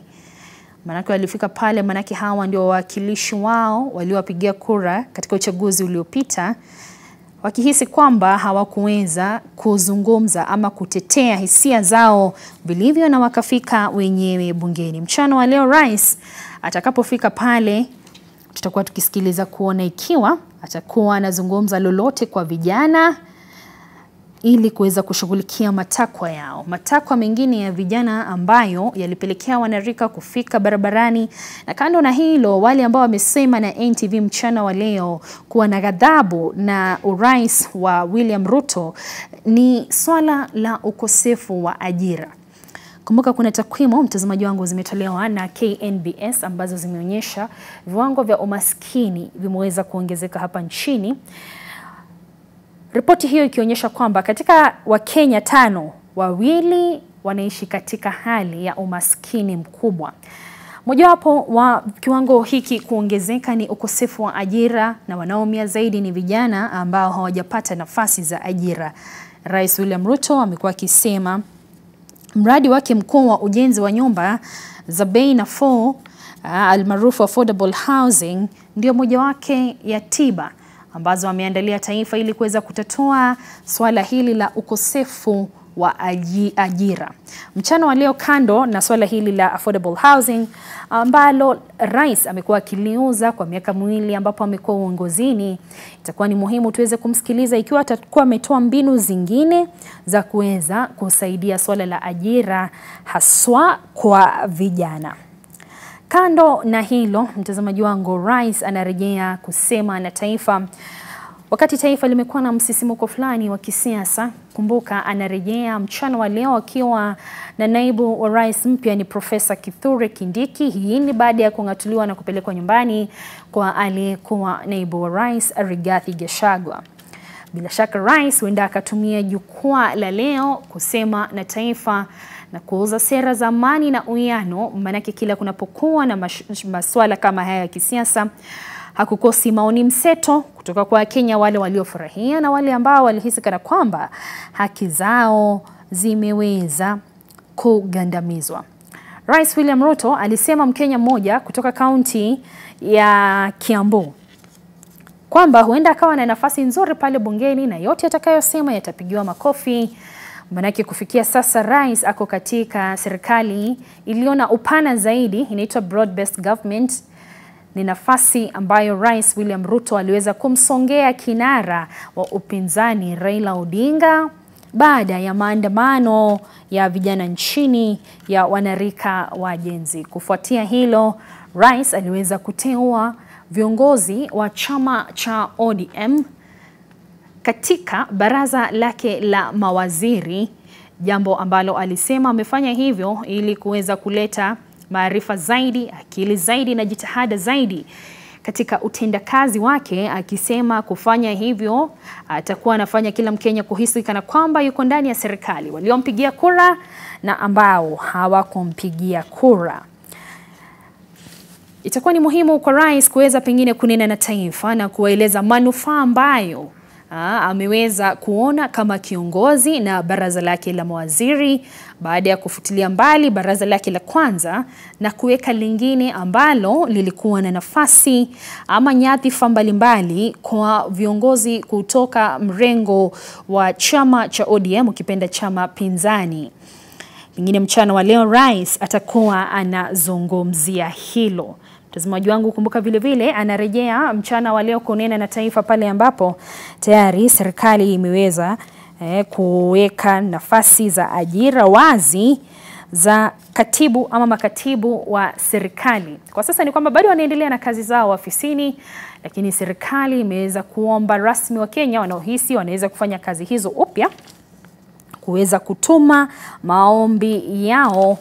Hivi rais ndio huyo tunamuona anakaribia bungeni miaka miwili baada ya uchaguzi wake. Ako na maspika wa bunge Amason Kingi na spika Moses Wetangula. Ndio wale hapo wanamkaribisha mle ndani, yeye ndo mgeni mheshimiwa, ni siku yake kusema na taifa. Kumbuka bado muda wa kisiasa unayoyoma, na pengine akisema na Wakenya mchana wa leo atakuwa anatafuta nafasi ya kuwarai upya, kuwaleta kwa pamoja na kuwaomba kuendelea kumuunga mkono kama rais, huku anapoongoza ajenda ya Kenya kwanza.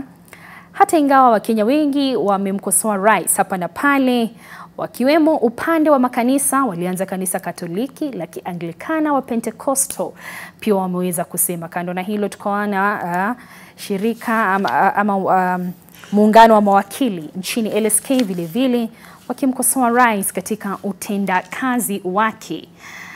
Lakini wote wamesema, wote wametoa mchango wao, wote wametoa maoni yao. Sasa mhusika mkuu ndo huyo hapa, Rais William Ruto ni kiongozi wa 5 wa taifa. Wacha sasa tumsikilize tujue ana yapi kwa taifa mchana wa leo. Tupate picha za moja kwa moja na sauti kutoka makao makuu ya bunge.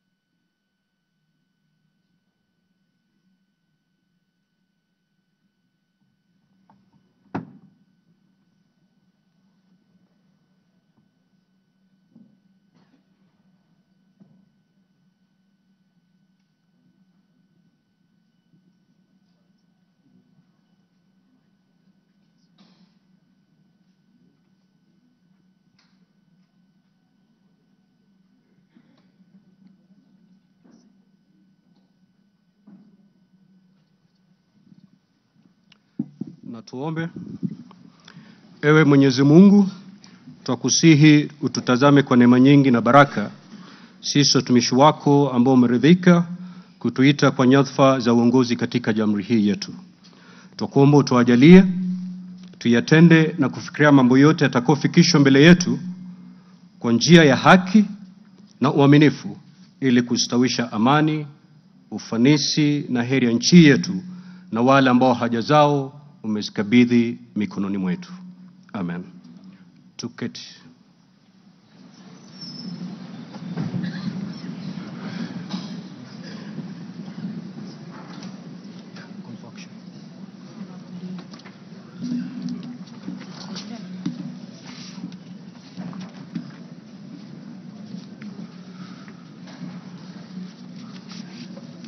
Order, honorable members. Let us all be seated. Thank Thank you. Your Excellency, Honorable Dr. William Samoei Ruto, CGH, President of the Republic of Kenya and Commander-in-Chief of the Defense Forces, the Right Honorable Dr. Moses Wetangula, EGH, MP, Speaker of the National Assembly, Honorable Members of Parliament, distinguished guests, ladies and gentlemen. Article 132, Subarticle 1B of our Constitution provides that the President shall address a special sitting of Parliament once every year and may address Parliament at any other time. Article 132, Subarticle 1C of our Constitution further provides that the President shall, among others, once every year, report in an address to the nation all the measures taken and the progress made or achieved in the realization of the national values referred to in Article 10 of the Constitution. In addition, Article 240, Subarticle 7 of the Constitution requires the President in his capacity as the chairperson of the National Security Council to report to Parliament annually on the state of security in Kenya. In this regard, the Chief of Staff and Head of Public Service, via the letter dated reference EOP/CAB.26/4A, Volume 4, into brackets 178, and dated the 9th of September 2024, informed the Speakers of the Houses of Parliament of the intention of His Excellency, the President, to address Parliament. Consequently, and upon consultation, the address to Parliament by His Excellency the President was scheduled for today, Thursday, the 21st of November, 2024.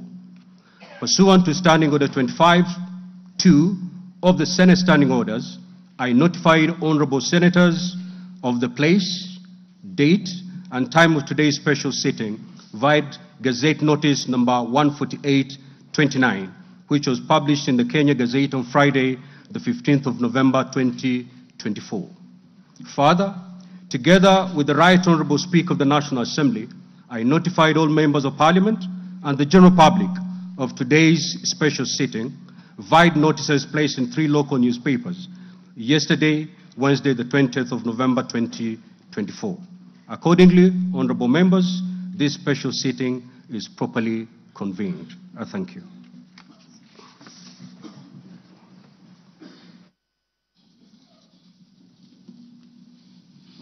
Your Excellency, Honorable Dr. William Samoei Ruto, CGH, President of the Republic of Kenya and Commander-in-Chief of the Defense Forces, the Right Honorable Amason King, EGH MP, Honorable Speaker of the Senate, Honorable Members of Parliament, members of the Diplomatic Corps, distinguished guests, ladies and gentlemen.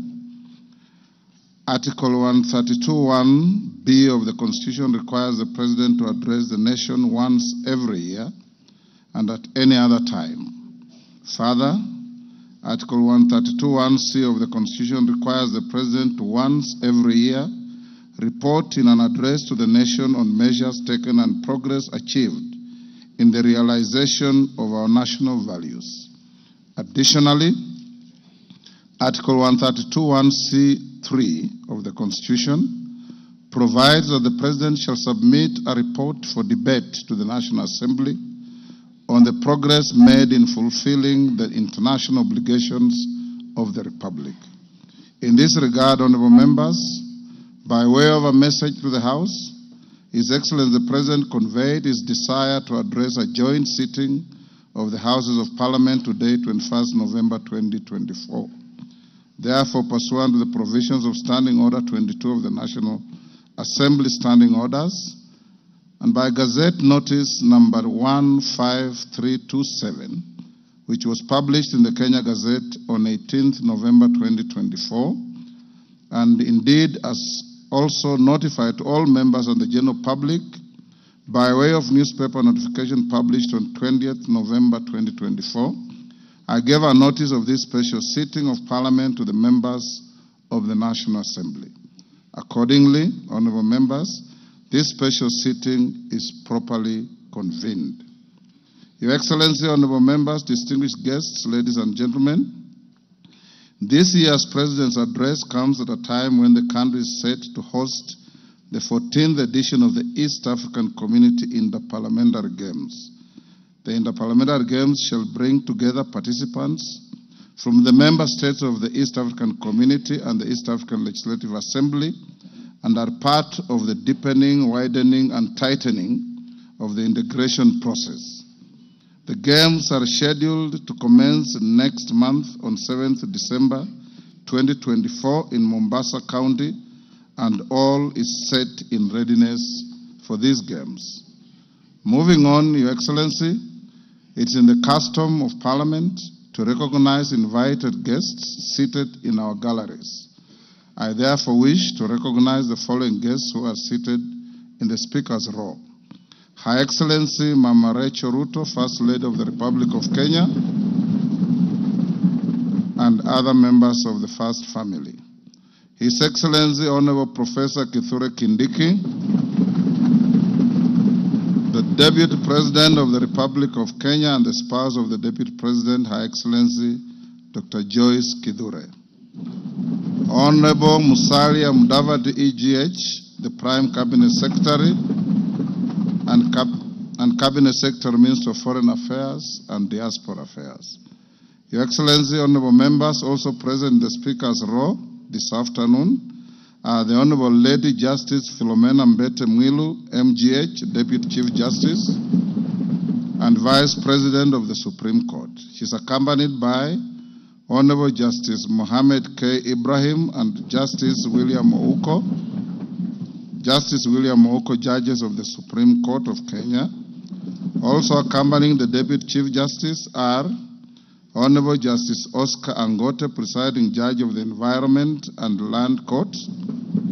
Honorable Justice Lady Justice Jemima Wanza Kelly, judge of the Employment and Labor Relations Court. We are also honored to have in our midst the immediate former speakers of the Houses of Parliament, the Honorable Justin Bedan Njoka Muturi, EGH, the Cabinet Secretary for Public Service and Human Capital Development, the Honorable Kenneth Marende, EGH, the Honorable Kenneth Makelo Lusaka, EGH, the current Governor of Bungoma County, Honorable Ekwe Ethro, and additionally, we also are pleased to be hosting a delegation visiting our parliament from the Republic of the Gambia. Your Excellency, allow me to also recognize the chairperson of the Council of Governors, who is also the Governor of Wajir County, the Honorable Ahmed Abdullahi, and the Honorable Johnson Sakaja, Governor of the City of Nairobi County. May I also accord special recognition to all Cabinet Secretaries present and particularly acknowledge 4 of them who are former ranking members of the Houses of Parliament, namely Aden Duale, EGH, former leader of the majority party in the National Assembly, Honorable Onesimus Murkomen, EGH, former Senate Majority Leader, Honorable John Badi, EGH, Honorable Opio Wandai, EGH,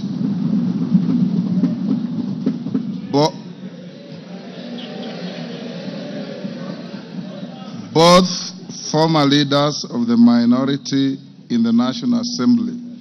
I need not mention that His Excellency the Deputy President is a former leader of majority in the Senate. I also acknowledge the presence of Mr. Felix Kosgei, Chief of Staff and Head of the Public Service, Principal Secretaries, members of the Diplomatic Corps, and heads of constitutional commissions and independent offices and state corporations present. They are all welcome to the House of Parliament. Your Excellency, I wish to make a special welcome to Parliament and mention the Chief of the Kenya Defence Forces, General Daniel Kahariri, who is present, and the respective service commanders, the Inspector General of Police, and other leaders of our disciplined forces who are seated at the Speaker's row. Parliament is grateful for your distinguished service to our great nation. To all invited guests, we say karibuni sana kwa bunge letu. Your Excellency, honorable members, distinguished guests, ladies and gentlemen, it is now my singular honor and privilege to invite His Excellency the President of the Republic of Kenya and Commander-in-Chief of the Defense Forces to address this special sitting of Parliament. Welcome, Your Excellency.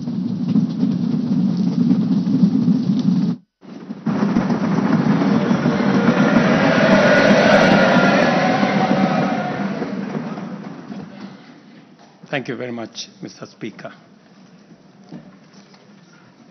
The Honorable Speakers of Parliament, the Honorable Members, distinguished ladies and gentlemen, I'm honored to address you today in the fulfillment of the mandate vested in me under Article 1321C of the Constitution to report to you and to the people of Kenya on the measures we have taken and the progress we have made in realizing our national values and principles of governance, and to submit to you, honorable members, the progress made in fulfilling our international obligations. Since my last address, Kenya has undergone rapid change, occasioned by the collective awakening of the people in the understanding that the state of nation depends on the work we do individually and collectively. This realization extends not only to what we choose to undertake, but also to how we go about securing careers, livelihoods, and contributing to the grand enterprise of nation building. There has never been doubt, and now there is none whatsoever, that Kenya is a land of bold ambition, with our citizens always desiring and insisting on the best possible standards, not only for themselves, but also for their families and for our nation. Consequently, our democracy has empowered citizens to ask questions and demand changes in the way their affairs are managed, driving the wheels of our nation's social, political, and economic transformation faster in the direction of excellence and prosperity. Rare are the times when leadership is ahead of the people. We are always striving to steer the machinery of state and government to keep pace with the aspirations of our citizens. We have learned through the hard as well as the more customary ways that listening is a full-time occupation of leadership, and that all questions asked by the people must be answered thoroughly and in full. We have learned never to take anything for granted and make every effort to call all our people, to carry all our people along with us in the pursuit of our transformation. The context in which I make this national address is not only significantly different from previous occasions, but it is also a singular moment with unique historical implications for us all. It is an opportunity to affirm the principles and values of which our nation stands, review the steps we have taken, the path we have chosen in our journey of national development, and reinforce the commitments we have made to one another and to our beloved nation for the sake of the present and future generations.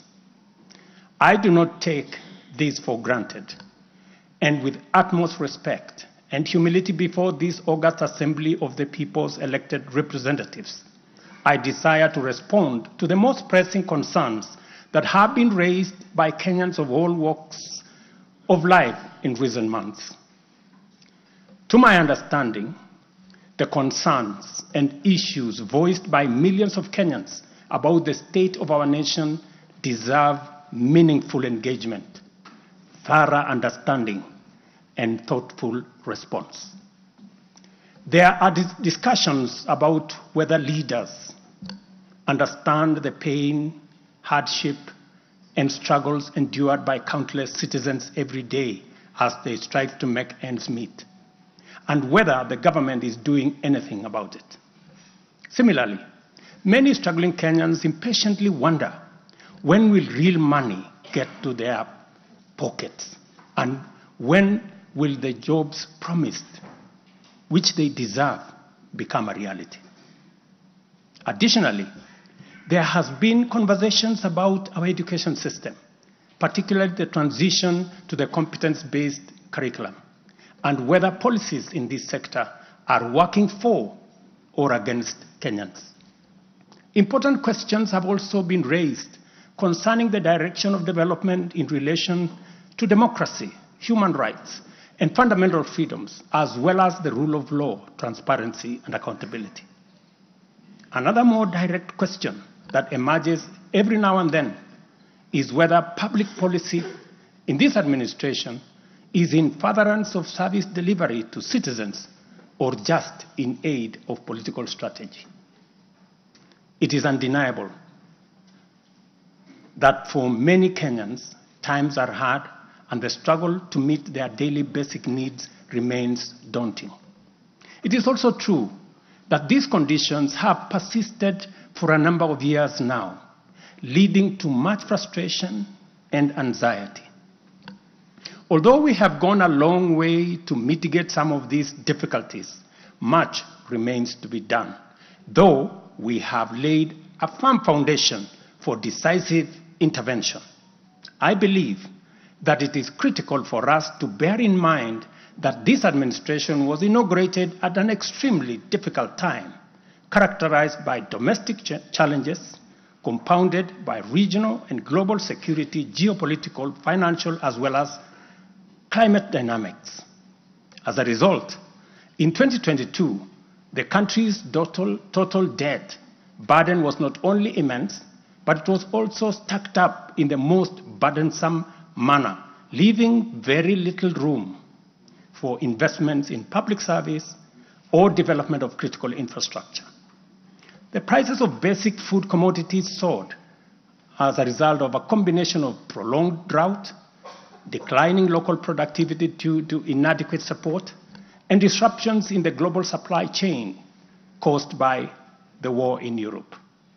Kenya faced a crossroads of extremely difficult choices, where defaulting on our obligations would have significantly worsened an already perilous situation, and more borrowing was not an option.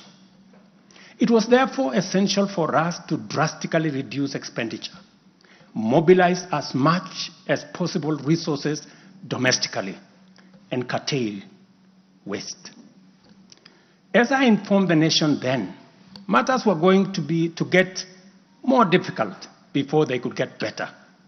And we all had to tighten our belts and work hard under very unforgiving conditions.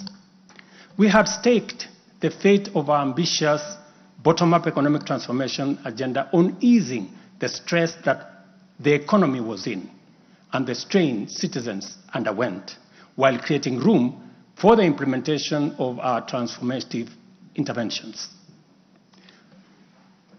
Members, I give this background to underscore two very important facts. First, we haven't been watching helplessly and doing nothing as adversity took a toll on the economy and undermined the livelihoods and well-being of the people.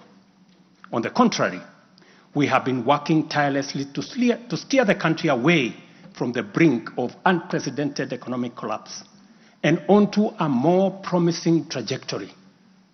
The second point is that while we may not be where we would like to be, we are certainly not where we were 2.25 years ago.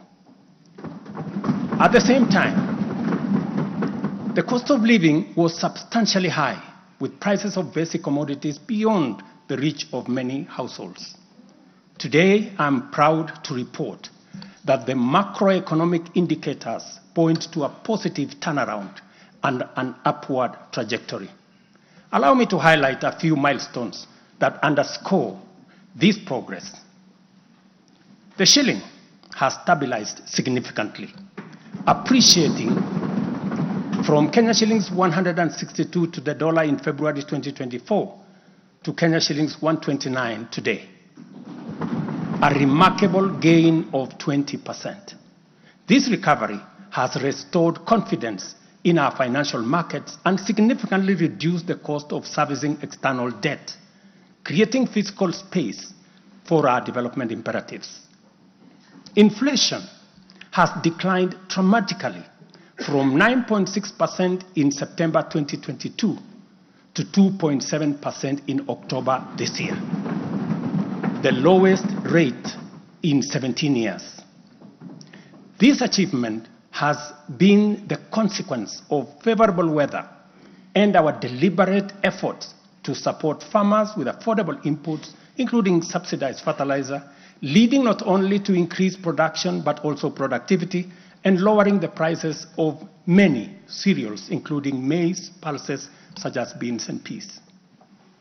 Our foreign exchange reserves have surged by US dollars 2.4 billion to hit a new record of US dollars 9.5 billion, providing a 4.8 month of import cover, the highest in 10 years. This resilience yields us or shields us from external shocks in the global economy and restores investor confidence. Ladies and gentlemen, interest rates are also trending downwards, reducing borrowing costs and freeing up fiscal space for growth-enhancing initiatives by business. Tax revenues have grown by 11.5% in the year to June 2024, reflecting the success of our tax-based expansion measures. The economy continues to grow steadily, recording a 5.6% growth rate in 2023, among the highest globally. We project 5% growth this year and 5.6% growth next year. Honorable members, our efforts to secure food security and stability are already bearing fruit. Since February, we have distributed subsidized fertilizer to 6.45 million registered farmers in 45 counties, enabling them to increase their yields. And this year, we have procured and through e-vouchers distributed 7 million bags of both planting and top dressing fertilizer to boost food production across the country. This intervention will see a projected increase in maize production, for example, to a record 74 million 90 kilogram bags.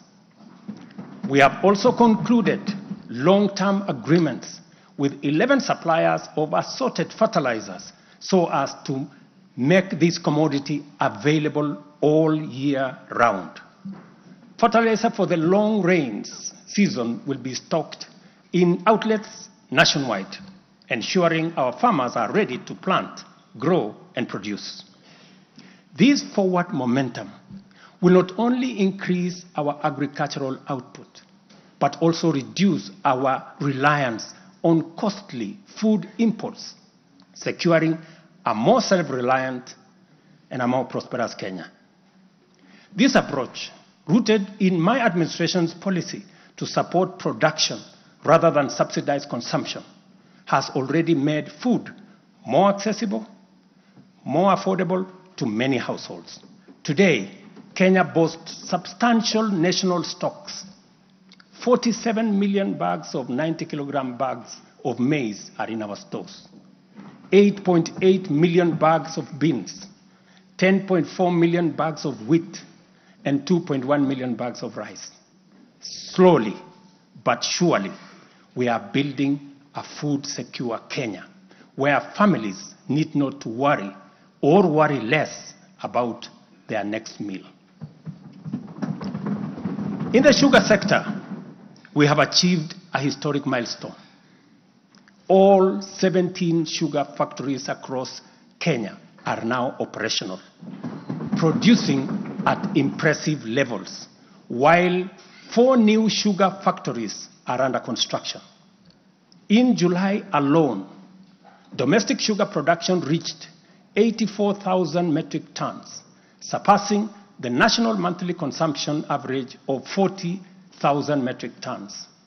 For the first time in recent history, Kenya is producing enough sugar to meet our local demand. This success is attributed to many factors: subsidized fertilizer for sugarcane farmers, an additional 500,000 acres that has been brought under production, and improved management of the sugar sector, which have revitalized production and brought the industry back to life. I just signed, as you know, the new sugar laws to provide further policy guidance as we seek to be a sugar exporting country shortly. In the coffee sector, we are on track to increase exports from 51,000 metric tons this year to 150,000 metric tons by 2027. The government has also raised disbursements from the Cherry Advance Fund from 2.7 billion to 6 billion Kenya shillings, complemented by an additional disbursement of 1.5 billion by the Commodities Fund. Average prices at the Nairobi Coffee Exchange have risen by 25%. And in the last financial year, the country produced and exported 48,000 metric tons, earning farmers Kenya shillings 25 billion. Additionally, 320,000 bags of fertilizer have been allocated specifically for the coffee sector, and we will be working with cooperatives to make sure this fertilizer is distributed at the nearest possible destination to the farmers. These interventions are expected to boost smallholder farmer earnings from Kenya shillings 300,000 to 500,000 per acre annually by the year 2027. The dairy sector remains a vital value chain with a quick turnaround impact on households in the economy. The government of Kenya has released and you members approved 3 billion shillings to modernize the new KCC, ensure farmers are paid on time, and maintain a high price of Kenya shillings 50 per litre. As a result, intake to KCC has increased from 100,000 litres a day to 220,000 litres a day by last month. Other strategic interventions include the extension of duty-free imports for feed manufacturing raw materials, subsidized artificial insemination services, and the reduction of sexed semen costs from 7,000 to 2,900 through the Kenya Animal Genetic Resource Center. These measures have led to a 14% increase in milk production from 4.6 billion litres in 2022 to 5.2 billion litres in 2023, with projections exceeding 6 billion litres this year. The value of exported dairy products has nearly doubled, rising from Kenya shillings 4.8 billion in 2022 to Kenya shillings 7.2 billion in 2023. These gains demonstrate how targeted policies can deliver tangible benefits to dairy farmers and drive growth in our economy. Honorable members, by 2022, the education sector was in a crisis with a lack of clarity in transition to the competence-based curriculum, a shortage of 110,000 teachers, and 23 out of 40 public universities were technically bankrupt and at risk of closure. Among those facing severe challenges were huge institutions such as my own alma mater, University of Nairobi, Kenyatta University, Moi University, Egerton University, Maseno University, Masinde Muliro University. To address this issue in our education sector, we have already hired, as you know, members, 56,000 teachers and are in the process of recruiting another 20,000 by January next year. We have also ensured the seamless transition of learners from primary to junior secondary and domiciled grade 7, 8, and 9 in primary school optimizing the use of existing infrastructure, ensuring the safety of young learners, and protecting parents from the high costs associated with boarding schools far away. Recognizing the financial challenges faced by our universities and TVETs, we introduced a new student-centered higher education funding model. This model gives priority to the most vulnerable students, offering them up to 95% government support, while also pulling our universities back from the brink of collapse. The remaining challenges for a few universities, like Moi University, are related to internal administrative and governance issues, which I have given firm instructions that they should be addressed. To further enhance access to higher education, we launched the Open University of Kenya, and this House approved that exercise, paving the way for more students to achieve their academic goals. The institution's first cohort of students is scheduled to graduate next week on the 29th of November 2024. Honorable members, universal health coverage is a cornerstone of our transformation agenda and a matter that touches every Kenyan family. Despite health being a devolved function, we acknowledge the immense financial burden that comes with health. Counties have struggled with shortages of medicine, equipment, sometimes staff, hindering service delivery and leaving countless Kenyans with suboptimal access to health care. It would have been easy for me to step back and leave this responsibility to counties alone.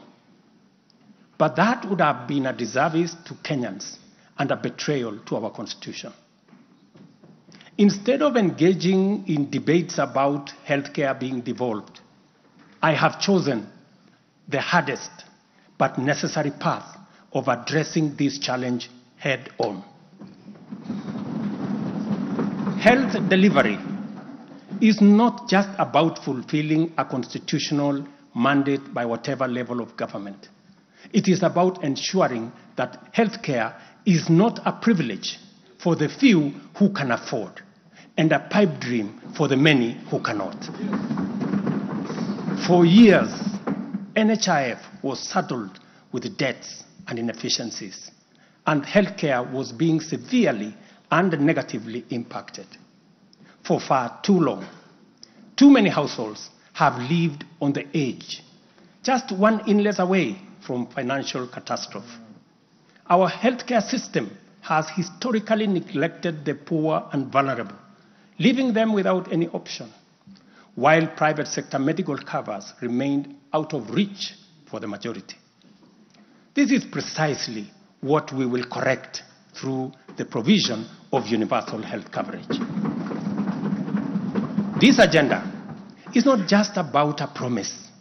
It is about a bold commitment to deliver health through transformative financing reforms, making healthcare accessible and affordable, digitizing our healthcare services to enhance efficiency, eliminate fraud, and stop corruption, and to empower a skilled and motivated health workforce. To honor our commitment on the universal health coverage, I signed into law 4 groundbreaking legislation on the 19th of October, passed by this August House.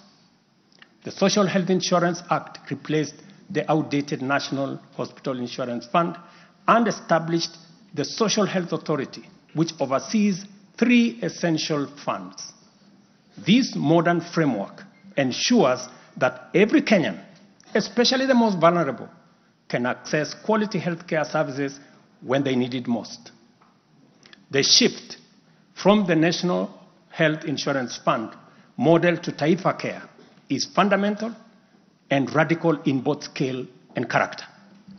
NHIF, if I give you a bit of example, NHIF served a few salaried Kenyans and those who could afford to pay. But Taifa Care covers every Kenyan, regardless of employment or financial status. Secondly, Despite serving a limited class of citizens, NHIF nevertheless accumulated billions of shillings of debt because of misalignment between contributions and the actual cost of healthcare. Taifa Care has undertaken an accurate costing of all healthcare-related goods and services in order to provide timely, effective, and efficient service to every Kenyan that is affordable. Additionally, the NHIF had a waiting period lasting between registration and eligibility for service. I think it was like about 3 months. Under Taifa Care, citizens are eligible for all services upon registration. I therefore urge every Kenyan to take the most important step in securing dependable health care for themselves and their families. Register. Register now or at the earliest possible opportunity. Honorable members, for the first time in our nation's history, free primary health care is increasingly becoming available at dispensaries, health centers, and hospitals. Ambulance and emergency services are also slowly but surely being made available at no fee. Under Taifa Care, we have introduced a comprehensive benefits package that brings specialized care, such as cardiothoracic surgery, within reach for many Kenyans without the burden of financial strain. Through the Digital Health Act, we are revolutionizing healthcare delivery. Every step of the process, from registration, eligibility checks, to claims, is now digitized. By eliminating unnecessary human interaction, we are tackling corruption, reducing inefficiencies, and ensuring that resources are used where they are needed most. As a result, the good news, SHA will pay all October claims in full by next week. And it will continue like that going into the future. To date, over 15 million Kenyans have enrolled in Taifa Care, and more than 60% of employers have successfully transitioned into its framework. The newly established Social Health Insurance Fund empowers citizens to contribute towards accessing a broad range of healthcare benefits. This represents a seismic change from the old reactive healthcare model to a forward-looking system that prioritizes prevention and preparedness. Once the transition from NHIF is complete and SHIP becomes fully operational, Kenya will have a healthcare system that guarantees dignity, peace of mind, and equitable access for every citizen for the very first time in our 60 years of independence. Honorable members, we have launched an ambitious healthcare program, one that Kenya has always needed and deserved. Like any major transition, there are challenges, but I promise you, we are fully committed to making the system work. As we roll out this program, we are listening to citizen voices and collaborating with counties to deliver better healthcare services. Through the Facility Improvement Fund, which you in this House passed, we will ensure that hospitals are equipped with the tools they need, medicine, equipment, and other resources necessary to provide quality care, while involving citizens in decision-making at every facility. We are now doing the heavy lifting, clearing decade-old debts, ensuring access to medicine and equipment, and stabilizing a system that had failed too many for too long. We are building a healthcare system that serves every citizen with equity and dignity.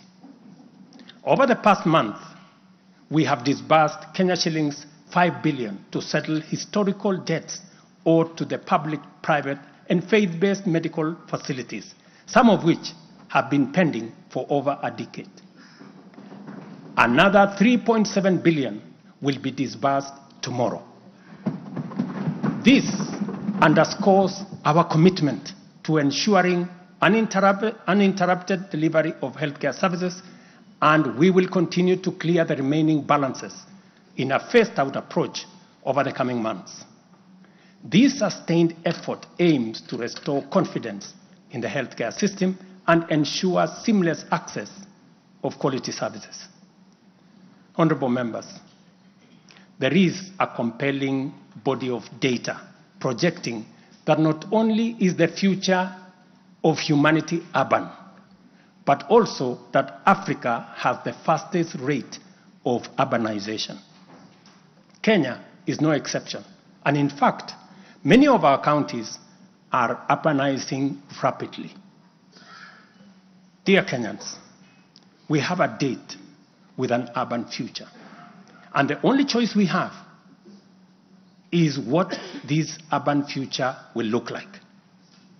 Will it be characterized by decent, dignified, safe, and livable neighborhoods and communities?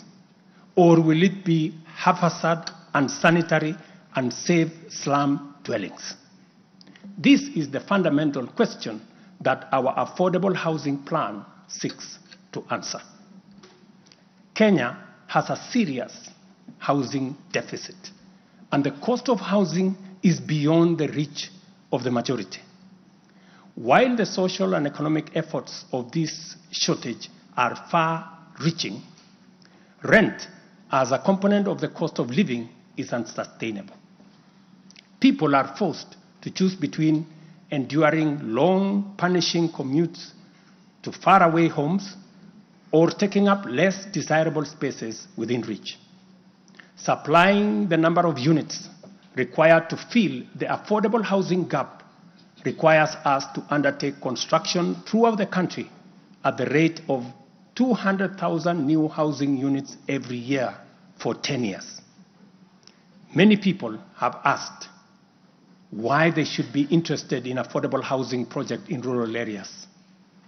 If you look around, you will witness the signs of our urban future. Land sizes are becoming smaller as the population grows in rural agricultural areas. To protect agriculture and food security from the effects of uncontrolled land fragmentation, urbanization must be planned and must be controlled. And the affordable housing program is therefore a vital component of integrated land use planning and development program that we are implementing throughout the country and in every county. Each unit of housing drives demand for different types of labor, professional services, and materials, bringing laborers, masons, bricklayers, artisans, electricians, and carpenters, as well as architects, engineers, and quantity surveyors, lawyers, real estate economists into the equation. Affordable housing is also a major opportunity for manufacturers, developers, and other industries. In other words, the economic boost from housing pillar of our bottom-up economic transformation agenda is significant and undeniably much needed. As we speak, affordable housing now directly accounts for 164,000 new jobs created over the past 1 year. Honorable members, today marks a significant milestone in our journey towards providing decent and affordable housing for all. After 2 years of hard work under the Affordable Housing Program, I am proud to announce, and you have seen it in the newspapers, the launch of the sale of the first 4,888 housing units, now in completion, across 21 social housing projects.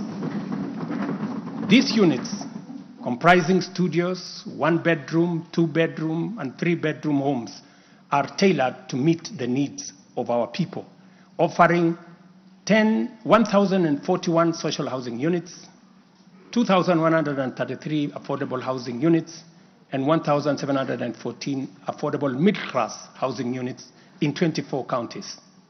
I invite every Kenyan above the age of 18 to join this historic journey towards home ownership. Guided by our principle of fairness, one ID, one house, every eligible Kenyan is encouraged to express interest, visit these developments, view the show houses, and engage with on-site staff who are already too willing to assist.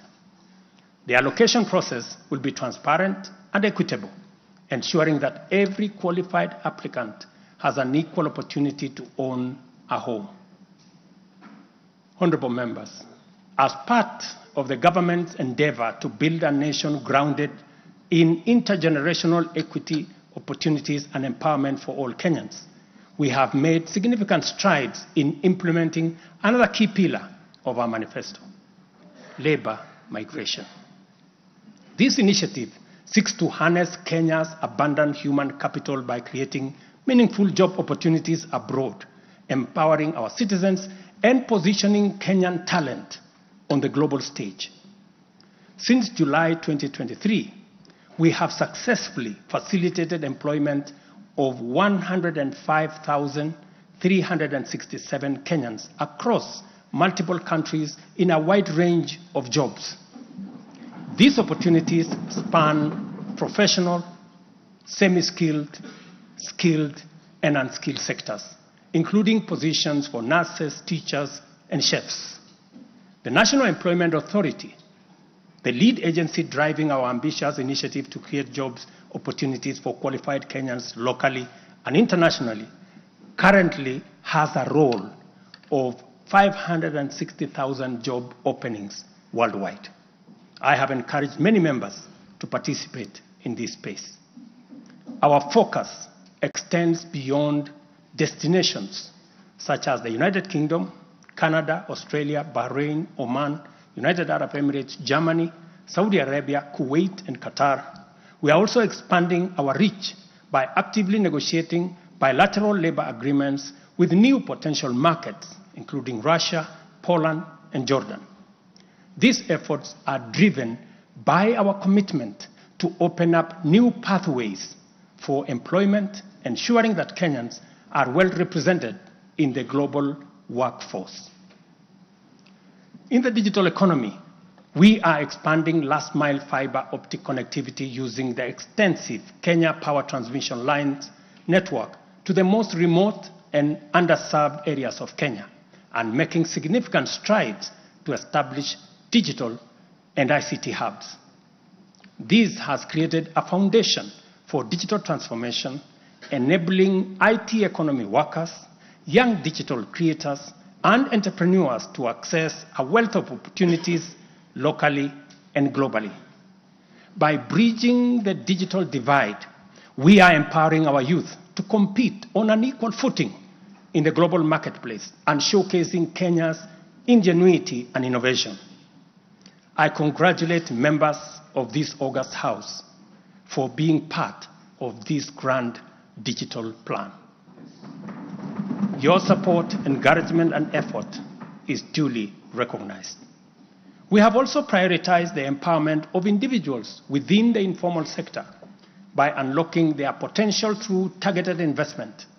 This includes accessible loans, capacity building programs, and regulatory reforms designed to ease growth. A notable achievement is the partnership with the banking industry, which I participated in a month ago. This extended an additional 150 billion in loans to micro, small, and medium enterprises, complementing the government's efforts to nurture this vital sector.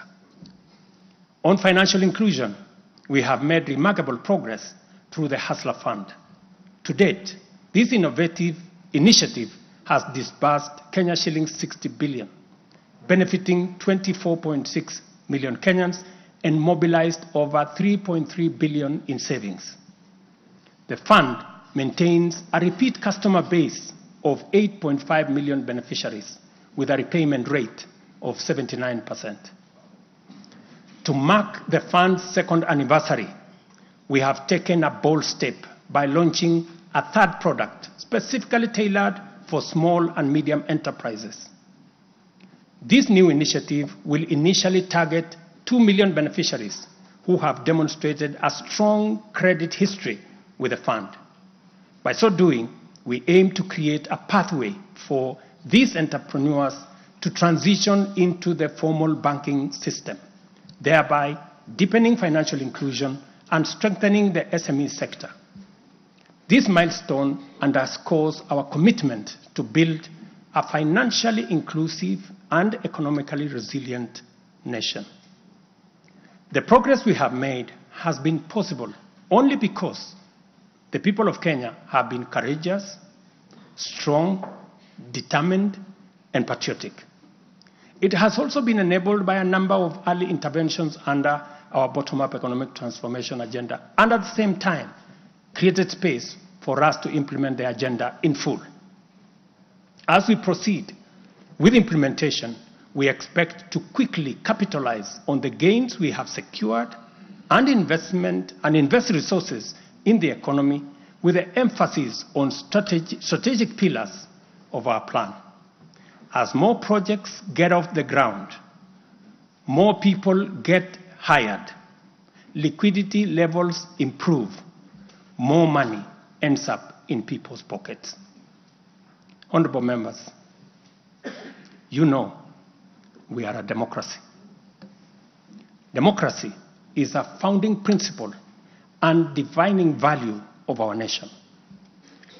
Democracy is hard-won, non-negotiable right and guarantees freedom that we are proud of and must always defend. Our national democratic culture expresses itself energetically through robust discourse, boldly speaking truth to power and holding leadership to account. It is a tradition of fearless expression and vigorous public participation. This is who we are, and there is nothing anyone can do about it. We understand, therefore, that protests are always legitimate and permitted by the Constitution. Protests are conducted by citizens who are peaceful and unarmed. Assemblies, demonstrations, and picketing to advance constitutionalism, increase accountability, and defend the rule of law are constitutional imperatives. Conversely, mobilization in pursuit of criminal agenda, chaos and anarchy are explicitly forbidden because we all have a duty to defend our republic, our constitution, and the rights of all people. The government, in particular, must remain vigilant at all times against modern threats to the sovereignty and territorial integrity of our nation, as well as public order, peace, and security. In this digital era, characterized by transformative innovations, including artificial intelligence, it has never been easier to inform, educate, and entertain the people. At the same time, it has never been easier to misinform, mislead, disinform, incite, and alarm the public. Criminals and subversive elements who infiltrate and hijack peaceful protests are a threat both to legitimate protesters and to the public. Incidences of violent criminality in the name of protests threaten the safety of innocent people, public assets, private property, and the social order. The tension here is stark. We have a democracy which we are proud of, must defend, and should deepen by all means. And at the same time, we have citizens whose lives, rights, we must protect, and a nation whose security, stability, and prosperity we must safeguard. The task at hand is complicated if citizens and state agencies dilute the distinction between the lawful and the criminal, the just and the unjust, thereby making it difficult to tell protesters and security officers from bandits, gangsters, and criminals. It is only by following the law that we are able to achieve our aims and apportion accountability properly. It should not be possible for robbers and looters to escape accountability by claiming that they were taking part in a protest. Likewise, it should not be possible for security officers to wound, maim, or even kill citizens and claim that they were engaging violent criminals. We all have a duty to make the necessary distinction and to do so clearly to protect democratic expression and guarantee public safety and security. I must now confront an issue of widespread concern regarding the relationship between citizens and the security services in the context of immense threat and intense political dynamism. Numerous allegations have been made concerning disappearance of people during protests. A number of these cases have been resolved, while others have been uncovered as fake news, undermining efforts to find genuine cases of missing persons. A good number of alleged disappearances have also turned out to be arrests made by police officers. In such cases, the suspects have been duly arraigned in court. I must, however, make it very clear that there is no attempt to justify or excuse illegal arrests. Such would be a serious threat to the life and liberty of citizens. I condemn any excessive or extrajudicial action which puts the life and liberty of any person at risk, including disappearances and threats to life. I urge all Kenyans with information about such cases to forward the information to the Directorate of Criminal Investigation and to IPOA, where they suspect members of the police service to be implicated. I am aware, for example, that many of the cases that have been raised are being handled by the Independent Police Oversight Authority, an important step in accountability and justice. Many citizens, as well as various organizations representing and championing women's rights and welfare, have expressed concern about gender-based violence and the increasing cases of killings of female victims by male criminals motivated by primitive expressions of gender-based brutality and impunity. Left unaddressed, these incidents will cause the women of our nation to feel increasingly unsafe, even in their own homes. This is both tragic and unacceptable. It also complicates, in disturbing ways, the struggle by Kenyan women for inclusion, for equality, for dignity, social justice, their rights, their protection, a section of our society that has been marginalized for a long time. I am aware that most of these cases of murder of women by men have been investigated and prosecuted. It is my hope that in due course, those found culpable will face the full force of the law.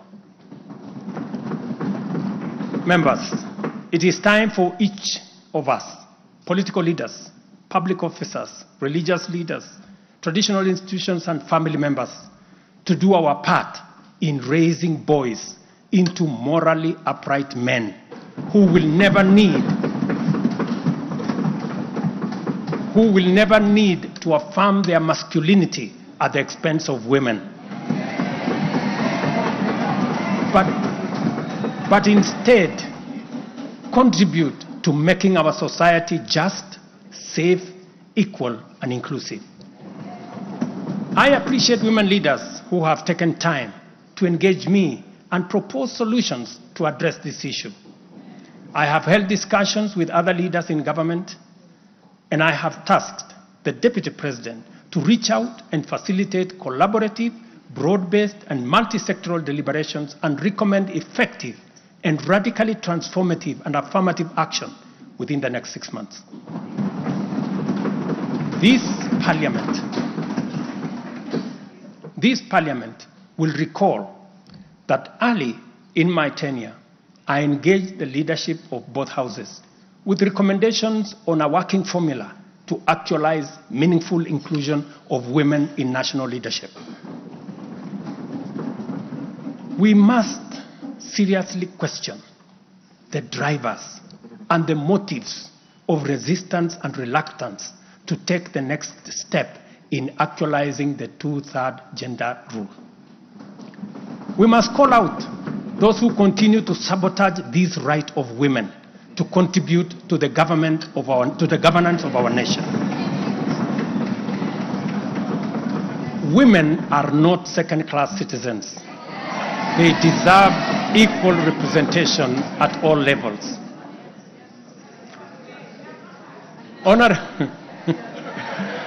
Honorable members,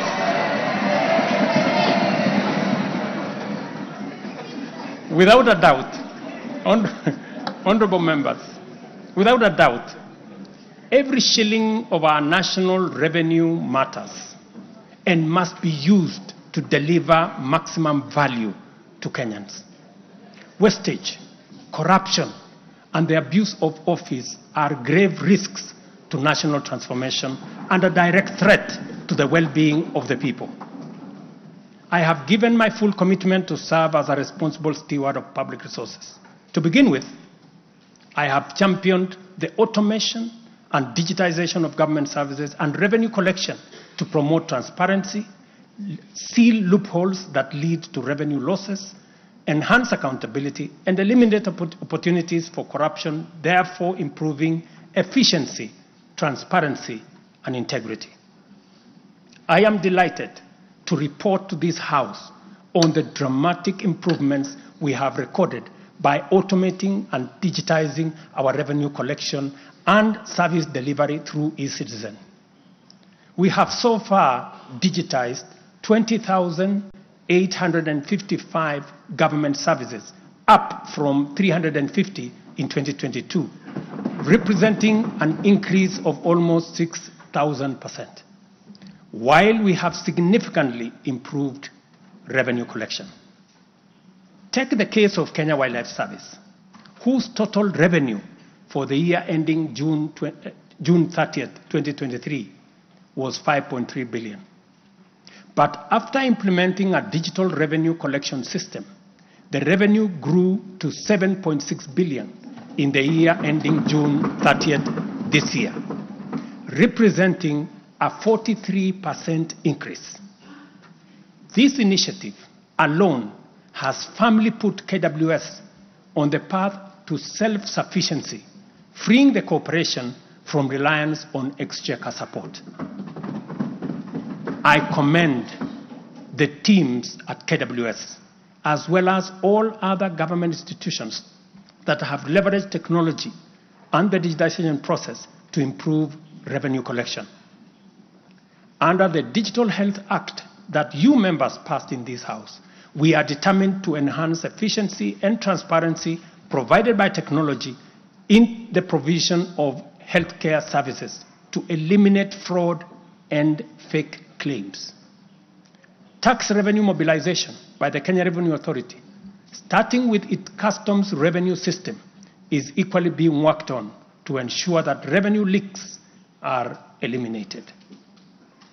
Because corruption is a serious risk to social justice, sustainable development, and national security, and the bottom-up economic transformation agenda, I am harnessing our working relationship with other arms of government to encourage the judiciary and parliament to enhance integrity and efficiency by adopting digitization and automation. As I do so, I must caution that all these measures will only achieve intended results if, and only if, the institutions charged with combating corruption and promoting efficiency and integrity stop hiding behind the transparent screen of independence and rise up to meet the people's expectation on matters integrity. Let me say this. It cannot be the case that the Director of Public Prosecutions keeps dropping cases because somehow they are unable to produce witnesses. It cannot also be the case that corruption suspects rush to court to obtain anticipatory bail that shields them from due process and enables them to compromise investigations. There is also no reason for corruption cases to drag in our courts for years, when the same courts are able to determine election petitions and related disputes within 6 months. Members, it is also unacceptable for the Houses of Parliament to deny the nation a much-needed instrument in the war against corruption by continuing to sabotage the passage of the Conflict of Interest Bill.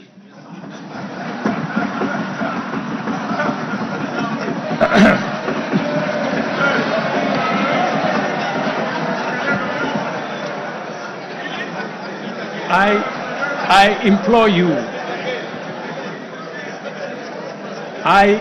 you, honorable members, to stop dragging your feet on this bill, unless, my friends, there is a conflict of interest in the passing of the conflict of interest legislation.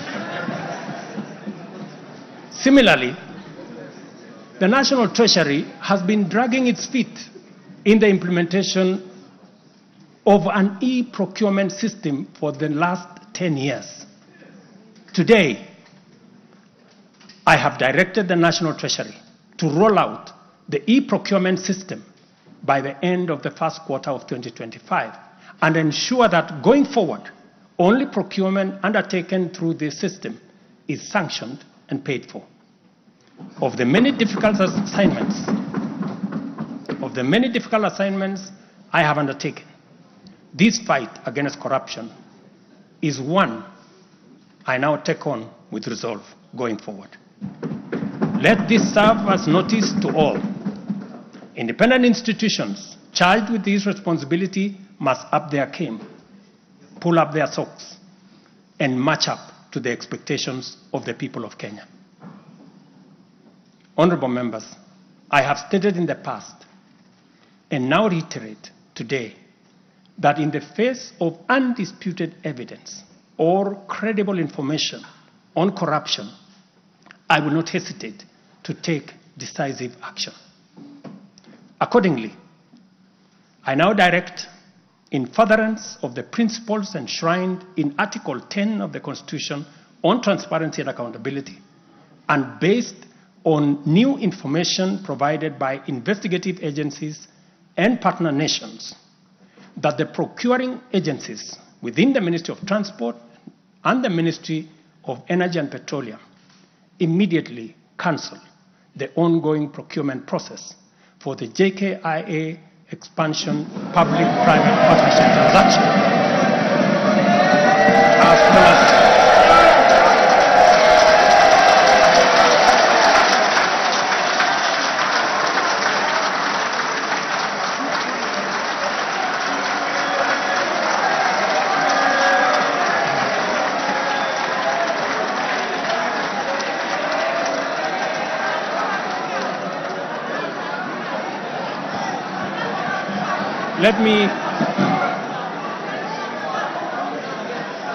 Let me repeat this for clarity.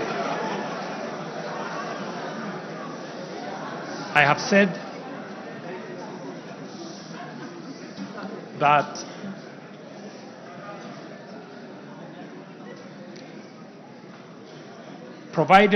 because of the information that has been provided to us by partner nations, I have directed agencies within the Ministry of Transport and the Ministry of Energy and Petroleum to immediately cancel the ongoing procurement process for JKI expansion public-private partnership transaction, as well as the recently concluded Ketrago transmission in public partnership procurement contract.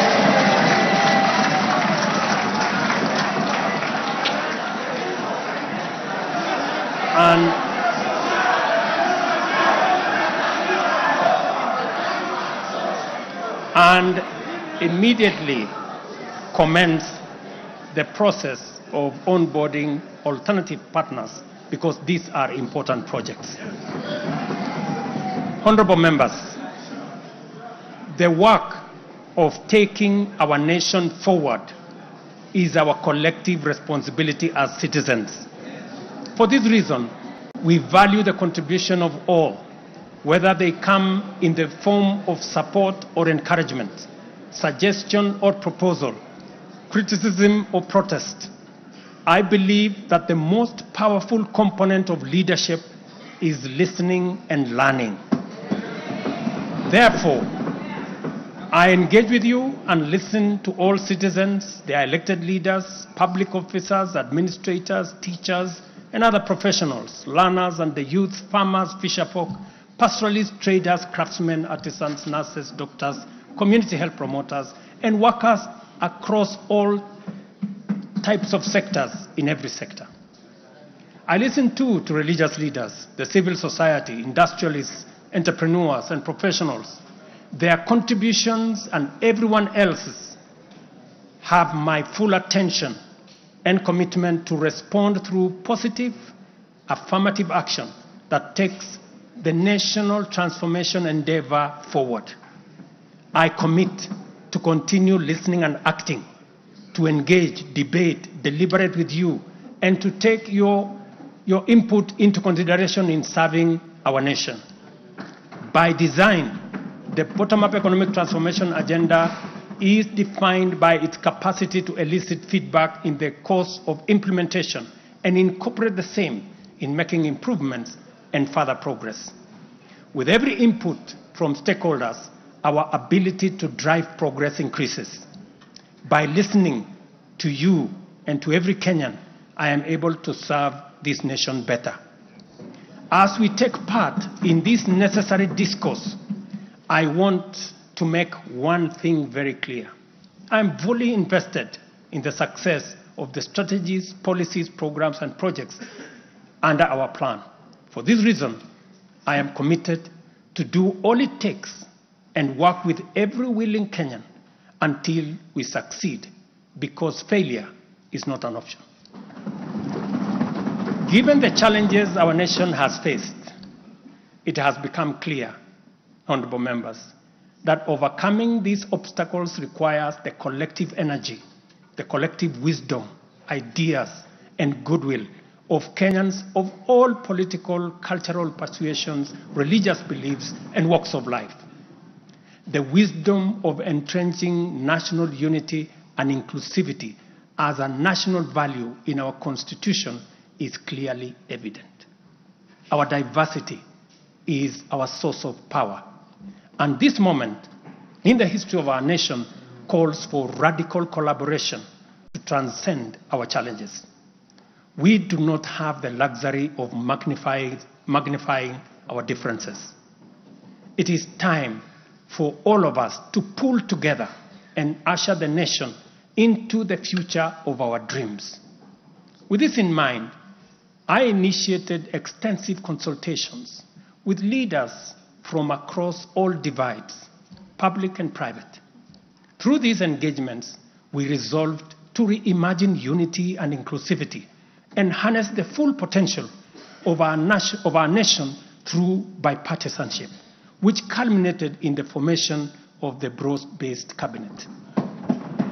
The imperative to accommodate the contribution of leaders across the aisle inspired us to constitute the broad-based government, a partnership based on shared purpose and premised on a commitment to bring our national values into action to turbocharge the implementation of the transformation of our nation. Being a farmer myself, transformation is like farming. A lot of resources are invested in plowing the land and planting the seeds, after which there is nothing to see for all the work except stretches of bare earth. Impatience might lead to anxiety and lamentation of the waste of effort in seed buried in the earth. However, after a brief wait, seedlings sprout, requiring close attention, weeding, and patient tending into the crop that will be ready for harvest. So is economic transformation. It requires hard work, investment of resources, patience and faith. We have planted the seed, and all over the field, it is beginning to sprout. While admittedly there remains much to fulfill, our collective hope to deliver the national economic transformation that this nation so dearly deserves is on course. I am proud to declare that we have also made undeniable progress in building on the strong foundation laid in previous years and getting the national development project off the ground. Honorable members, from the reports that I have the honor to table for your consideration and debate, there is reason to be optimistic that our forward march is unstoppable and that our capacity and commitment to live and work by our national values and principles of governance are stronger than ever before. Our nation is a proud member of the international community, making our contributions to the global progress boldly and with great determination. We stand collectively facing the dawn with confidence that our expectations of a bright daylight is not in vain. In summary, honorable members, and all fellow citizens, the state of our nation is resilient. And now, honorable speakers, it is my pleasure to submit to Parliament the following 3 reports as required by the Constitution. Number 1 is the report on all measures taken and progress achieved in the realization of national values. The second, report on progress made in fulfilling the international obligations of the Republic of Kenya. And the third, report on the state of our security. Now, therefore, I hand over the reports to the Speaker of the Senate and to the Speaker of the National Assembly. Thank you all. God bless you, and God bless Kenya.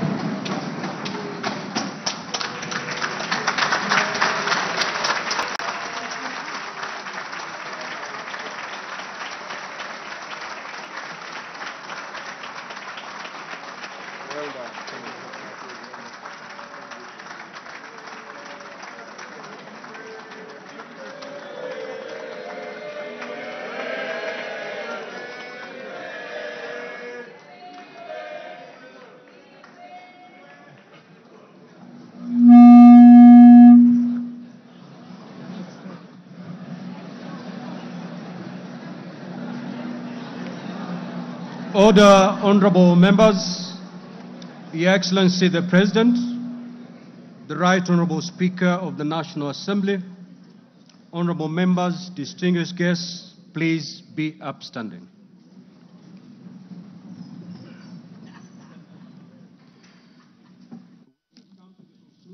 Business of the day, and it is now time to adjourn.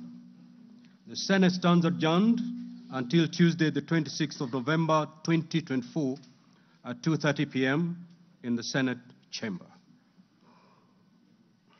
Honorable members of the National Assembly, the National Assembly now stands adjourned until Monday, 25th November 2024, at 2:30 p.m. May I also take this opportunity on Monday. I repeat, the National Assembly stands adjourned until Monday, 25th November 2024 at 2:30 p.m.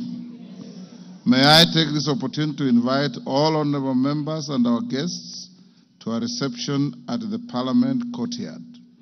May I also request all of you honorable members and our guests to remain standing in your places until the procession of His Excellency the President and the speakers of the two houses leave the chamber.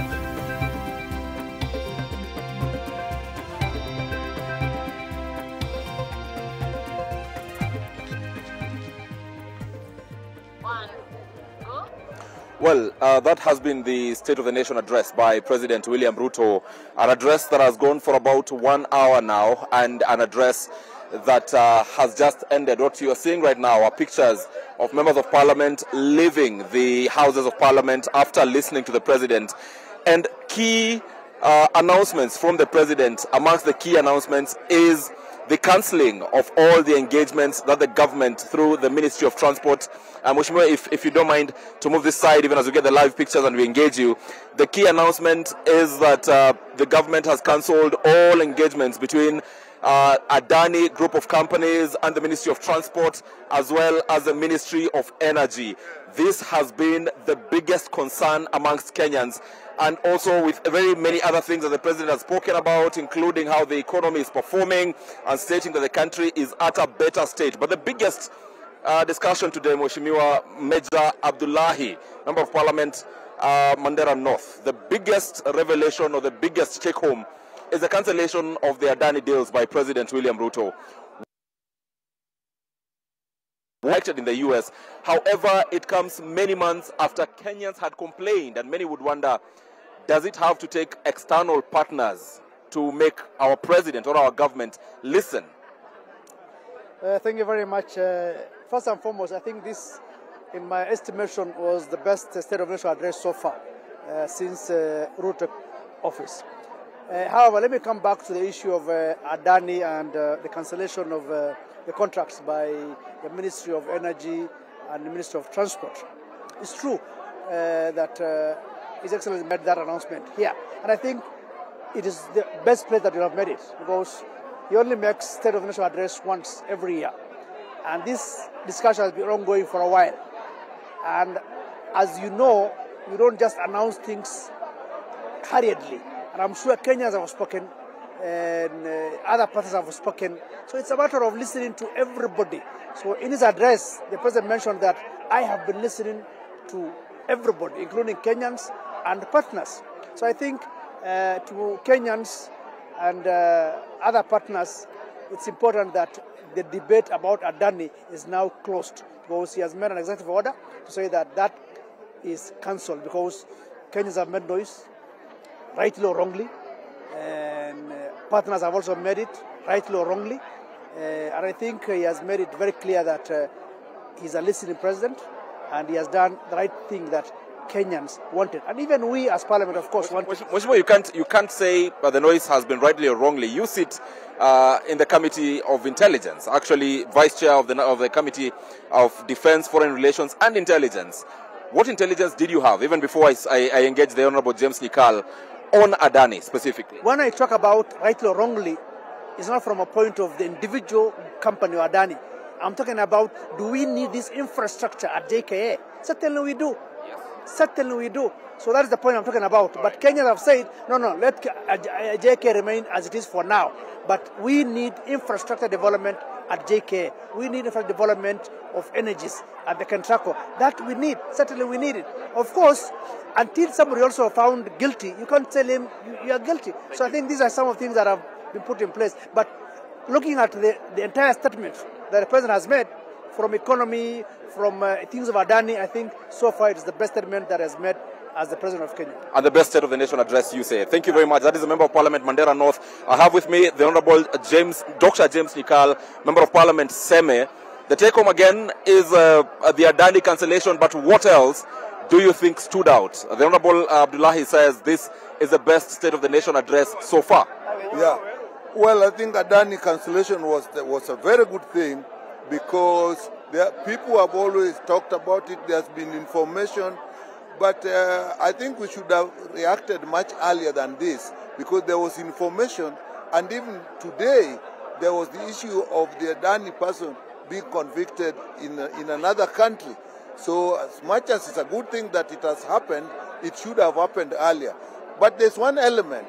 There was also Adani involvement in the SHA, 104 billion in the contracts, that is the system that will be used in the SHA, in the healthcare. We do not know what that means, because he hasn't said anything about that. He has not come out clear on that. As somebody in the health committee, this is something that is of great concern to us, And we'll actually have to push and find out if really they are going to cancel Adani from other contracts. We must also look at the one in health, because it is equally, in fact, very, very important. But another thing it has showed, what about consultation within government? Because as early as this morning, there were indications that the government was still keen to go on with the Adani issue. In fact, the CS was before a committee. Yes, and now, bang, in the afternoon, the president cancelled it. So it brings an issue. What level of consultation goes on?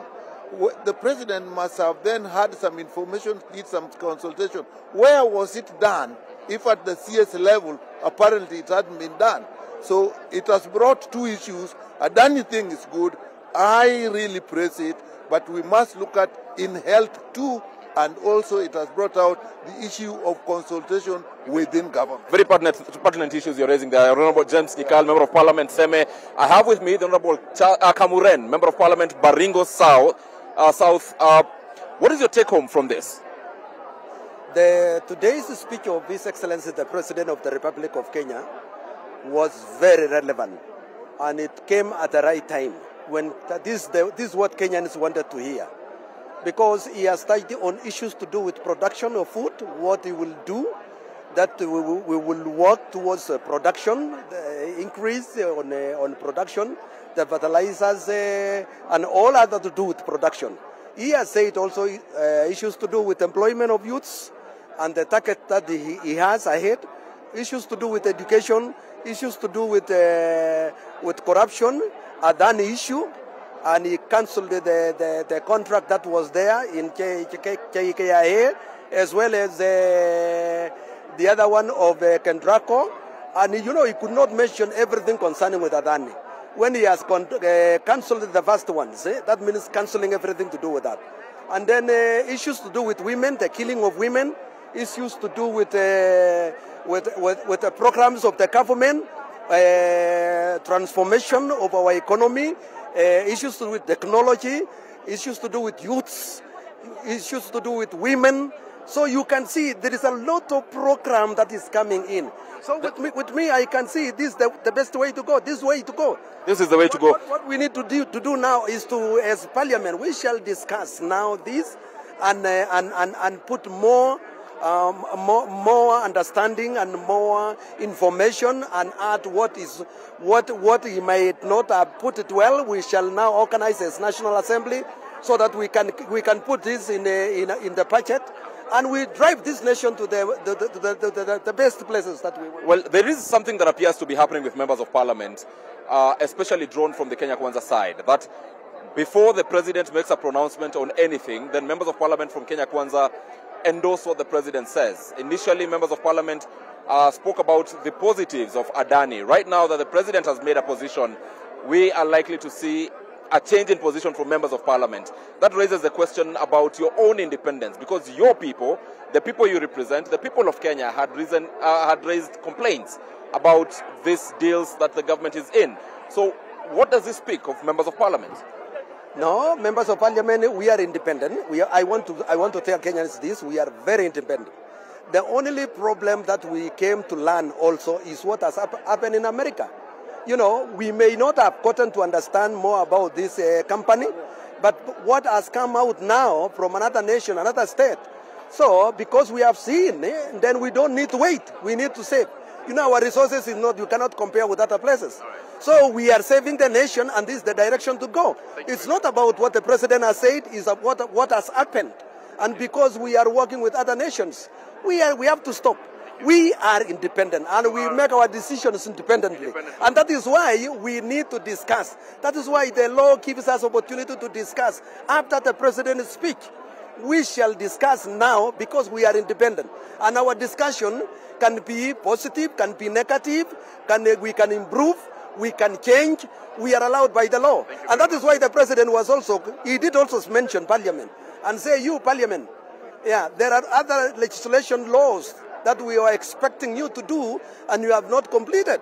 Why that means also we are independent. Thank you. Thank you. Let me engage the Honorable Aidan Kainan, Member of Parliament, Eldas constituency from Wajir County. What is your take home from the President's address today? Some members of Parliament say that this is the best address by President William Ruto so far. I think we need to look at the whole address holistically. First of all, the annual State of Nation address is a constitutional issue. On the issue, and I think that is the most topical one right now, is the cancellation of the Adani deals. Yes. The Adani deals were suspect from day one. The suspects and highly personalized from day one. And therefore we are happy as citizens, we are happy as the people representing that deal has been cancelled. It should not have been there in the first place. Because the Adanis are known, anything they touched has been criminally laden, has not been tailor-made for the public interest, and therefore we are happy that the President right now has had the wishes and the dreams and the cries of the people of Kenya that they do not want anything to do with Adani. In particular, JKIA is our national asset, and therefore anybody who has to be associated with JKIA must be beyond reproach, and we must make sure that that adds value to the well-being of the Republic of Kenya. Well, Mheshimiwa Kainan, before you proceed, whatever you've said is exactly what I've asked the Honorable Charles Kamuren. Now that the President has made a pronouncement about Adani, it appears that members of Parliament allied to him are quickly shifting positions and saying that Adani was scandalous from the start. This was not your position in the past few weeks or months. This was not the position of many members of Parliament in the past few weeks or months, even as Kenyans kept complaining.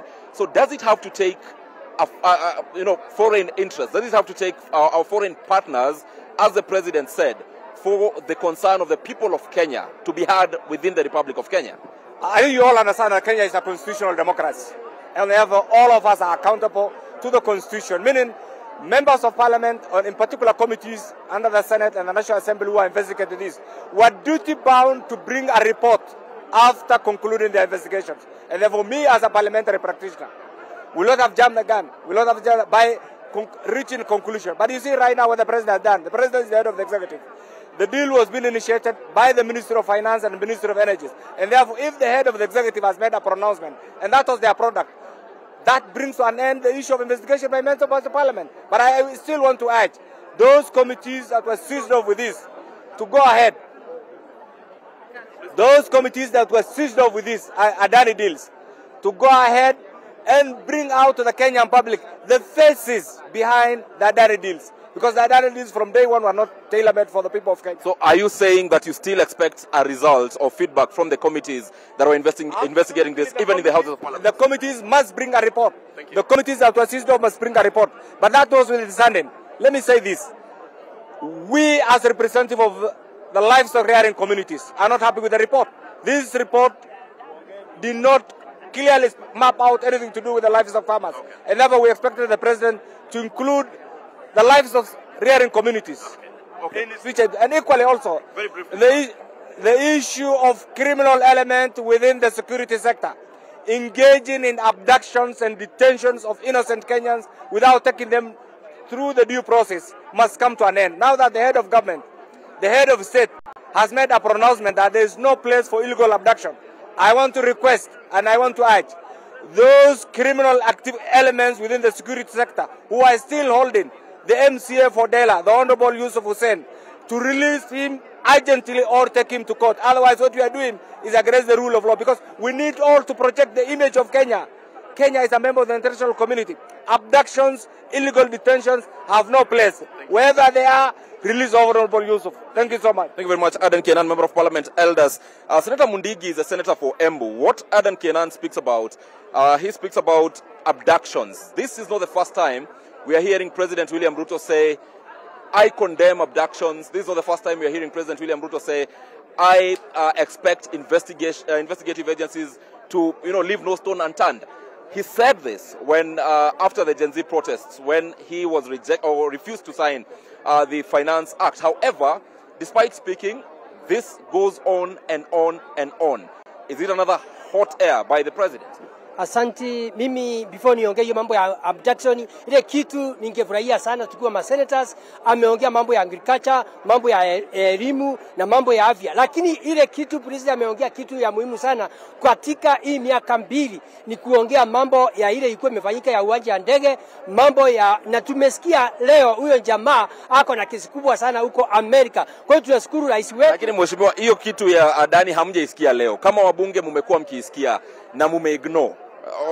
Just to put it tumekuwa tukisikia, lakini rais wa Kenya amesema mambo ya procurement ipotolewe mbali na mambo ya hii mambo ya kintrako. Kwa hivyo tunafuata hiyo sheria ya rais. Amesema ile kitu muhimu, amesema ni mambo ya procurement ya hii citizen, mtu yote, mambo ya procurement ifuatiliwe na njia ile ya haki. Kwa hivyo mambo ya demokrasia tunaenda vizuri, na ndio tumesema rais wa Kenya miaka 10 tosha. Wakiwa asante sana. I'm sure that's a controversial position. Na pia ningeongezea, tunaonekana tunaenda njia ile inafaa, kwa sababu unajua mwezi mmoja imepita, rais ametimua deputy president ambaye ametimuliwa na ameleta mtu mwingine wa kwenda kazi pamoja ambaye anaitwa Professor Kindiki Kithure. Kwa hiyo ile kitu naomba ni sisi muungano, sisi wote tuwe pamoja na tuwe nyuma yao, ndio tuweze kuona economy itapandika namna gani. Asante. Ni mimi Senator Embu County Alexander Mundigi. Asante sana Senator Alexander Mundigi. I also need to engage lady members of parliament and also members of parliament allied to the Azimio side. So far I've been speaking to Kenya Kwanza. Mheshimiwa Kagushia Mokoroine, member of parliament. You will not tell me, like your colleagues, members of parliament, that today...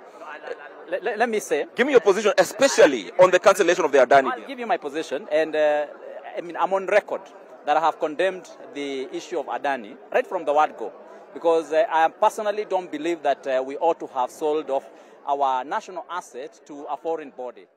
And let the... Well, indeed, that has been the State of the Nation address by President William Ruto for the year 2024. And I'd like to get some reactions from those who watched as the President delivered his annual State of the Nation address. And I'm actually joined by a high-profile guest here, and this is the Tourism Cabinet Secretary, Rebecca Miano. Thank you so much for your time, and thank you just for according us this interview. Are your initial reactions from what you have heard from the President? Do you believe that he's been able to pass a message of hope coming at a time when the country is on the edge of various issues in the country? Thank you very much. This is hot from the stage. The President's message today is one of a kind. It is full of hope, full of reassurance, and it's not only words. He had the data to show that the economy is recovering despite all our challenges. The highlights for me is that inflation is the lowest in 17 years, and that the foreign currency has stabilized for some time now. The cost of commodities has stabilized, including unga and other essential commodities. I like his resolve. He has explained very clearly the dignity that Kenyans will get in home owning, and the first batch of the 4,000 houses is now ready for uptake. The assurance about the universal health coverage, he has said in no uncertain terms that this will be a game changer where Kenyans of all ranks will be able to afford medical cover without selling their property, without doing harambes, without denying them medical cover. And he has said there is no option but to succeed. And so I like that message.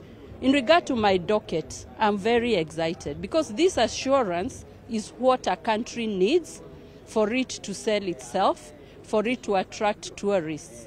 In regard to wildlife conservation, His Excellency the President has given an example of what technology has done, automating our processes. One of the institutions in my docket, KWS, since automation, has been able to see an improvement of revenue of over 47%, which means we are on a steady route of not depending on exchequer, so that the money that goes to KWS through exchequer can be diverted to other things like healthcare, education. So it is really good news. I urge all Kenyans to take up the message of hope, his invitation to work with all stakeholders, his invitation that he listen to everyone, so that we make this State of the Nation address the turning point and the red line, where as Kenyans will be more patriotic, take the hope and the resilience and the promise given to upscale our country and take it to the other level. And so I'm very excited about that. I have just two more questions. The first one being, you've actually said that the president has underlined the issue about listening to people. And I'd like to bring in the issue about Adani, which is among the big things that he mentioned. Yes. And of course, it doesn't touch on your docket, but it touches on two dockets of those that you sit with in the cabinet. He has said that he has listened to not just the country, but also to other countries. Yes. Do you welcome that particular attitude and that particular decision to listen to the country? Of course, listening is all that is required, and then taking, and you distill what you have listened and take decisions. We welcome the decisions that he has taken in order to address the concerns that have been raised by the people of Kenya.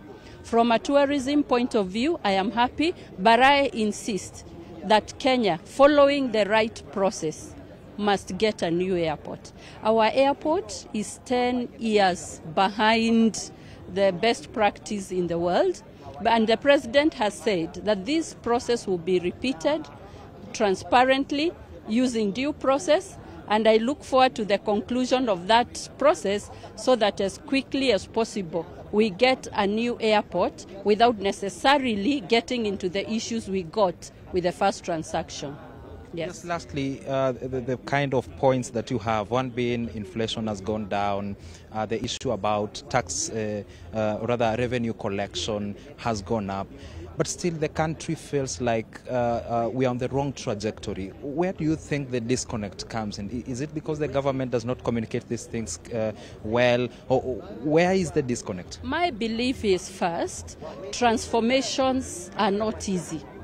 Transformations are difficult, they take time. I believe Kenya is on a transformation journey that is quite difficult. But having said that, I encourage a lot of communication. If you listen to that speech, there are a lot of wins that give Kenyans hope. And I urge everyone in government to communicate what they are doing, be it being tourism, be it being wildlife, all the other dockets, so that we carry Kenyans along. And you can only progress if you communicate and if you also listen. And so I think the disconnect is twofold. We are in a difficult situation worldwide. It's not only Kenya. I have traveled in my docket, and I can tell you it is a global season where things are difficult. That is one. Number two, we are undergoing a transformation with many changes. Number three, and the president has alluded to that, with technology, it is useful for communication, but it has also been used for miscommunication. And at times, miscommunicators get more active than those who are giving the information. So we must catch up and ensure Kenyans are well informed. And Kenyans are good people. We're using Kenyans' resources to show those indicators. And therefore, once now that money is plowed back into the economy, into people's pockets, that's when now Kenyans will start feeling the fat of the pocket, the fatness of the pocket or money in their own pockets. Chair, very briefly, even as I now get to engage the other members, what you're saying sounds very similar to what was said by the president in a State of the Nation address last year. In fact, in that particular address, he told us to tighten our belts a little bit and things were going to be better. 1 year down the line, we are speaking about the same thing. The president has a term limit by 2027, yet he promised so much. So when in his administration are we going to feel this difference? 2 years down the line, the first year in every administration is trying to organize your government. The second year is now to try to make changes in the administration, because for you to change how things are done, there are several changes that needs to be made. Some of them are changes in law. And this is why, for example, in the committee I had, the Committee of Finance and National Planning, there are 6 different laws that we are trying to engage the public with and pass so that we can change, we can put money back to the hands of, to the pockets of Kenyans. Because these changes that we're talking about must be done through a framework. They must be done, most of them, through a legal framework, that some of them include making laws. For example, the improvement in our sugar sector has been as a result of the amendments that have been done on the sugar bill, on the commercialization of sugar companies, a report that we did with the Committee of Agriculture 3 months ago, and as a result now we are not importing our own sugar. But if now, you can just say that now from now we not import sugar without having strategies. Those strategies, most of them require a legal framework and most of them require time. And I really believe that we are still within the timelines, and with time, the strategies that the government has put in place, the legislation that they brought to the House that we are trying to fast track will now bring a change in the country. He's the president. Within this time? Yes, within this time. Within this time, I am confident with my president. I am confident that we will see changes within this first term of President Ruto's administration. I am very confident because I have seen what it means, and also changes don't just come. As I said, if you're going to change a law, it takes time to change that law. Even after you change the law, it takes time to implement. But once it is done and it's implemented, that's when we are seeing the impact of those changes. For example, the changes that we've done with the CBK has improved the import cover, and as a result, we've seen the exchange rate going down. But then Kenyans were worried. The exchange was as high as 165. It's not just something that you wake up and say, we are going to reduce the exchange rate to this. No, there are macroeconomic and microeconomic factors and players that you have to put in place that take time for them to be effective in the economy. In 10 seconds, some Kenyans still say that 129 shillings against the dollar is still too high. Yeah, it is, but that is where we are supposed to be, because before, I know we have had a lower, as low as the exchange rate as 100 and below that, but that was an artificial exchange rate. So all indicators actually show that that should be the real exchange rate that we are supposed to have as a country. Thank you very much, Kuria Kimani, Chairperson Finance Committee. Mheshimiwa Kuria, I wanted to pull your leg and briefly ask, are you taking over the budget committee? You know, government organizes itself in how they want, and so that proposal has not come. It will have to come through a select committee of parliament, something that has not happened. So should it come, you'll gladly take it?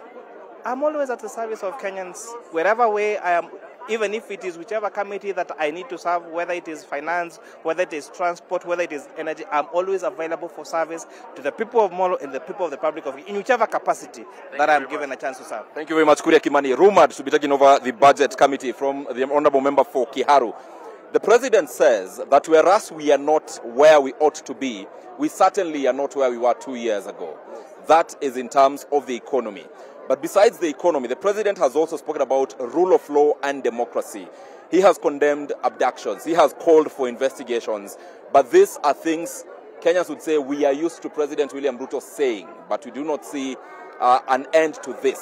What would you say as a member of parliament who sat in that house, listened to the president for the 1 hour plus that he has spoken, and made a judgment representing the people of Garissa, the Honorable Deko Mohammed? Deko, thank you very much, Ibrahim. As you said, the president's message was more of hope, that he spoke about the economy, the improving economy. All indicators, micro indicators are showing that our economy is improving. And there is no doubt the fact that the food, the low cost of living is coming down in terms of food. He has mentioned about the maize production, having now about 74 million bags, which has never happened before. Meaning we used to import maize, we will no longer be importing maize.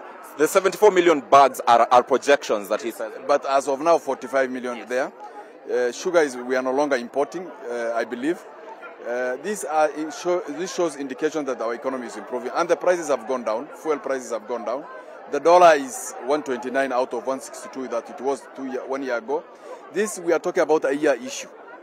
And where we came from. Of course, we are not where we are supposed to be or we ought to have been, but the process and the foundation has been laid for us to go there. I heard you asking about between 129 whether it's still enough in terms of the dollar. Even to the dollar, 100 to the dollar is still not enough. It's not good enough. But we are going there. So I believe the agenda of the president is right. The projections he's giving might be right. We will wait to see. We should not lose hope.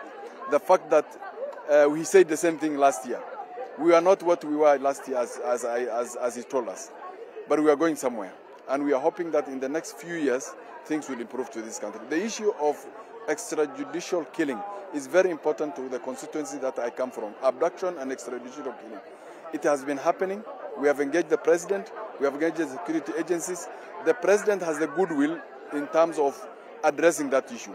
But it looks like the security agencies who are mandated to handle those issues are ignoring the president's directive.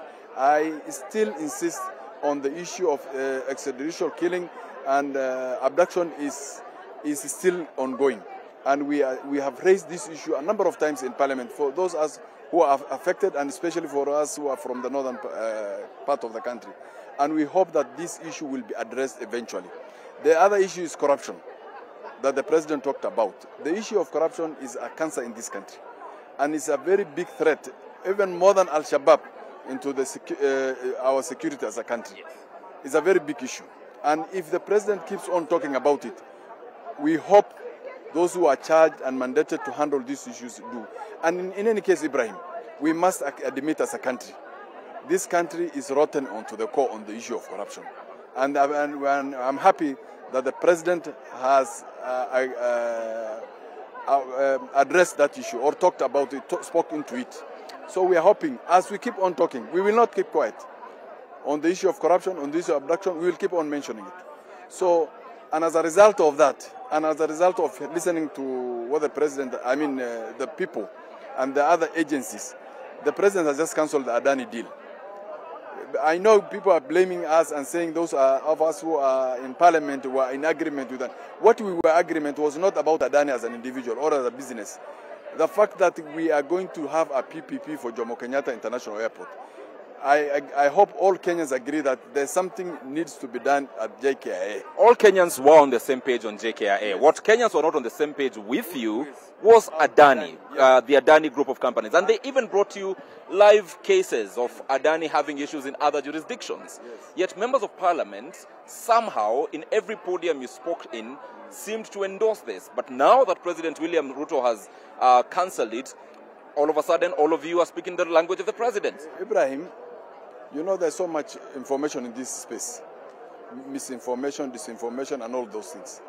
The president said, in lieu of new information that he got, is what he is basing on this issue of cancellation of the deal. Even him, it means even him, he didn't have that kind of information that Adani, you know there's so much information. Isn't that an indictment to our intelligence as a country? Listen, Ibrahim, I watched a clip in India talking about the positive things about Adani. All right. Minister of us in that country were talking very well about Adani. Right. So these things is there. Thank you. So then the fact that we have received new information, we shouldn't go ahead and continue with the deal. Now the deal is cancelled.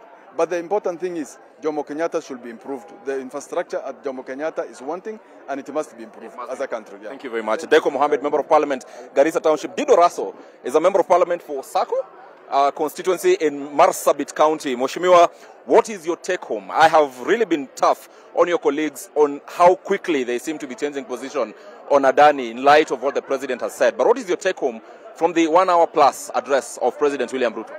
I think the first thing is courage. For the first time, William Ruto has shown a lot of courage to tell Kenyans, these are the problem areas, these are the questions you have been asking me. I am listening and I am learning, particularly on the area of healthcare. A lot of people, including the media, they are very skeptical. But the president is saying, I want healthcare for everyone, from the poor to the richest. Which is a good thing. Secondly, you talked about the issue of Adani. Indeed, when this thing first came, it came as a PPP, a public-private partnership.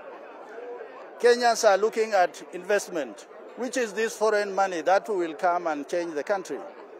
But indeed, when you look at things on the face value, then even countries, the big ones like America, the UK, Germany, they can make a mistake. So Kenya is not an exceptional to that. But if you look at the social media today, there's breaking news in the US that there is a case with the Adani Group in the US that they are being taken to court. So when the president says that there are new information that is making me change my mind, then of course parliamentarians are lawmakers. They cannot disagree on the executive, where the executive is telling you, I have more information. Thirdly, the president did not talk about the issue of security in general. In the northern Kenya, in the northeastern, in the Rift Valley, the guns are silent. It is the effort of this government, led by the president and Professor Kindiki, when he was in the interior. Today, I know you people in the media are looking at who is killing who.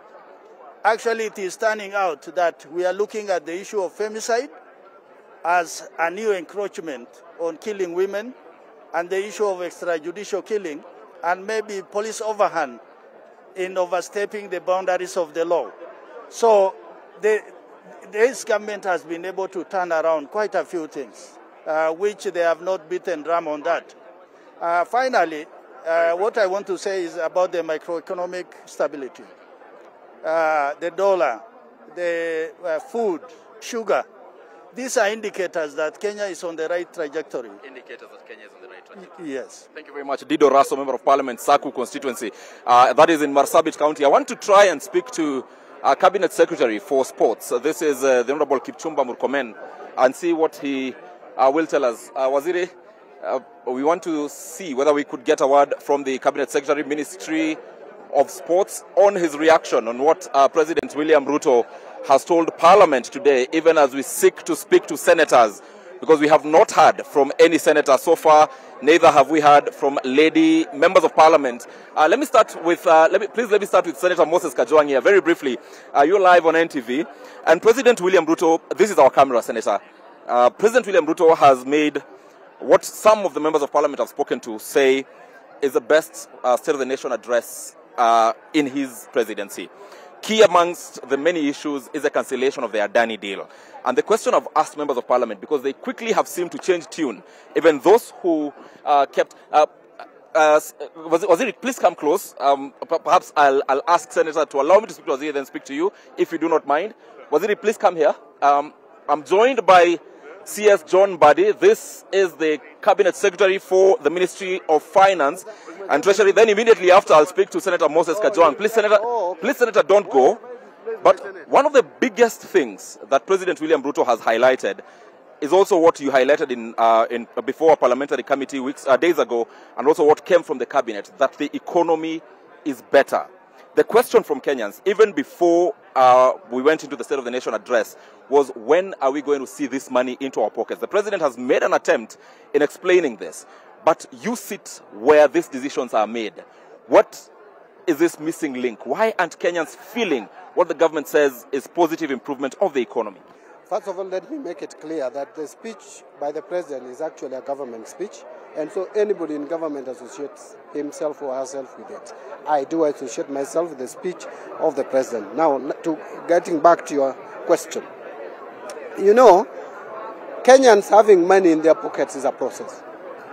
It cannot be an event. It is a process. And we have embarked on that process. We have identified why the economy is growing, but Kenyans are not feeling that they have money in their pocket. Why is it that we don't have liquidity in the economy? There are a number of reasons. Reason number one is the issue of interest rates. Interest rates have been a challenge. Interest rates have been high, crowding out private sector. They have not been borrowing money. What we are doing now is deliberate efforts to bring down interest rates. And I want to tell you, about 4 weeks ago, the interest rates on the 91 Treasury bill had never crossed the 15% mark. It was above 15, 16, almost 17%. In the past 1 month, has seen interest rates consistently going down. Last week, today we are doing auction. Thursday last week, the interest rate for the first time came down on 91 Treasury bill to 12.4%, a record. And so we are going to work towards even having a single-digit interest. And that will allow the private sector, the businesses, to borrow money, expand their businesses, create job opportunities for Kenyans to have money in their pockets, and also to see businesses thriving. Secondly is the issue of pending bills, which is choking the economy.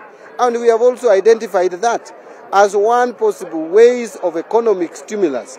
As a government, we are working on strategies and methods to make sure that those pending bills, which are amounting to almost 663 billion, submitted to the committee, which is verifying the bills. We want to make sure that there is a strategy, and we have it already. For the road sector, we are complete with the strategy. By February, we will have cleared almost all the pending bills under the Ministry of Road if everything goes to plan. February is in 3 months from now, was it?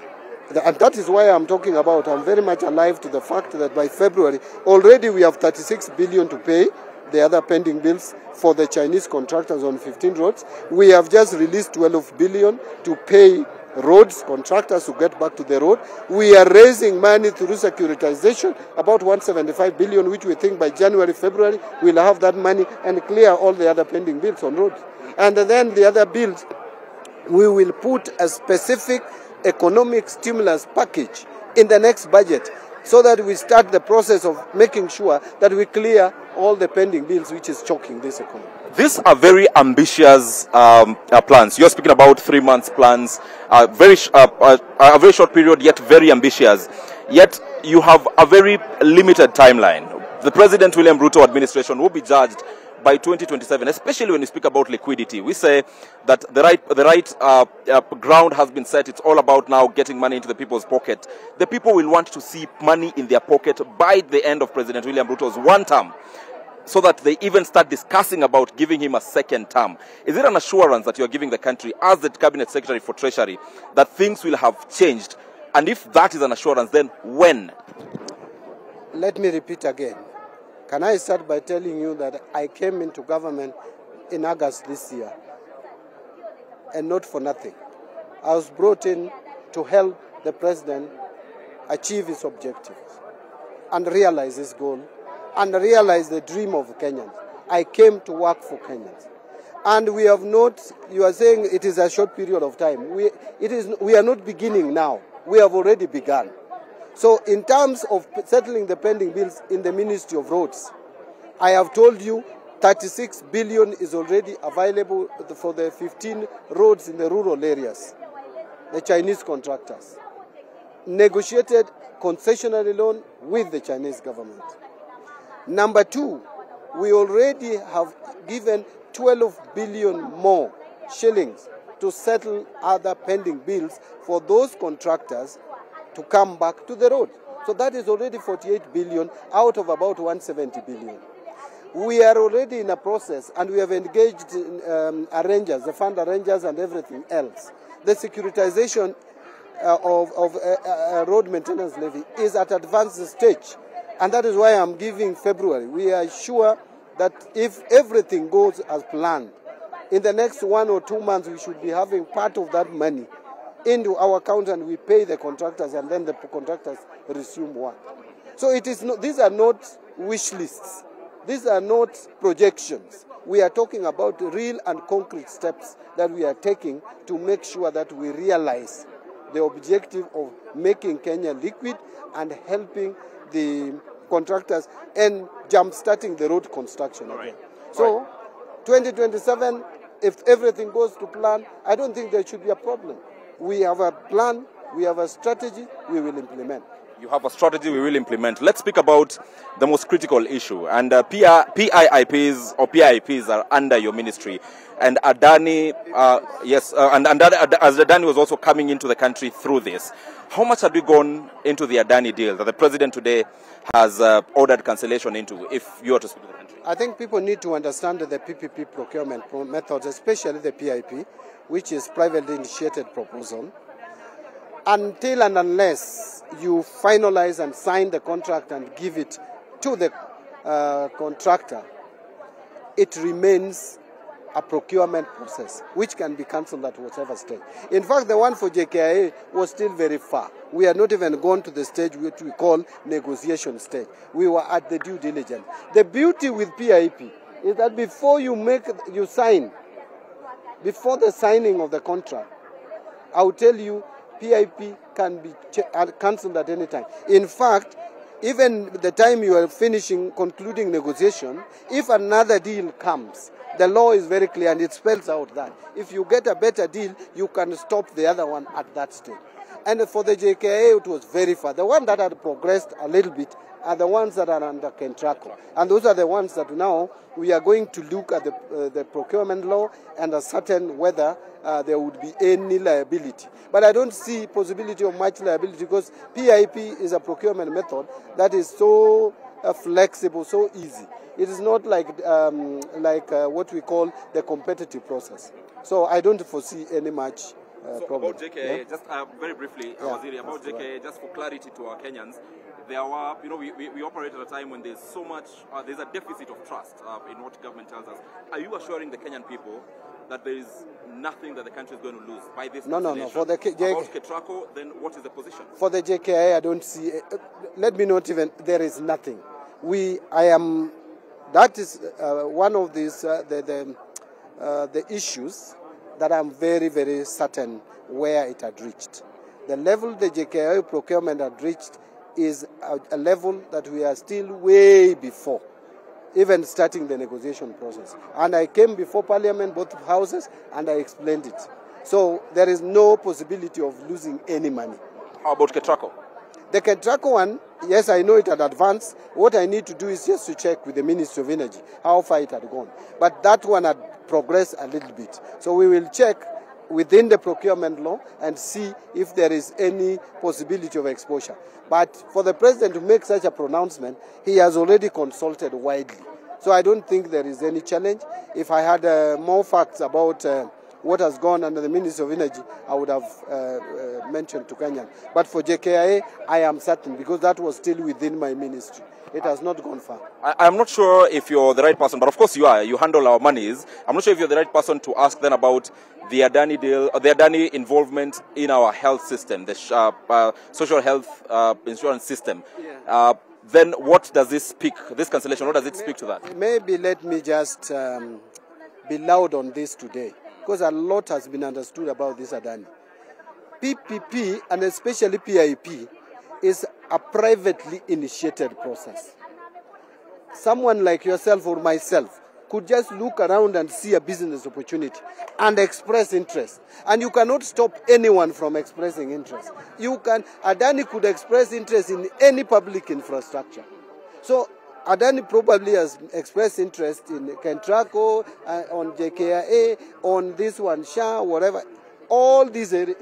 But so long as it has not reached a level of signing of the agreement or negotiation, it is still far off. It is not something even to worry about. So Adani can even come tomorrow. In fact, nothing stops them from even expressing interest tomorrow to develop maybe Kenyatta National Hospital. They can come anywhere, contract. All right. That is one thing that I think Kenyans need to understand. Thank you very much. So whatever you have asked about the Shah, whatever, and Adani, there is nothing wrong. There are others who will also come. Someone will come, will be called Shah. Another one will be called Muhammad. Another one will be called Mbadi. Another one will be called Mahina if I have money. The only problem is I don't have money. If I had money, I would also compete with Adani for Shah and compete on Kentraco and compete on JKIA. Thank you very much. I wish I had money, I would go and develop JKIA. Thank you. Thank you very much. CS Mbadi, before I speak to any other person, CS Mbadi assures us that there is no loss that the country will have on the cancellation of Adani. But before I speak to any other person, I had stopped or cancelled the Honorable Moses Kajwang. Honorable, please come close and... It's really important. We had done this. Of course, you understand. Like I was saying earlier, some members of parliament are stating that this is the president's best address as our State of the Nation in his term.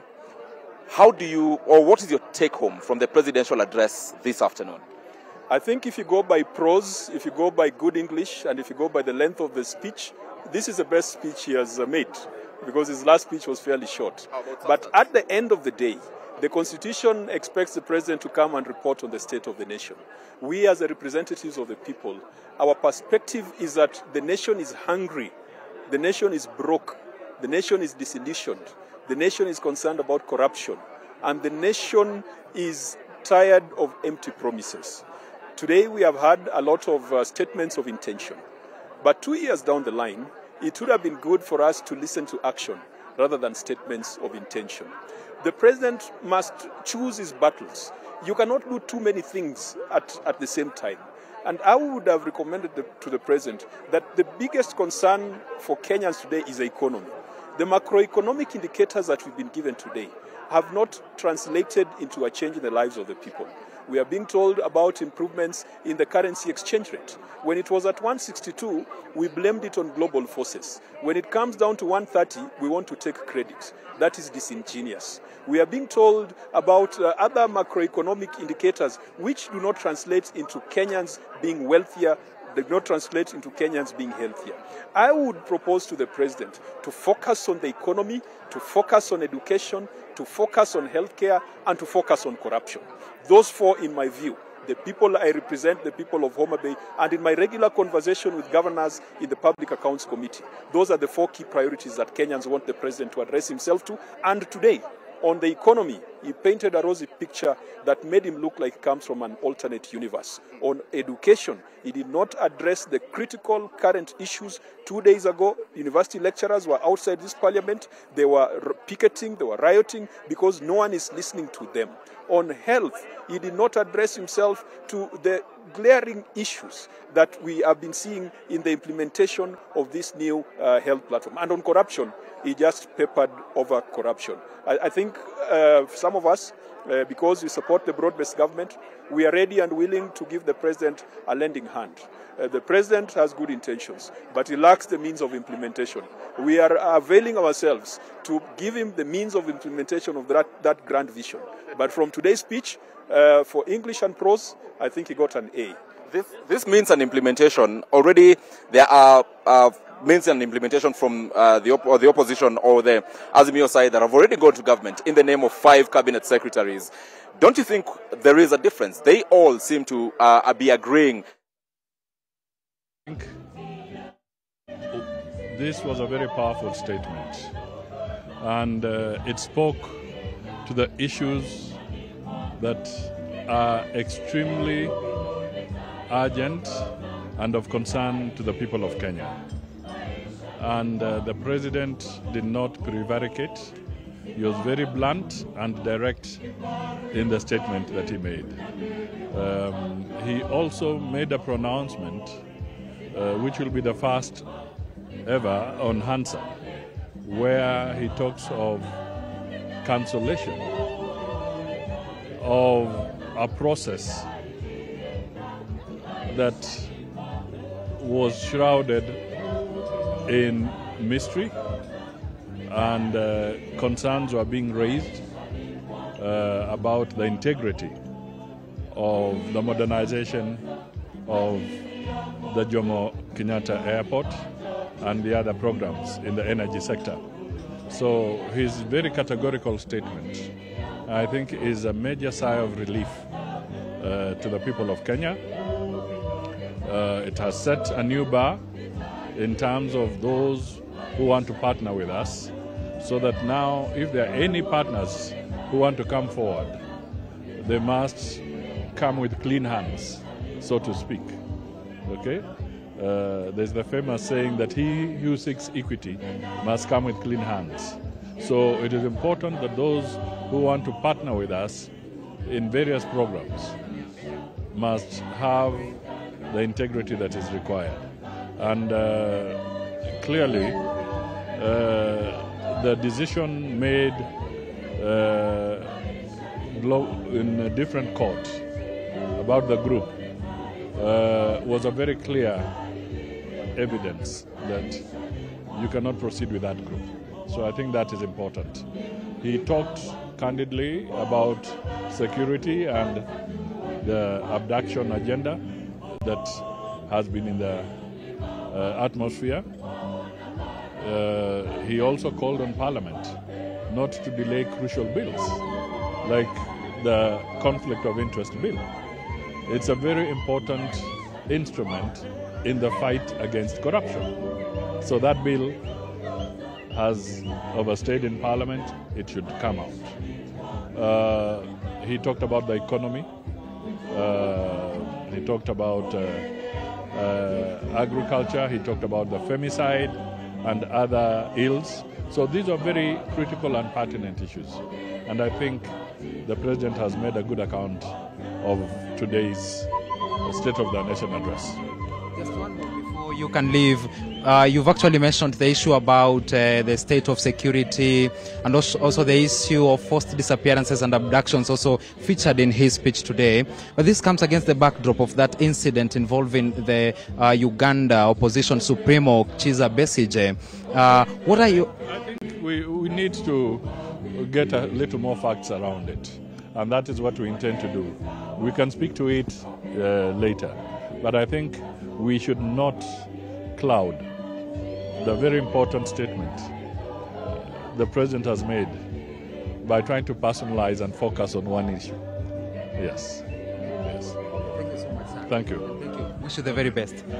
Indeed, that is the Prime Cabinet Secretary Musalia Mudavadi speaking about a wide range of issues that the President spoke about. Indeed, we'll continue to speak to more and more leaders who actually live in Parliament. Indeed, after watching the President in his speech, in his State of the Nation address that lasted for about an hour, and now it is time for them to leave. Indeed, we've just seen the President himself also, after a brief chat with the leadership of Parliament, leave, even after and that actually a departure was signaled by that national anthem as well as the ESC anthem right here at the garden of the Parliament. And so from here we'll of course continue to spot more and more leaders and to speak to them regarding what they feel about the President's third State of the Nation address. Under his watch, and as I said, we will say these things to him, not with a view to belittle him, but with a view to strengthening him with information and encouraging him to take appropriate action. Thank you very much, Moses Kajwang, Senator for Homa Bay. And I must say that you're the one who's given the most critical opinion of the President's address today of all the members of Parliament that I've spoken about today. I've spoken with today, and I'm now joined by Senator Tabitha Mutinda, nominated Senator. Senator, what is your take home from what the President said? And do you agree, because you have listened extensively to what Senator Kajwang was saying, and at some point you looked startled. What is your take home? First of all, my greatest take home is on the issue of femicide that the President has addressed in his address, and he has touched on the strategy in terms of the Deputy President, Professor Kindiki, leading this team that is going to ensure there's going to be a better framework on the gender desk within the different counties. It's going to go to the mashinani level. We've had challenges as women leaders when there are these issues that come up, and you find that at the police station where these desks are currently situated, it becomes a challenge. Most people are not able to come out, but them being devolved within the county levels at the lowest level, then it's a plus, and there's going to be a budget that is set out to be able to address this issue. On the issue of housing, the President has also been able to touch that housing, of course, is a very basic commodity, and there has been progress in terms of the number. It's about 105,000 houses that have been put in place. So we are looking forward that this issue of housing is going to be fully addressed. He's touched also on the issue of fertilizer. The price has gone down. Taxation issues in terms of the raw material cost, in terms of the pesticides and all that. When these prices are lowered on the taxation for those costs of materials are lowered, then it reduces the cost of production, hence reducing the cost of production of the end product. For example, the unga has really gone down, and it has been brought about by this cost being reduced to where they are. The greatest plus has been the issue of Adani. Adani, the President has communicated and said that he has put it aside. He has stopped that contract. This is an indication that the President is listening to his people. He's listening to Kenyans, which apply. It might have taken time. As much as it's taken time, there needs to be facts, there needs to be factual, because there are processes and legal processes that come with it. And up to the point that there is actual information and correct information that now can be able to prompt us as a country to be able not to agree to this contract. But at the end of the day, what was the goal? The goal is that the people had spoken. And so the president has heard the people and gone with what the people have agreed with, what the people have requested. So it's a plus. Even with Ketraco issue, it's a big plus as a country. It's the same way the president had the young people when they demonstrated and talked about the finance bill, and he listened. He's a listening president. At the same time, there's the issue of about the abductions. The president acknowledges that it is wrong to abduct unlawful. People should be arrested the way it is required and taken through the whole process of the law. Someone is innocent until proven guilty. The president acknowledges that. As much as I've had my colleague talk about the issue of fake, why do we want to criticize when the president says there are those that are fake news? Because it is at times political, such that people want to make it look differently than what it is. So it's always good to acknowledge when it is a plus. And today it has been precise to the point on the issue. The other greatest issue is on the issue of the universal healthcare, which he has combined with the digital aspect of it, and is focusing on bringing the digital healthcare in a digital manner, which will fasten delivery of services. And at the same time, Taifa Care, which takes care mostly of the chronic diseases which are very costly, that make our people not be able to afford health care in this country. So most of these issues have been addressed, and I'm happy that Honorable Raila, who's part of this broad-based government, has also played a role, that we are looking forward as a country to offer peace and be able to move forward without demonstrations. All right. Let me pull your leg. The president made this address at the back of a very unpopular opinion rating by the people. He comes at a time when the clergy has called him out. The people are calling him out. Do you think the address today will do anything to pacify the view that the people have of him, of his administration rather? Yes, we expect positivity, and no change comes easily. And you realize even he's also touched on the issue of the whole leadership, ranging from the church leadership to us as members of parliament and any other executive type of leadership. He has addressed and talks about unity. Let us be able to come together. The president has touched on it, but I say as a leader, churches should be respected. The leadership of the churches should be respected at all times, because these are our leaders. And this is where we send our children to be able to get leadership from this particular church. So leadership should be respected. Thank you very much. Senator Tabitha Mutinda, nominated senator, speaking to us here. I have two members of parliament, including the member of parliament for Nandi Hills. But let me start with you, Mheshimiwa.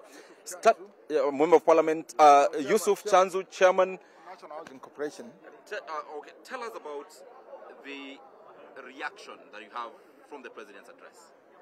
Now, one issue that he addressed, which I think is very important, but we have not had time for Kenyans to really to participate, is this thing of housing. Because, you know, sometimes we politicize things too much, because of when people are opposing an idea. But the issue of housing was in the manifesto for Uhuru Kenyatta's government with Ruto. It was in Raila's party, and it has been in Kenya Kwanza. And it's quite a true situation that we need to have housing across the country. You know, we already devolved. We have got 47 counties, and we have got everybody desires to have. In fact, one of the basic rights for human beings is housing, apart from shelter, clothing, and food. Now, the issue of affordable housing is because, you know, all the land, like in Kenya, belong to citizens, but it's held in trust by the government. So that is the reason why, when we talk about affordable housing, it means land is zero rated.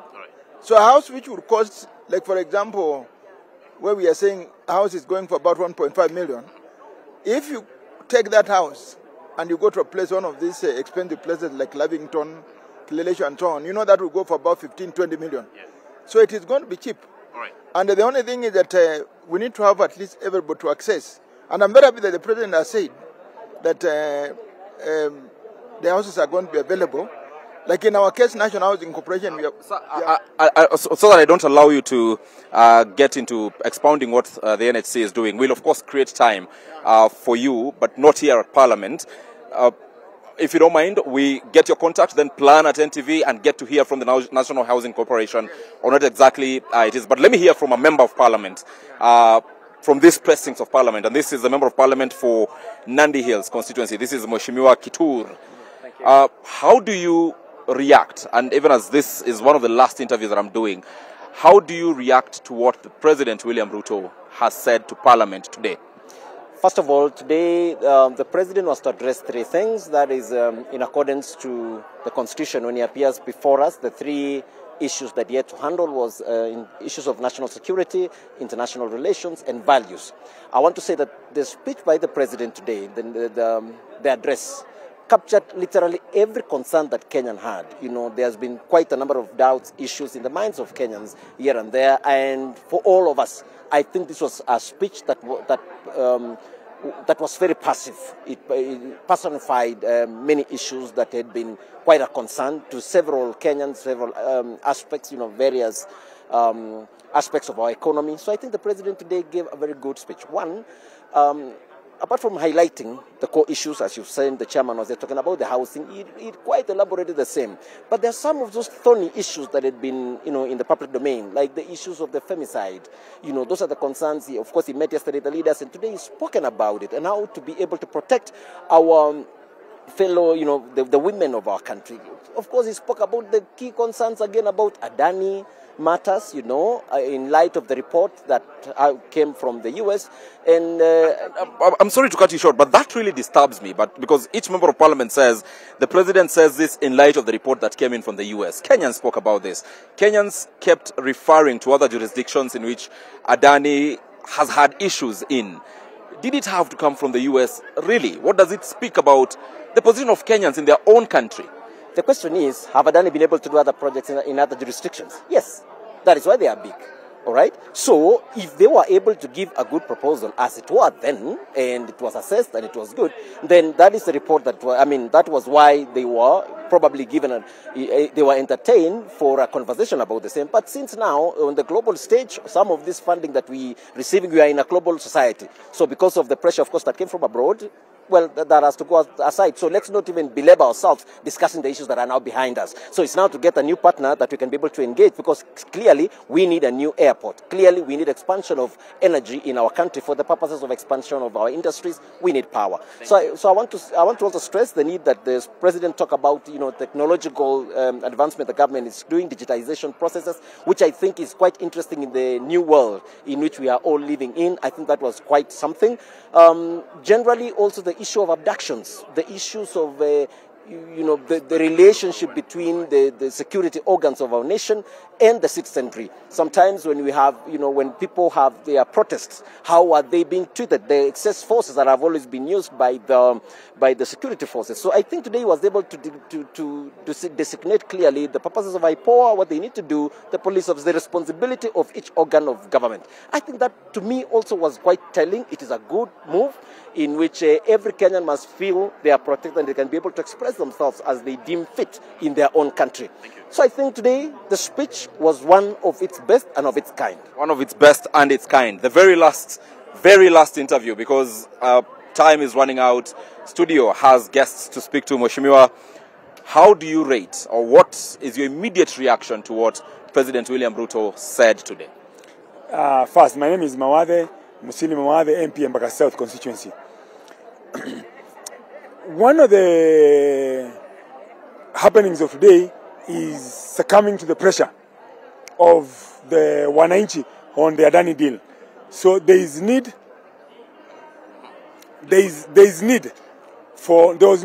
pressure, and Kenyans have applied enough pressure to be able to cancel the Adani deal. Then the JKI deal was bad. It was overpriced. It previously was rated at approximately 2 or 8 billion was the cost that was given by the initial team that was doing the feasibility studies. Second, the Kitako deal also was highly overpriced. Allow me to cut you short. We'll proceed. Those are live pictures there of President William Ruto now leaving the precincts of Parliament. He was engaging members of Parliament. He is, of course, followed by Deputy President Professor Kithure Kindiki. The pictures, as you're receiving, by our colleague Nelly.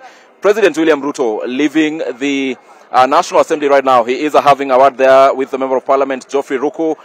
Followed by Speaker of the National Assembly, Moses Wetangula, Deputy President, Professor Kithure Kindiki, all accompanying the President as he leaves. Waziri is here. Waziri, please, JB Muturi, former Speaker and now Cabinet Secretary.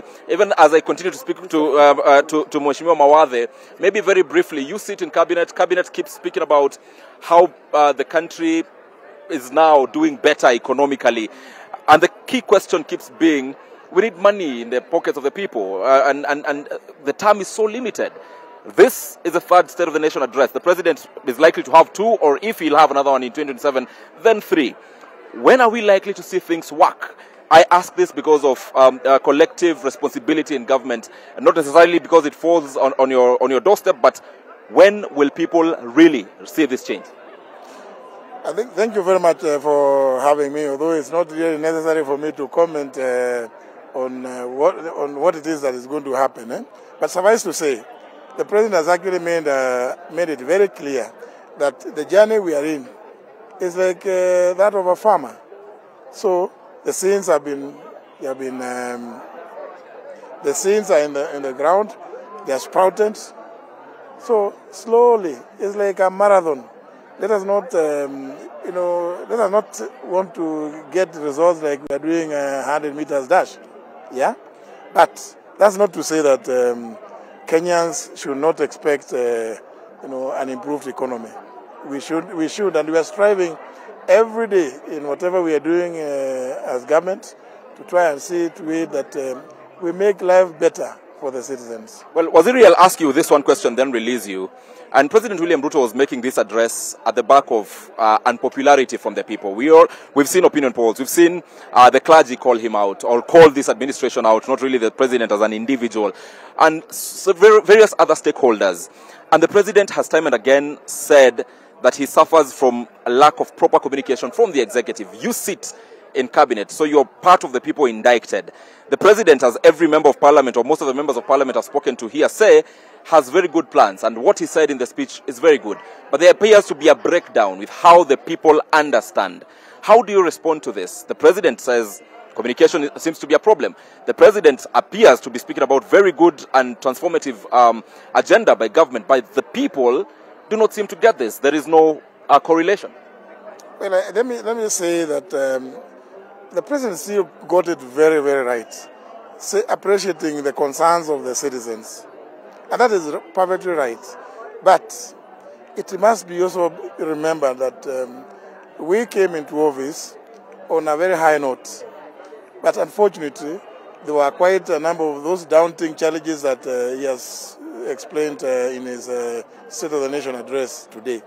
That, yes, here we were, crippling debt, all those things, food prices, and even during the campaigns, everybody was talking about the high cost of living.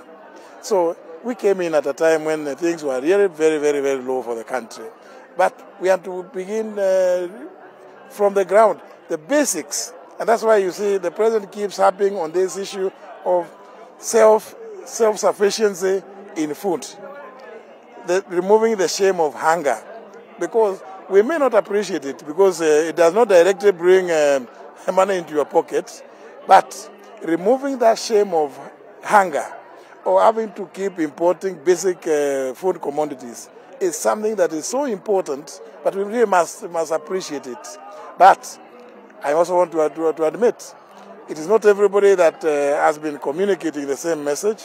And of course, sometimes also we have people who don't want to be told. Sometimes there are people who want to see the negative things about any government, So let us say it is work in progress. That I believe there is enough time for us to do that which will translate into money in people's pockets. Thank you very much. Justin, Bedan Njoka Muturi is the Cabinet Secretary for Public Service here in the country, former Speaker of the National Assembly. Let's now finish up with the Member of Parliament in Embakasi South, Mheshimiwa Mawadhe. I cut you short when Waziri came, and I really apologize.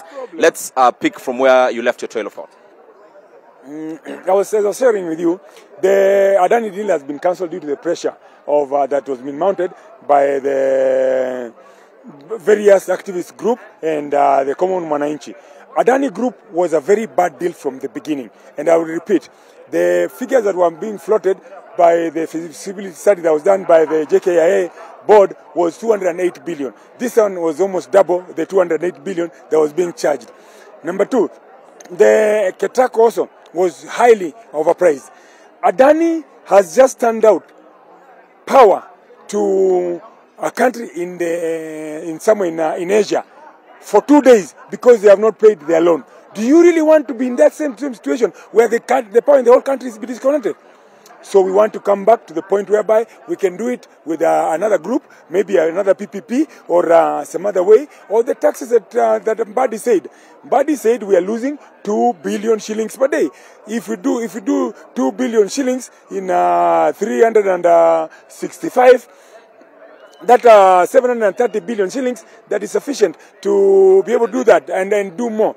Also, we averaged, the last fund we borrowed was approximately 700 billion shillings. The money that the government is losing, the money that people are stealing in the government is more about 730 billion shillings. That's more than the 700 billion that is being stolen out there. So one thing, very briefly, 30 seconds, you say we need to seal the loopholes. We need to seal the loopholes. Number two, also, common managers even to say, was coming to hear, their payslip has been squeezed, has been milked to the lowest level. They want to hear the tax cut. The people were expecting to hear the president talk about the tax cut, which they did not do. Also, as part of a Dali deal, there's 104 billion shillings in these things called Shisha, Sho, She, Shu, Shisha, She. Let's cancel this deal and go back to NHIF. The only problem was in NHIF was that it was not paying the bills to the hospitals. And also, there are some points that were not being covered. There are some ills that won't be covered. Cover that. And then NHIF would be 10 times better than this Shisha Show. Thank you. It's called SHA, and it's about SHIF, the Social Health Insurance. That's Julius Mawar, the Member of Parliament in Embakasi South, and he brings to a close my interviews here from the National Assembly. From here, I take it back to studio. I have been with a team with David Mudhoka. He is on a different side with other interviews, but it has been a successful day of covering the presidential address. Of course, Bisho to keep it NTV for further breaking down and further deliberations on what President William Ruto told the country. He says the country is doing better than it was 2.5 years ago. Do you agree with him? Studio.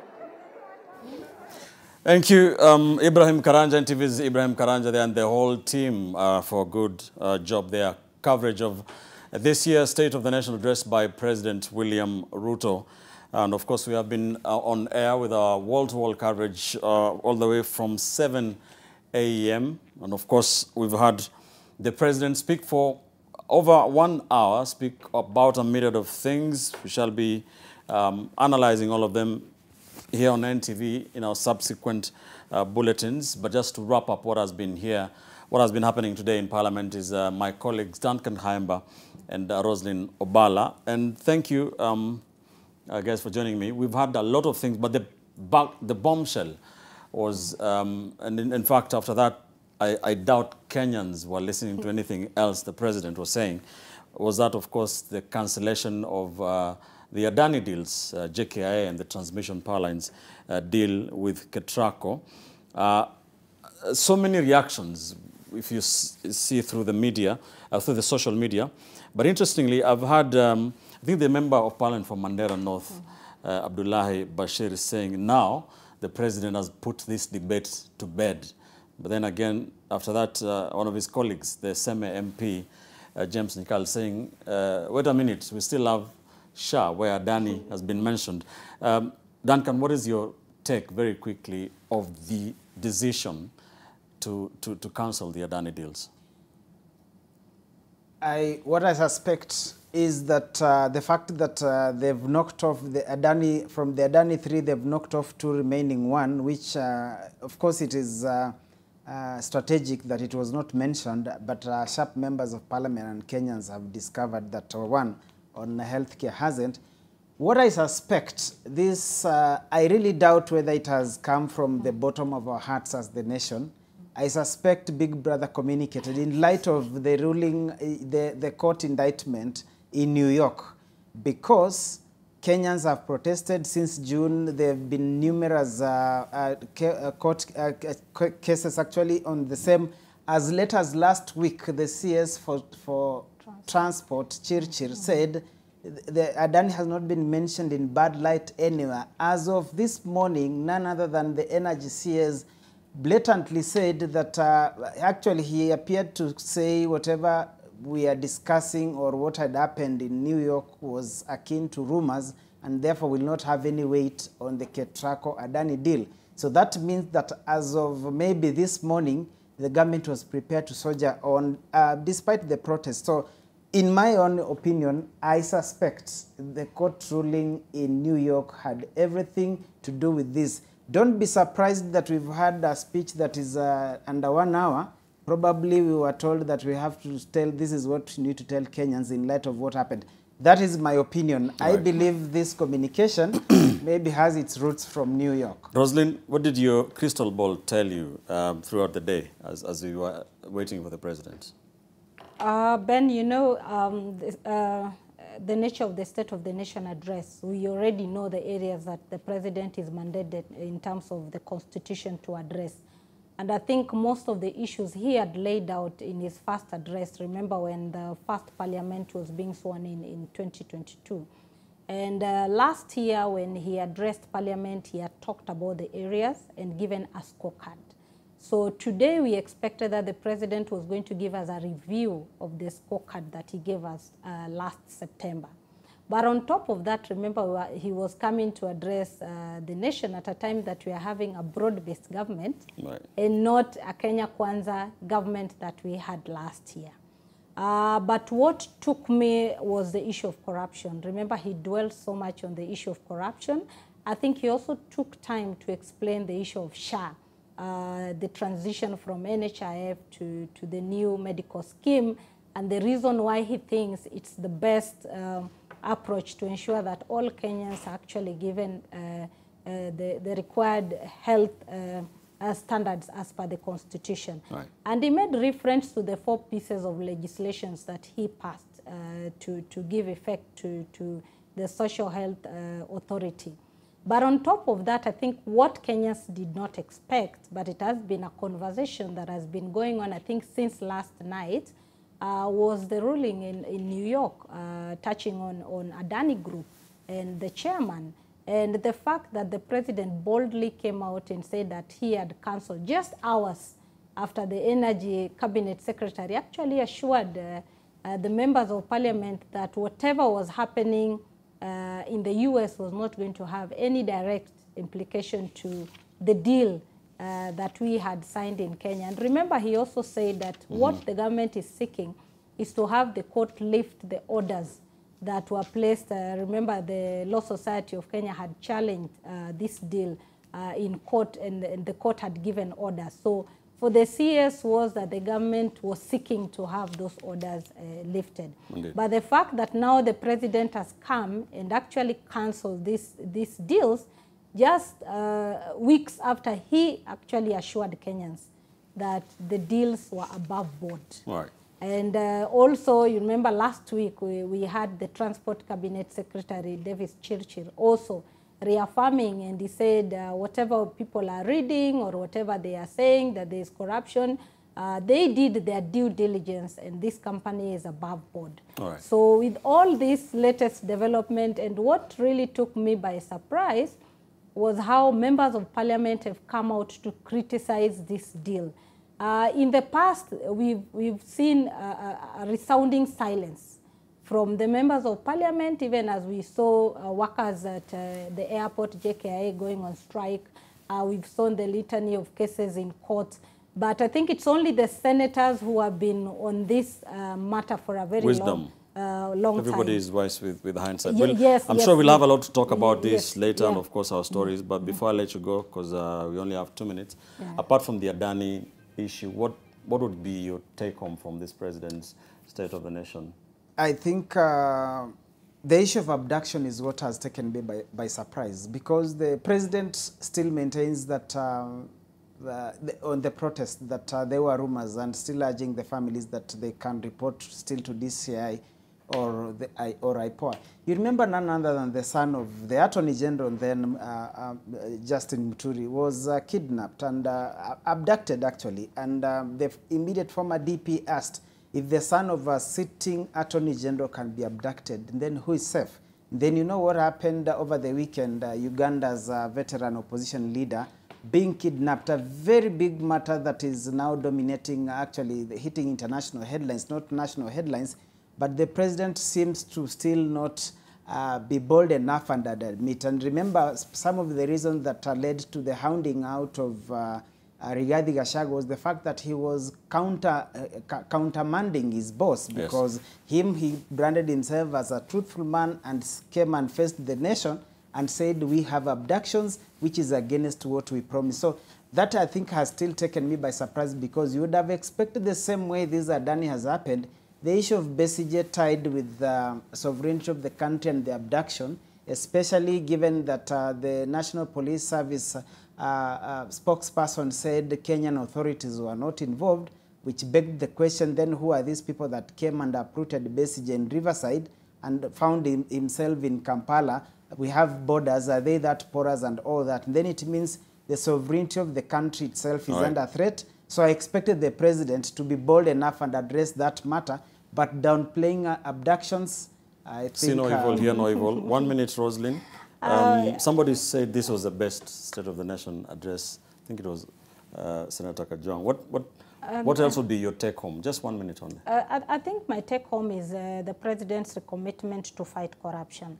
I think it's coming at a time Kenyans are giving up, and I think that was the genesis of the Gen Z protest, because they were saying it's like the institutions that are mandated to ensure that there is no corruption are not doing their job. And the fact that the president actually is on record saying that the DPP is dropping cases actually indicate that even there is frustration from the executive side. And I think going forward, he has said it is going to walk the talk.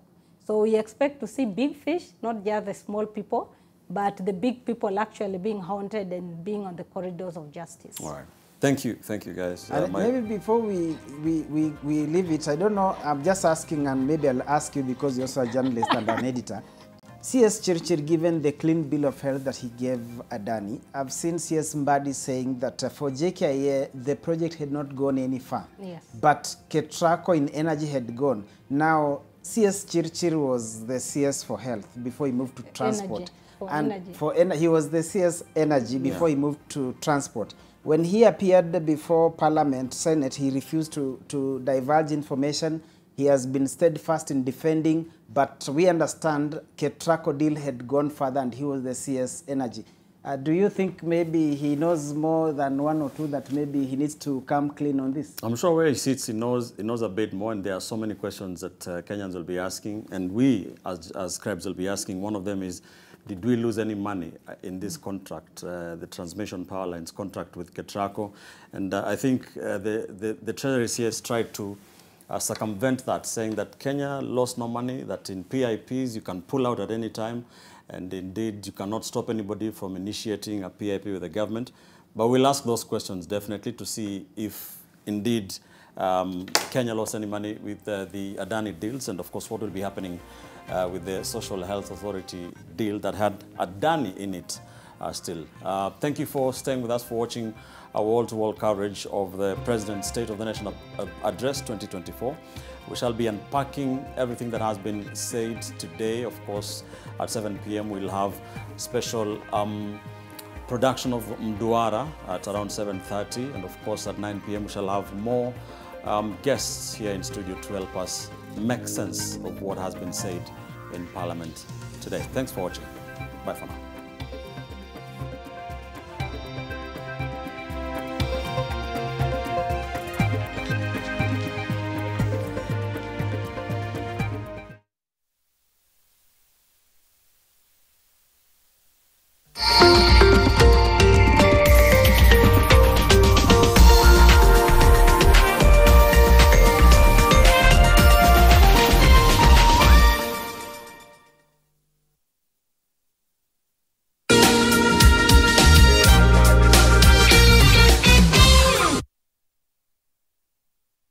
I am willing to do anything.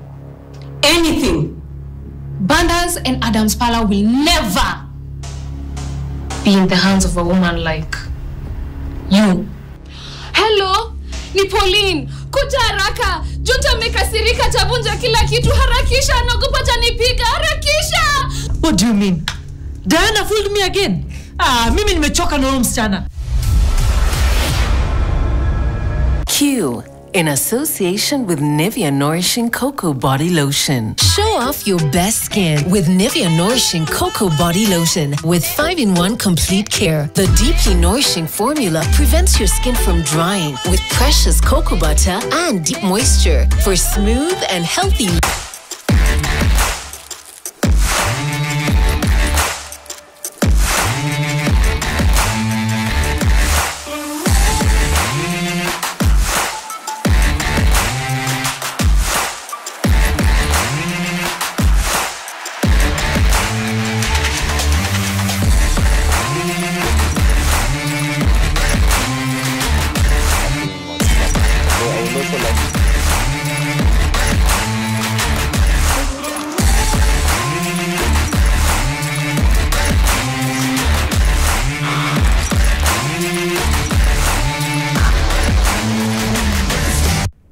Again?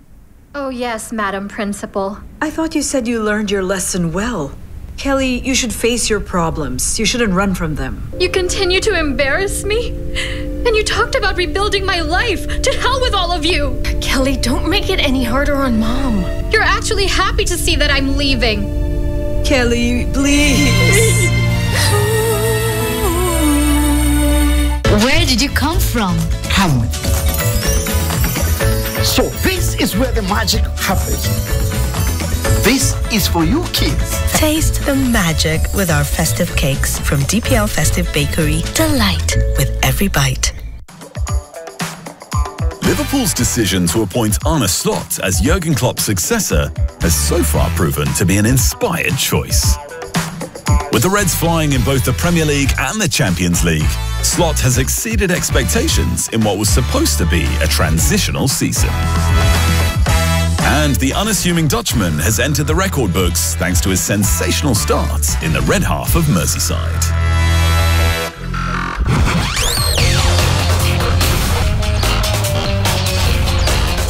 For fast relief of strong pain, like headache, toothache, and muscle pain.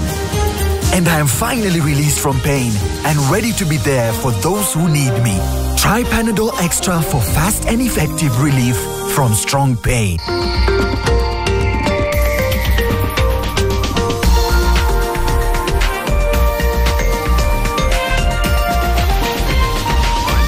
NTV, turning on your world. The following program has been rated PG. It may contain scenes unsuitable for children under the age of 10. Kwitu Mix, brought to you by Juicy Fruit.